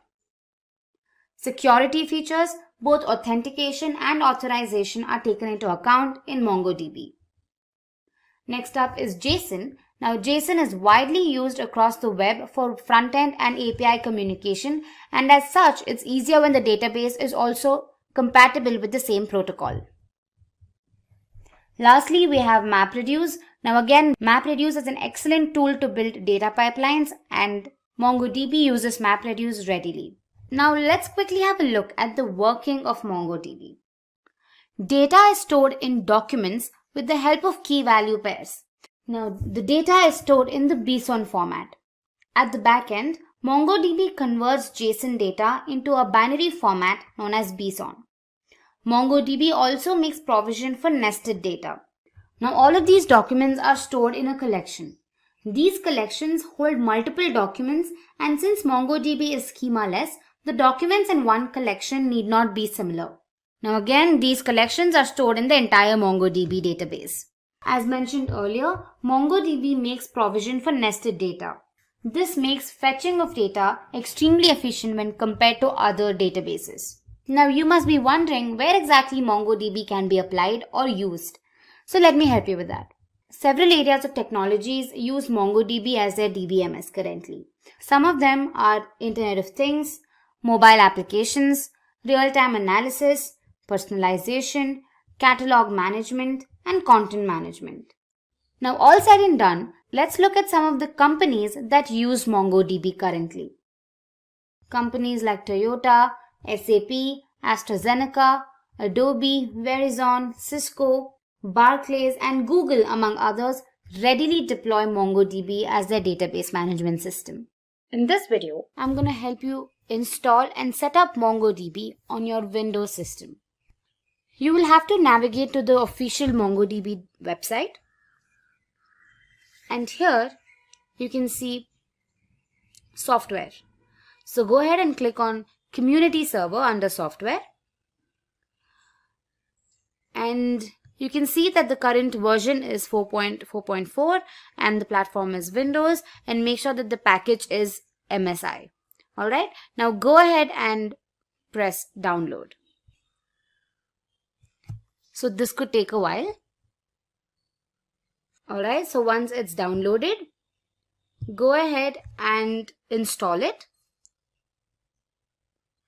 Now since it's already installed on my system, the installation process will be different, but you just need to follow the steps there and finally install it. So once you're done with the installation, you can go to your C drive, and here you can click on program files, and you can see that MongoDB is installed. And inside of it you have the server folder, and then you have the 4.4 folder, and then you have the bin folder. Right, so here you have the application, that is your Mongo and the MongoD applications. Both are executable files. Now the MongoD file or the application is the daemon process. Now this is the background process that makes sure you retrieve the data from the database, access the data. So it does all the background tasks. So after the installation, now you need to create a path to this file. By doing this, you don't have to always go to the bin folder and then execute the file. You can directly execute the file on your command prompt, right? So for that, let's just go to our environment variables. But before that, let's just copy this path, right? And here under the user variable section, click on path and say edit, and go ahead and just paste it, right? I've already pasted mine, so just go ahead and paste it and click on OK and say OK, right? So now you've created the path successfully. Now let's head to our command prompt and run the Mongo file. So here you can just directly type Mongo since the path has already been created. So just go ahead and say Mongo, and here you can see that your Mongo server has been generated, and with this you know that your MongoDB has been successfully installed and your server is up and running, right? So just for confirmation, let's see if there are any databases and how much space they've occupied. So you can right now just type show DBS, and when you click on it, it says admin, config and localhost, and all of it is 0. So with that, you have successfully installed MongoDB on your system and it's up and running. Alright. In this particular tutorial, we will be learning what MongoDB is all about and their advantages and some practical demonstrations. So let's get started now. So here in MongoDB, we would like to discuss about what is a MongoDB. So as we know, the MongoDB is known to be a traditional document-based database, okay, which stores the data in a document. Okay, NoSQL means it doesn't say like no to SQL. Instead, it says not only SQL. That means it is not only SQL, but it is supporting the other approaches too. Okay, so the document-based, when you talk about it, actually represents the typical hierarchical relationship using the single records. That means how the records are related with each other. So that's how exactly it represents. And it is a pure schema-free environment, so that you really do not need to have a schema before you go and develop this program. So it is a pure schemaless environment. Due to that, it is giving you far more better flexibility when you talk about completely unorganized environment. So what is NoSQL? So here's the idea about a NoSQL. So it is completely into the non-relational database. Like traditionally, if you see any non-relational database, you talk about typical NoSQL, it's purely into the document base. Here, NoSQL does not use any tables like in rows and columns. A traditional RDB based approach, if you see, there they are using a complete table structure, like they talk about columns, they talk about rows and all about. So here in NoSQL, it stores the relationship data in the documents. So the different type of NoSQL databases are available, like you talk about called document based, you talk about key value based, you talk about white column based and graph based. Different options are available for the NoSQL, but the one which we are using it, MongoDB, it is a purely document based database. Now here we would like to go ahead with some demonstrations, like talking about like how MongoDB installation works and the other aspects. Okay everyone, so now we're going to start working on the first option called MongoDB installation. Okay, see, MongoDB installation is very simple. If you open a website and go for this website name called MongoDB download. If we talk about MongoDB download, you're going to see the official website called MongoDB community download is available. When you click here, so you can see it is taking the current version to 4.4.6. macOS, it by default detected my platform.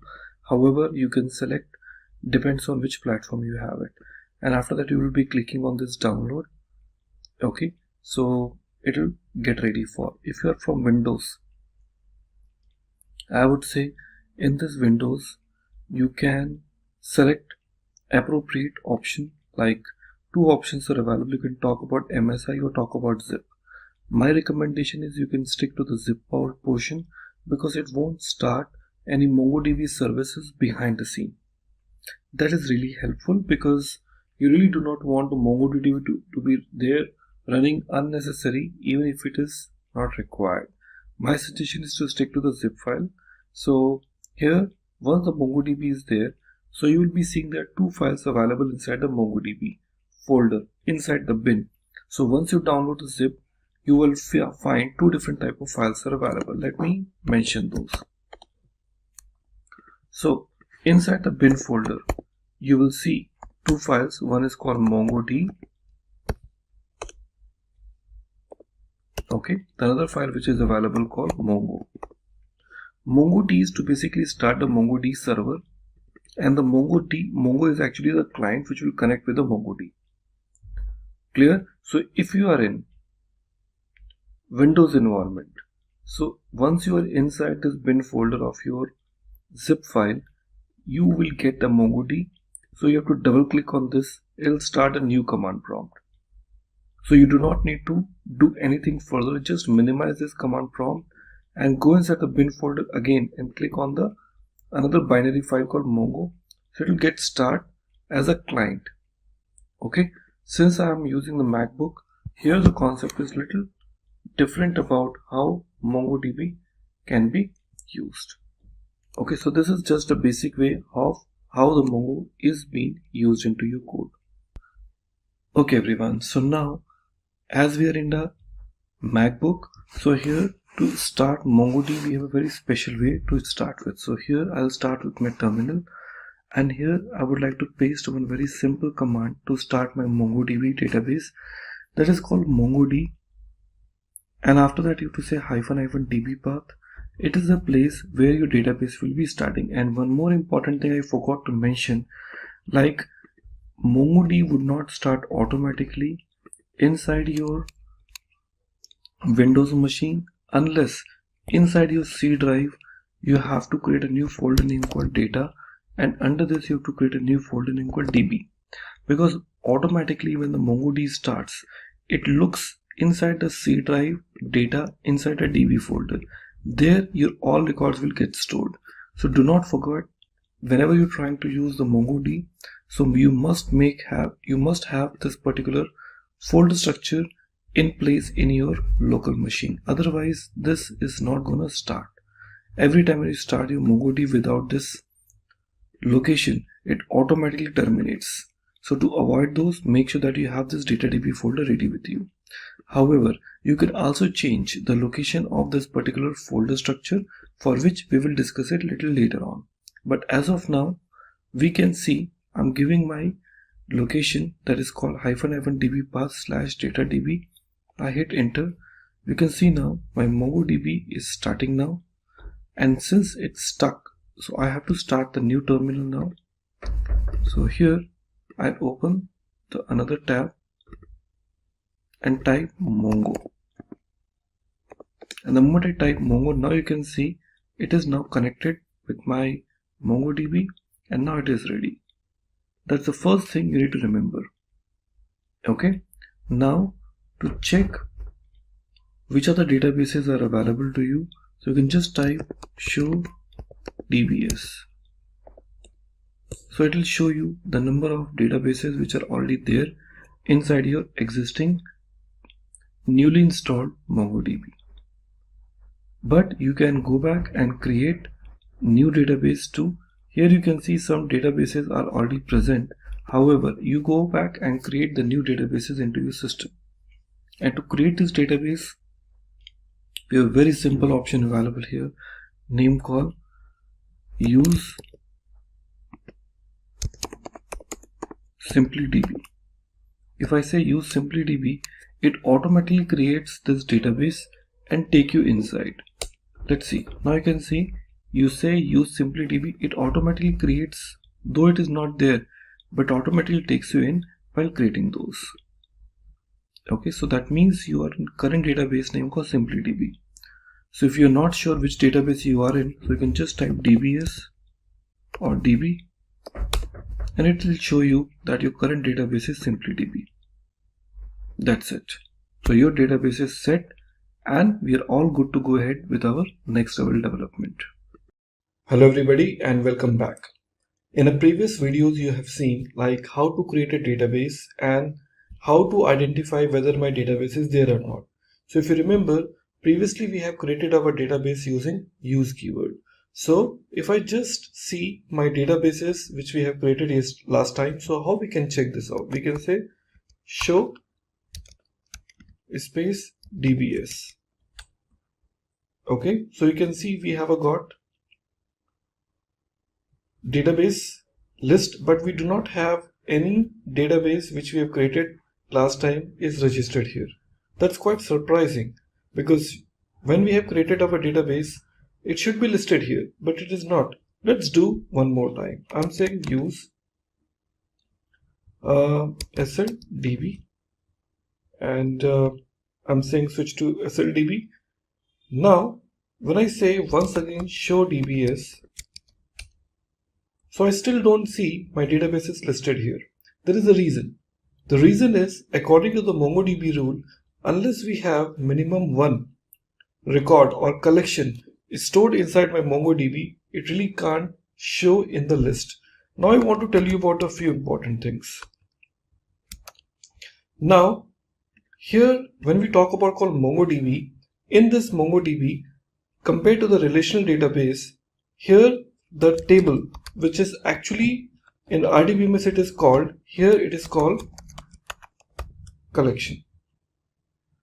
Okay, DB is still called DB here. Okay, that means the database will be still called database, but row, what you use this word in a traditional RDBMS, here it is known as called document. If you remember, I told you like it is a document based database. So here every single record what you try to insert, it is not called a typical row, it is instead called a document. So every table is called collection and every single row it is called document. That's what exactly the difference is. Okay, now here once it is ready, we will go ahead and talk about our next feature now. Well, we have to basically go and create a new collection. Okay, so what you can say, db dot create collection, and here I can pass my collection name. I can say demo collection. So once it is done, I can see it is collection is created. In typical language I can say the table is created, and now when I try to see same show DBS, I can see my database is now listed.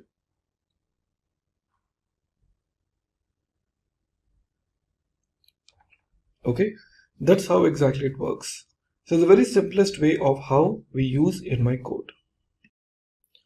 Well, in our previous examples, we have seen like how we can create a collection and we can give the name, and I can see the details are listed when I say show DBS. But there's another alternative option available where you can just do that without even saying db.createCollection. Well, if I want to create a collection, I really don't need this particular functionality called create collection. I can directly use this statement name called db.sl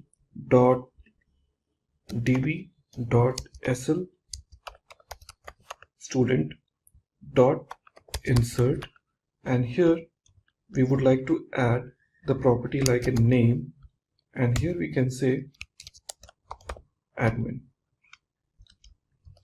Now what is that meaning is, when you say db.sl student.insert and I hit enter, you can see this an inserted one, and surprisingly when you try to say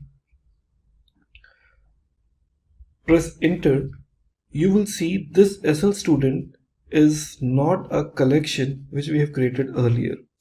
So what this line does, this line not only create the collection for you, but also add a record inside with this property called name, because it is a MongoDB and MongoDB is always following the JSON based structure, and due to that it goes with the key and value pairs. So DB is a predefined keyword, SL student is a collection name, insert is a command through which you are trying to insert a record. Now to check how many collections are there. Okay, so we have one property called show collections. When I say show collections, I can list down those number of collections, or else I can say tables in a typical RDBMS language which are there added in my system.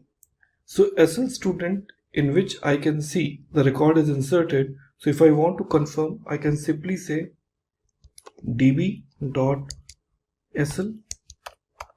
student.find. Find is a function through which I can list down those number of records which are added.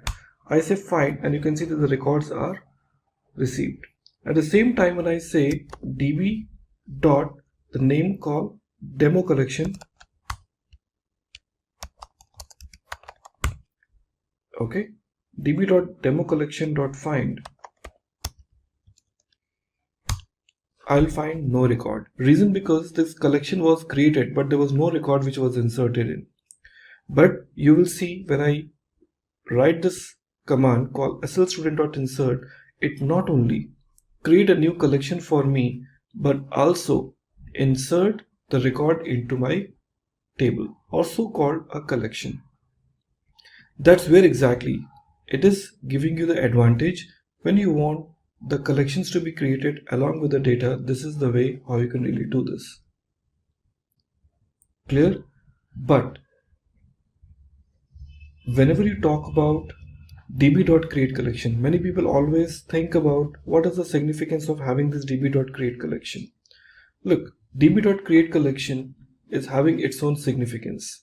We never recommend this technique, okay, to create a collection, because when you create a collection, you always bring some restrictions, some terminology which missed out whenever you talk about this line. So having this db.createCollection, you can also offer some additional capping which is not possible when you use db.collectionName.insert. So you might be thinking what those cappings you're talking about. Let me try to brief you. When I say db.createCollection, and here we are providing the first name called suppose student.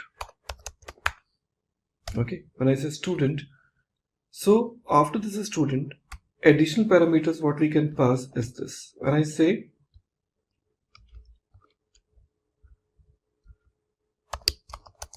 capped colon true, what do we say? Capped colon true. So you are enabling the capping. After that, the next parameter I'm going to pass, that is known as called size. In this size, we are providing the size. Suppose I'm saying 5 to 4, and also we are saying 2880. That is the size of 5 MB, and here we are giving call max colon 5. What exactly that meaning is? See, the meaning is very simple. Whenever we try to bring this create collection option, so capping true means you are enabling the capping. So what does that meaning is? It is trying to say in this particular collection name called student, maximum number of documents can be either 5 or less than 5. Clear? And the collective size of documents cannot be increased to more than 5 MB. That means you're trying to say either by adding the total number of 5 records, the collective size of 5 documents will reach to 5 MB, okay, or else the maximum number of 5 documents can be stored. So whichever fills earlier. You may have a total number of 4 documents which are pretty heavy and they reach to the size 5 MB, and beyond that the next document won't be added, or else you can have the 5 documents which has not yet even reached. So any option will help you to achieve this. So that's where exactly you can offer the capping, but this is only possible when the user is trying to say db.createCollection. This option is not possible when you're trying to use this. So that's the benefit of having this db.createCollection, and this is what we always recommend. Well, now we would like to talk about our next feature here inside the same MongoDB. So we now know how to create a collection, how to create a database, and how to switch from one database to the another database. Now we will tell you like how to insert a document. So far we have already seen how to insert a document inside the MongoDB. Now we would like to also show you how we can insert the documents using multiple techniques. So remember one thing, MongoDB comes with two different types of documents. One is called relational document and second is called embedded document. Mostly while working with MongoDB, we always recommend you to use embedded documents because that helps you to scale up your application without any hurdle. Okay, the embedded documents means what? That means the I would say the parent record as well as the child records both stores in the same location. Fine. So how exactly that is? Let's take a look about this example. Here we would like to insert some records by saying db.student. I do not have a student collection, but I'm just telling you db.student.insert. Here we would like to add some records. What I'm trying to say, the registration number. I'm just saying 1, 2, 3, 4. You can give anything. Now the next one we will talk about called name. This name we can say student1, followed by the next one. I'm talking about which course the student has registered, so we can say course. Inside this course we would like to say the course name. So let's say course name. We are giving the course name called MCA. Okay, followed by another property called duration. Okay, I'm giving this duration is called 3 years, like that. After that, this curly braces is closing. That means, see, the idea is like you see the course is an embedded document because from course you have got few more properties like in course name and duration. I'm closing this and starting the another property, and that is called address.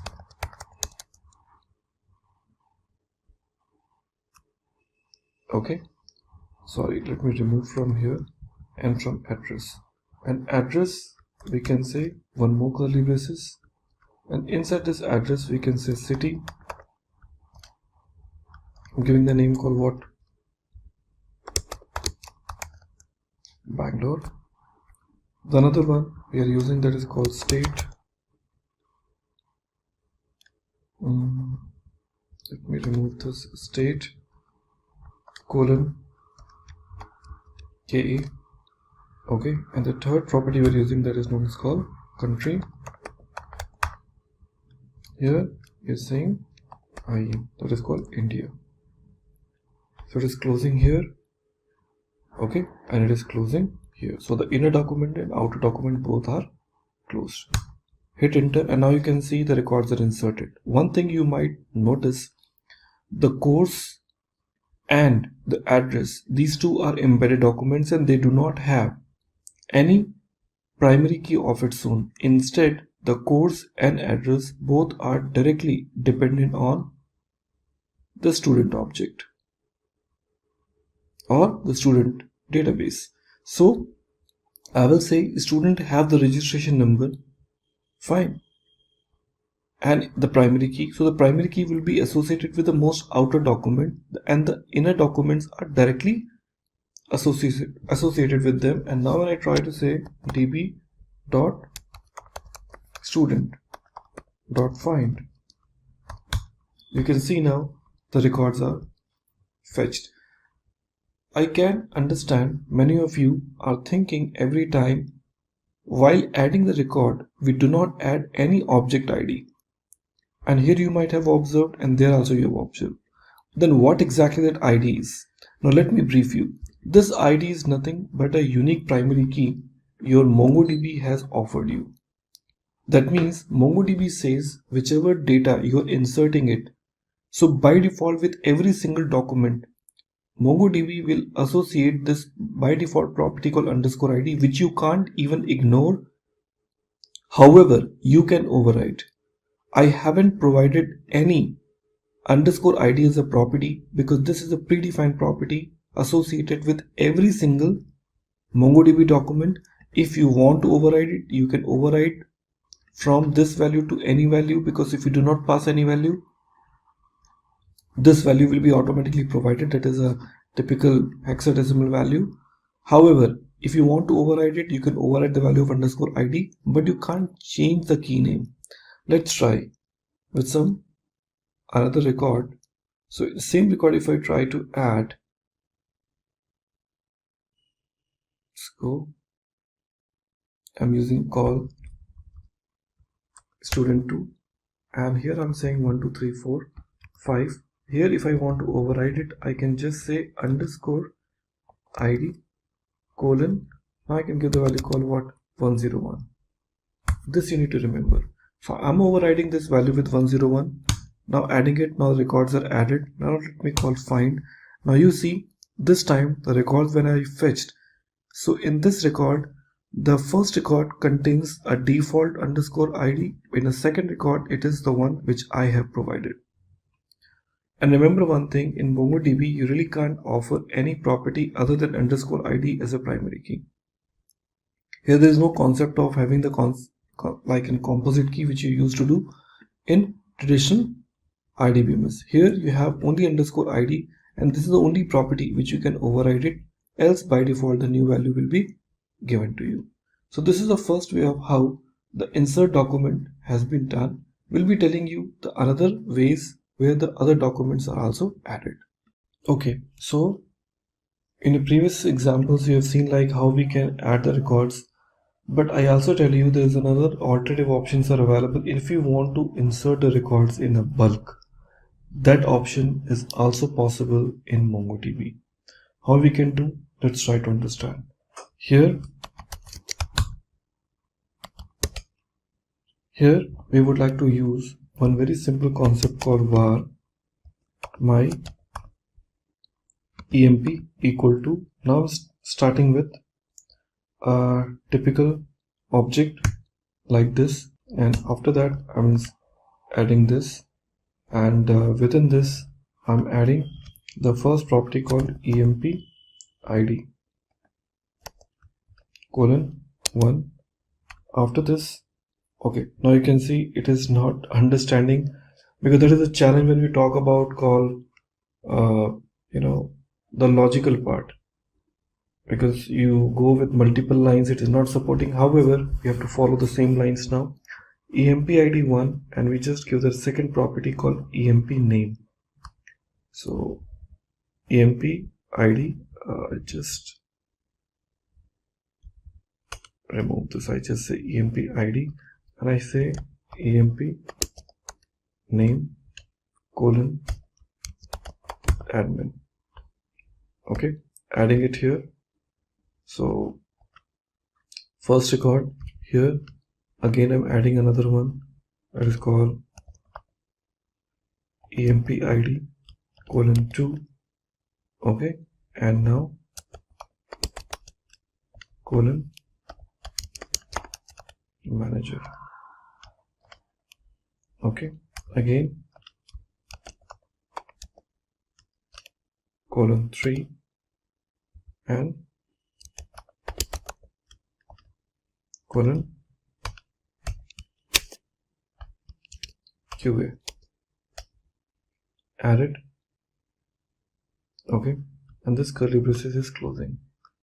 After this, your square bracket is also closing, and once it is done, you come down and say db dot new emp dot insert. Okay, and here you pass the name of the object called my emp. And you can see now it is telling you n inserted 3. That is known as called bulk insert, where you're inserting multiple records in a single shot. See how easy it is for you. Okay, now you simply use db dot, the collection name is what? Your new emp dot find, and you can see now all 3 records are inserted with its default object ID. Okay, so that is a really nice idea to have the ID to be provided. Okay, remember this statement. So you understood finally how we can add the records in a bulk. Going forward, we will also talk about which is related to your update as well as delete in your upcoming demos. Okay, but here that is the first thing which you realize it, how we can perform those kind of operations in very simple and straightforward manner. Okay everyone, so now we have got 3 records with us, and in case if I'm planning to perform update on any of my records, how will I do this now? So we have a predefined functions available name called update function. Let's see how this update function can really work. So we use this statement name called db dot, what is my collection name, which is known as called a new emp. Okay, dot update. Okay, so what I will do, I will say db dot new emp dot update here. Okay, now when we talk about called update, we have a statement available. Okay, what is that? That is called emp id. We will call emp name. So we say wherever the emp id is this, I want to change what?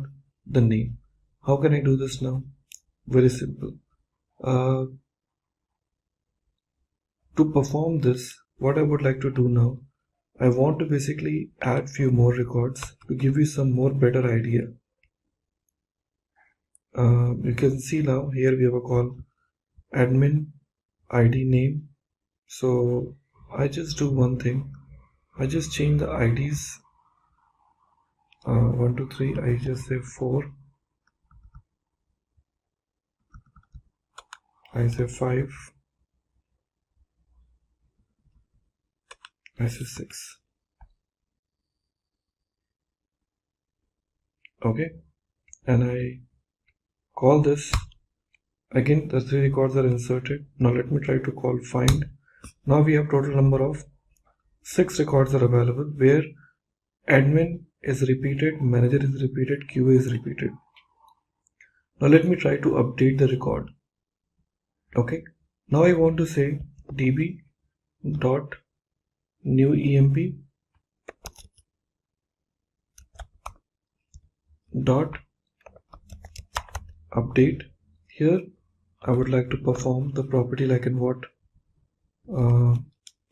Name, I say emp name colon, I say admin Okay, so I just close that and I use another curly braces with $set. Set means you want to set the new value. Here we are giving emp name. Okay, what I want to do, I say wherever the name is admin, change to what? Admin new. That name I want to change it. Close this, and run. Now you can see it is saying n matched to 1 and the record fields are updated like this. Let me check. Well, here I will see the value called admin new is updated, but I have one more admin called admin. It is not changed, and that is something which you need to notice. What you need to notice is like when you try to perform update. So what MongoDB does, it starts from the top, find the first record, change the value or modify the value, and come out from the loop. It doesn't carry forward its search process for the next level of results. And that is something which is, I really want to do that. So in case if you are planning to change those values multiple times, so what you need to do, let's take a look. Here in this similar example, here we have a call name admin, second property we have a call manager. Let's try to say managers are repeated twice, so we just want to change to new underscore manager, and I want to update multiple values. So what I will do here, I will put comma and say multi colon true. Okay, saying multi-colon true, that you want to say, hey, I want to update multiple search or multiple repetitions. Hit enter. This time you can say it is saying and match to and modify to. That means 2 records found and 2 records are modified. Let's check. There we go. We have got new manager is updated in both the location. That's something which is really awesome, because this is how you try to perform the multiple changes. Well, in our previous examples, you see like how we can perform the update part, but we have a one more beautiful feature available inside the MongoDB, and that is called how exactly we can perform upsert.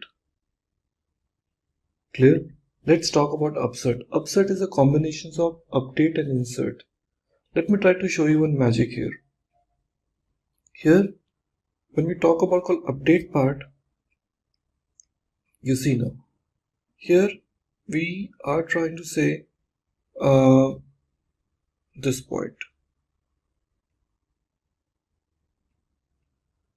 Yeah, you see about multi-true we have used. Now here, this multi-true is we're trying to update, but let's talk about something called manager 2. Enter. Now you can see it is saying no records found. Clear now, no records found. But there's one concept available named called upsert. Upsert means if I try to perform upsert, it means if the records are not available, it will insert the record. I want to show you one simple example now. Here we are using multi-true. Okay, so as I can see, we are using something called name, and we are performing this update part. So in this update part, we are using this $set new manager. So here, rather than using multi-true, we are saying upsert true. When I say upsert true, so what happened now? They say n matched 0 and up inserted 2 and modified with id this. That means when I try to call this find function, you will be seeing now we have got the another record has been added. Are we clear now? As a new record. So upsert does what? Upsert says like if the records are found, I will update it. If it is not, I will insert it. That means if I try to call the same thing, manager 2, fine, it is added as a new manager. Now if I just try to say not manager 2, I will call QA, and here we are saying emp equal to new underscore QA. And now you can see it is saying n matched 1, n upserted 0, and modified 1. So it is clearly telling you like, hey, I did not find any inserted part, but yes, I matched one record, I found one record, and the one record is updated now. That is very beneficial feature when you really want to perform upsert. So that is the advantage of upsert. That is what's called update plus insert. Very important feature that depends on the requirement. If you want to add, you can certainly add this. So the way we have tried to add this upserted part, we can also try to perform the delete part also. Okay, so MongoDB also helps you to perform the delete part.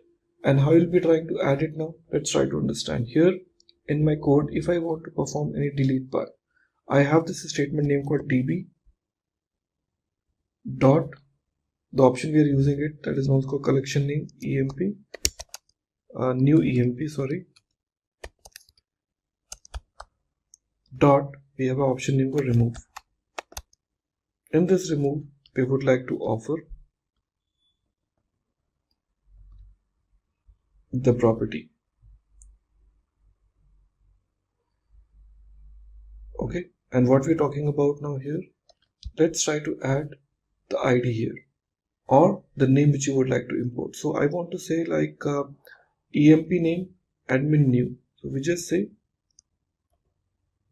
p name. Okay, and then name is called what? Admin new. Okay, emp name admin new. When I say remove, you can see it is removing the first record. So you can see now the records are removed. Fine, because there is only one admin new is available. Okay, now in a similar way, if I try to remove the property called new underscore manager, new underscore manager, hit enter. Now you can see the 3 records are removed. So it's not like update which removes update only one record. It can also eliminate more than one records at the same time. That's the benefit of remove. So now you can see we have already implemented some records. As I seen earlier, like we have performed the delete part now. Now when I try to say db dot new emp dot find, 3 records are available with me, 3, 4 and 6.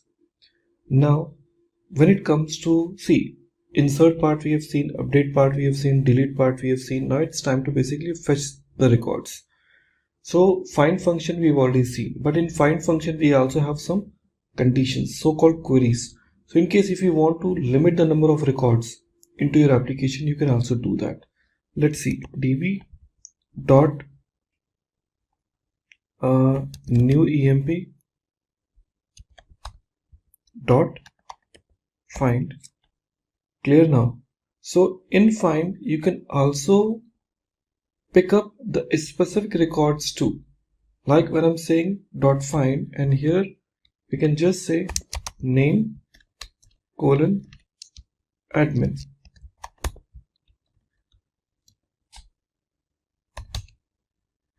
Sorry, here to put curly braces.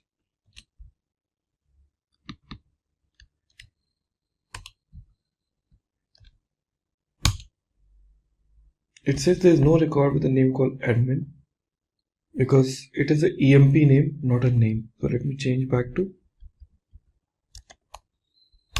Now I can see it finds one record.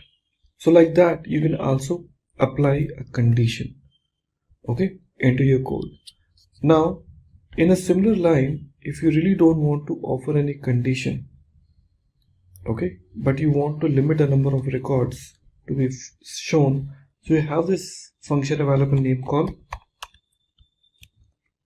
limit 2. 2 means only 2 records. Now you can see, though I have 3 records, but it is only showing me 2 records because I have limit those number of records into my code. Also, we can perform sorting in case if you want to perform the sorting in ascending and descending order, that also you can also do. So here, rather than saying limit, we just put this option name called sort, and in this sort, on which property you want to sort it, that also you can mention. So we can just say emp name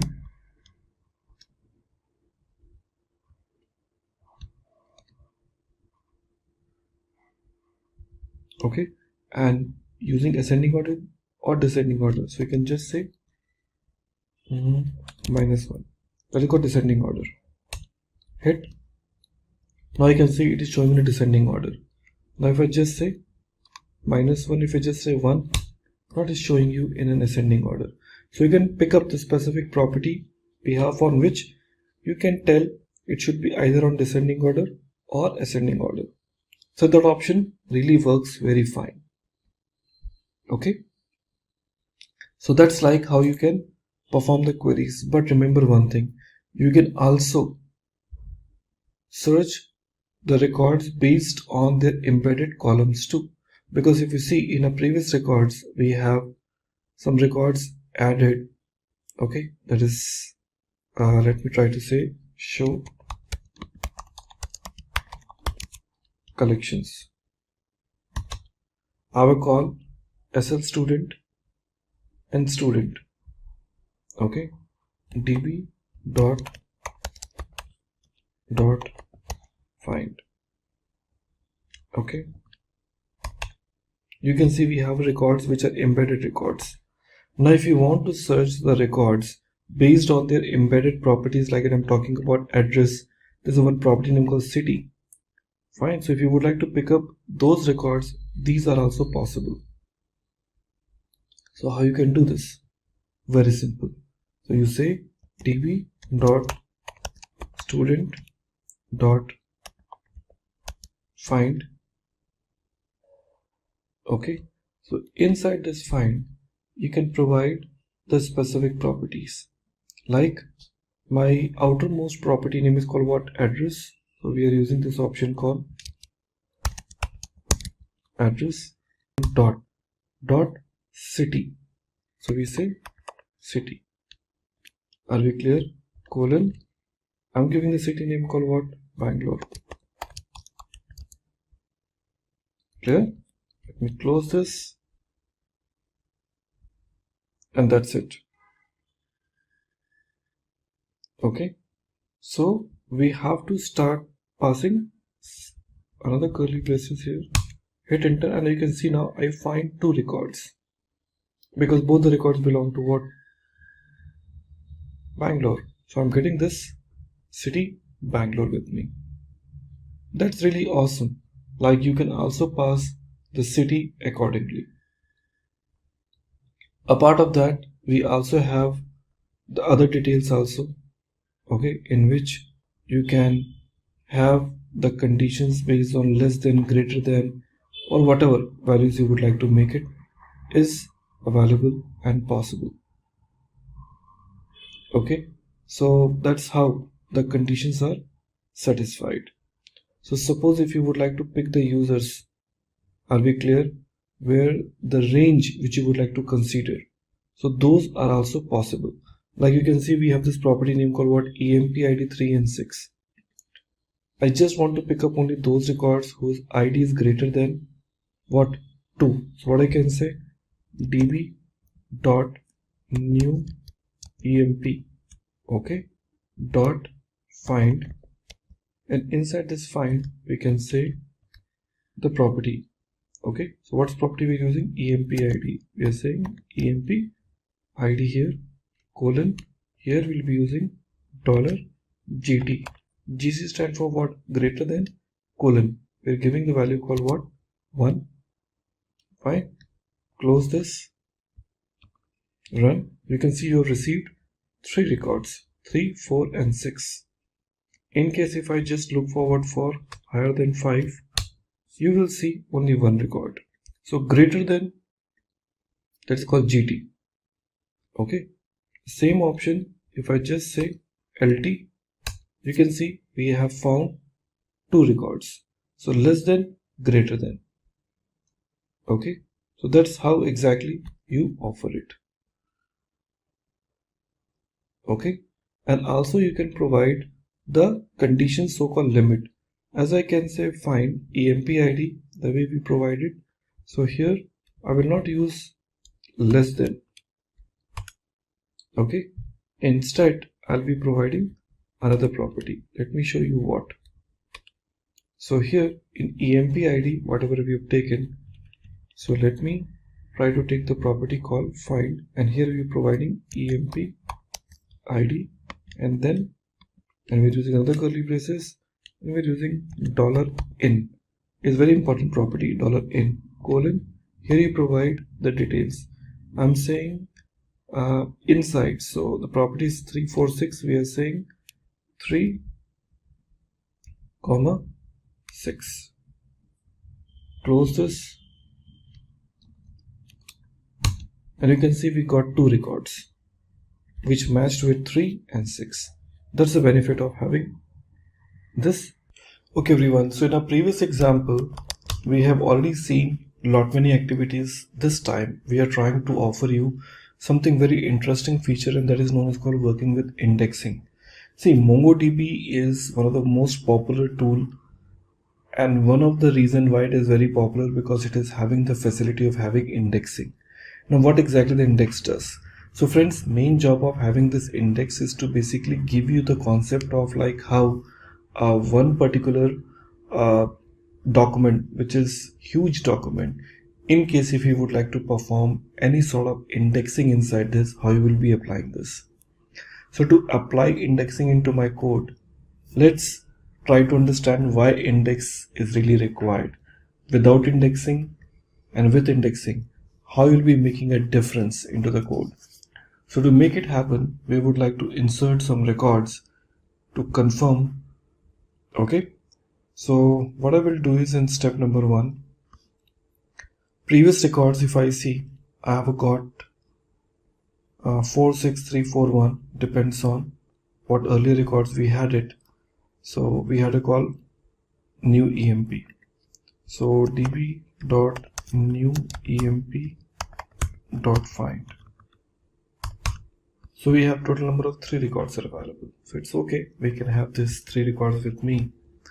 Now let me try to apply indexing. Without indexing, if I want to find the result, what outcome I'm gonna receive.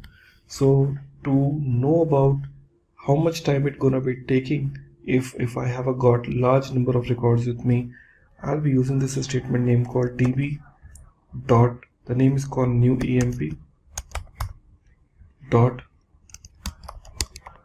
explain, and here I'll be using one predefined functionality called execution stats.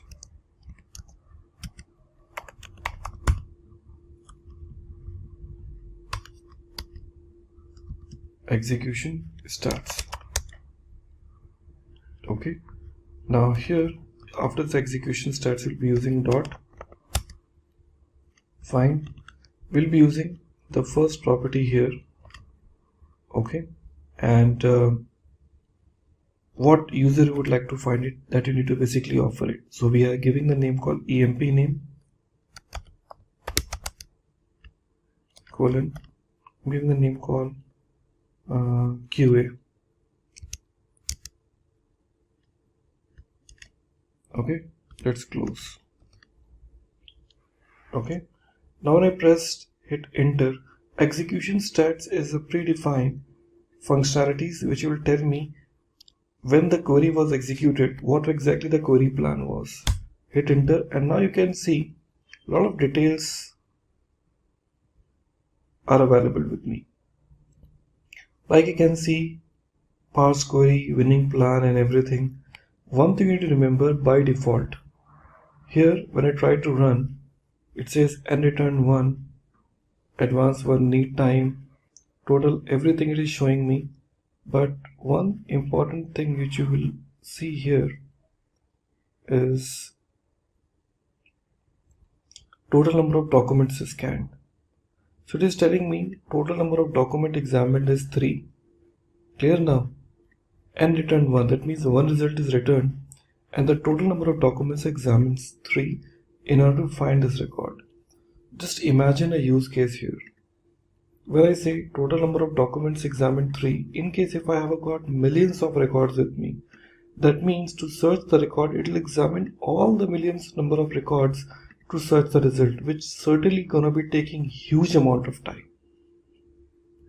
And that's where exactly when you try to search the record, fine, when you have no indexing is available. Okay, so you need to understand one important thing is by default index is applied on your underscore id. db dot new emp db dot new emp dot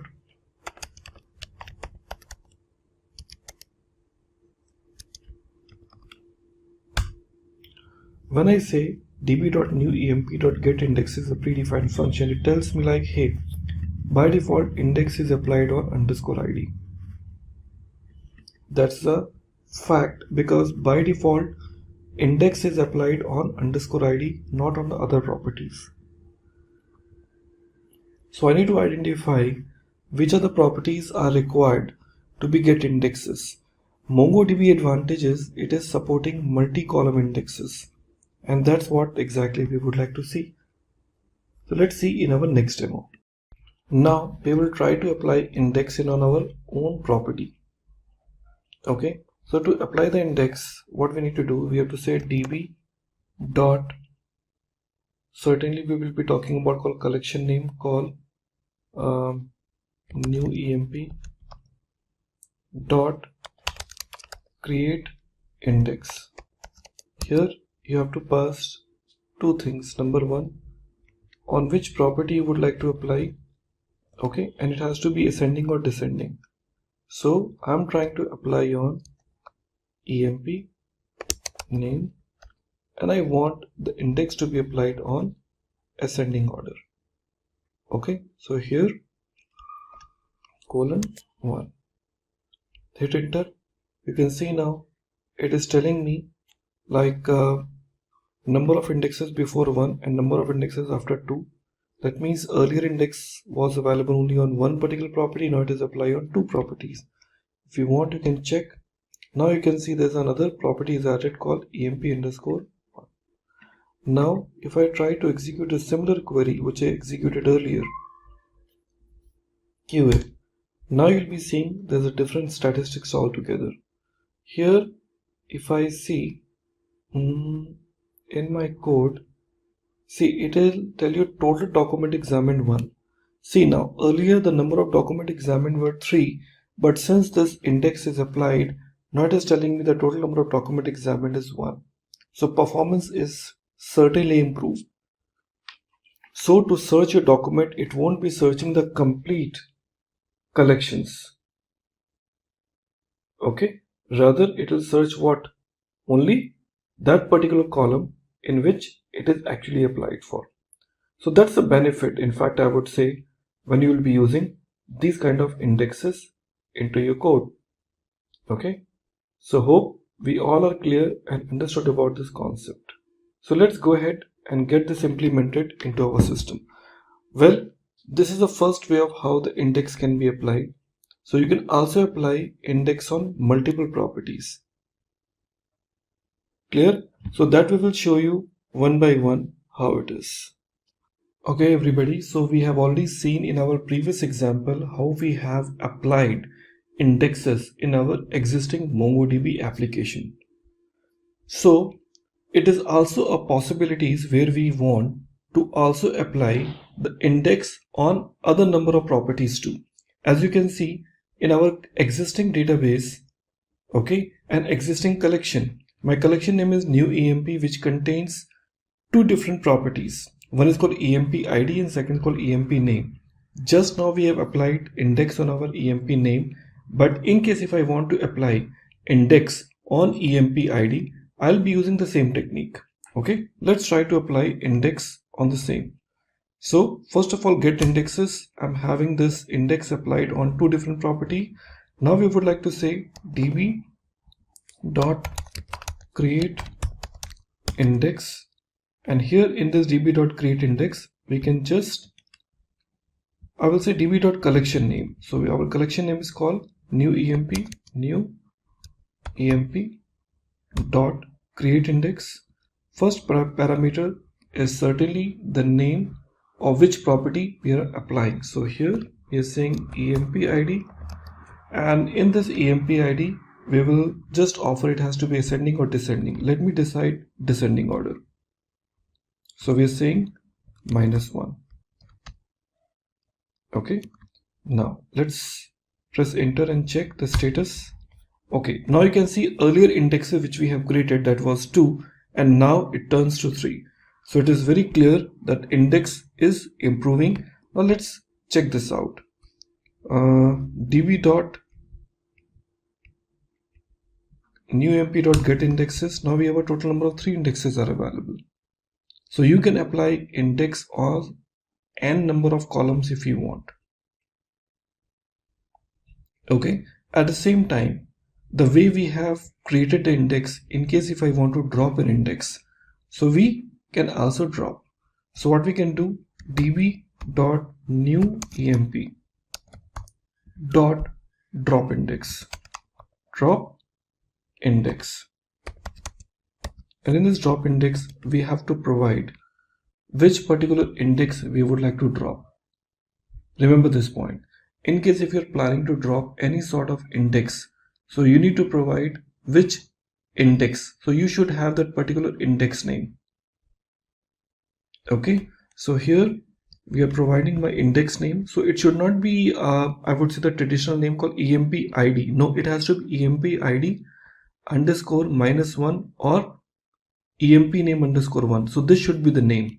I'm saying emp name. In case if you try this, you see it is saying index not found with the emp name, because internally it maintains with this name. Let's try this out. We say emp name _1.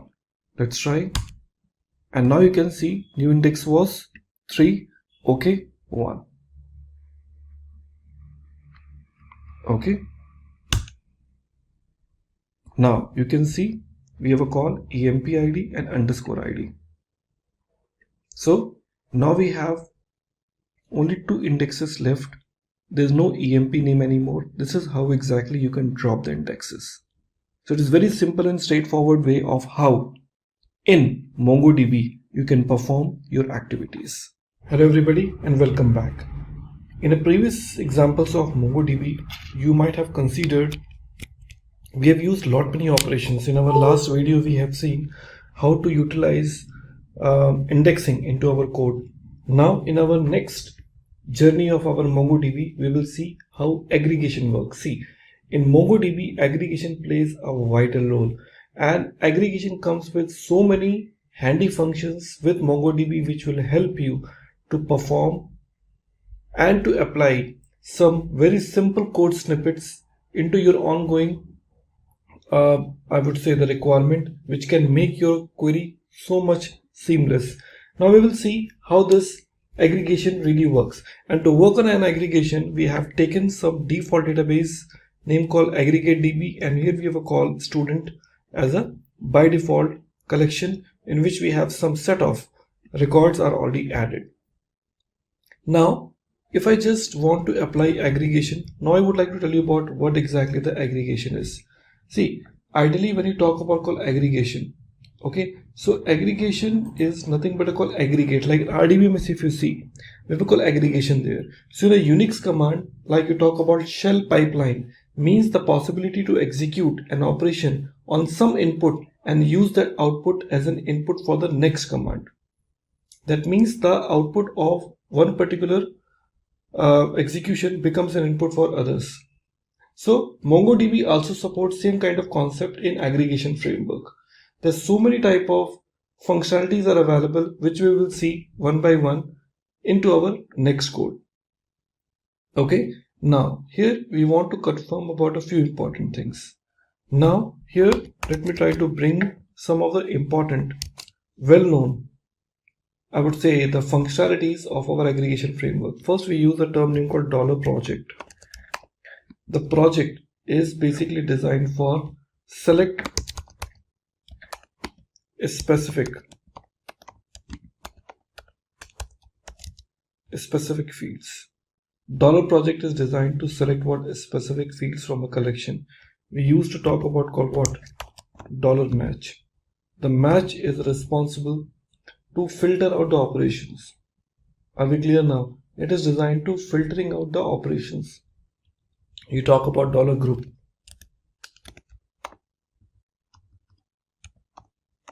Talk about $group. So it does the actual aggregation. Fine. We talk about call $sort. Okay, it basically sort the document.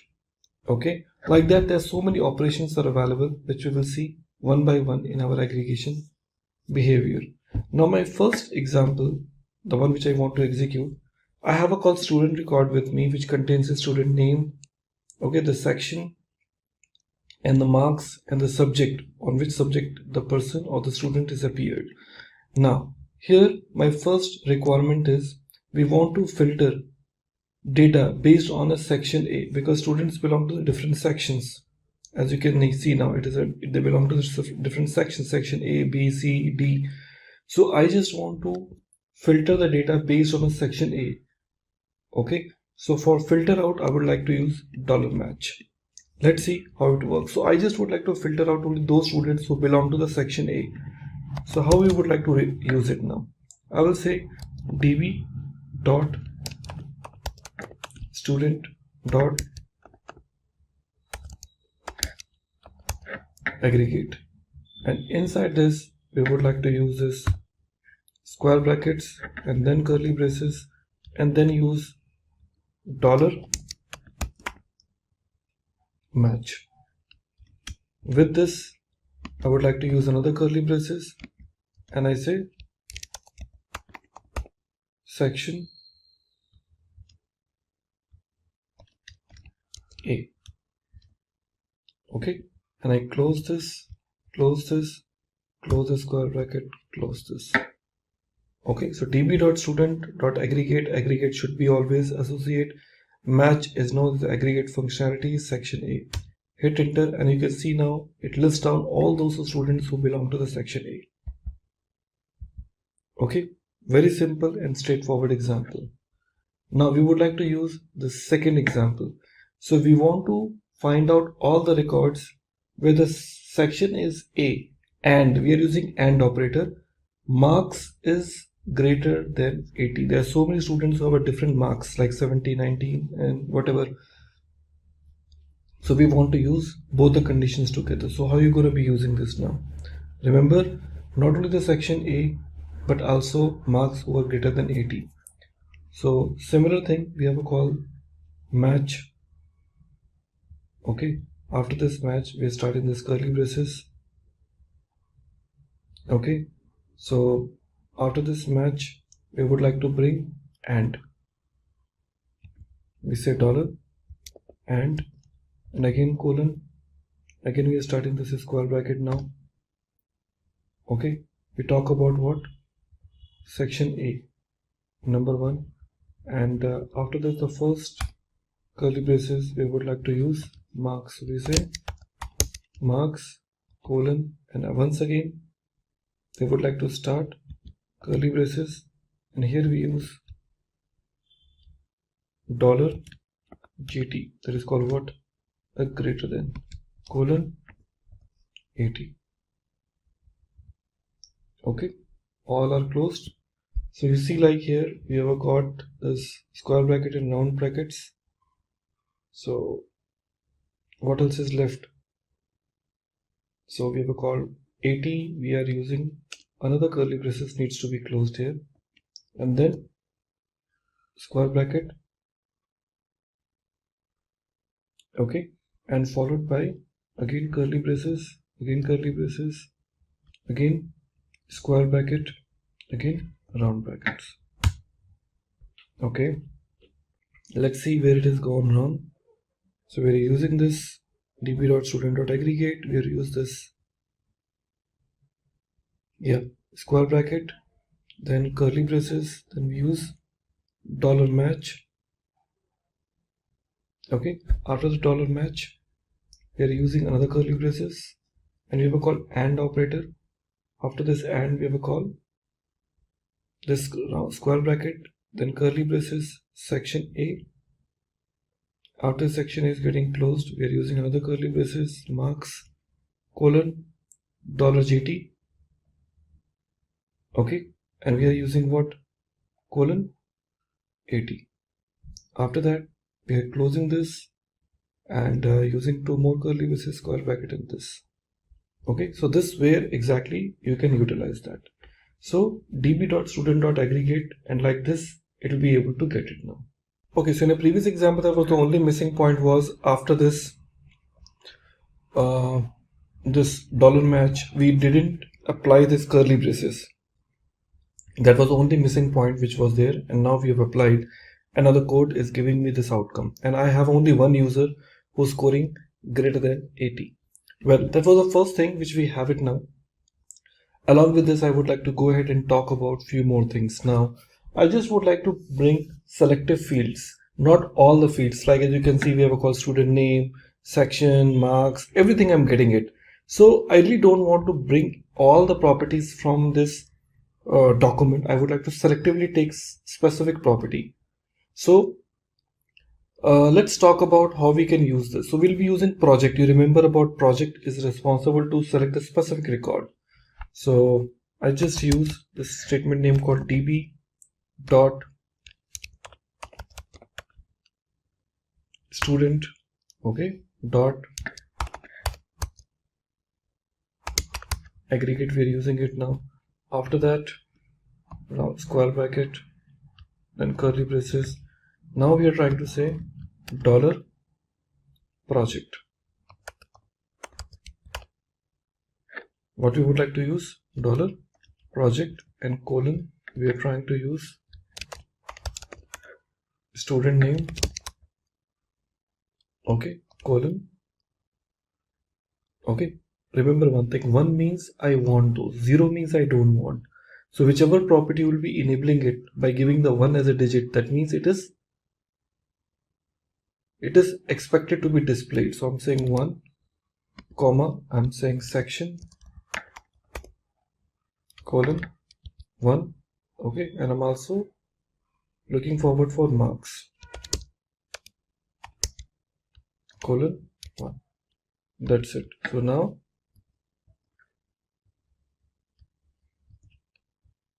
you can see now I am once again picking up only those like student, section, and marks. Now if I go back and remove some properties, like I only want student and section, you can see I have only student and sections are used. Here if I just use this statement name call underscore id colon 0, now you can see only the names and sections are visible, ID is not, because I really don't want ID. By default ID is shown, but if I say it's 0, that means the ID will not be visible here. So like that you can select the columns or the properties accordingly. That was the one way. Now the other thing I would like to use, what if you want to find out the student name, section, and marks from student? Once again, we want to find out the student name, section, and marks from the student collection where the section is A. Okay, so here it will be the combinations of match as well as the project. How we can use this? Let's take a look towards my implementation. If you see the previous one, what we have used here, you remember about, we have used this statement called aggregate match. Okay, so now we would like to go back and utilize, after this $match, this is a curly braces, I'm giving section colon A, okay, section colon A, and after this I'll close this, okay, and close this again. I'm opening it up by using this option called project, $project, we're picking up the project right now, and here with this colon symbol we can use again and say student name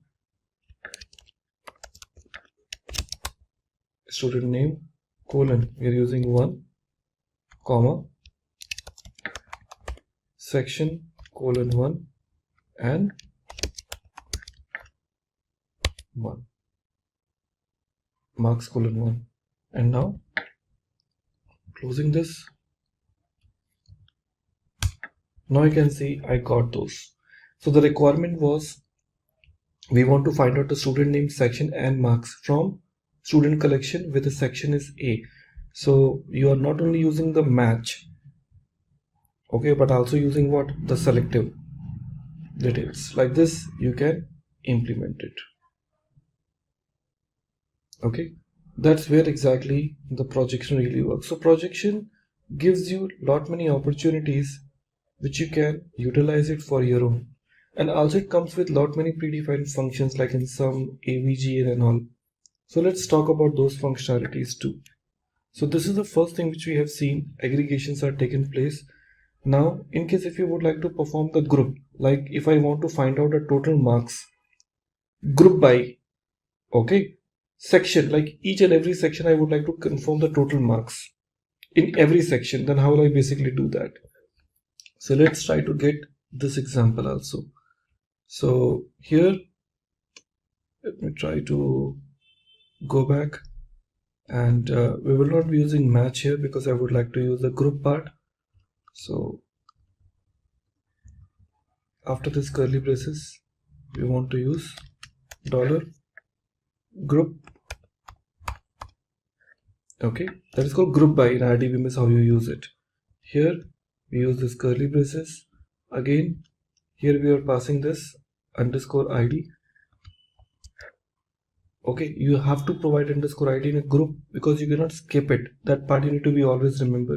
You really can't skip $ID whenever you're trying to talk about called group. This is a compulsory field, you need to have it. After that I'm using this section. In this section we are saying $section because we would like to make it on a section basis. After this closing, and here we are using what? Total marks colon, here curly braces, again dollar sum, okay, colon, on which behalf I want to use in marks, so I can say $marks. Naming convention is very important because it is a JavaScript, so it is a case sensitive. Okay, then and you can see now section wide I'm able to get all the marks. Isn't it amazing? That's where exactly the aggregations are playing very important role while retrieving such kind of records. So hope you are clear about how we utilize this together. So in a previous example we got it like how we are basically taking this marks in my application. Fine. So we are clear about how we are picking that up. But what in case if I would like to take marks for the specific section? So it is also possible. So we'll be using the same group, but the only thing is what we'll be bringing the match between, because here we are trying to get all the section marks, but if you would like to bring it only for the specific section, we know it very well what we need to do. So here before I talk about called $group, we can use one more curly braces here. Okay, so we can use this option called $match. Okay, and here we are using this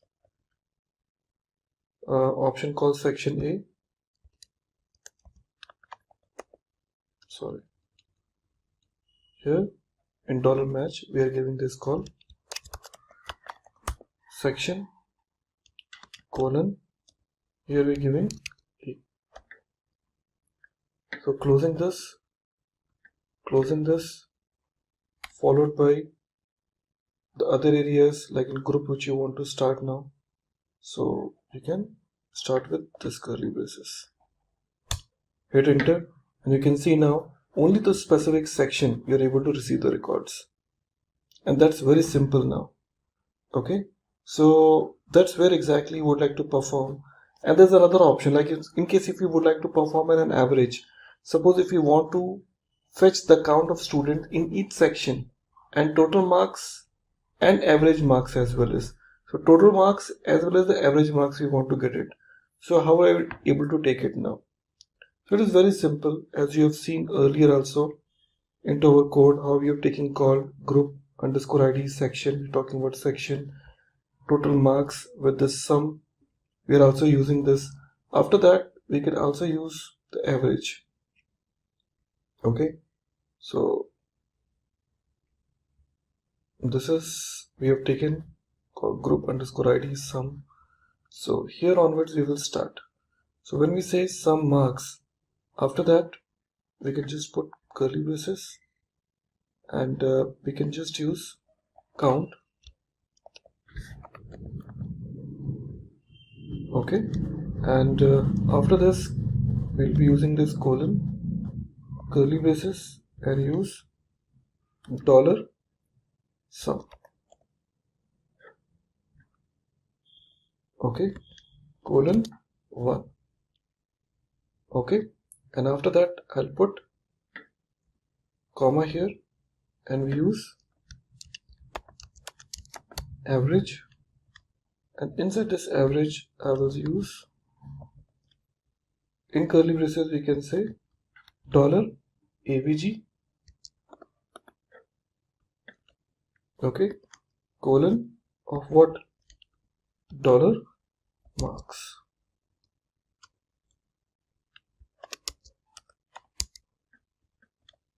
Very simple. So curly braces is closed. Okay, so total how many? 3 curly braces will be closed, 1 square bracket and round brackets. And now you can see you got the average markings in each and every section. So just imagine how easy it is for you to deal with the aggregations. So aggregation seems to be a very simple approach provided by MongoDB that really create a difference of how the aggregation changes the way how you react to.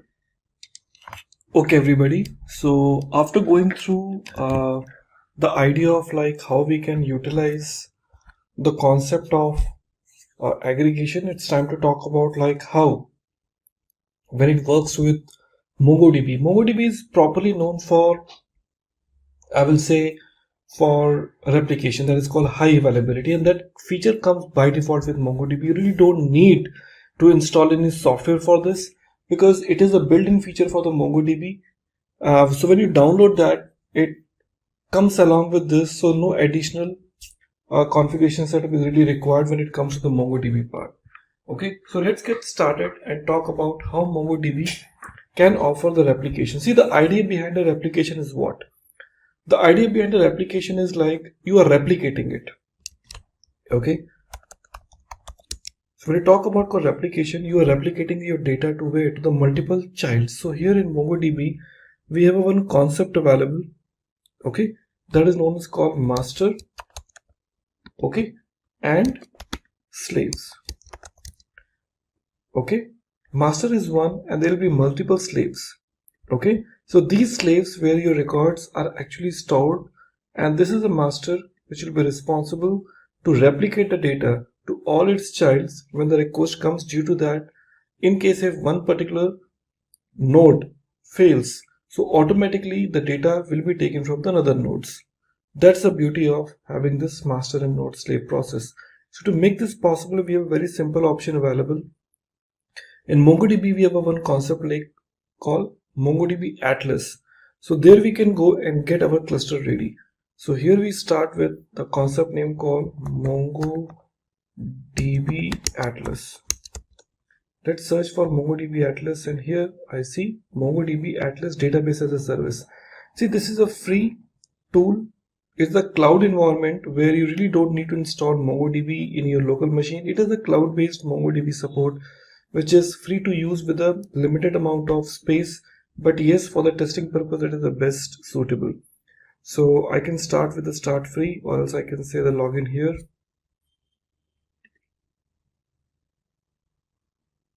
Okay, from there onwards I can go ahead.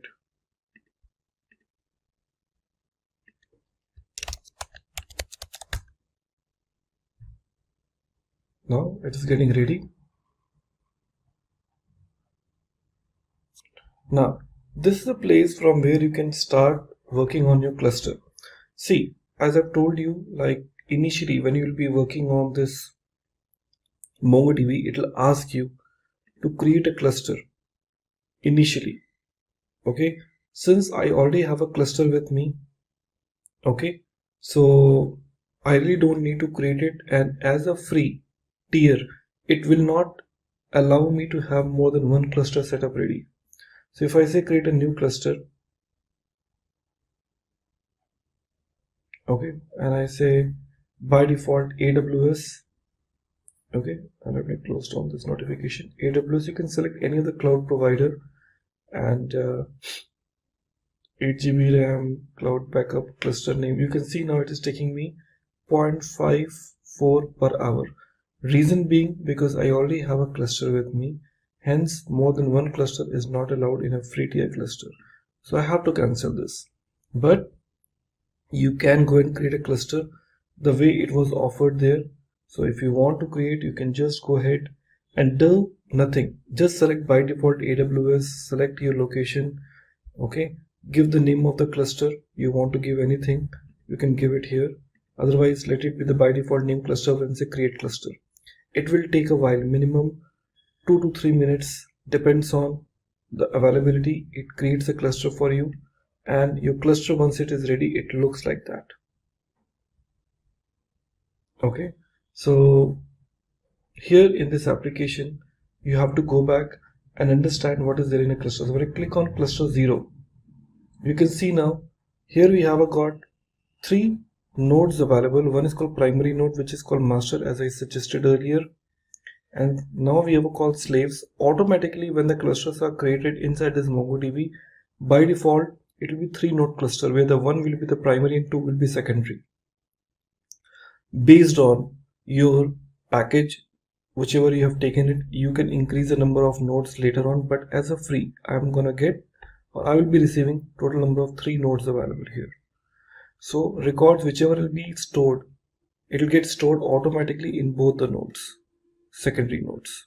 And from the primary, I can insert the record, and secondaries, I can read the records. Remember, you can't insert the records into the secondaries. You can only insert the record only in your primary record. Secondaries are not allowed to insert. So this is your replica set. Okay, these are the nodes which are available to you. So when you click on this primary here, you will see it is telling you no data available. Nothing is there because I haven't stored any records as such. So I just go back to my cluster. So initially I would like to go back and create few things now. Okay, I would like to go back and set up few initial things at a time of creating the cluster, because when a cluster is created, clear now, so in that point of time no setting is configured. You have to do few settings now. First setting is you have to put it, remember the steps. First step will be your network access. So in network access you have to go and you have to say add IP address, and in this add IP address you have to select this option from which location you would like to accept. Only those IP addresses will be whitelisted. Otherwise what you can do, you can see here in my options I have given 0.0.0. that means all IP addresses are acceptable. So all IP addresses are used. Okay, so this you have to enable it, otherwise you won't be able to get this network access from any third-party locations. Next you have to talk about called database access, which is required for you to create a new user. There are already some new users are created, but it is recommended that you to go and create a new users here. Okay, so you can go back and add a new user. So by default it is username and password is given, so you can go back and create a new user. When I say add user, you can give the username as well as the password as per your own convenience. So new user, I'm going to create it, that is known as called SL, okay, user, and here we're giving call admin 123.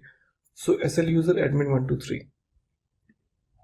Remember, this will be the username and password. I'm saying add user. New user is automatically added. SL user admin 123. So once you have provided this network access, database access, next you have to create a new data. So what you need to do, when you go back to your statement, okay, network access, database access, it will ask you like you want to create a new database. So I just go back to my project 0. There will be an option called collections. You have to go back and create a new collection here.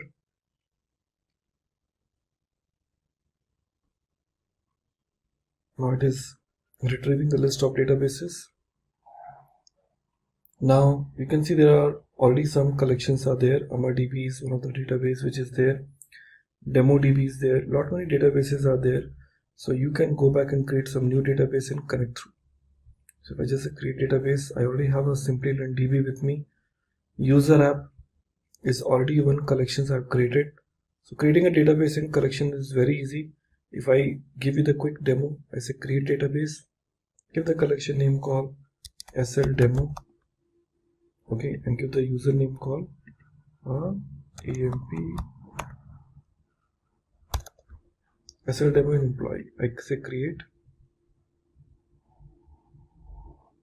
Now you can see SL demo and create. It is there with me.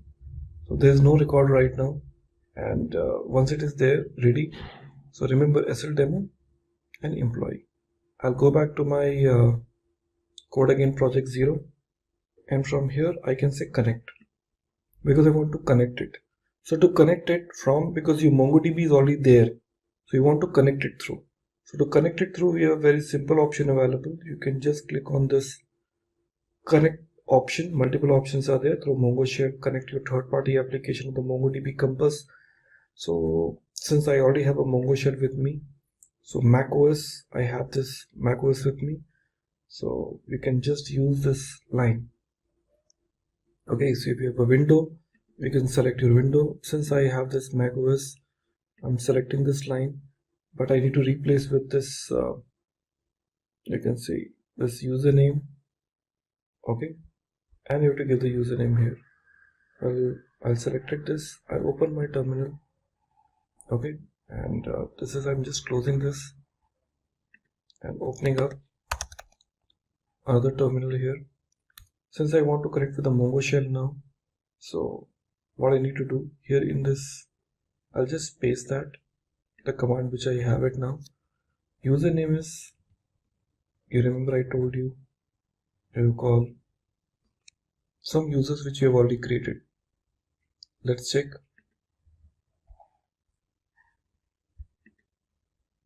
Here, SL user, I say SL user, I hit enter. It'll ask me the password, so I've given the password admin, and now you can see it is connecting with me to this particular,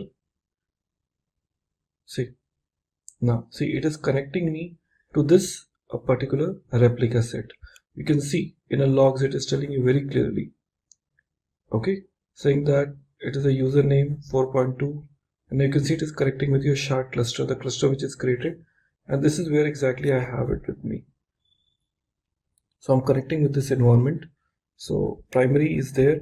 So if I just want to go back and say show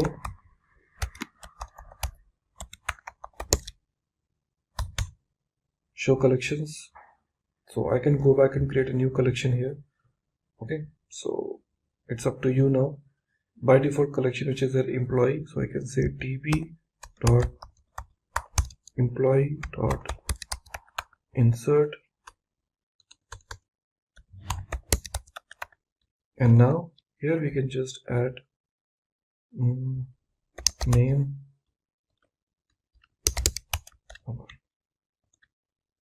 Okay, now you can see some exception is raised. So you understand.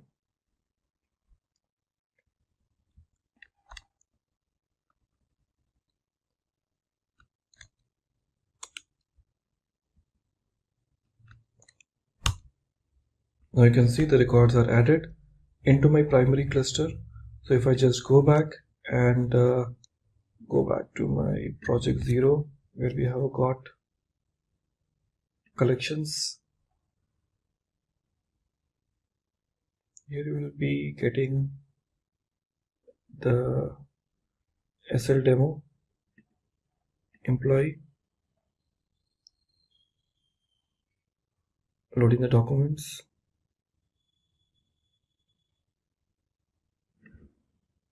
So it takes time to get this, but this is where exactly you see the records will be stored. Okay, so that's where exactly it works fine for all of you. So we have this record. Okay, so when I say show collection, so we have a call employee. When I say db dot employee dot find, so I can see we have got new collection name called. This is added right now. Okay, so like this you have got the first connection established and the records has been inserted. Hey everyone, my name is Ishan and I welcome you all to this session. In this session, we will have a look at the basics of GitHub. Before diving deep into the subject, let's first have a look at a use case. The use case we will consider today is of the world's largest sporting goods retail brand, Decathlon. Decathlon has 1600 stores spread in 52 countries with around 100,000 employees. The IT team of GitHub consists of 1000 members that helps Decathlon to bring its shopper's journey to their devices. So here, we will first see the problems that they faced and then we shall see how did they sort out that problem. In the beginning, Decathlon worked on the data center with the help of a VPN. And using a VPN was a huge challenge in terms of workflow visibility and avoiding redundancies. So the first problem is how to maintain workflow visibility and avoid redundancies. Then since there are so many stores located at so many different places, hiring of developers seemed to be a difficult task, as a physical workplace was always needed. So the second problem is how would they hire developers? Now let's see how did Decathlon solve these two problems one after the other. In the first case, the entire Decathlon shifted from any other remote repository to GitHub. GitHub turned out to be an amazing open source community as the code became more visible across the organization and now anybody could contribute to it. Then let's talk about the second case for hiring the developers.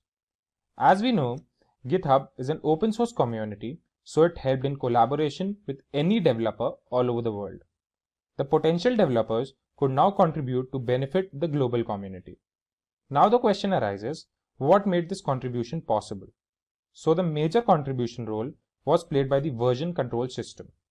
This was just a single case amongst many others. There are many organizations that have benefited from GitHub. Now, when we have realized how GitHub has revolutionized the market, let's start learning more and more about GitHub. As we move forth, let's have a look at what is version control system. Version control system are the software tools that helps in recording the changes made to the files by keeping a track of modifications done to the code. There is one repository and each user has their own working copy. The changes are committed to the repository which are possible to be seen by others. The two most important things to make changes visible are you commit and they update. As we discussed, it is a system that keeps a track of different versions of a file, and hence a specific version of a file can be called whenever needed. This makes the collaboration amongst developers easy and also provides the members of the team to work on the latest version of the file. Moving forth, let's see what is Git.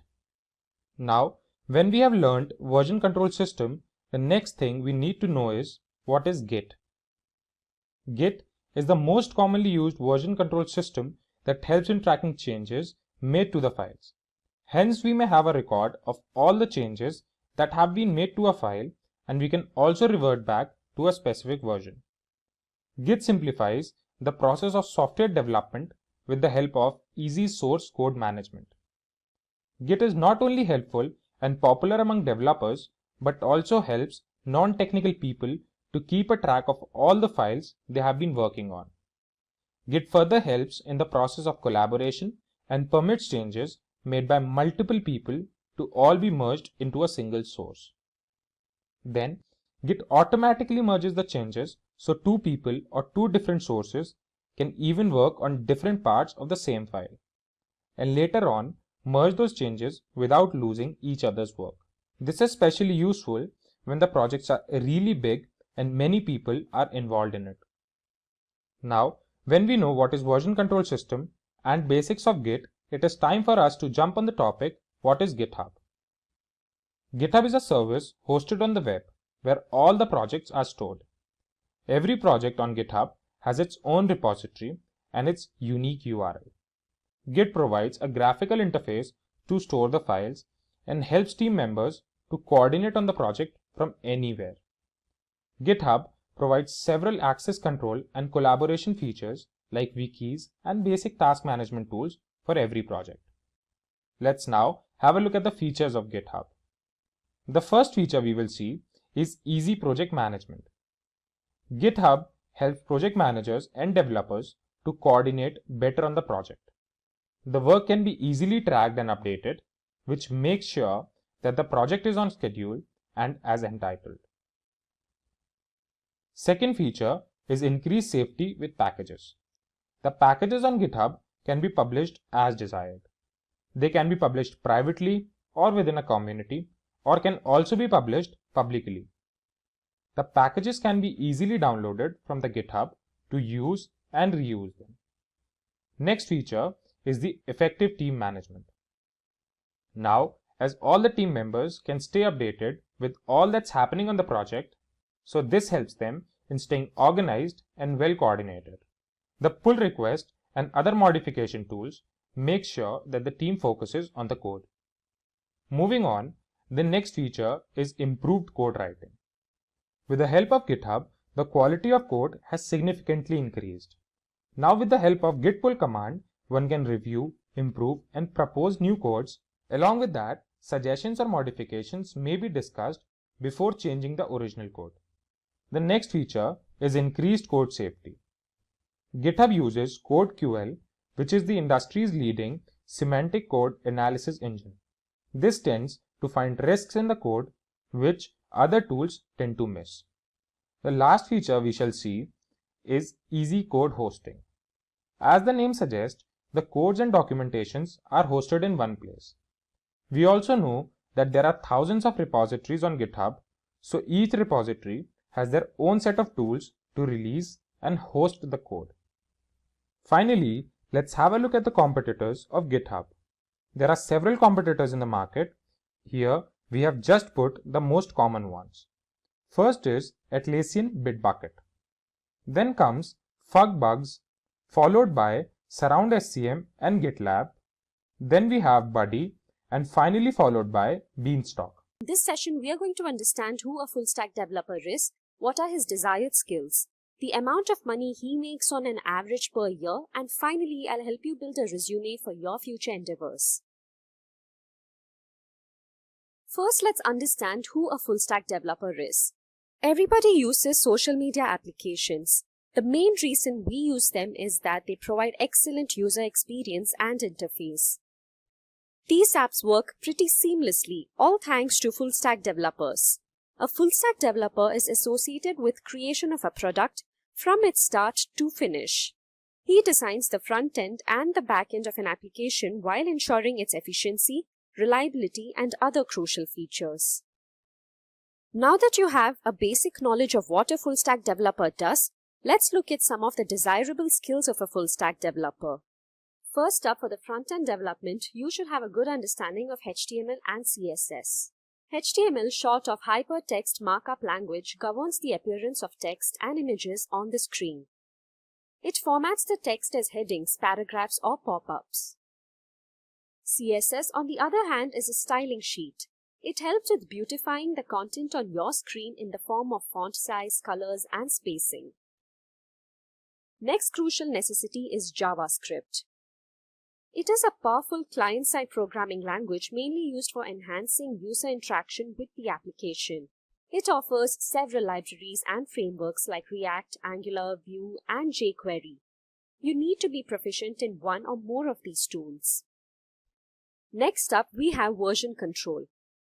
A version control basically records all the changes made to file over time so that you can recall them at any point in time. Most predominantly used are Git and GitHub. Git is a free and open source distributed version control system designed to handle everything from small to very large projects with speed and efficiency. On the other hand, GitHub is a repository that provides a user interface for Git. It provides features like fork, pull, and merge. Moving on to backend skills, basic knowledge of Node is essential. Node is the hottest JavaScript runtime environment around right now, used by a ton of applications and libraries. If you're writing applications for the server Node.js, you need to be familiar with the environment. Next up is Python. Python is used for several reasons when it comes to full-stack developers.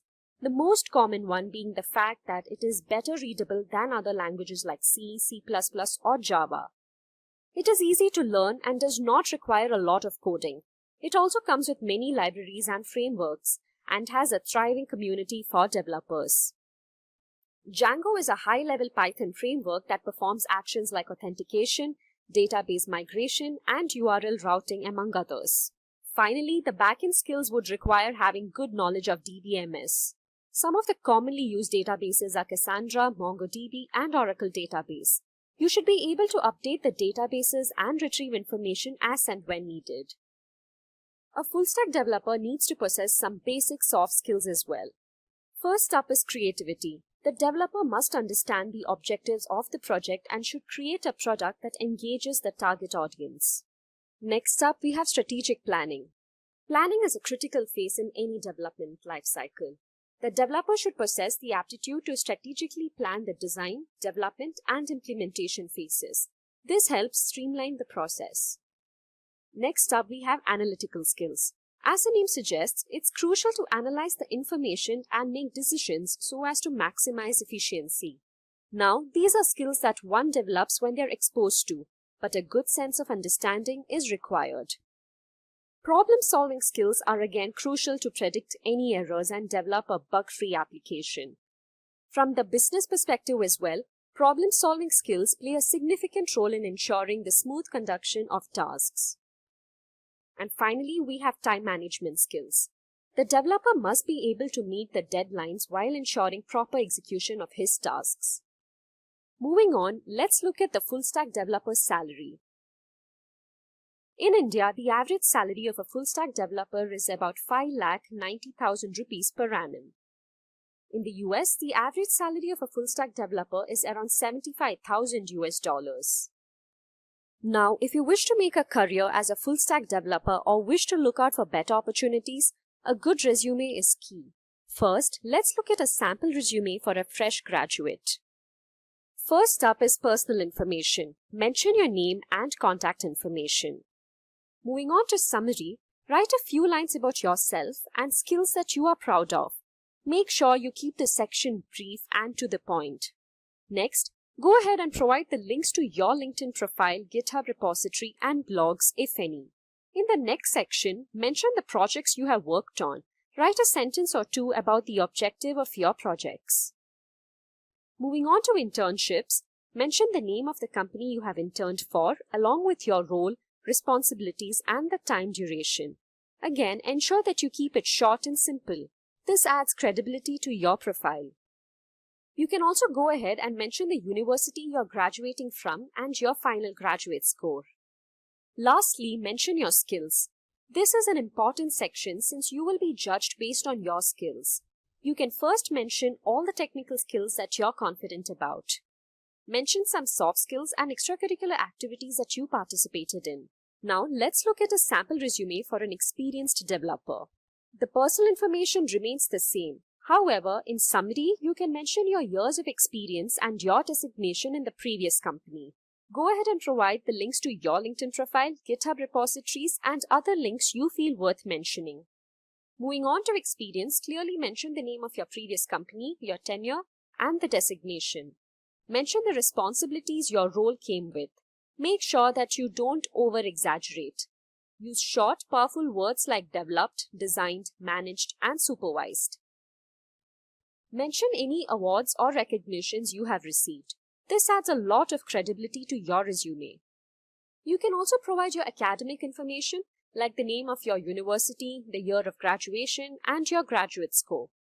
Finally, talking about skills, prioritize them according to the job requirement and mention them. In the non-technical skills section, you can mention a few soft skills that you're proud of. If need be, you can also mention a scenario where they came in handy. If you wish to mention some other hobbies or activities, go ahead and mention them. Having said all this, it is vital to not lie on your resume. Make sure the information you provide is accurate and not misleading. So first of all, we will understand how to add programming projects to a resume, and then we will go through different types of projects like portfolio project, web scraping projects, API based projects, games, e-commerce, etc. We'll go through each of these projects and understand why these projects are important. So having web projects on your resume, whether you're a new to coding or a seasoned programmer, emphasizes your technical skills and experience to companies while helping you stand out from the crowd. This tutorial will teach you all you need to know about choosing and presenting programming projects on your resume. So let's first understand how to add programming projects to your resume. So the recruiters and hiring managers don't have much time to go through the entire resume. So in order to make them notice the best projects you have worked on, you have to include them in proper place in the resume. You can include technical projects in your work experience section so that the hiring managers can see them when they examine your resume. Also, if you have the prior employment experience, include your programming projects in the extra experience box. You can mention the description of the projects, the technologies you have used while creating the project, and your responsibilities and achievements for the project. You must include the most important technical project you have worked on and can also use the relevant resume keywords in your programming resume. Listing relevant programming projects allow you to get passed through applicants' tracking systems. So use proper resume keywords by carefully reading each job description and adapting your resume achievements and experience to meet the particular qualifications that firms are seeking for. So this was about how to add the programming projects in your resume. Now let's go ahead and have a look at some projects that we can add in the resume, which will increase your chance of selection during the recruitment process. So now let's go ahead and have a look at some projects to add in resume. So first would be portfolio project. So one of the easiest projects to start with is a portfolio project. It enables you to demonstrate your abilities and create a personal website that is as simple as and as complex as you choose. If you create a personal portfolio that you can immediately show on the website, it will be easier to deliver and showcase programming work to recruiters. Including portfolio projects on your resume can be especially valuable if you apply for a creative field, such as design, writing, or marketing. In these fields, a portfolio can provide a tangible example of your work. Now, next project to add in your resume is web scraping. Companies will be impressed if you demonstrate your mastery of web scraping to scan and capture data from a website. Web scraping is a practice of obtaining information and content from a website. It is especially prohibited to do this for publicly unavailable domain. Including web scraping skills on your resume can be a valuable asset, particularly if you are interested in careers in data analysis, data mining, or software development. Web scraping can be a useful tool for collecting and organizing data from a variety of sources. Python web scraping projects are popular among beginners these days. Our channel already includes a Python web scraping tutorial. You can check that tutorial. The link will be added in the description box. Next, we have API based project. As a web developer, using search inputs is an important skill to have. So consider adding an API to your list of programming projects. API or application programming interface, which is an intermediate between software that allows two apps to interact with one another. APIs provide an easy way to retrieve and distribute data within and across companies. There are a lot of APIs available on the internet, including Twitter's API, Amazon API, and various other APIs.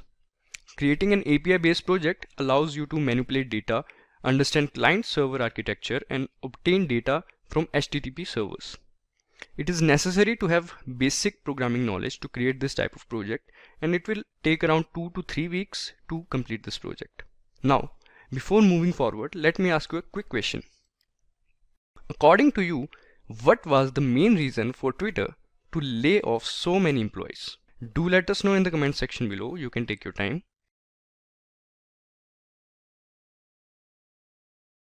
Now, coming to the next project that you must have on your list. Games. So games are an excellent way to demonstrate your knowledge of basic concepts and algorithms. Including games on your programming resume demonstrate your knowledge of logic, data structures, and algorithms. A game project can showcase various skills such as programming skills, game design skills, graphic design skills, and project management skills. Not only that, using game engine software such as Unity, Visual Studio, or Unreal Engine, you can modify or develop an original game with unique 3D characters and storylines. Overall, a game project can be an excellent addition to your resume because it showcases various technical talents in great demand in the gaming business. It can also be a great opportunity to demonstrate your creativity and passion for game development. Next project on our list is Chatbot. Chatbots are extensively utilized to save time on the recurring conversation on corporate websites, smartphones, applications, and social media pages. A chatbot is a piece of software that mimics human communication or chatter via text or voice interactions. To make one, you can use a popular programming language such as Python, Java, or PHP. These are significant commercial projects, and the recruiting manager would like to learn more about you. Now coming to the next project, which is an e-commerce project. So the majority of the websites and applications with which we interact are an e-commerce platforms. An e-commerce website is one that allows you to buy things online. Some examples of e-commerce website is Flipkart, Amazon, Zomato, Oyo, Big Basket, Grofers, etc. Including an e-commerce project on your resume can be a perfect way to demonstrate your technical skills and experience working on a complex project. Depending on the specific role and responsibilities, an e-commerce project can showcase a range of skills, such as web development skills, UX design skills, project management skills, and business skills also. So this was all about projects to add in the resume.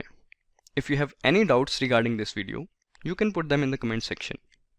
So what's your opinion on our list? Feel free to let us know if you missed out on something important. Consider this. Back in 1991, there was only one website in existence. Fast forward to today, there are over 1.8 billion websites on the internet.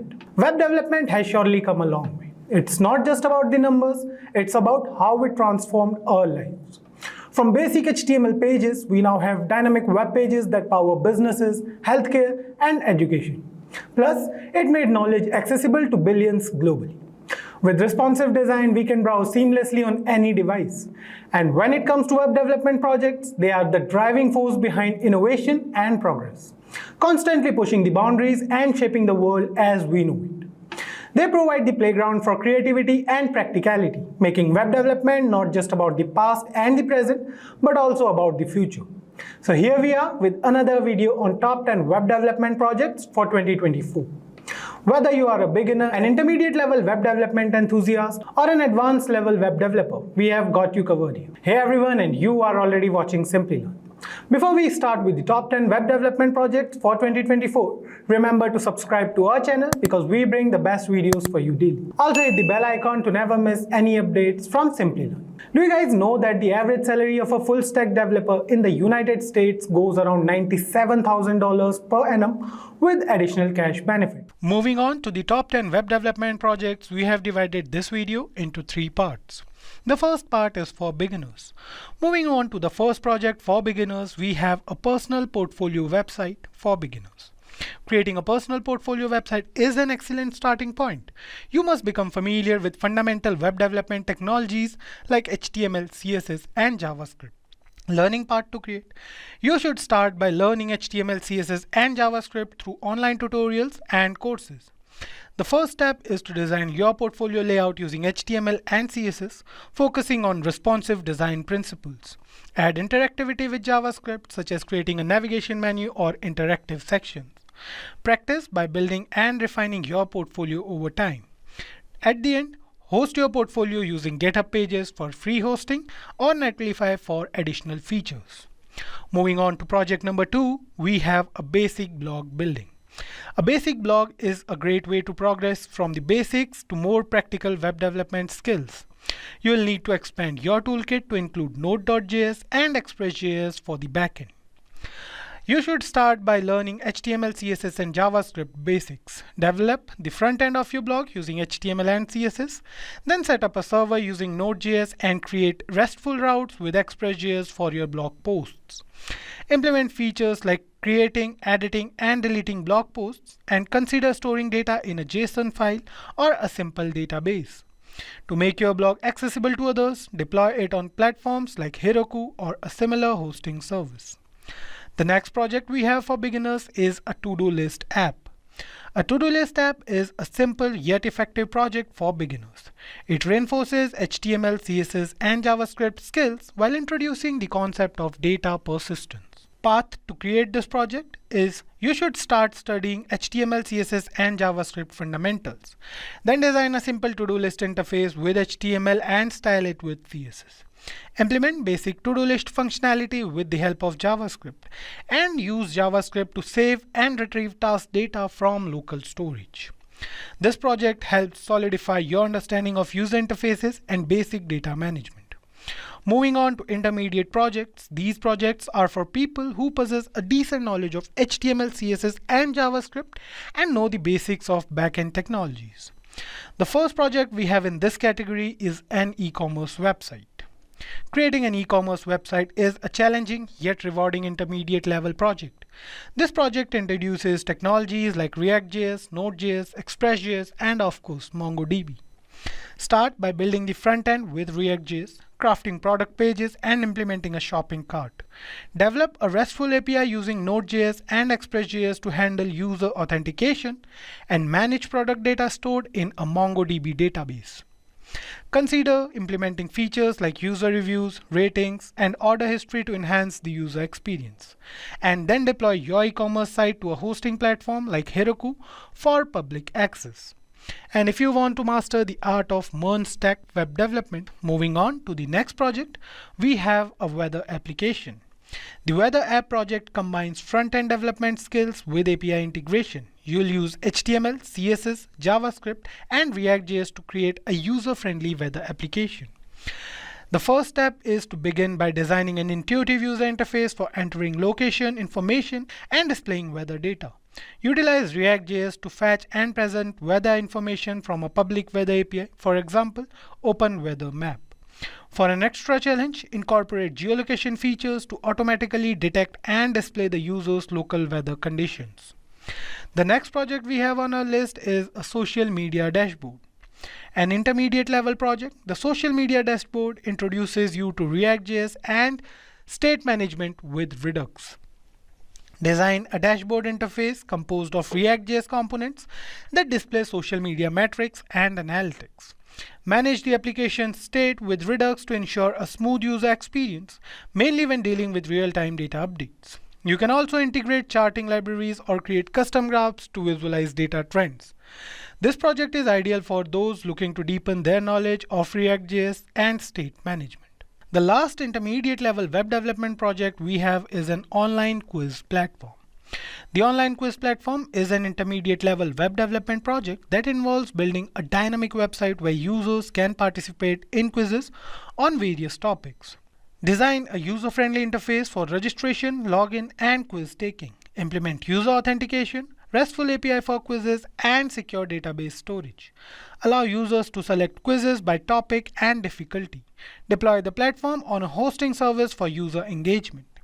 These are the projects you should consider creating and adding to your resume if you are an intermediate level web developer to make your resume stand out of the crowd. Moving on to advanced level projects. Talking about the advanced level web development projects. For advanced level web development projects, you should master both front-end and back-end skills. The first project we have in this category is a real-time chat application. An advanced project, the real-time chat application drives into real-time communication and WebSocket technology. Design a user-friendly chat interface with React.js components and create a WebSocket server using Node.js and Socket.io to enable real-time messaging. Implement user authentication and private messaging feature for a complete chat experience. Hosting this project may require more advanced server deployment techniques. The next project we have in this category is a content management system. Building a content management system or CMS is an ambitious advanced project encompassing various web development technologies. Create a CMS with React.js for the admin panel, providing users with the ability to create, edit, and manage content. Develop a RESTful API using Node.js and Express.js to handle data storage and retrieval, possibly using a MongoDB database. Implement role-based access control to differentiate between administrators and content creators. This project provides hands-on experience with complex application architecture and user management systems. Moving on to the third advanced level web development project and the last project for this video, we have a progressive web application. Convert an existing web app into a progressive web app to improve performance and offline usability. Use HTML, CSS, JavaScript, React.js, and service workers. Enhance your app to meet PWA standards, ensuring cross-device compatibility. Implement service workers for offline caching. Optimize for speed and installability, offering users a reliable experience even offline. This project delves into advanced web development techniques and keeps you updated on modern trends. These web development projects cater to various skill levels from beginners to advanced developers. So choose a project that aligns with your current skill level and gradually challenge yourself with more complex tasks. By 2025, if you are not using AI to code, you might be falling behind. That might sound extreme, but the truth is AI is changing how we develop software at lightning speed. Whether you are a beginner or an experienced programmer, AI tools are opening up new opportunities you might not have thought possible. In this video, I will show you the top AI coding tools that will make you feel like you have got a full team of developers at your disposal. No matter if you are working on web apps, mobile projects, or data science, AI coding assistant can seriously boost your productivity. Before we get into the list, let me quickly explain what AI coding tools actually are. These tools use advanced machine learning to enhance your coding experience. They can suggest smart code completion, generate full code snippets, and handle repetitive tasks for you. Think of them as a helpful assistant, always there to make coding faster and easier. So now let's check out the best AI coding tools used in 2025. So welcome to the demo part of best AI coding tools for 2025. So in this, I will show you top 5 coding AI tools, right? First, we will start with ChatGPT. So I'm not talking about the simple one because simple one is everyone know, but recently ChatGPT launched GPT-4o with Canvas. So we will open this. Here I will write, give me login page code using HTML, CSS and CSS. Okay. See the magic. See, like this. So right now it's in beta version. Okay. So I guess those who have paid version, so they can, use this. So now see here. What if I want to change this background color?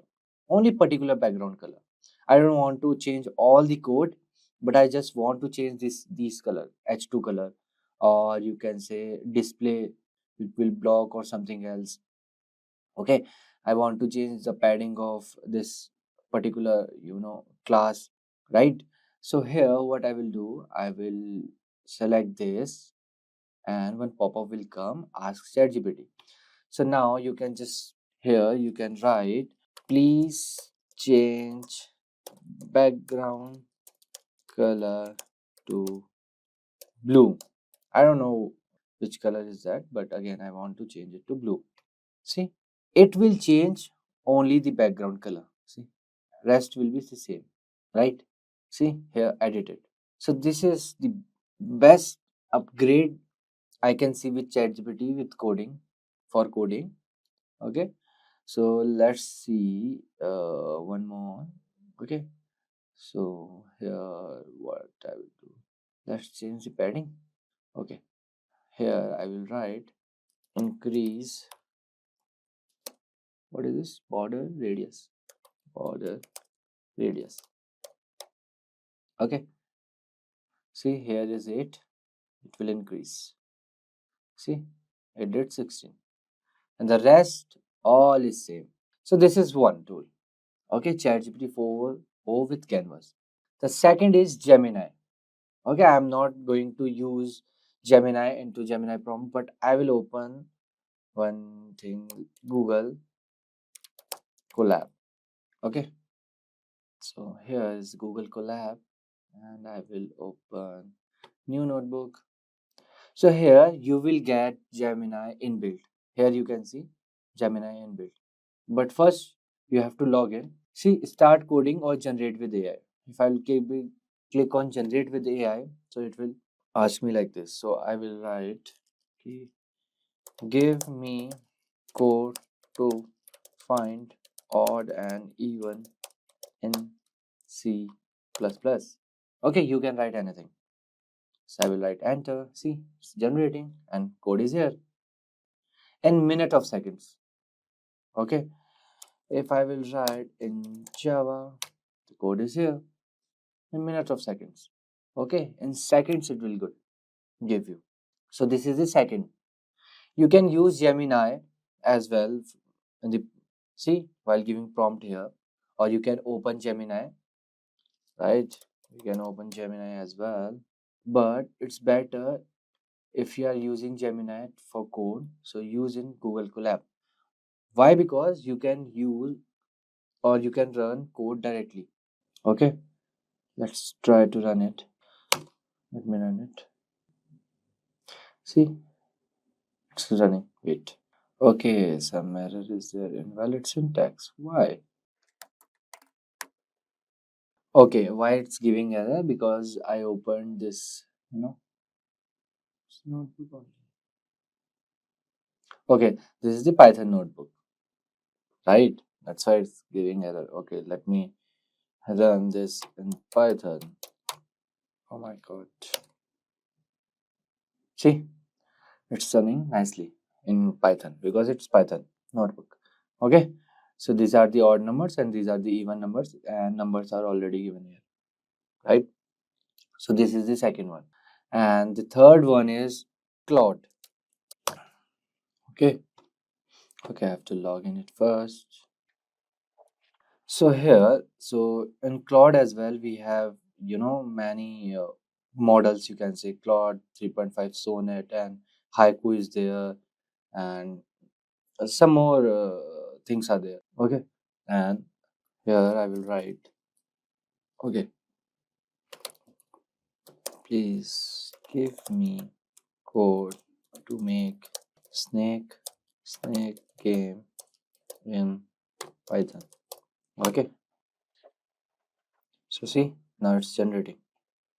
So some tools are to generate code from the scratch, and some tools are the suggestions tools. Okay, we will see the next one, the suggestion tool, what I am talking about. Okay, so here all the details for this particular code, and yeah, so third model is Claude. So this is how you can use Claude. So there are many models of Claude, like I told you already, 3.5 Sonnet is there, Haiku is there, and there is one more. Okay, where I can't see. Okay, but again, it's it's paid thing. Okay, and the next is Codium. Okay, so I will show you Codium. This is the Codium, right? This Codium is this. So I have already installed this Codium into my VS Code. Okay, see, Codium generate control plus I. See, this is the command. Just write.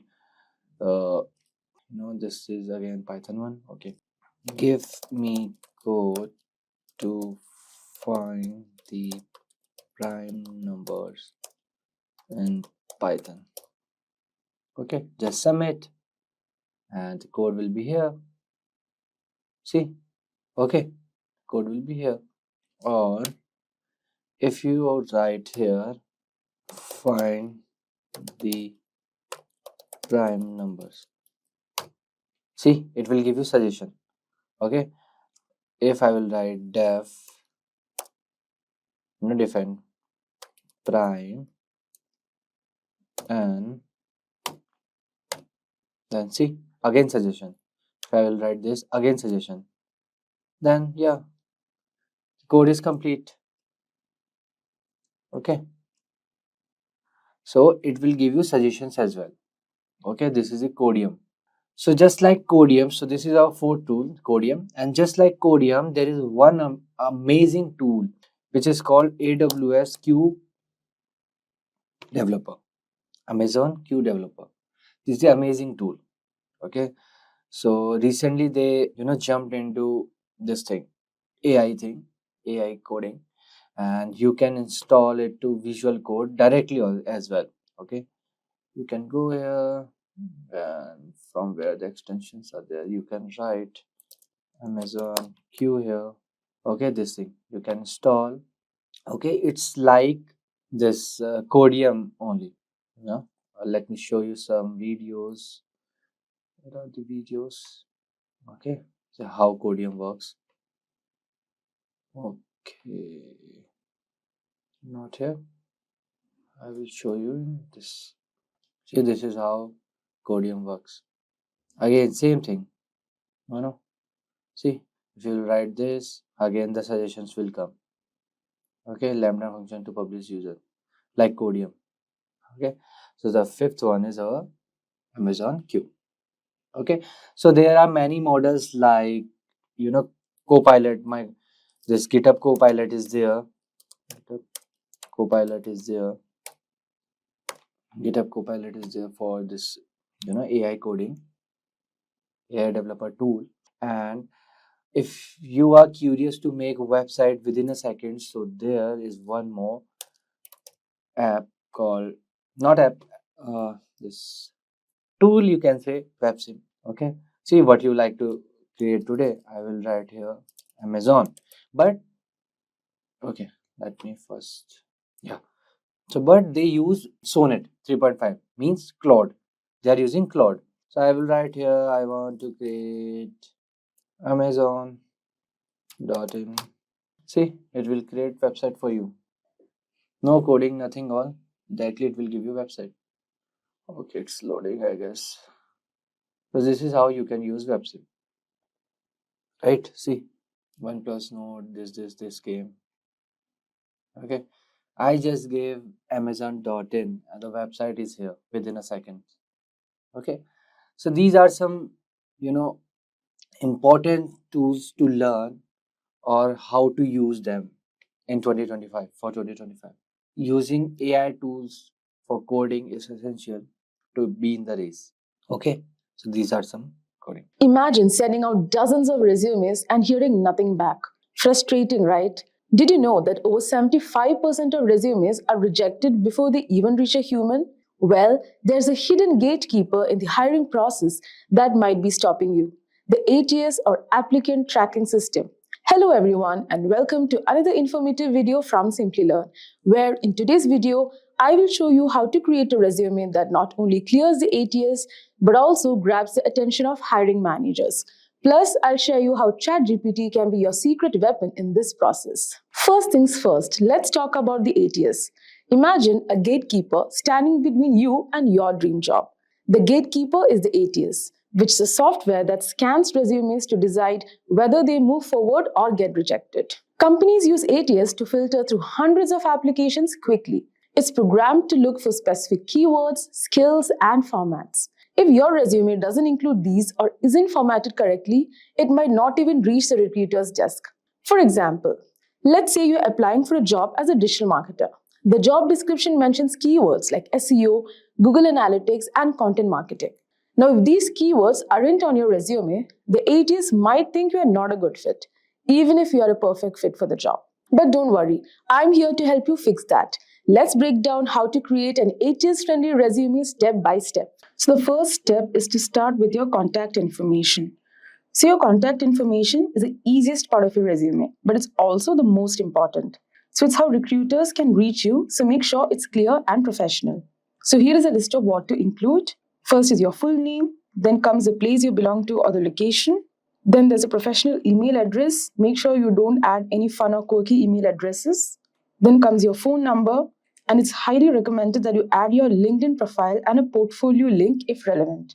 So here is an example. First there's the name Jane Smith, and after that there's the location, the email address, phone number, the LinkedIn handle, and portfolio link. So skip adding your full address, just your city and state is enough, because recruiters nowadays don't need your street address anymore as everything is online. Now the second step is to write a powerful professional summary. So this section helps recruiters understand who you are, what you bring to the table, and why you are a great fit for the role, all within a few seconds. So it's your chance to make a strong first impression before they dive into the details of your experience. For ATS systems, it's also an opportunity to include relevant keywords that align with job description. So here's how you should write. First, start with your experience. Begin with a brief mention of your years of experience and your professional identity. For example, results-driven digital marketing specialist with 5+ years of experience and so on. Then highlight your key skills. Mention the most relevant skills that align with the job you're applying for. Tailor this to the role by referencing the job description. For example, if you're applying for a role of a digital marketer, skills like SEO, content strategy, or PPC campaigns might stand out. After that, include a big achievement. Make sure you add a notable accomplishment that demonstrates your impact. For example, you could add something like increased website traffic by 40% in 1 year, etc.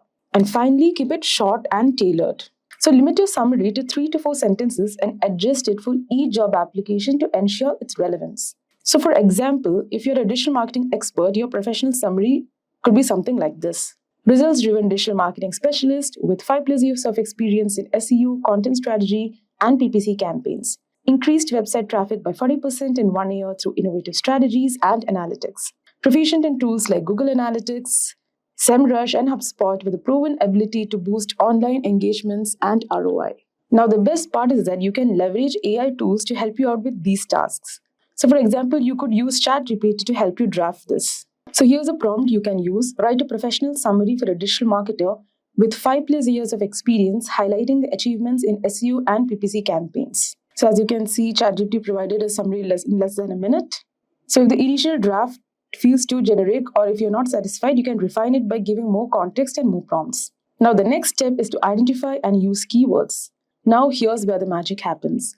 Keywords are like secret codes that the ATS is looking for. These are specific words or phrases that describe the skills, tools, and qualifications mentioned in the job description. So this is how you can find keywords with the help of ChatGPT. First, you just have to copy-paste the job description into ChatGPT and then give a prompt like, can you identify the top 10 keywords and skills from this job description for a project manager role?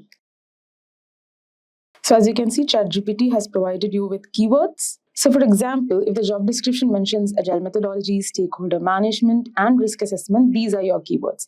Now that you have found the keywords, how to use them or where to use them? First, you can use it in your professional summary.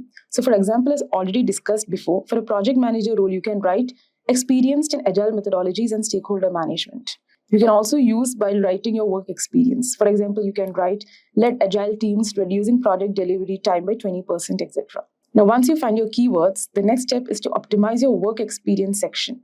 So your work experience section should tell a story about your achievements, not just your job responsibilities. So while listing your work experience, the general rule is to use reverse chronological order. This means you start with your most recent job and work backward to the older roles. Because the recruiters want to see your most current and relevant experience first, since it reflects your present skills and responsibilities. So here's how you can write one. First, list your job title, company name, location, and dates of employment. Use bullet points starting with action verbs like developed, managed, increased, or streamlined.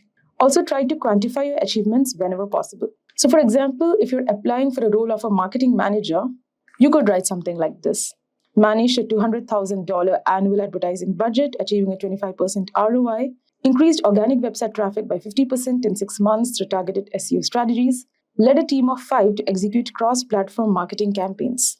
So again, here's a pro tip. If you're stuck while writing, you can always ask ChatGPT for help. You can give a prompt like, can you rewrite these bullet points for a marketing manager to make them impactful and ATS friendly? So once you're done with your work experience, next is to highlight your education and certifications. So your education section doesn't have to be fancy, but it should be relevant. So here's what you should include. First, you have to include your degree, school name, and graduation date. For example, bachelor's in marketing, University of XYZ, and mention the year. Also, you can include any relevant coursework or certifications that you have done. And you can also use ChatGPT to help you format this. You can give a prompt like optimize education section for a marketing professional with a bachelor's degree and certifications in analytics. Now, the next step is to add a skills section. Now, the skills section is one of the most important parts of your resume, especially for passing ATS scans. This is where you highlight the technical tools you have mastered and the soft skills that make you a great team player. ATS systems are programmed to look for specific keywords, as already mentioned before, so listing the right skills can significantly boost your chances. So you can start with technical skills, which are job-specific abilities like programming languages, software, tools, or methodologies. For example, a data analyst might include Python, Tableau, Power BI, and SQL. You can organize these by categories like tools or programming languages to make them easy to scan. Next, you can add soft skills that demonstrate your interpersonal abilities, such as problem solving, communication, or teamwork. These skills show how you approach challenges and work with others. So tailor your skills to match the job description. For example, if a role emphasizes data visualization or statistical modeling, make sure these are included if you have experience with them. For example, ChatGPT can help you extract keywords from the job description to refine your skill section. We had already mentioned this while we discussed about identifying and finding keywords. Also focus on relevant and concise keywords. Only include skills that you genuinely possess, as they will definitely test it during interviews. Now, the seventh step is to include your projects and volunteer works. Now, projects and volunteer work are excellent ways to showcase your skills and experiences beyond traditional job roles. They're especially valuable if you're early in your career, transitioning fields, or want to highlight unique accomplishments. So while listing your projects, choose the ones that are relevant to the job you're applying for. Highlight the technologies, tools, or methodologies you used and describe the outcome or impact of your work. This shows not just what you did, but how it made a difference. So for example, if this is your project, Customer Relationship Management System, this is what you can write. Designed and implemented a CRM platform using Python and Django, automating customer data tracking and improving sales team efficiency by 30%. Integrated analytics dashboard to monitor customer interactions, leading to a 15% increase in client retention. So this example shows technical skills like Python, Django, and clear results like improved sales efficiency and higher client retention. It also highlights the tools used and the impact, making it a great addition to a developer's resume. And for volunteer work, focus on activities that demonstrate leadership, collaboration, or problem solving. So even if the volunteer work isn't directly related to your career, it can highlight transferable skills and your commitment to making an impact. Now, next comes the most basic but the most important step, which is perfect your resume formatting. Now, the best resumes are clean and easy to understand, and ATS systems struggle with fancy designs, so keep it as simple as possible. So here are some formatting tips. First, use fonts like Arial, Calibri, or Times New Roman. Keep the size limit to 10 to 12. And try to avoid tables, headers, and graphics because it will be hard for ATS to scan. And finally, save it in PDF format unless the job description says otherwise. Again, you have a pro tip here. Use white space to make your resume easy on the eyes and stick to one page if possible. And finally, tailor your resume for every job. Gone are the days of general resumes. Tailoring your resume for each job is essential to showcase how your skills and achievements align with the specific role.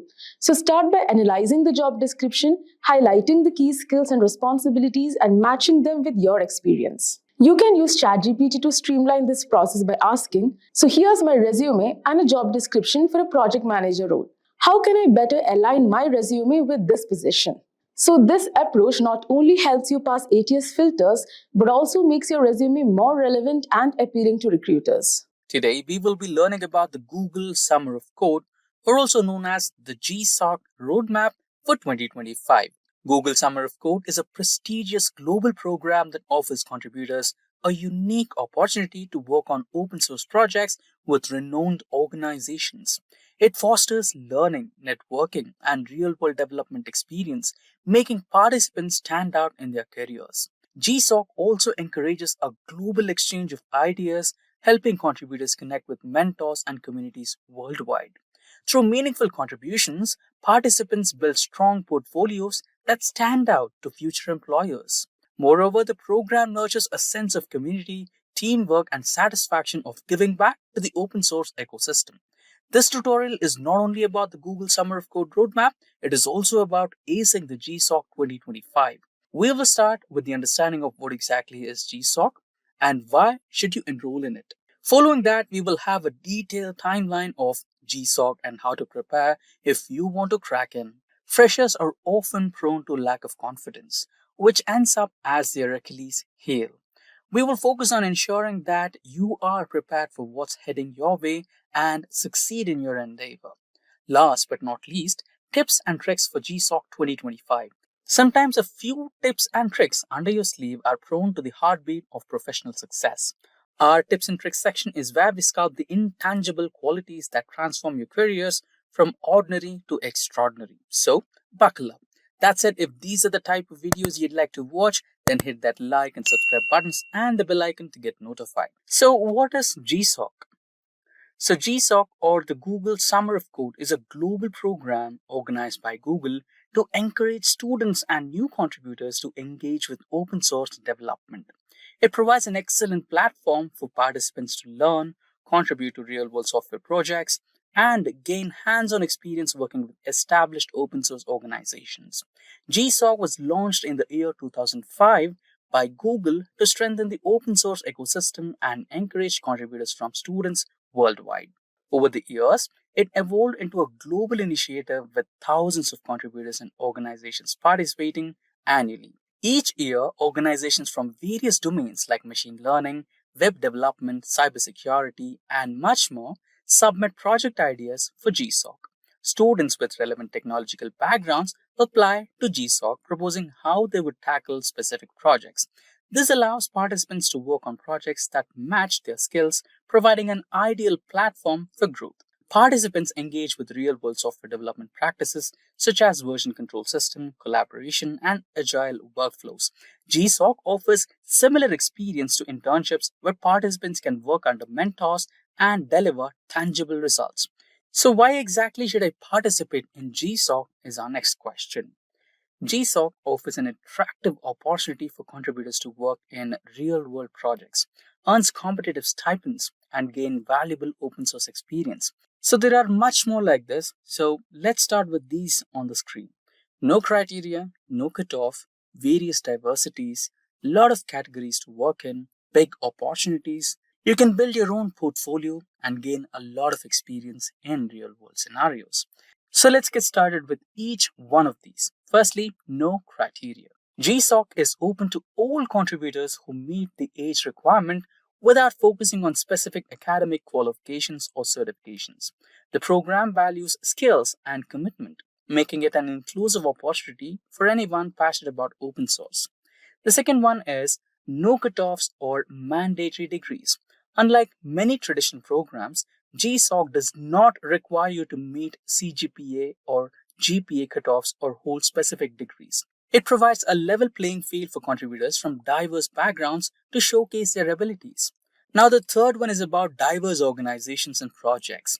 Each year, hundreds of renowned companies participate in GSoc, offering challenging and innovative projects. These organizations also provide competitive stipends, making the program both rewarding and motivating. Project categories is the next one. Project categories are classified based on their scope and complexity into 3 categories: small, medium, and large. And the stipend pay scale also varies accordingly. So, if you are working at small projects, then you can expect pay grades from $500 to $700. If you are working with medium range projects, then you can expect a stipend ranging from $1,000 to $1,500. And if you're working with large scale projects, then you can expect at least $3,000 or more than that. This categorization ensures that the contributors are fairly compensated for their efforts. Now, proceeding ahead, exceptional learning opportunity. GSoc offers unparalleled exposure to real-world coding practices, collaboration with experienced mentors, and the chance to contribute to impactful open source software. Proceeding ahead, we have the sixth one, which is about build a dominant portfolio. By participating in GSoc, you gain the experience and credibility to stand out in the competitive job markets. Your contributions become a testament to your skills and dedication, helping you build a standout portfolio. Proceeding ahead is the seventh and most important reasons of all, which is about a brilliant experience. The journey through GSoc is transformative, equipping participants with technical expertise, problem-solving skills, and a network of open source enthusiasts. It's more than a program, it's an experience that shapes your career and growth. Now, let's proceed with how to participate in GSoc and important timelines to focus on. Participating in GSoc involves selecting an open source organization, preparing a project proposal, and collaborating with mentors if selected. So we will be discussing all these three stages in a while. So for now, let's get started with timeline. Start by exploring a list of participating organizations in GSoc website. Identify their projects that match your skills and communicate with mentors to refine your ideas. Submitting a strong proposal is the key to showcasing your ability to contribute effectively. Now, the important timelines to focus on, which are the announcement of organizations, proposal submission, and selection. Now, let's understand each one of these in a bit more detail, which is the first one, which happens to be announcement of organizations. So, this particular stage happens in the end of February or last week of February. Google releases the list of participating organizations by the end of February. This is the time to research each organization, understand their goals, and review their project ideas. Reaching out to the mentors during this phase can help clarify expectations and refine your approach. Now, the next stage, which is about the proposal submission, and this happens in between March to April. The proposal submission phase begins in the March and typically lasts for a month. During this time, you must draft and submit a detailed proposal outlining your project plan, deliverables, and timeline. Make sure to highlight your skills, past experience, and how you will achieve the project goals. And now, the last stage, which is about the announcement of contributors, which happens around the early May. Selected contributors are announced in early May. If you are chosen, you will be paired with a mentor and start preparing for the coding phase. This includes setting up your development environment, finalizing project goals, and scheduling regular mentor check-ins. Now, let's jump into the preparation or roadmap phase. So, the roadmap, or also known as the preparation phase of GSoc, is as follows. Preparation for GSoc requires self-driven learning and a proactive mindset. Focus on improving your coding skills and understanding open source contributions. Mentors guide you, but GSoc is not a hand-holding program. Candidates are expected to work independently. Ensure you have a strong foundation in programming, version control, which is about Git and GitHub, and documenting to effectively contribute to projects. Now, let's start with some popular programming languages. While GSoc projects are across various domains, some programming languages are most commonly used. Having a solid understanding of these languages can increase your chances of matching project requirements. So, the following are the programs: Python, Java, Ruby, JavaScript, PHP. Python is widely used for web development, data analysis, and machine learning projects. Java is the backend development enterprise-level applications. Ruby is popular for web frameworks like Ruby on Rails, which is often used in community-driven projects. Next is JavaScript, which is essential for web development, both front-end and back-end. And lastly, we have PHP, which is very frequently used in content management systems, which is also known as CMS, and web applications. Familiarity with these programming languages will help you adapt to various projects across different organizations.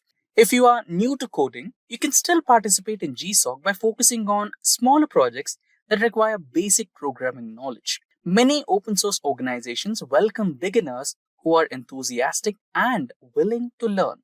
Start with the basics of these beginner-friendly languages like C, C++, C#, and Perl, PHP, right?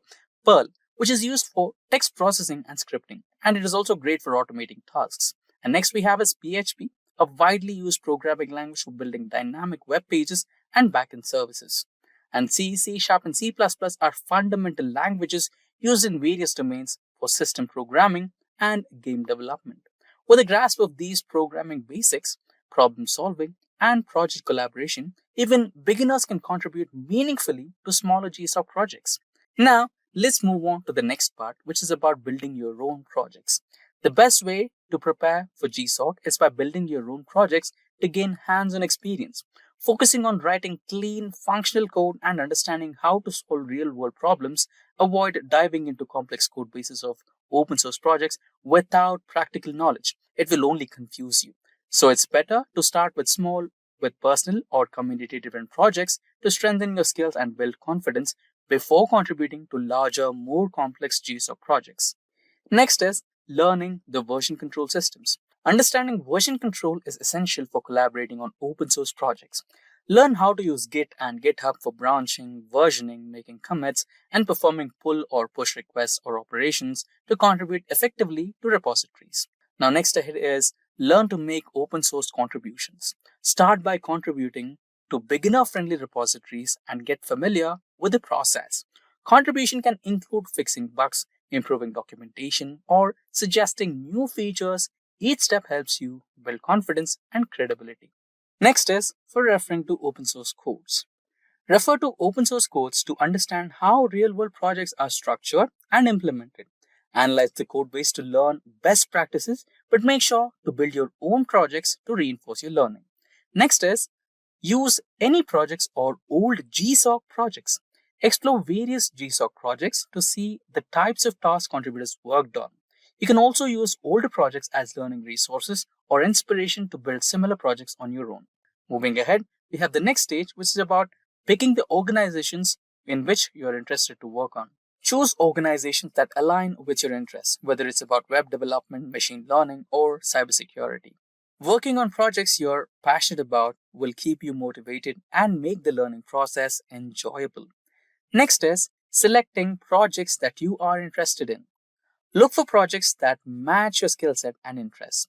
Focus on projects where you can make meaningful contributions while also learning something new on the process. Proceeding ahead, the next step is find improvements and contribute. Browse the organization's code base, identify areas for improvement, and start making open source contributions. This can help fixing bugs, optimizing code, or improving documentation. Small contributions can make a big impact. Next is read project description. Carefully read the project description provided by the organization to understand the scope, goals, and expectations. Identify key deliverables, technologies required, and any specific challenges mentioned to align with your approach with the requirements. The next step is write a detailed proposal with approach. Craft a well-structured proposal that outlines your approach to the project. Include sections like objectives, timeline, technical stack, and deliverables. Highlight your understanding of the project by breaking it into milestones and explain how you plan to achieve each step. Followed by that, the next step is explain your implementation plans. Provide a clear implementation plan in your proposal, detailing how you will solve the problem step by step. Mention the tools, frameworks, and resources you will use, along with a timeline to achieve milestones. A detailed plan shows the mentors that you are prepared and committed to completing the project successfully. Now that we have a detailed understanding of the preparation phase, let's get into the last phase of today's session, which is about the tips and tricks for attending GSoc. Enlist frequently participating organizations. Identify organizations that regularly participate in GSoc and review their past projects. Preparing early gives you an advantage in understanding their expectations and the technologies they focus on. Next is pick the organization that you're interested in. Choose an organization that aligns with your skills and interests. Working on something you are passionate about will keep you motivated throughout the program and help you deliver better results. Proceeding ahead, we have the next one. Enlist multiple organizations to increase selection chances. Apply to multiple organizations to improve your chances of getting selected. Diversifying your options ensures that you have backup choices if your top preference doesn't work out. Next is focus on less competitive organizations for safety. While many participants aim for popular organizations, you can also target less known ones. These may have fewer applications, increasing your chances of being selected while still providing valuable learning experiences. Proceeding ahead, we have Get Connected with Project Maintainers. Engage with project maintainers through forums, mailing lists, or GitHub discussions. Asking relevant questions and contributing early will help you stand out and show your commitment. Start contributing early to gain attention. Begin contributing to the organization's projects before the application phase. Early contributors demonstrate their interest and commitment, making a positive impression on mentors. Next is maintain meaningful contact with maintainers. Keep in touch with your project maintainers through meaningful conversations. Respect their time by asking thoughtful questions and providing well-researched inputs. Moving ahead, we have to respect their time. Maintainers and mentors are often busy professionals. Be concise and respectful in your communication, making sure to value their time and their efforts. Lastly, make impactful contributions with mentor support. Focus on providing quality contributions rather than quantity. With the help of mentors, work on impactful fixes and features that add significant value to the project. Show initiative and a willingness to learn while contributing effectively. Lastly, to strengthen your proposal and make a lasting impression, we have included a selection of reference proposal links in the description. These examples will guide you in crafting a comprehensive and well-structured proposal, helping you effectively showcase your project approach and increase your chances of success. Hello everyone and welcome to today's video on top 20 front-end developer interview questions at Simplilearn. These are the questions that every developer should know. So whether you are preparing for front-end job interview or just looking to sharpen up your skills, this video will guide you through practical, real-world questions covering from JavaScript fundamental to React and front-end frameworks, and also about HTML and CSS. So guys, watch this video till the end. So let's start with our first question. And our first question is, how would you remove duplicate values from an array in JavaScript? Suppose you have an array ARR in which you have elements like 1, 2, 3, 4, 2, 3, 5, 6, 7, 5. Now, you can pause the video and think about it.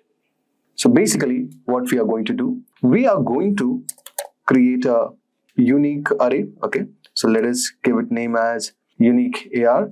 And the next thing is, we are going to be using the spread operator to copy all those elements. Plus, after that, we are basically using set to store unique values, and through which we can spread them back to the array.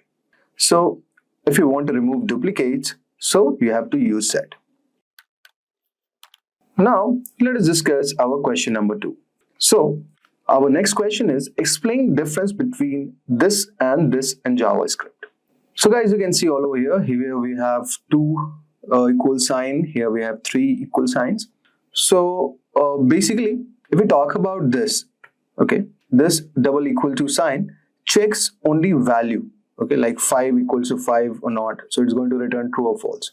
Whether if we talk about this, this is checking both value and type.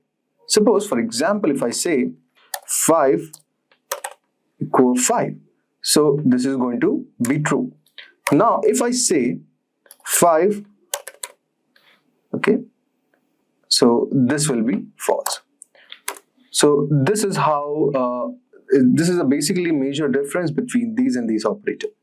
Now, let us move ahead and discuss a bit about our third question. So our next question is, how would you implement debounce function in JavaScript? So basically debouncing does what, guys? It delays the function execution until after a pause in events. Now first let us understand what exactly is debounce.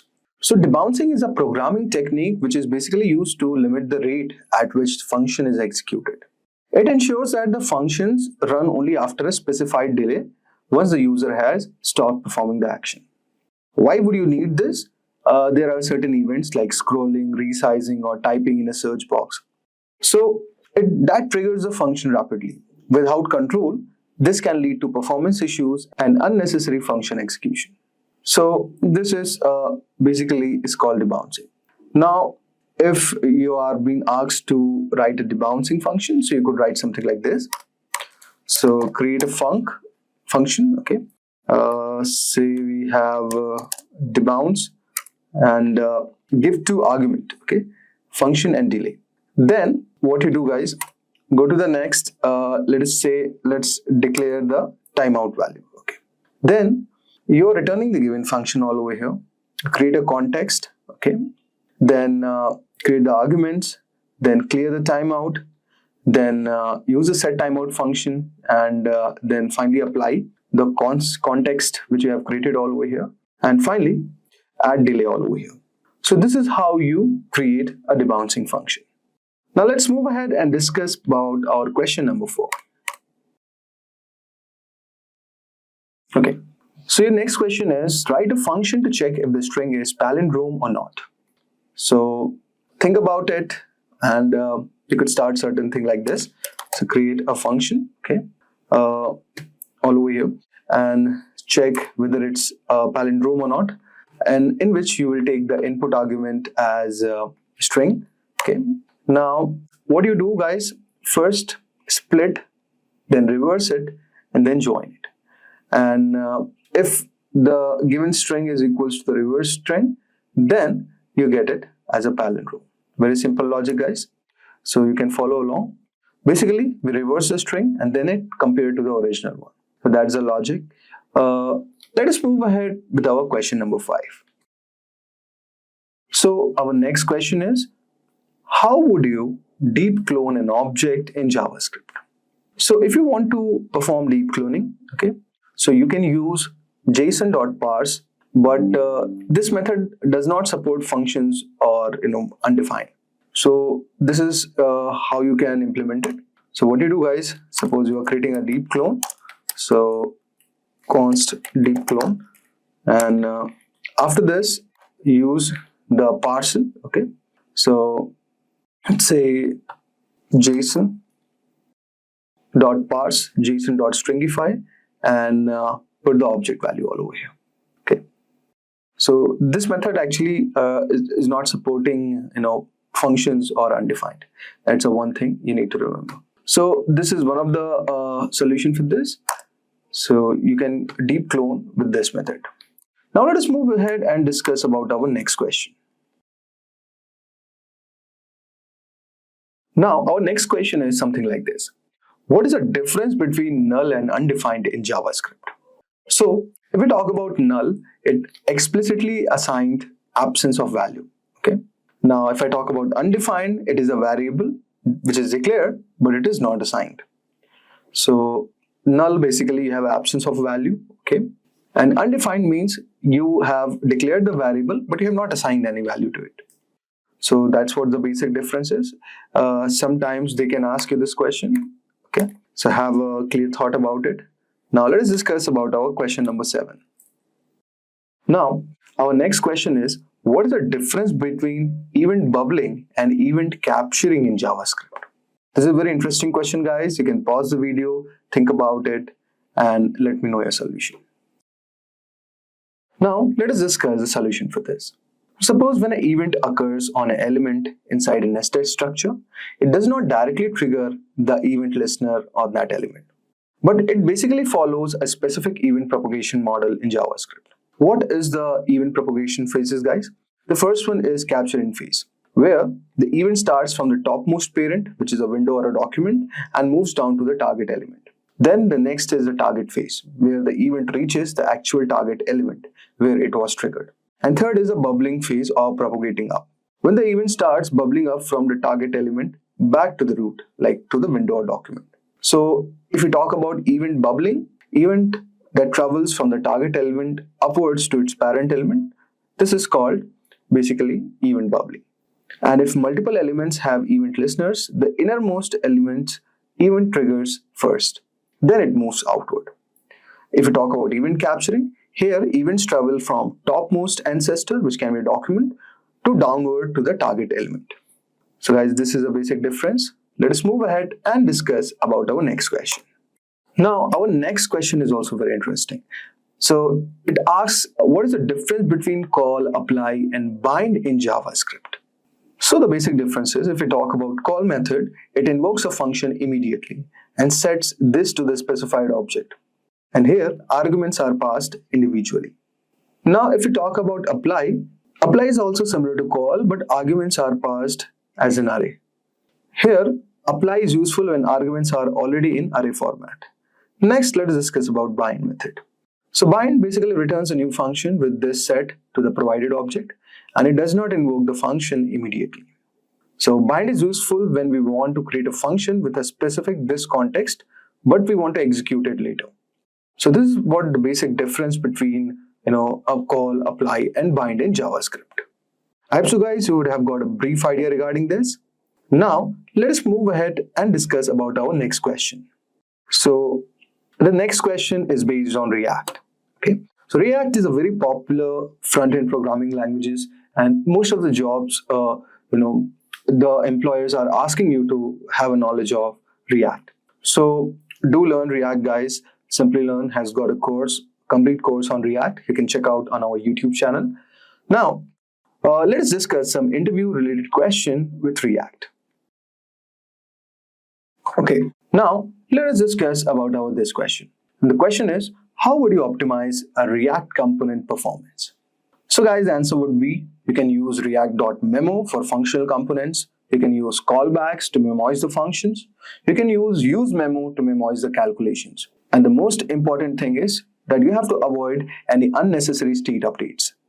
Now, let us discuss about our next question. Now, the next question is, what are hooks in React and why are they useful? So, hooks like useState, useEffect, useRef, these allow the functional components to manage state and lifecycle behavior without needing the class components. So whenever you are thinking about updating the state and all, hooks are very, very much important in respect to the functional components which you are creating for your application. So guys, this is the reason. Now, let us discuss about our next question. Our next question is, what is the difference between useEffect, okay, and this is the given callback, and this useEffect, and you are putting a dependency array.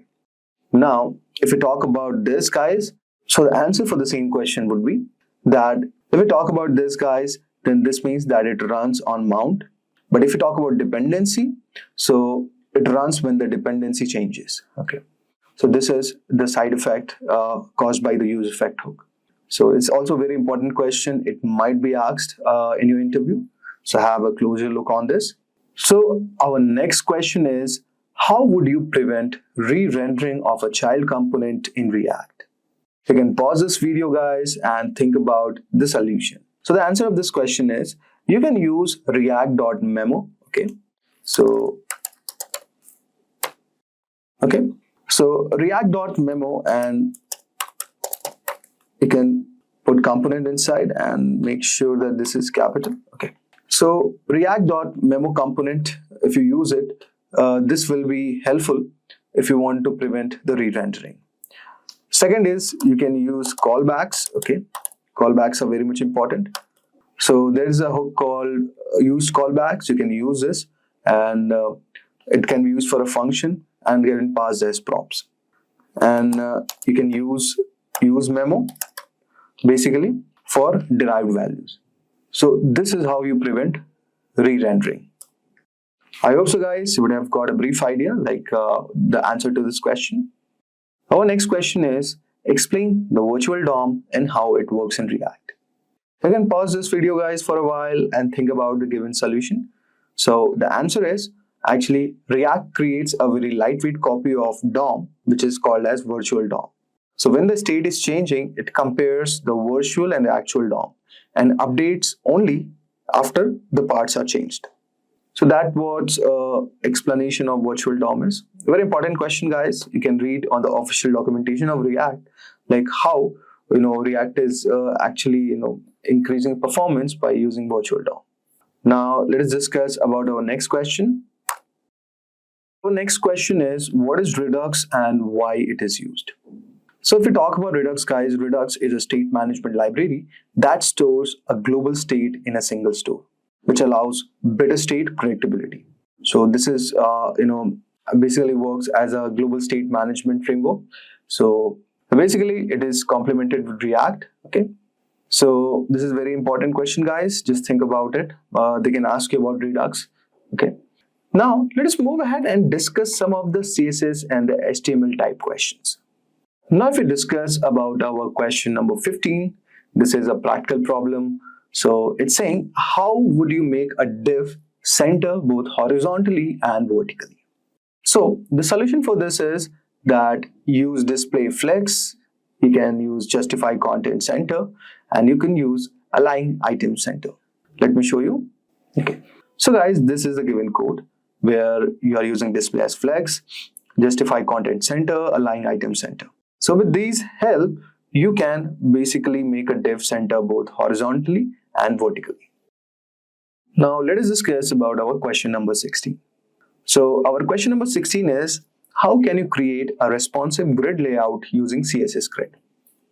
So guys, the answer for this solution is, you can use grid template columns, okay, and you could use the repeat, parameter all over there. Let me show you the given code. So here basically what you are doing that in the grid container you are displaying grid, then in the grid template column there is repeat, okay, then autofill, use min max, okay, and you are giving gap as 20 pixels. Now in this way you can create a responsive grid layout. Let us move ahead and discuss about our next question. So our question number 17 is something like this. How do you make a div's background color gradually change on hovering? Okay, so you can pause the video and think about it.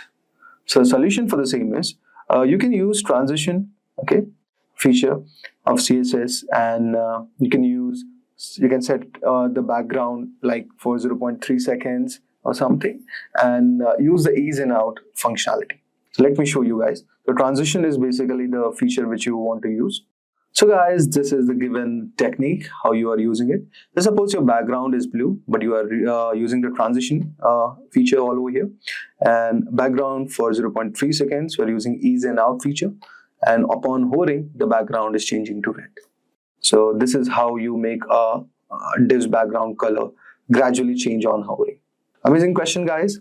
Now let us discuss about our question number 18. So guys, our question is, how do you create a sticky header in CSS? Now this is also an interesting question. So what you could do here, that you could use position as sticky, okay? So that feature, you will make a sticky header. Let me show you given code. So guys, you can see all over here that in this dot header, I have put position as sticky, top 0, background as white, and Z index as 100. So in this way, I'm creating a sticky header. So guys, our question number 19 is, what is the difference between relative, absolute, fixed, and sticky positioning in CSS? Very interesting question, guys. So the answer to the same is, if we talk about relative, okay, so it moves related to its normal position, okay. If we talk about absolute, it moves related to the nearest positioned ancestor. Where similarly, if I talk about fixed, it stays in place even scrolling. And sticky means it sticks to a position when you are scrolling past it. So that's what the major difference between relative, absolute, and fixed and sticky is. So guys, that's the final question. And the question is, how would you handle API calls in JavaScript? Very interesting question. And your interviewer might ask you to write a code to explain him how would you do it. You can pause the video, think about it. You can write a function through which you can handle API calls. So here's a solution for the same. So guys, as you can see all over here, so I have written a same function. Let's say we are fetching a data. Now we have created try and catch block for exception handling. And here let us have a response variable, and we are awaiting. And basically we are fetching the data from this given URL. Then it is waiting for a response. And finally, when the data is received, you are printing out that data. If you're not getting it, then you're printing out the error. So in this way, it's a very easy way to handle API calls in JavaScript. So guys, this was the code for handling the API calls in JavaScript. Basically, we use fetch with async and await for cleaner syntax and error handling. So guys, let's start with top 15 Node.js interview question. So our first question is, what will be the output of the following code? And the code is as follows. Console.log1, set timeout, then arrow function, console.log2, then comma 0, promise.resolve, then again arrow function, console.log3, and then finally console.log4. So let us analyze the execution order of the following code. So you could see all over here that we have console.log1. Okay, so this is a synchronous operation, so it is going to run immediately. So here the first output is going to be 1. Now if you see the second line all over here, set timeout console.log2, then 0. Then what is going to happen all over here, that set timeout is going to schedule the callback to run a macro task queue. Okay, basically a task queue. Since it has a delay of 0 milliseconds, so it is going to execute after the current execution of the stack and all the micro tasks are completed. Now if you could see, the next statement is promise.resolve.then console.log3. So this is basically scheduling a callback in the micro task queue. So promise jobs always run before the macro task, like set timeout. Okay, then you have console.log4. So after the event loop execution, so this synchronous code completes, the event loop executes and all the micro tasks before moving to the macro task are going to get executed. So here you can see that micro task queue contains promise.resolve, then console.log3. So it is going to run first. Now let us see the output order of the following code. So first output will be 1, next will be 4, then will be 3, then it will be 2. So that will be the execution order of this. So once again, I'll just recap it. So the synchronous code runs first, which is 1 and 4, as you can see all over here. Now promises.then executes before the set timeout due to the event loop's priority for the micro task queue. And set timeout executes last, even though it has a delay of 0 millisecond because it goes to the macro task queue. So I hope so you would have got a brief idea regarding this. Now let us move ahead and try to understand the next question. Now our next question is, why is process.nextTick is faster than setImmediate? Now if we try to understand that process.next.tick actually schedules the callback in the microtask queue, okay, which basically executes before the next event of the loop cycle. And if I talk about setImmediate, it basically schedules the callback in the check phase of the next event loop cycle. So first your synchronous code is going to run, okay, then you can see from the previous example, then the setImmediate was working. So the process.nextTick runs before setImmediate, so that's why it is making it faster. So guys, process.nextTick basically schedules the callback in the microtask queue, which executes before the next event in the loop cycle. And setImmediate schedules the callback actually in the check phase of the next event loop. That's why setImmediate is actually slower as compared to process.nextTick. So if we try to run this code, guys, so our output would be something like this. So first your synchronous code is going to run, then the output will be nextTick, and then the output will be setImmediate. So process.nextTick runs before setImmediate, thus making it appears faster. So this will be a solution for this question. Now let us discuss about our question number 3. So this question is also asking the same thing, what this code is going to print. So you can see all over here that we have set timeout console.log.a, 0 process.nextTick, then promise.resolve, and console.log.d.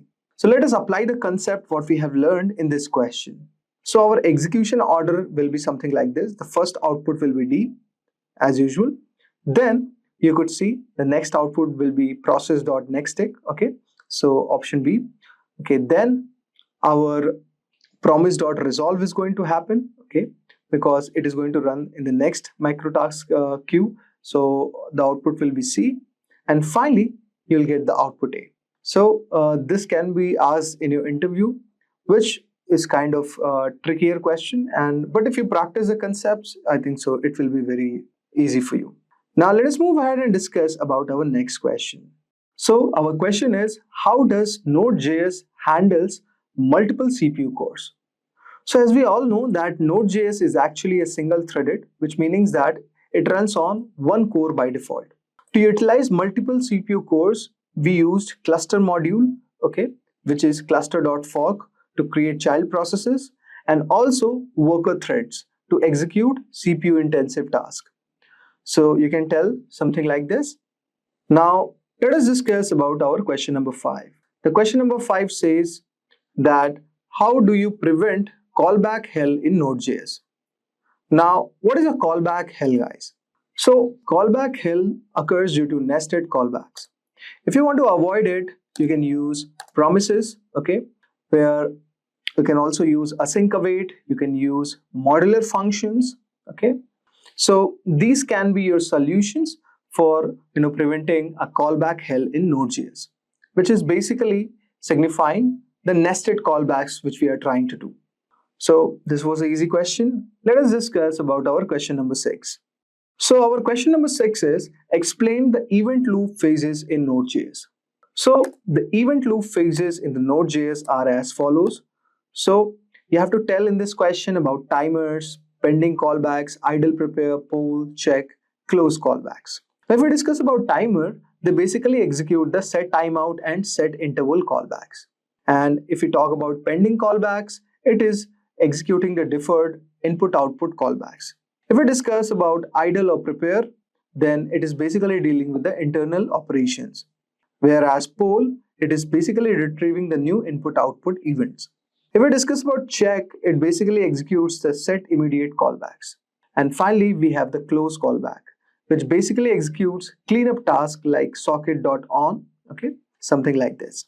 So just explain with the example in this question and which will make up for you. Now, let us move ahead and discuss about question number 7. So our question number 7 is, why is await inside a loop is a bad idea? So await inside a loop runs sequentially and it blocks a execution. So for example, let me show you one code. So you can see this is a bad example of sequential execution. Okay. So for example, we did a for loop all over here and we are waiting for, to fetch the URL. So it is going to run one by one. The good example is you can use parallel executions. So for parallel execution, you could use promise.all, urls.map and fetch URL. So await actually runs inside a loop. So it is going to run sequentially, so that's making it a bad idea. So always prefer the parallel execution. This is also kind of a good practice and your interviewer might ask this question. Now let us discuss about question number 8. So our question number 8 is, what will be logged in the console? Okay. So let us see the given code.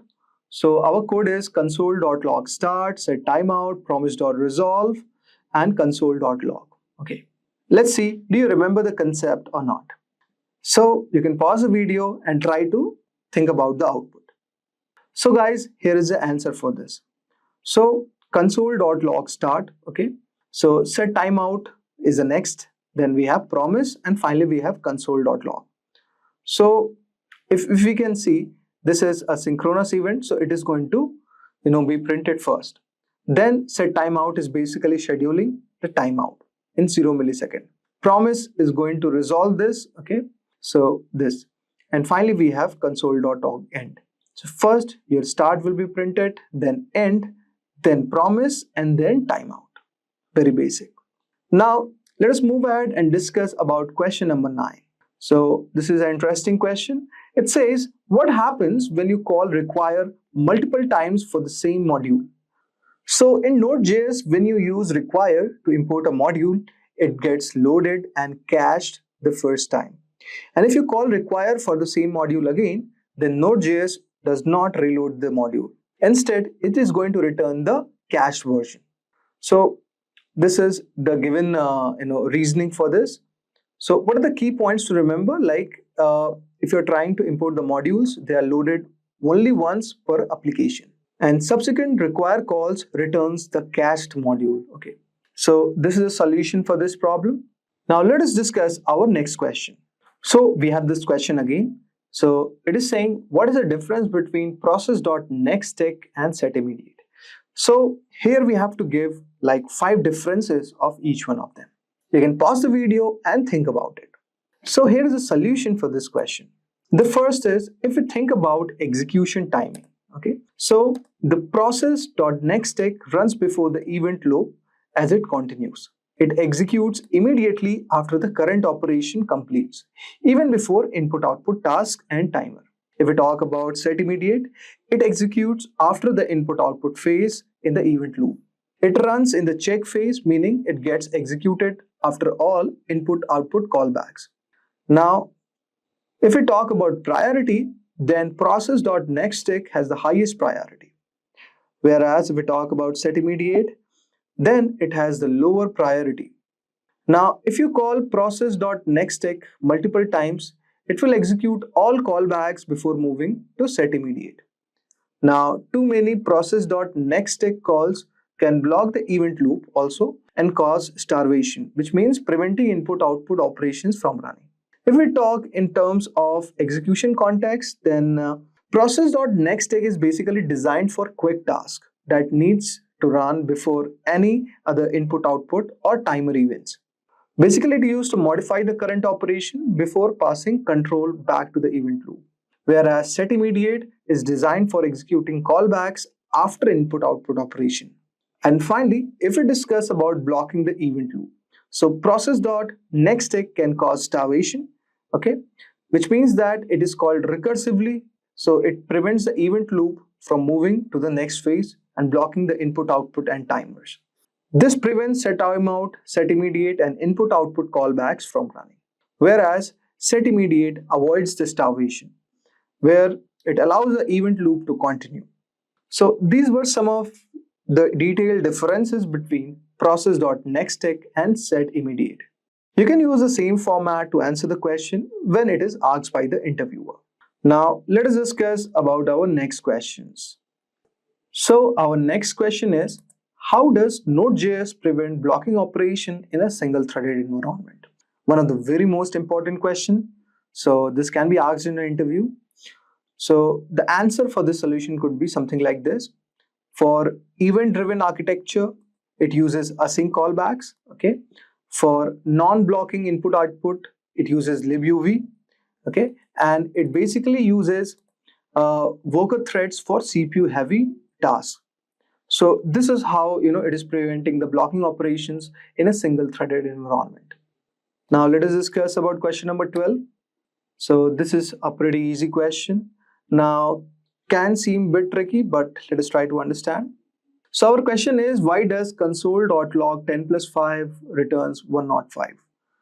So the basic solution for this is that the 5 here is treated as a string. So the output becomes 10, 5 equals to 105. Okay, so it is just concatenated. Now let us move ahead and discuss about our next question. So our next question is, what is the difference between fs.readFile and fs.createReadStream? Okay. Now if we discuss about fs.readFile, so basically it loads the entire file into memory, making it inefficient for the large files. Whereas fs.createStream reads the data in chunks, preventing memory overflow. Now if we discuss the major differences on these parameters like memory usage, performance. So for memory usage, fs.readFile actually it loads the entire file, and fs.createReadStream is actually memory usage is low all over here because it is just only streaming the data. If we talk about performance, fs.readFile is slower for large file, whereas fs.createReadStream is actually faster. So this is what some of the major difference between them. Now let us move ahead and discuss about our question number 14. So our question number 14 says, what will be the output? So you can see all over here, we have created an object with key and value properties, and B has this asynchronous function where console.log this.a. C has a function where console.log this.a. You have object B, object C you are trying to understand. So let us analyze this JavaScript code. Okay.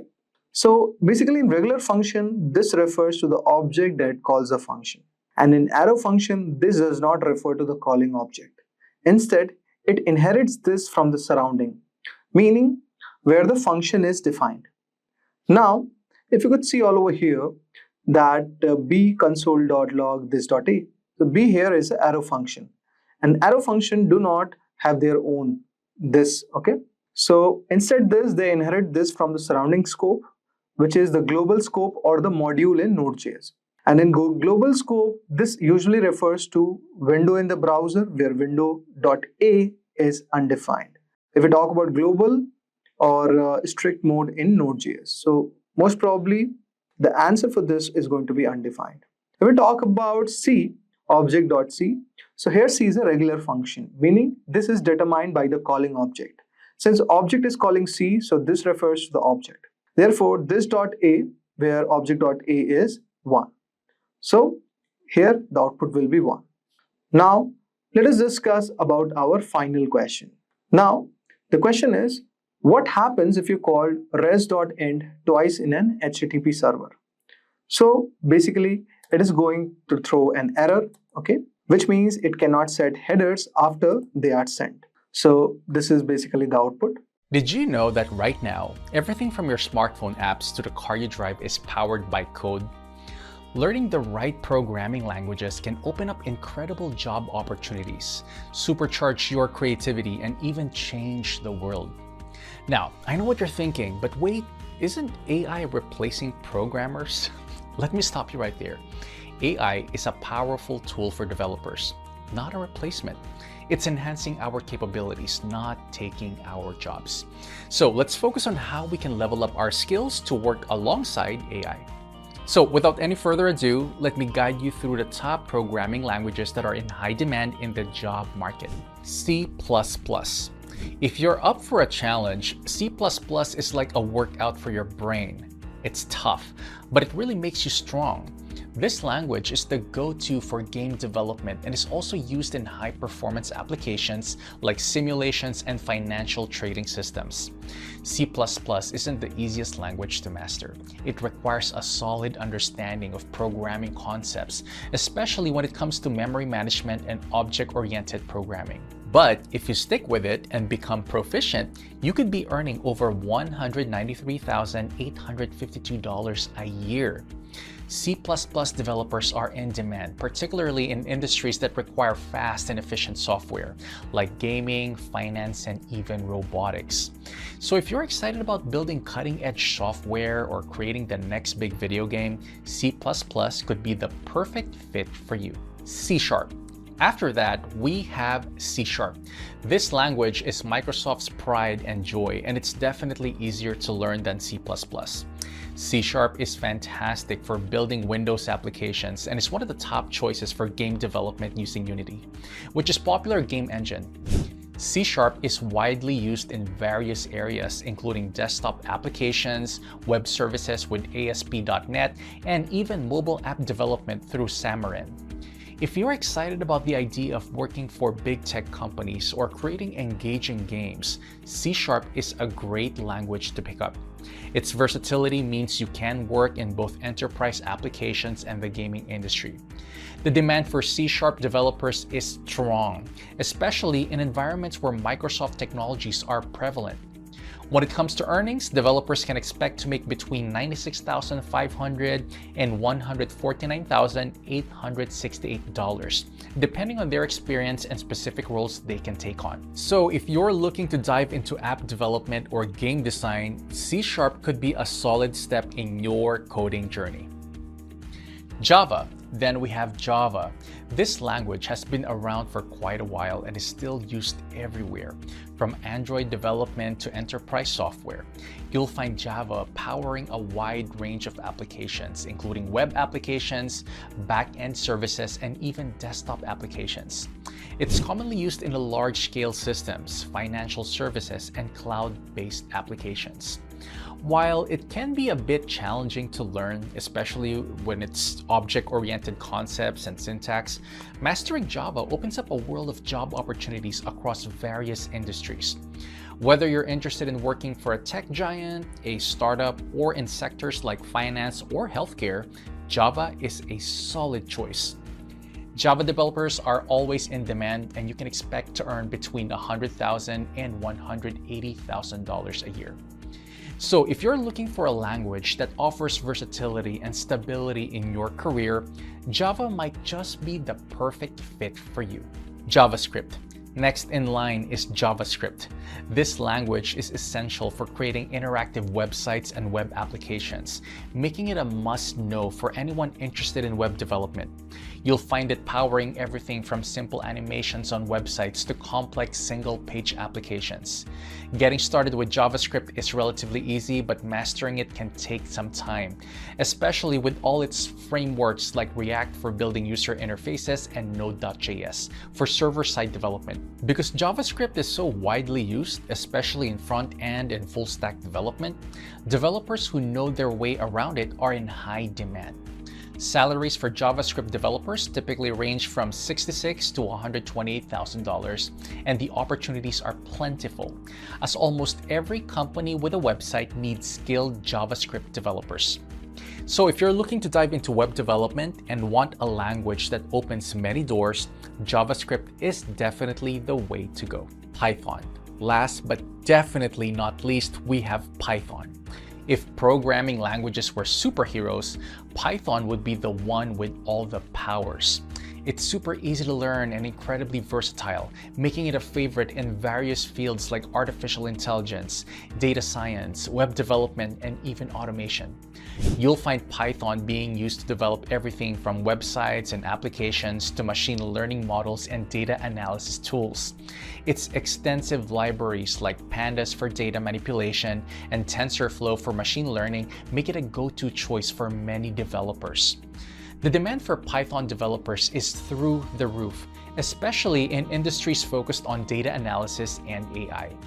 Many Python developers earn well over $200,000 a year, particularly if they specialize in fields like data science or machine learning. So if you're looking for a language that can take you into some of the most exciting areas of tech, Python is definitely the way to go. In summary, each of these programming languages offers unique opportunities and challenges. Whether you're interested in web development, data science, or game development, there's a language that fits your goals. By choosing one of these top languages, you'll be well on your way to a rewarding career in technology. So pick one that excites you and start your coding journey today. So that's a wrap on our full course. If you have any doubts or questions, you can ask them in the comment section below. Our team of experts will reply as soon as possible. Thank you and keep learning with Simplilearn. Staying ahead in your career requires continuous learning and upskilling. Whether you're a student aiming to learn today's top skills or a working professional looking to advance your career, we've got you covered. Explore our impressive catalog of certification programs in cutting-edge domains, including data science, cloud computing, cybersecurity, AI, machine learning, or digital marketing. Designed in collaboration with leading universities and top corporations, and delivered by industry experts, choose any of our programs and set yourself on the path to career success. Click the link in the description to know more.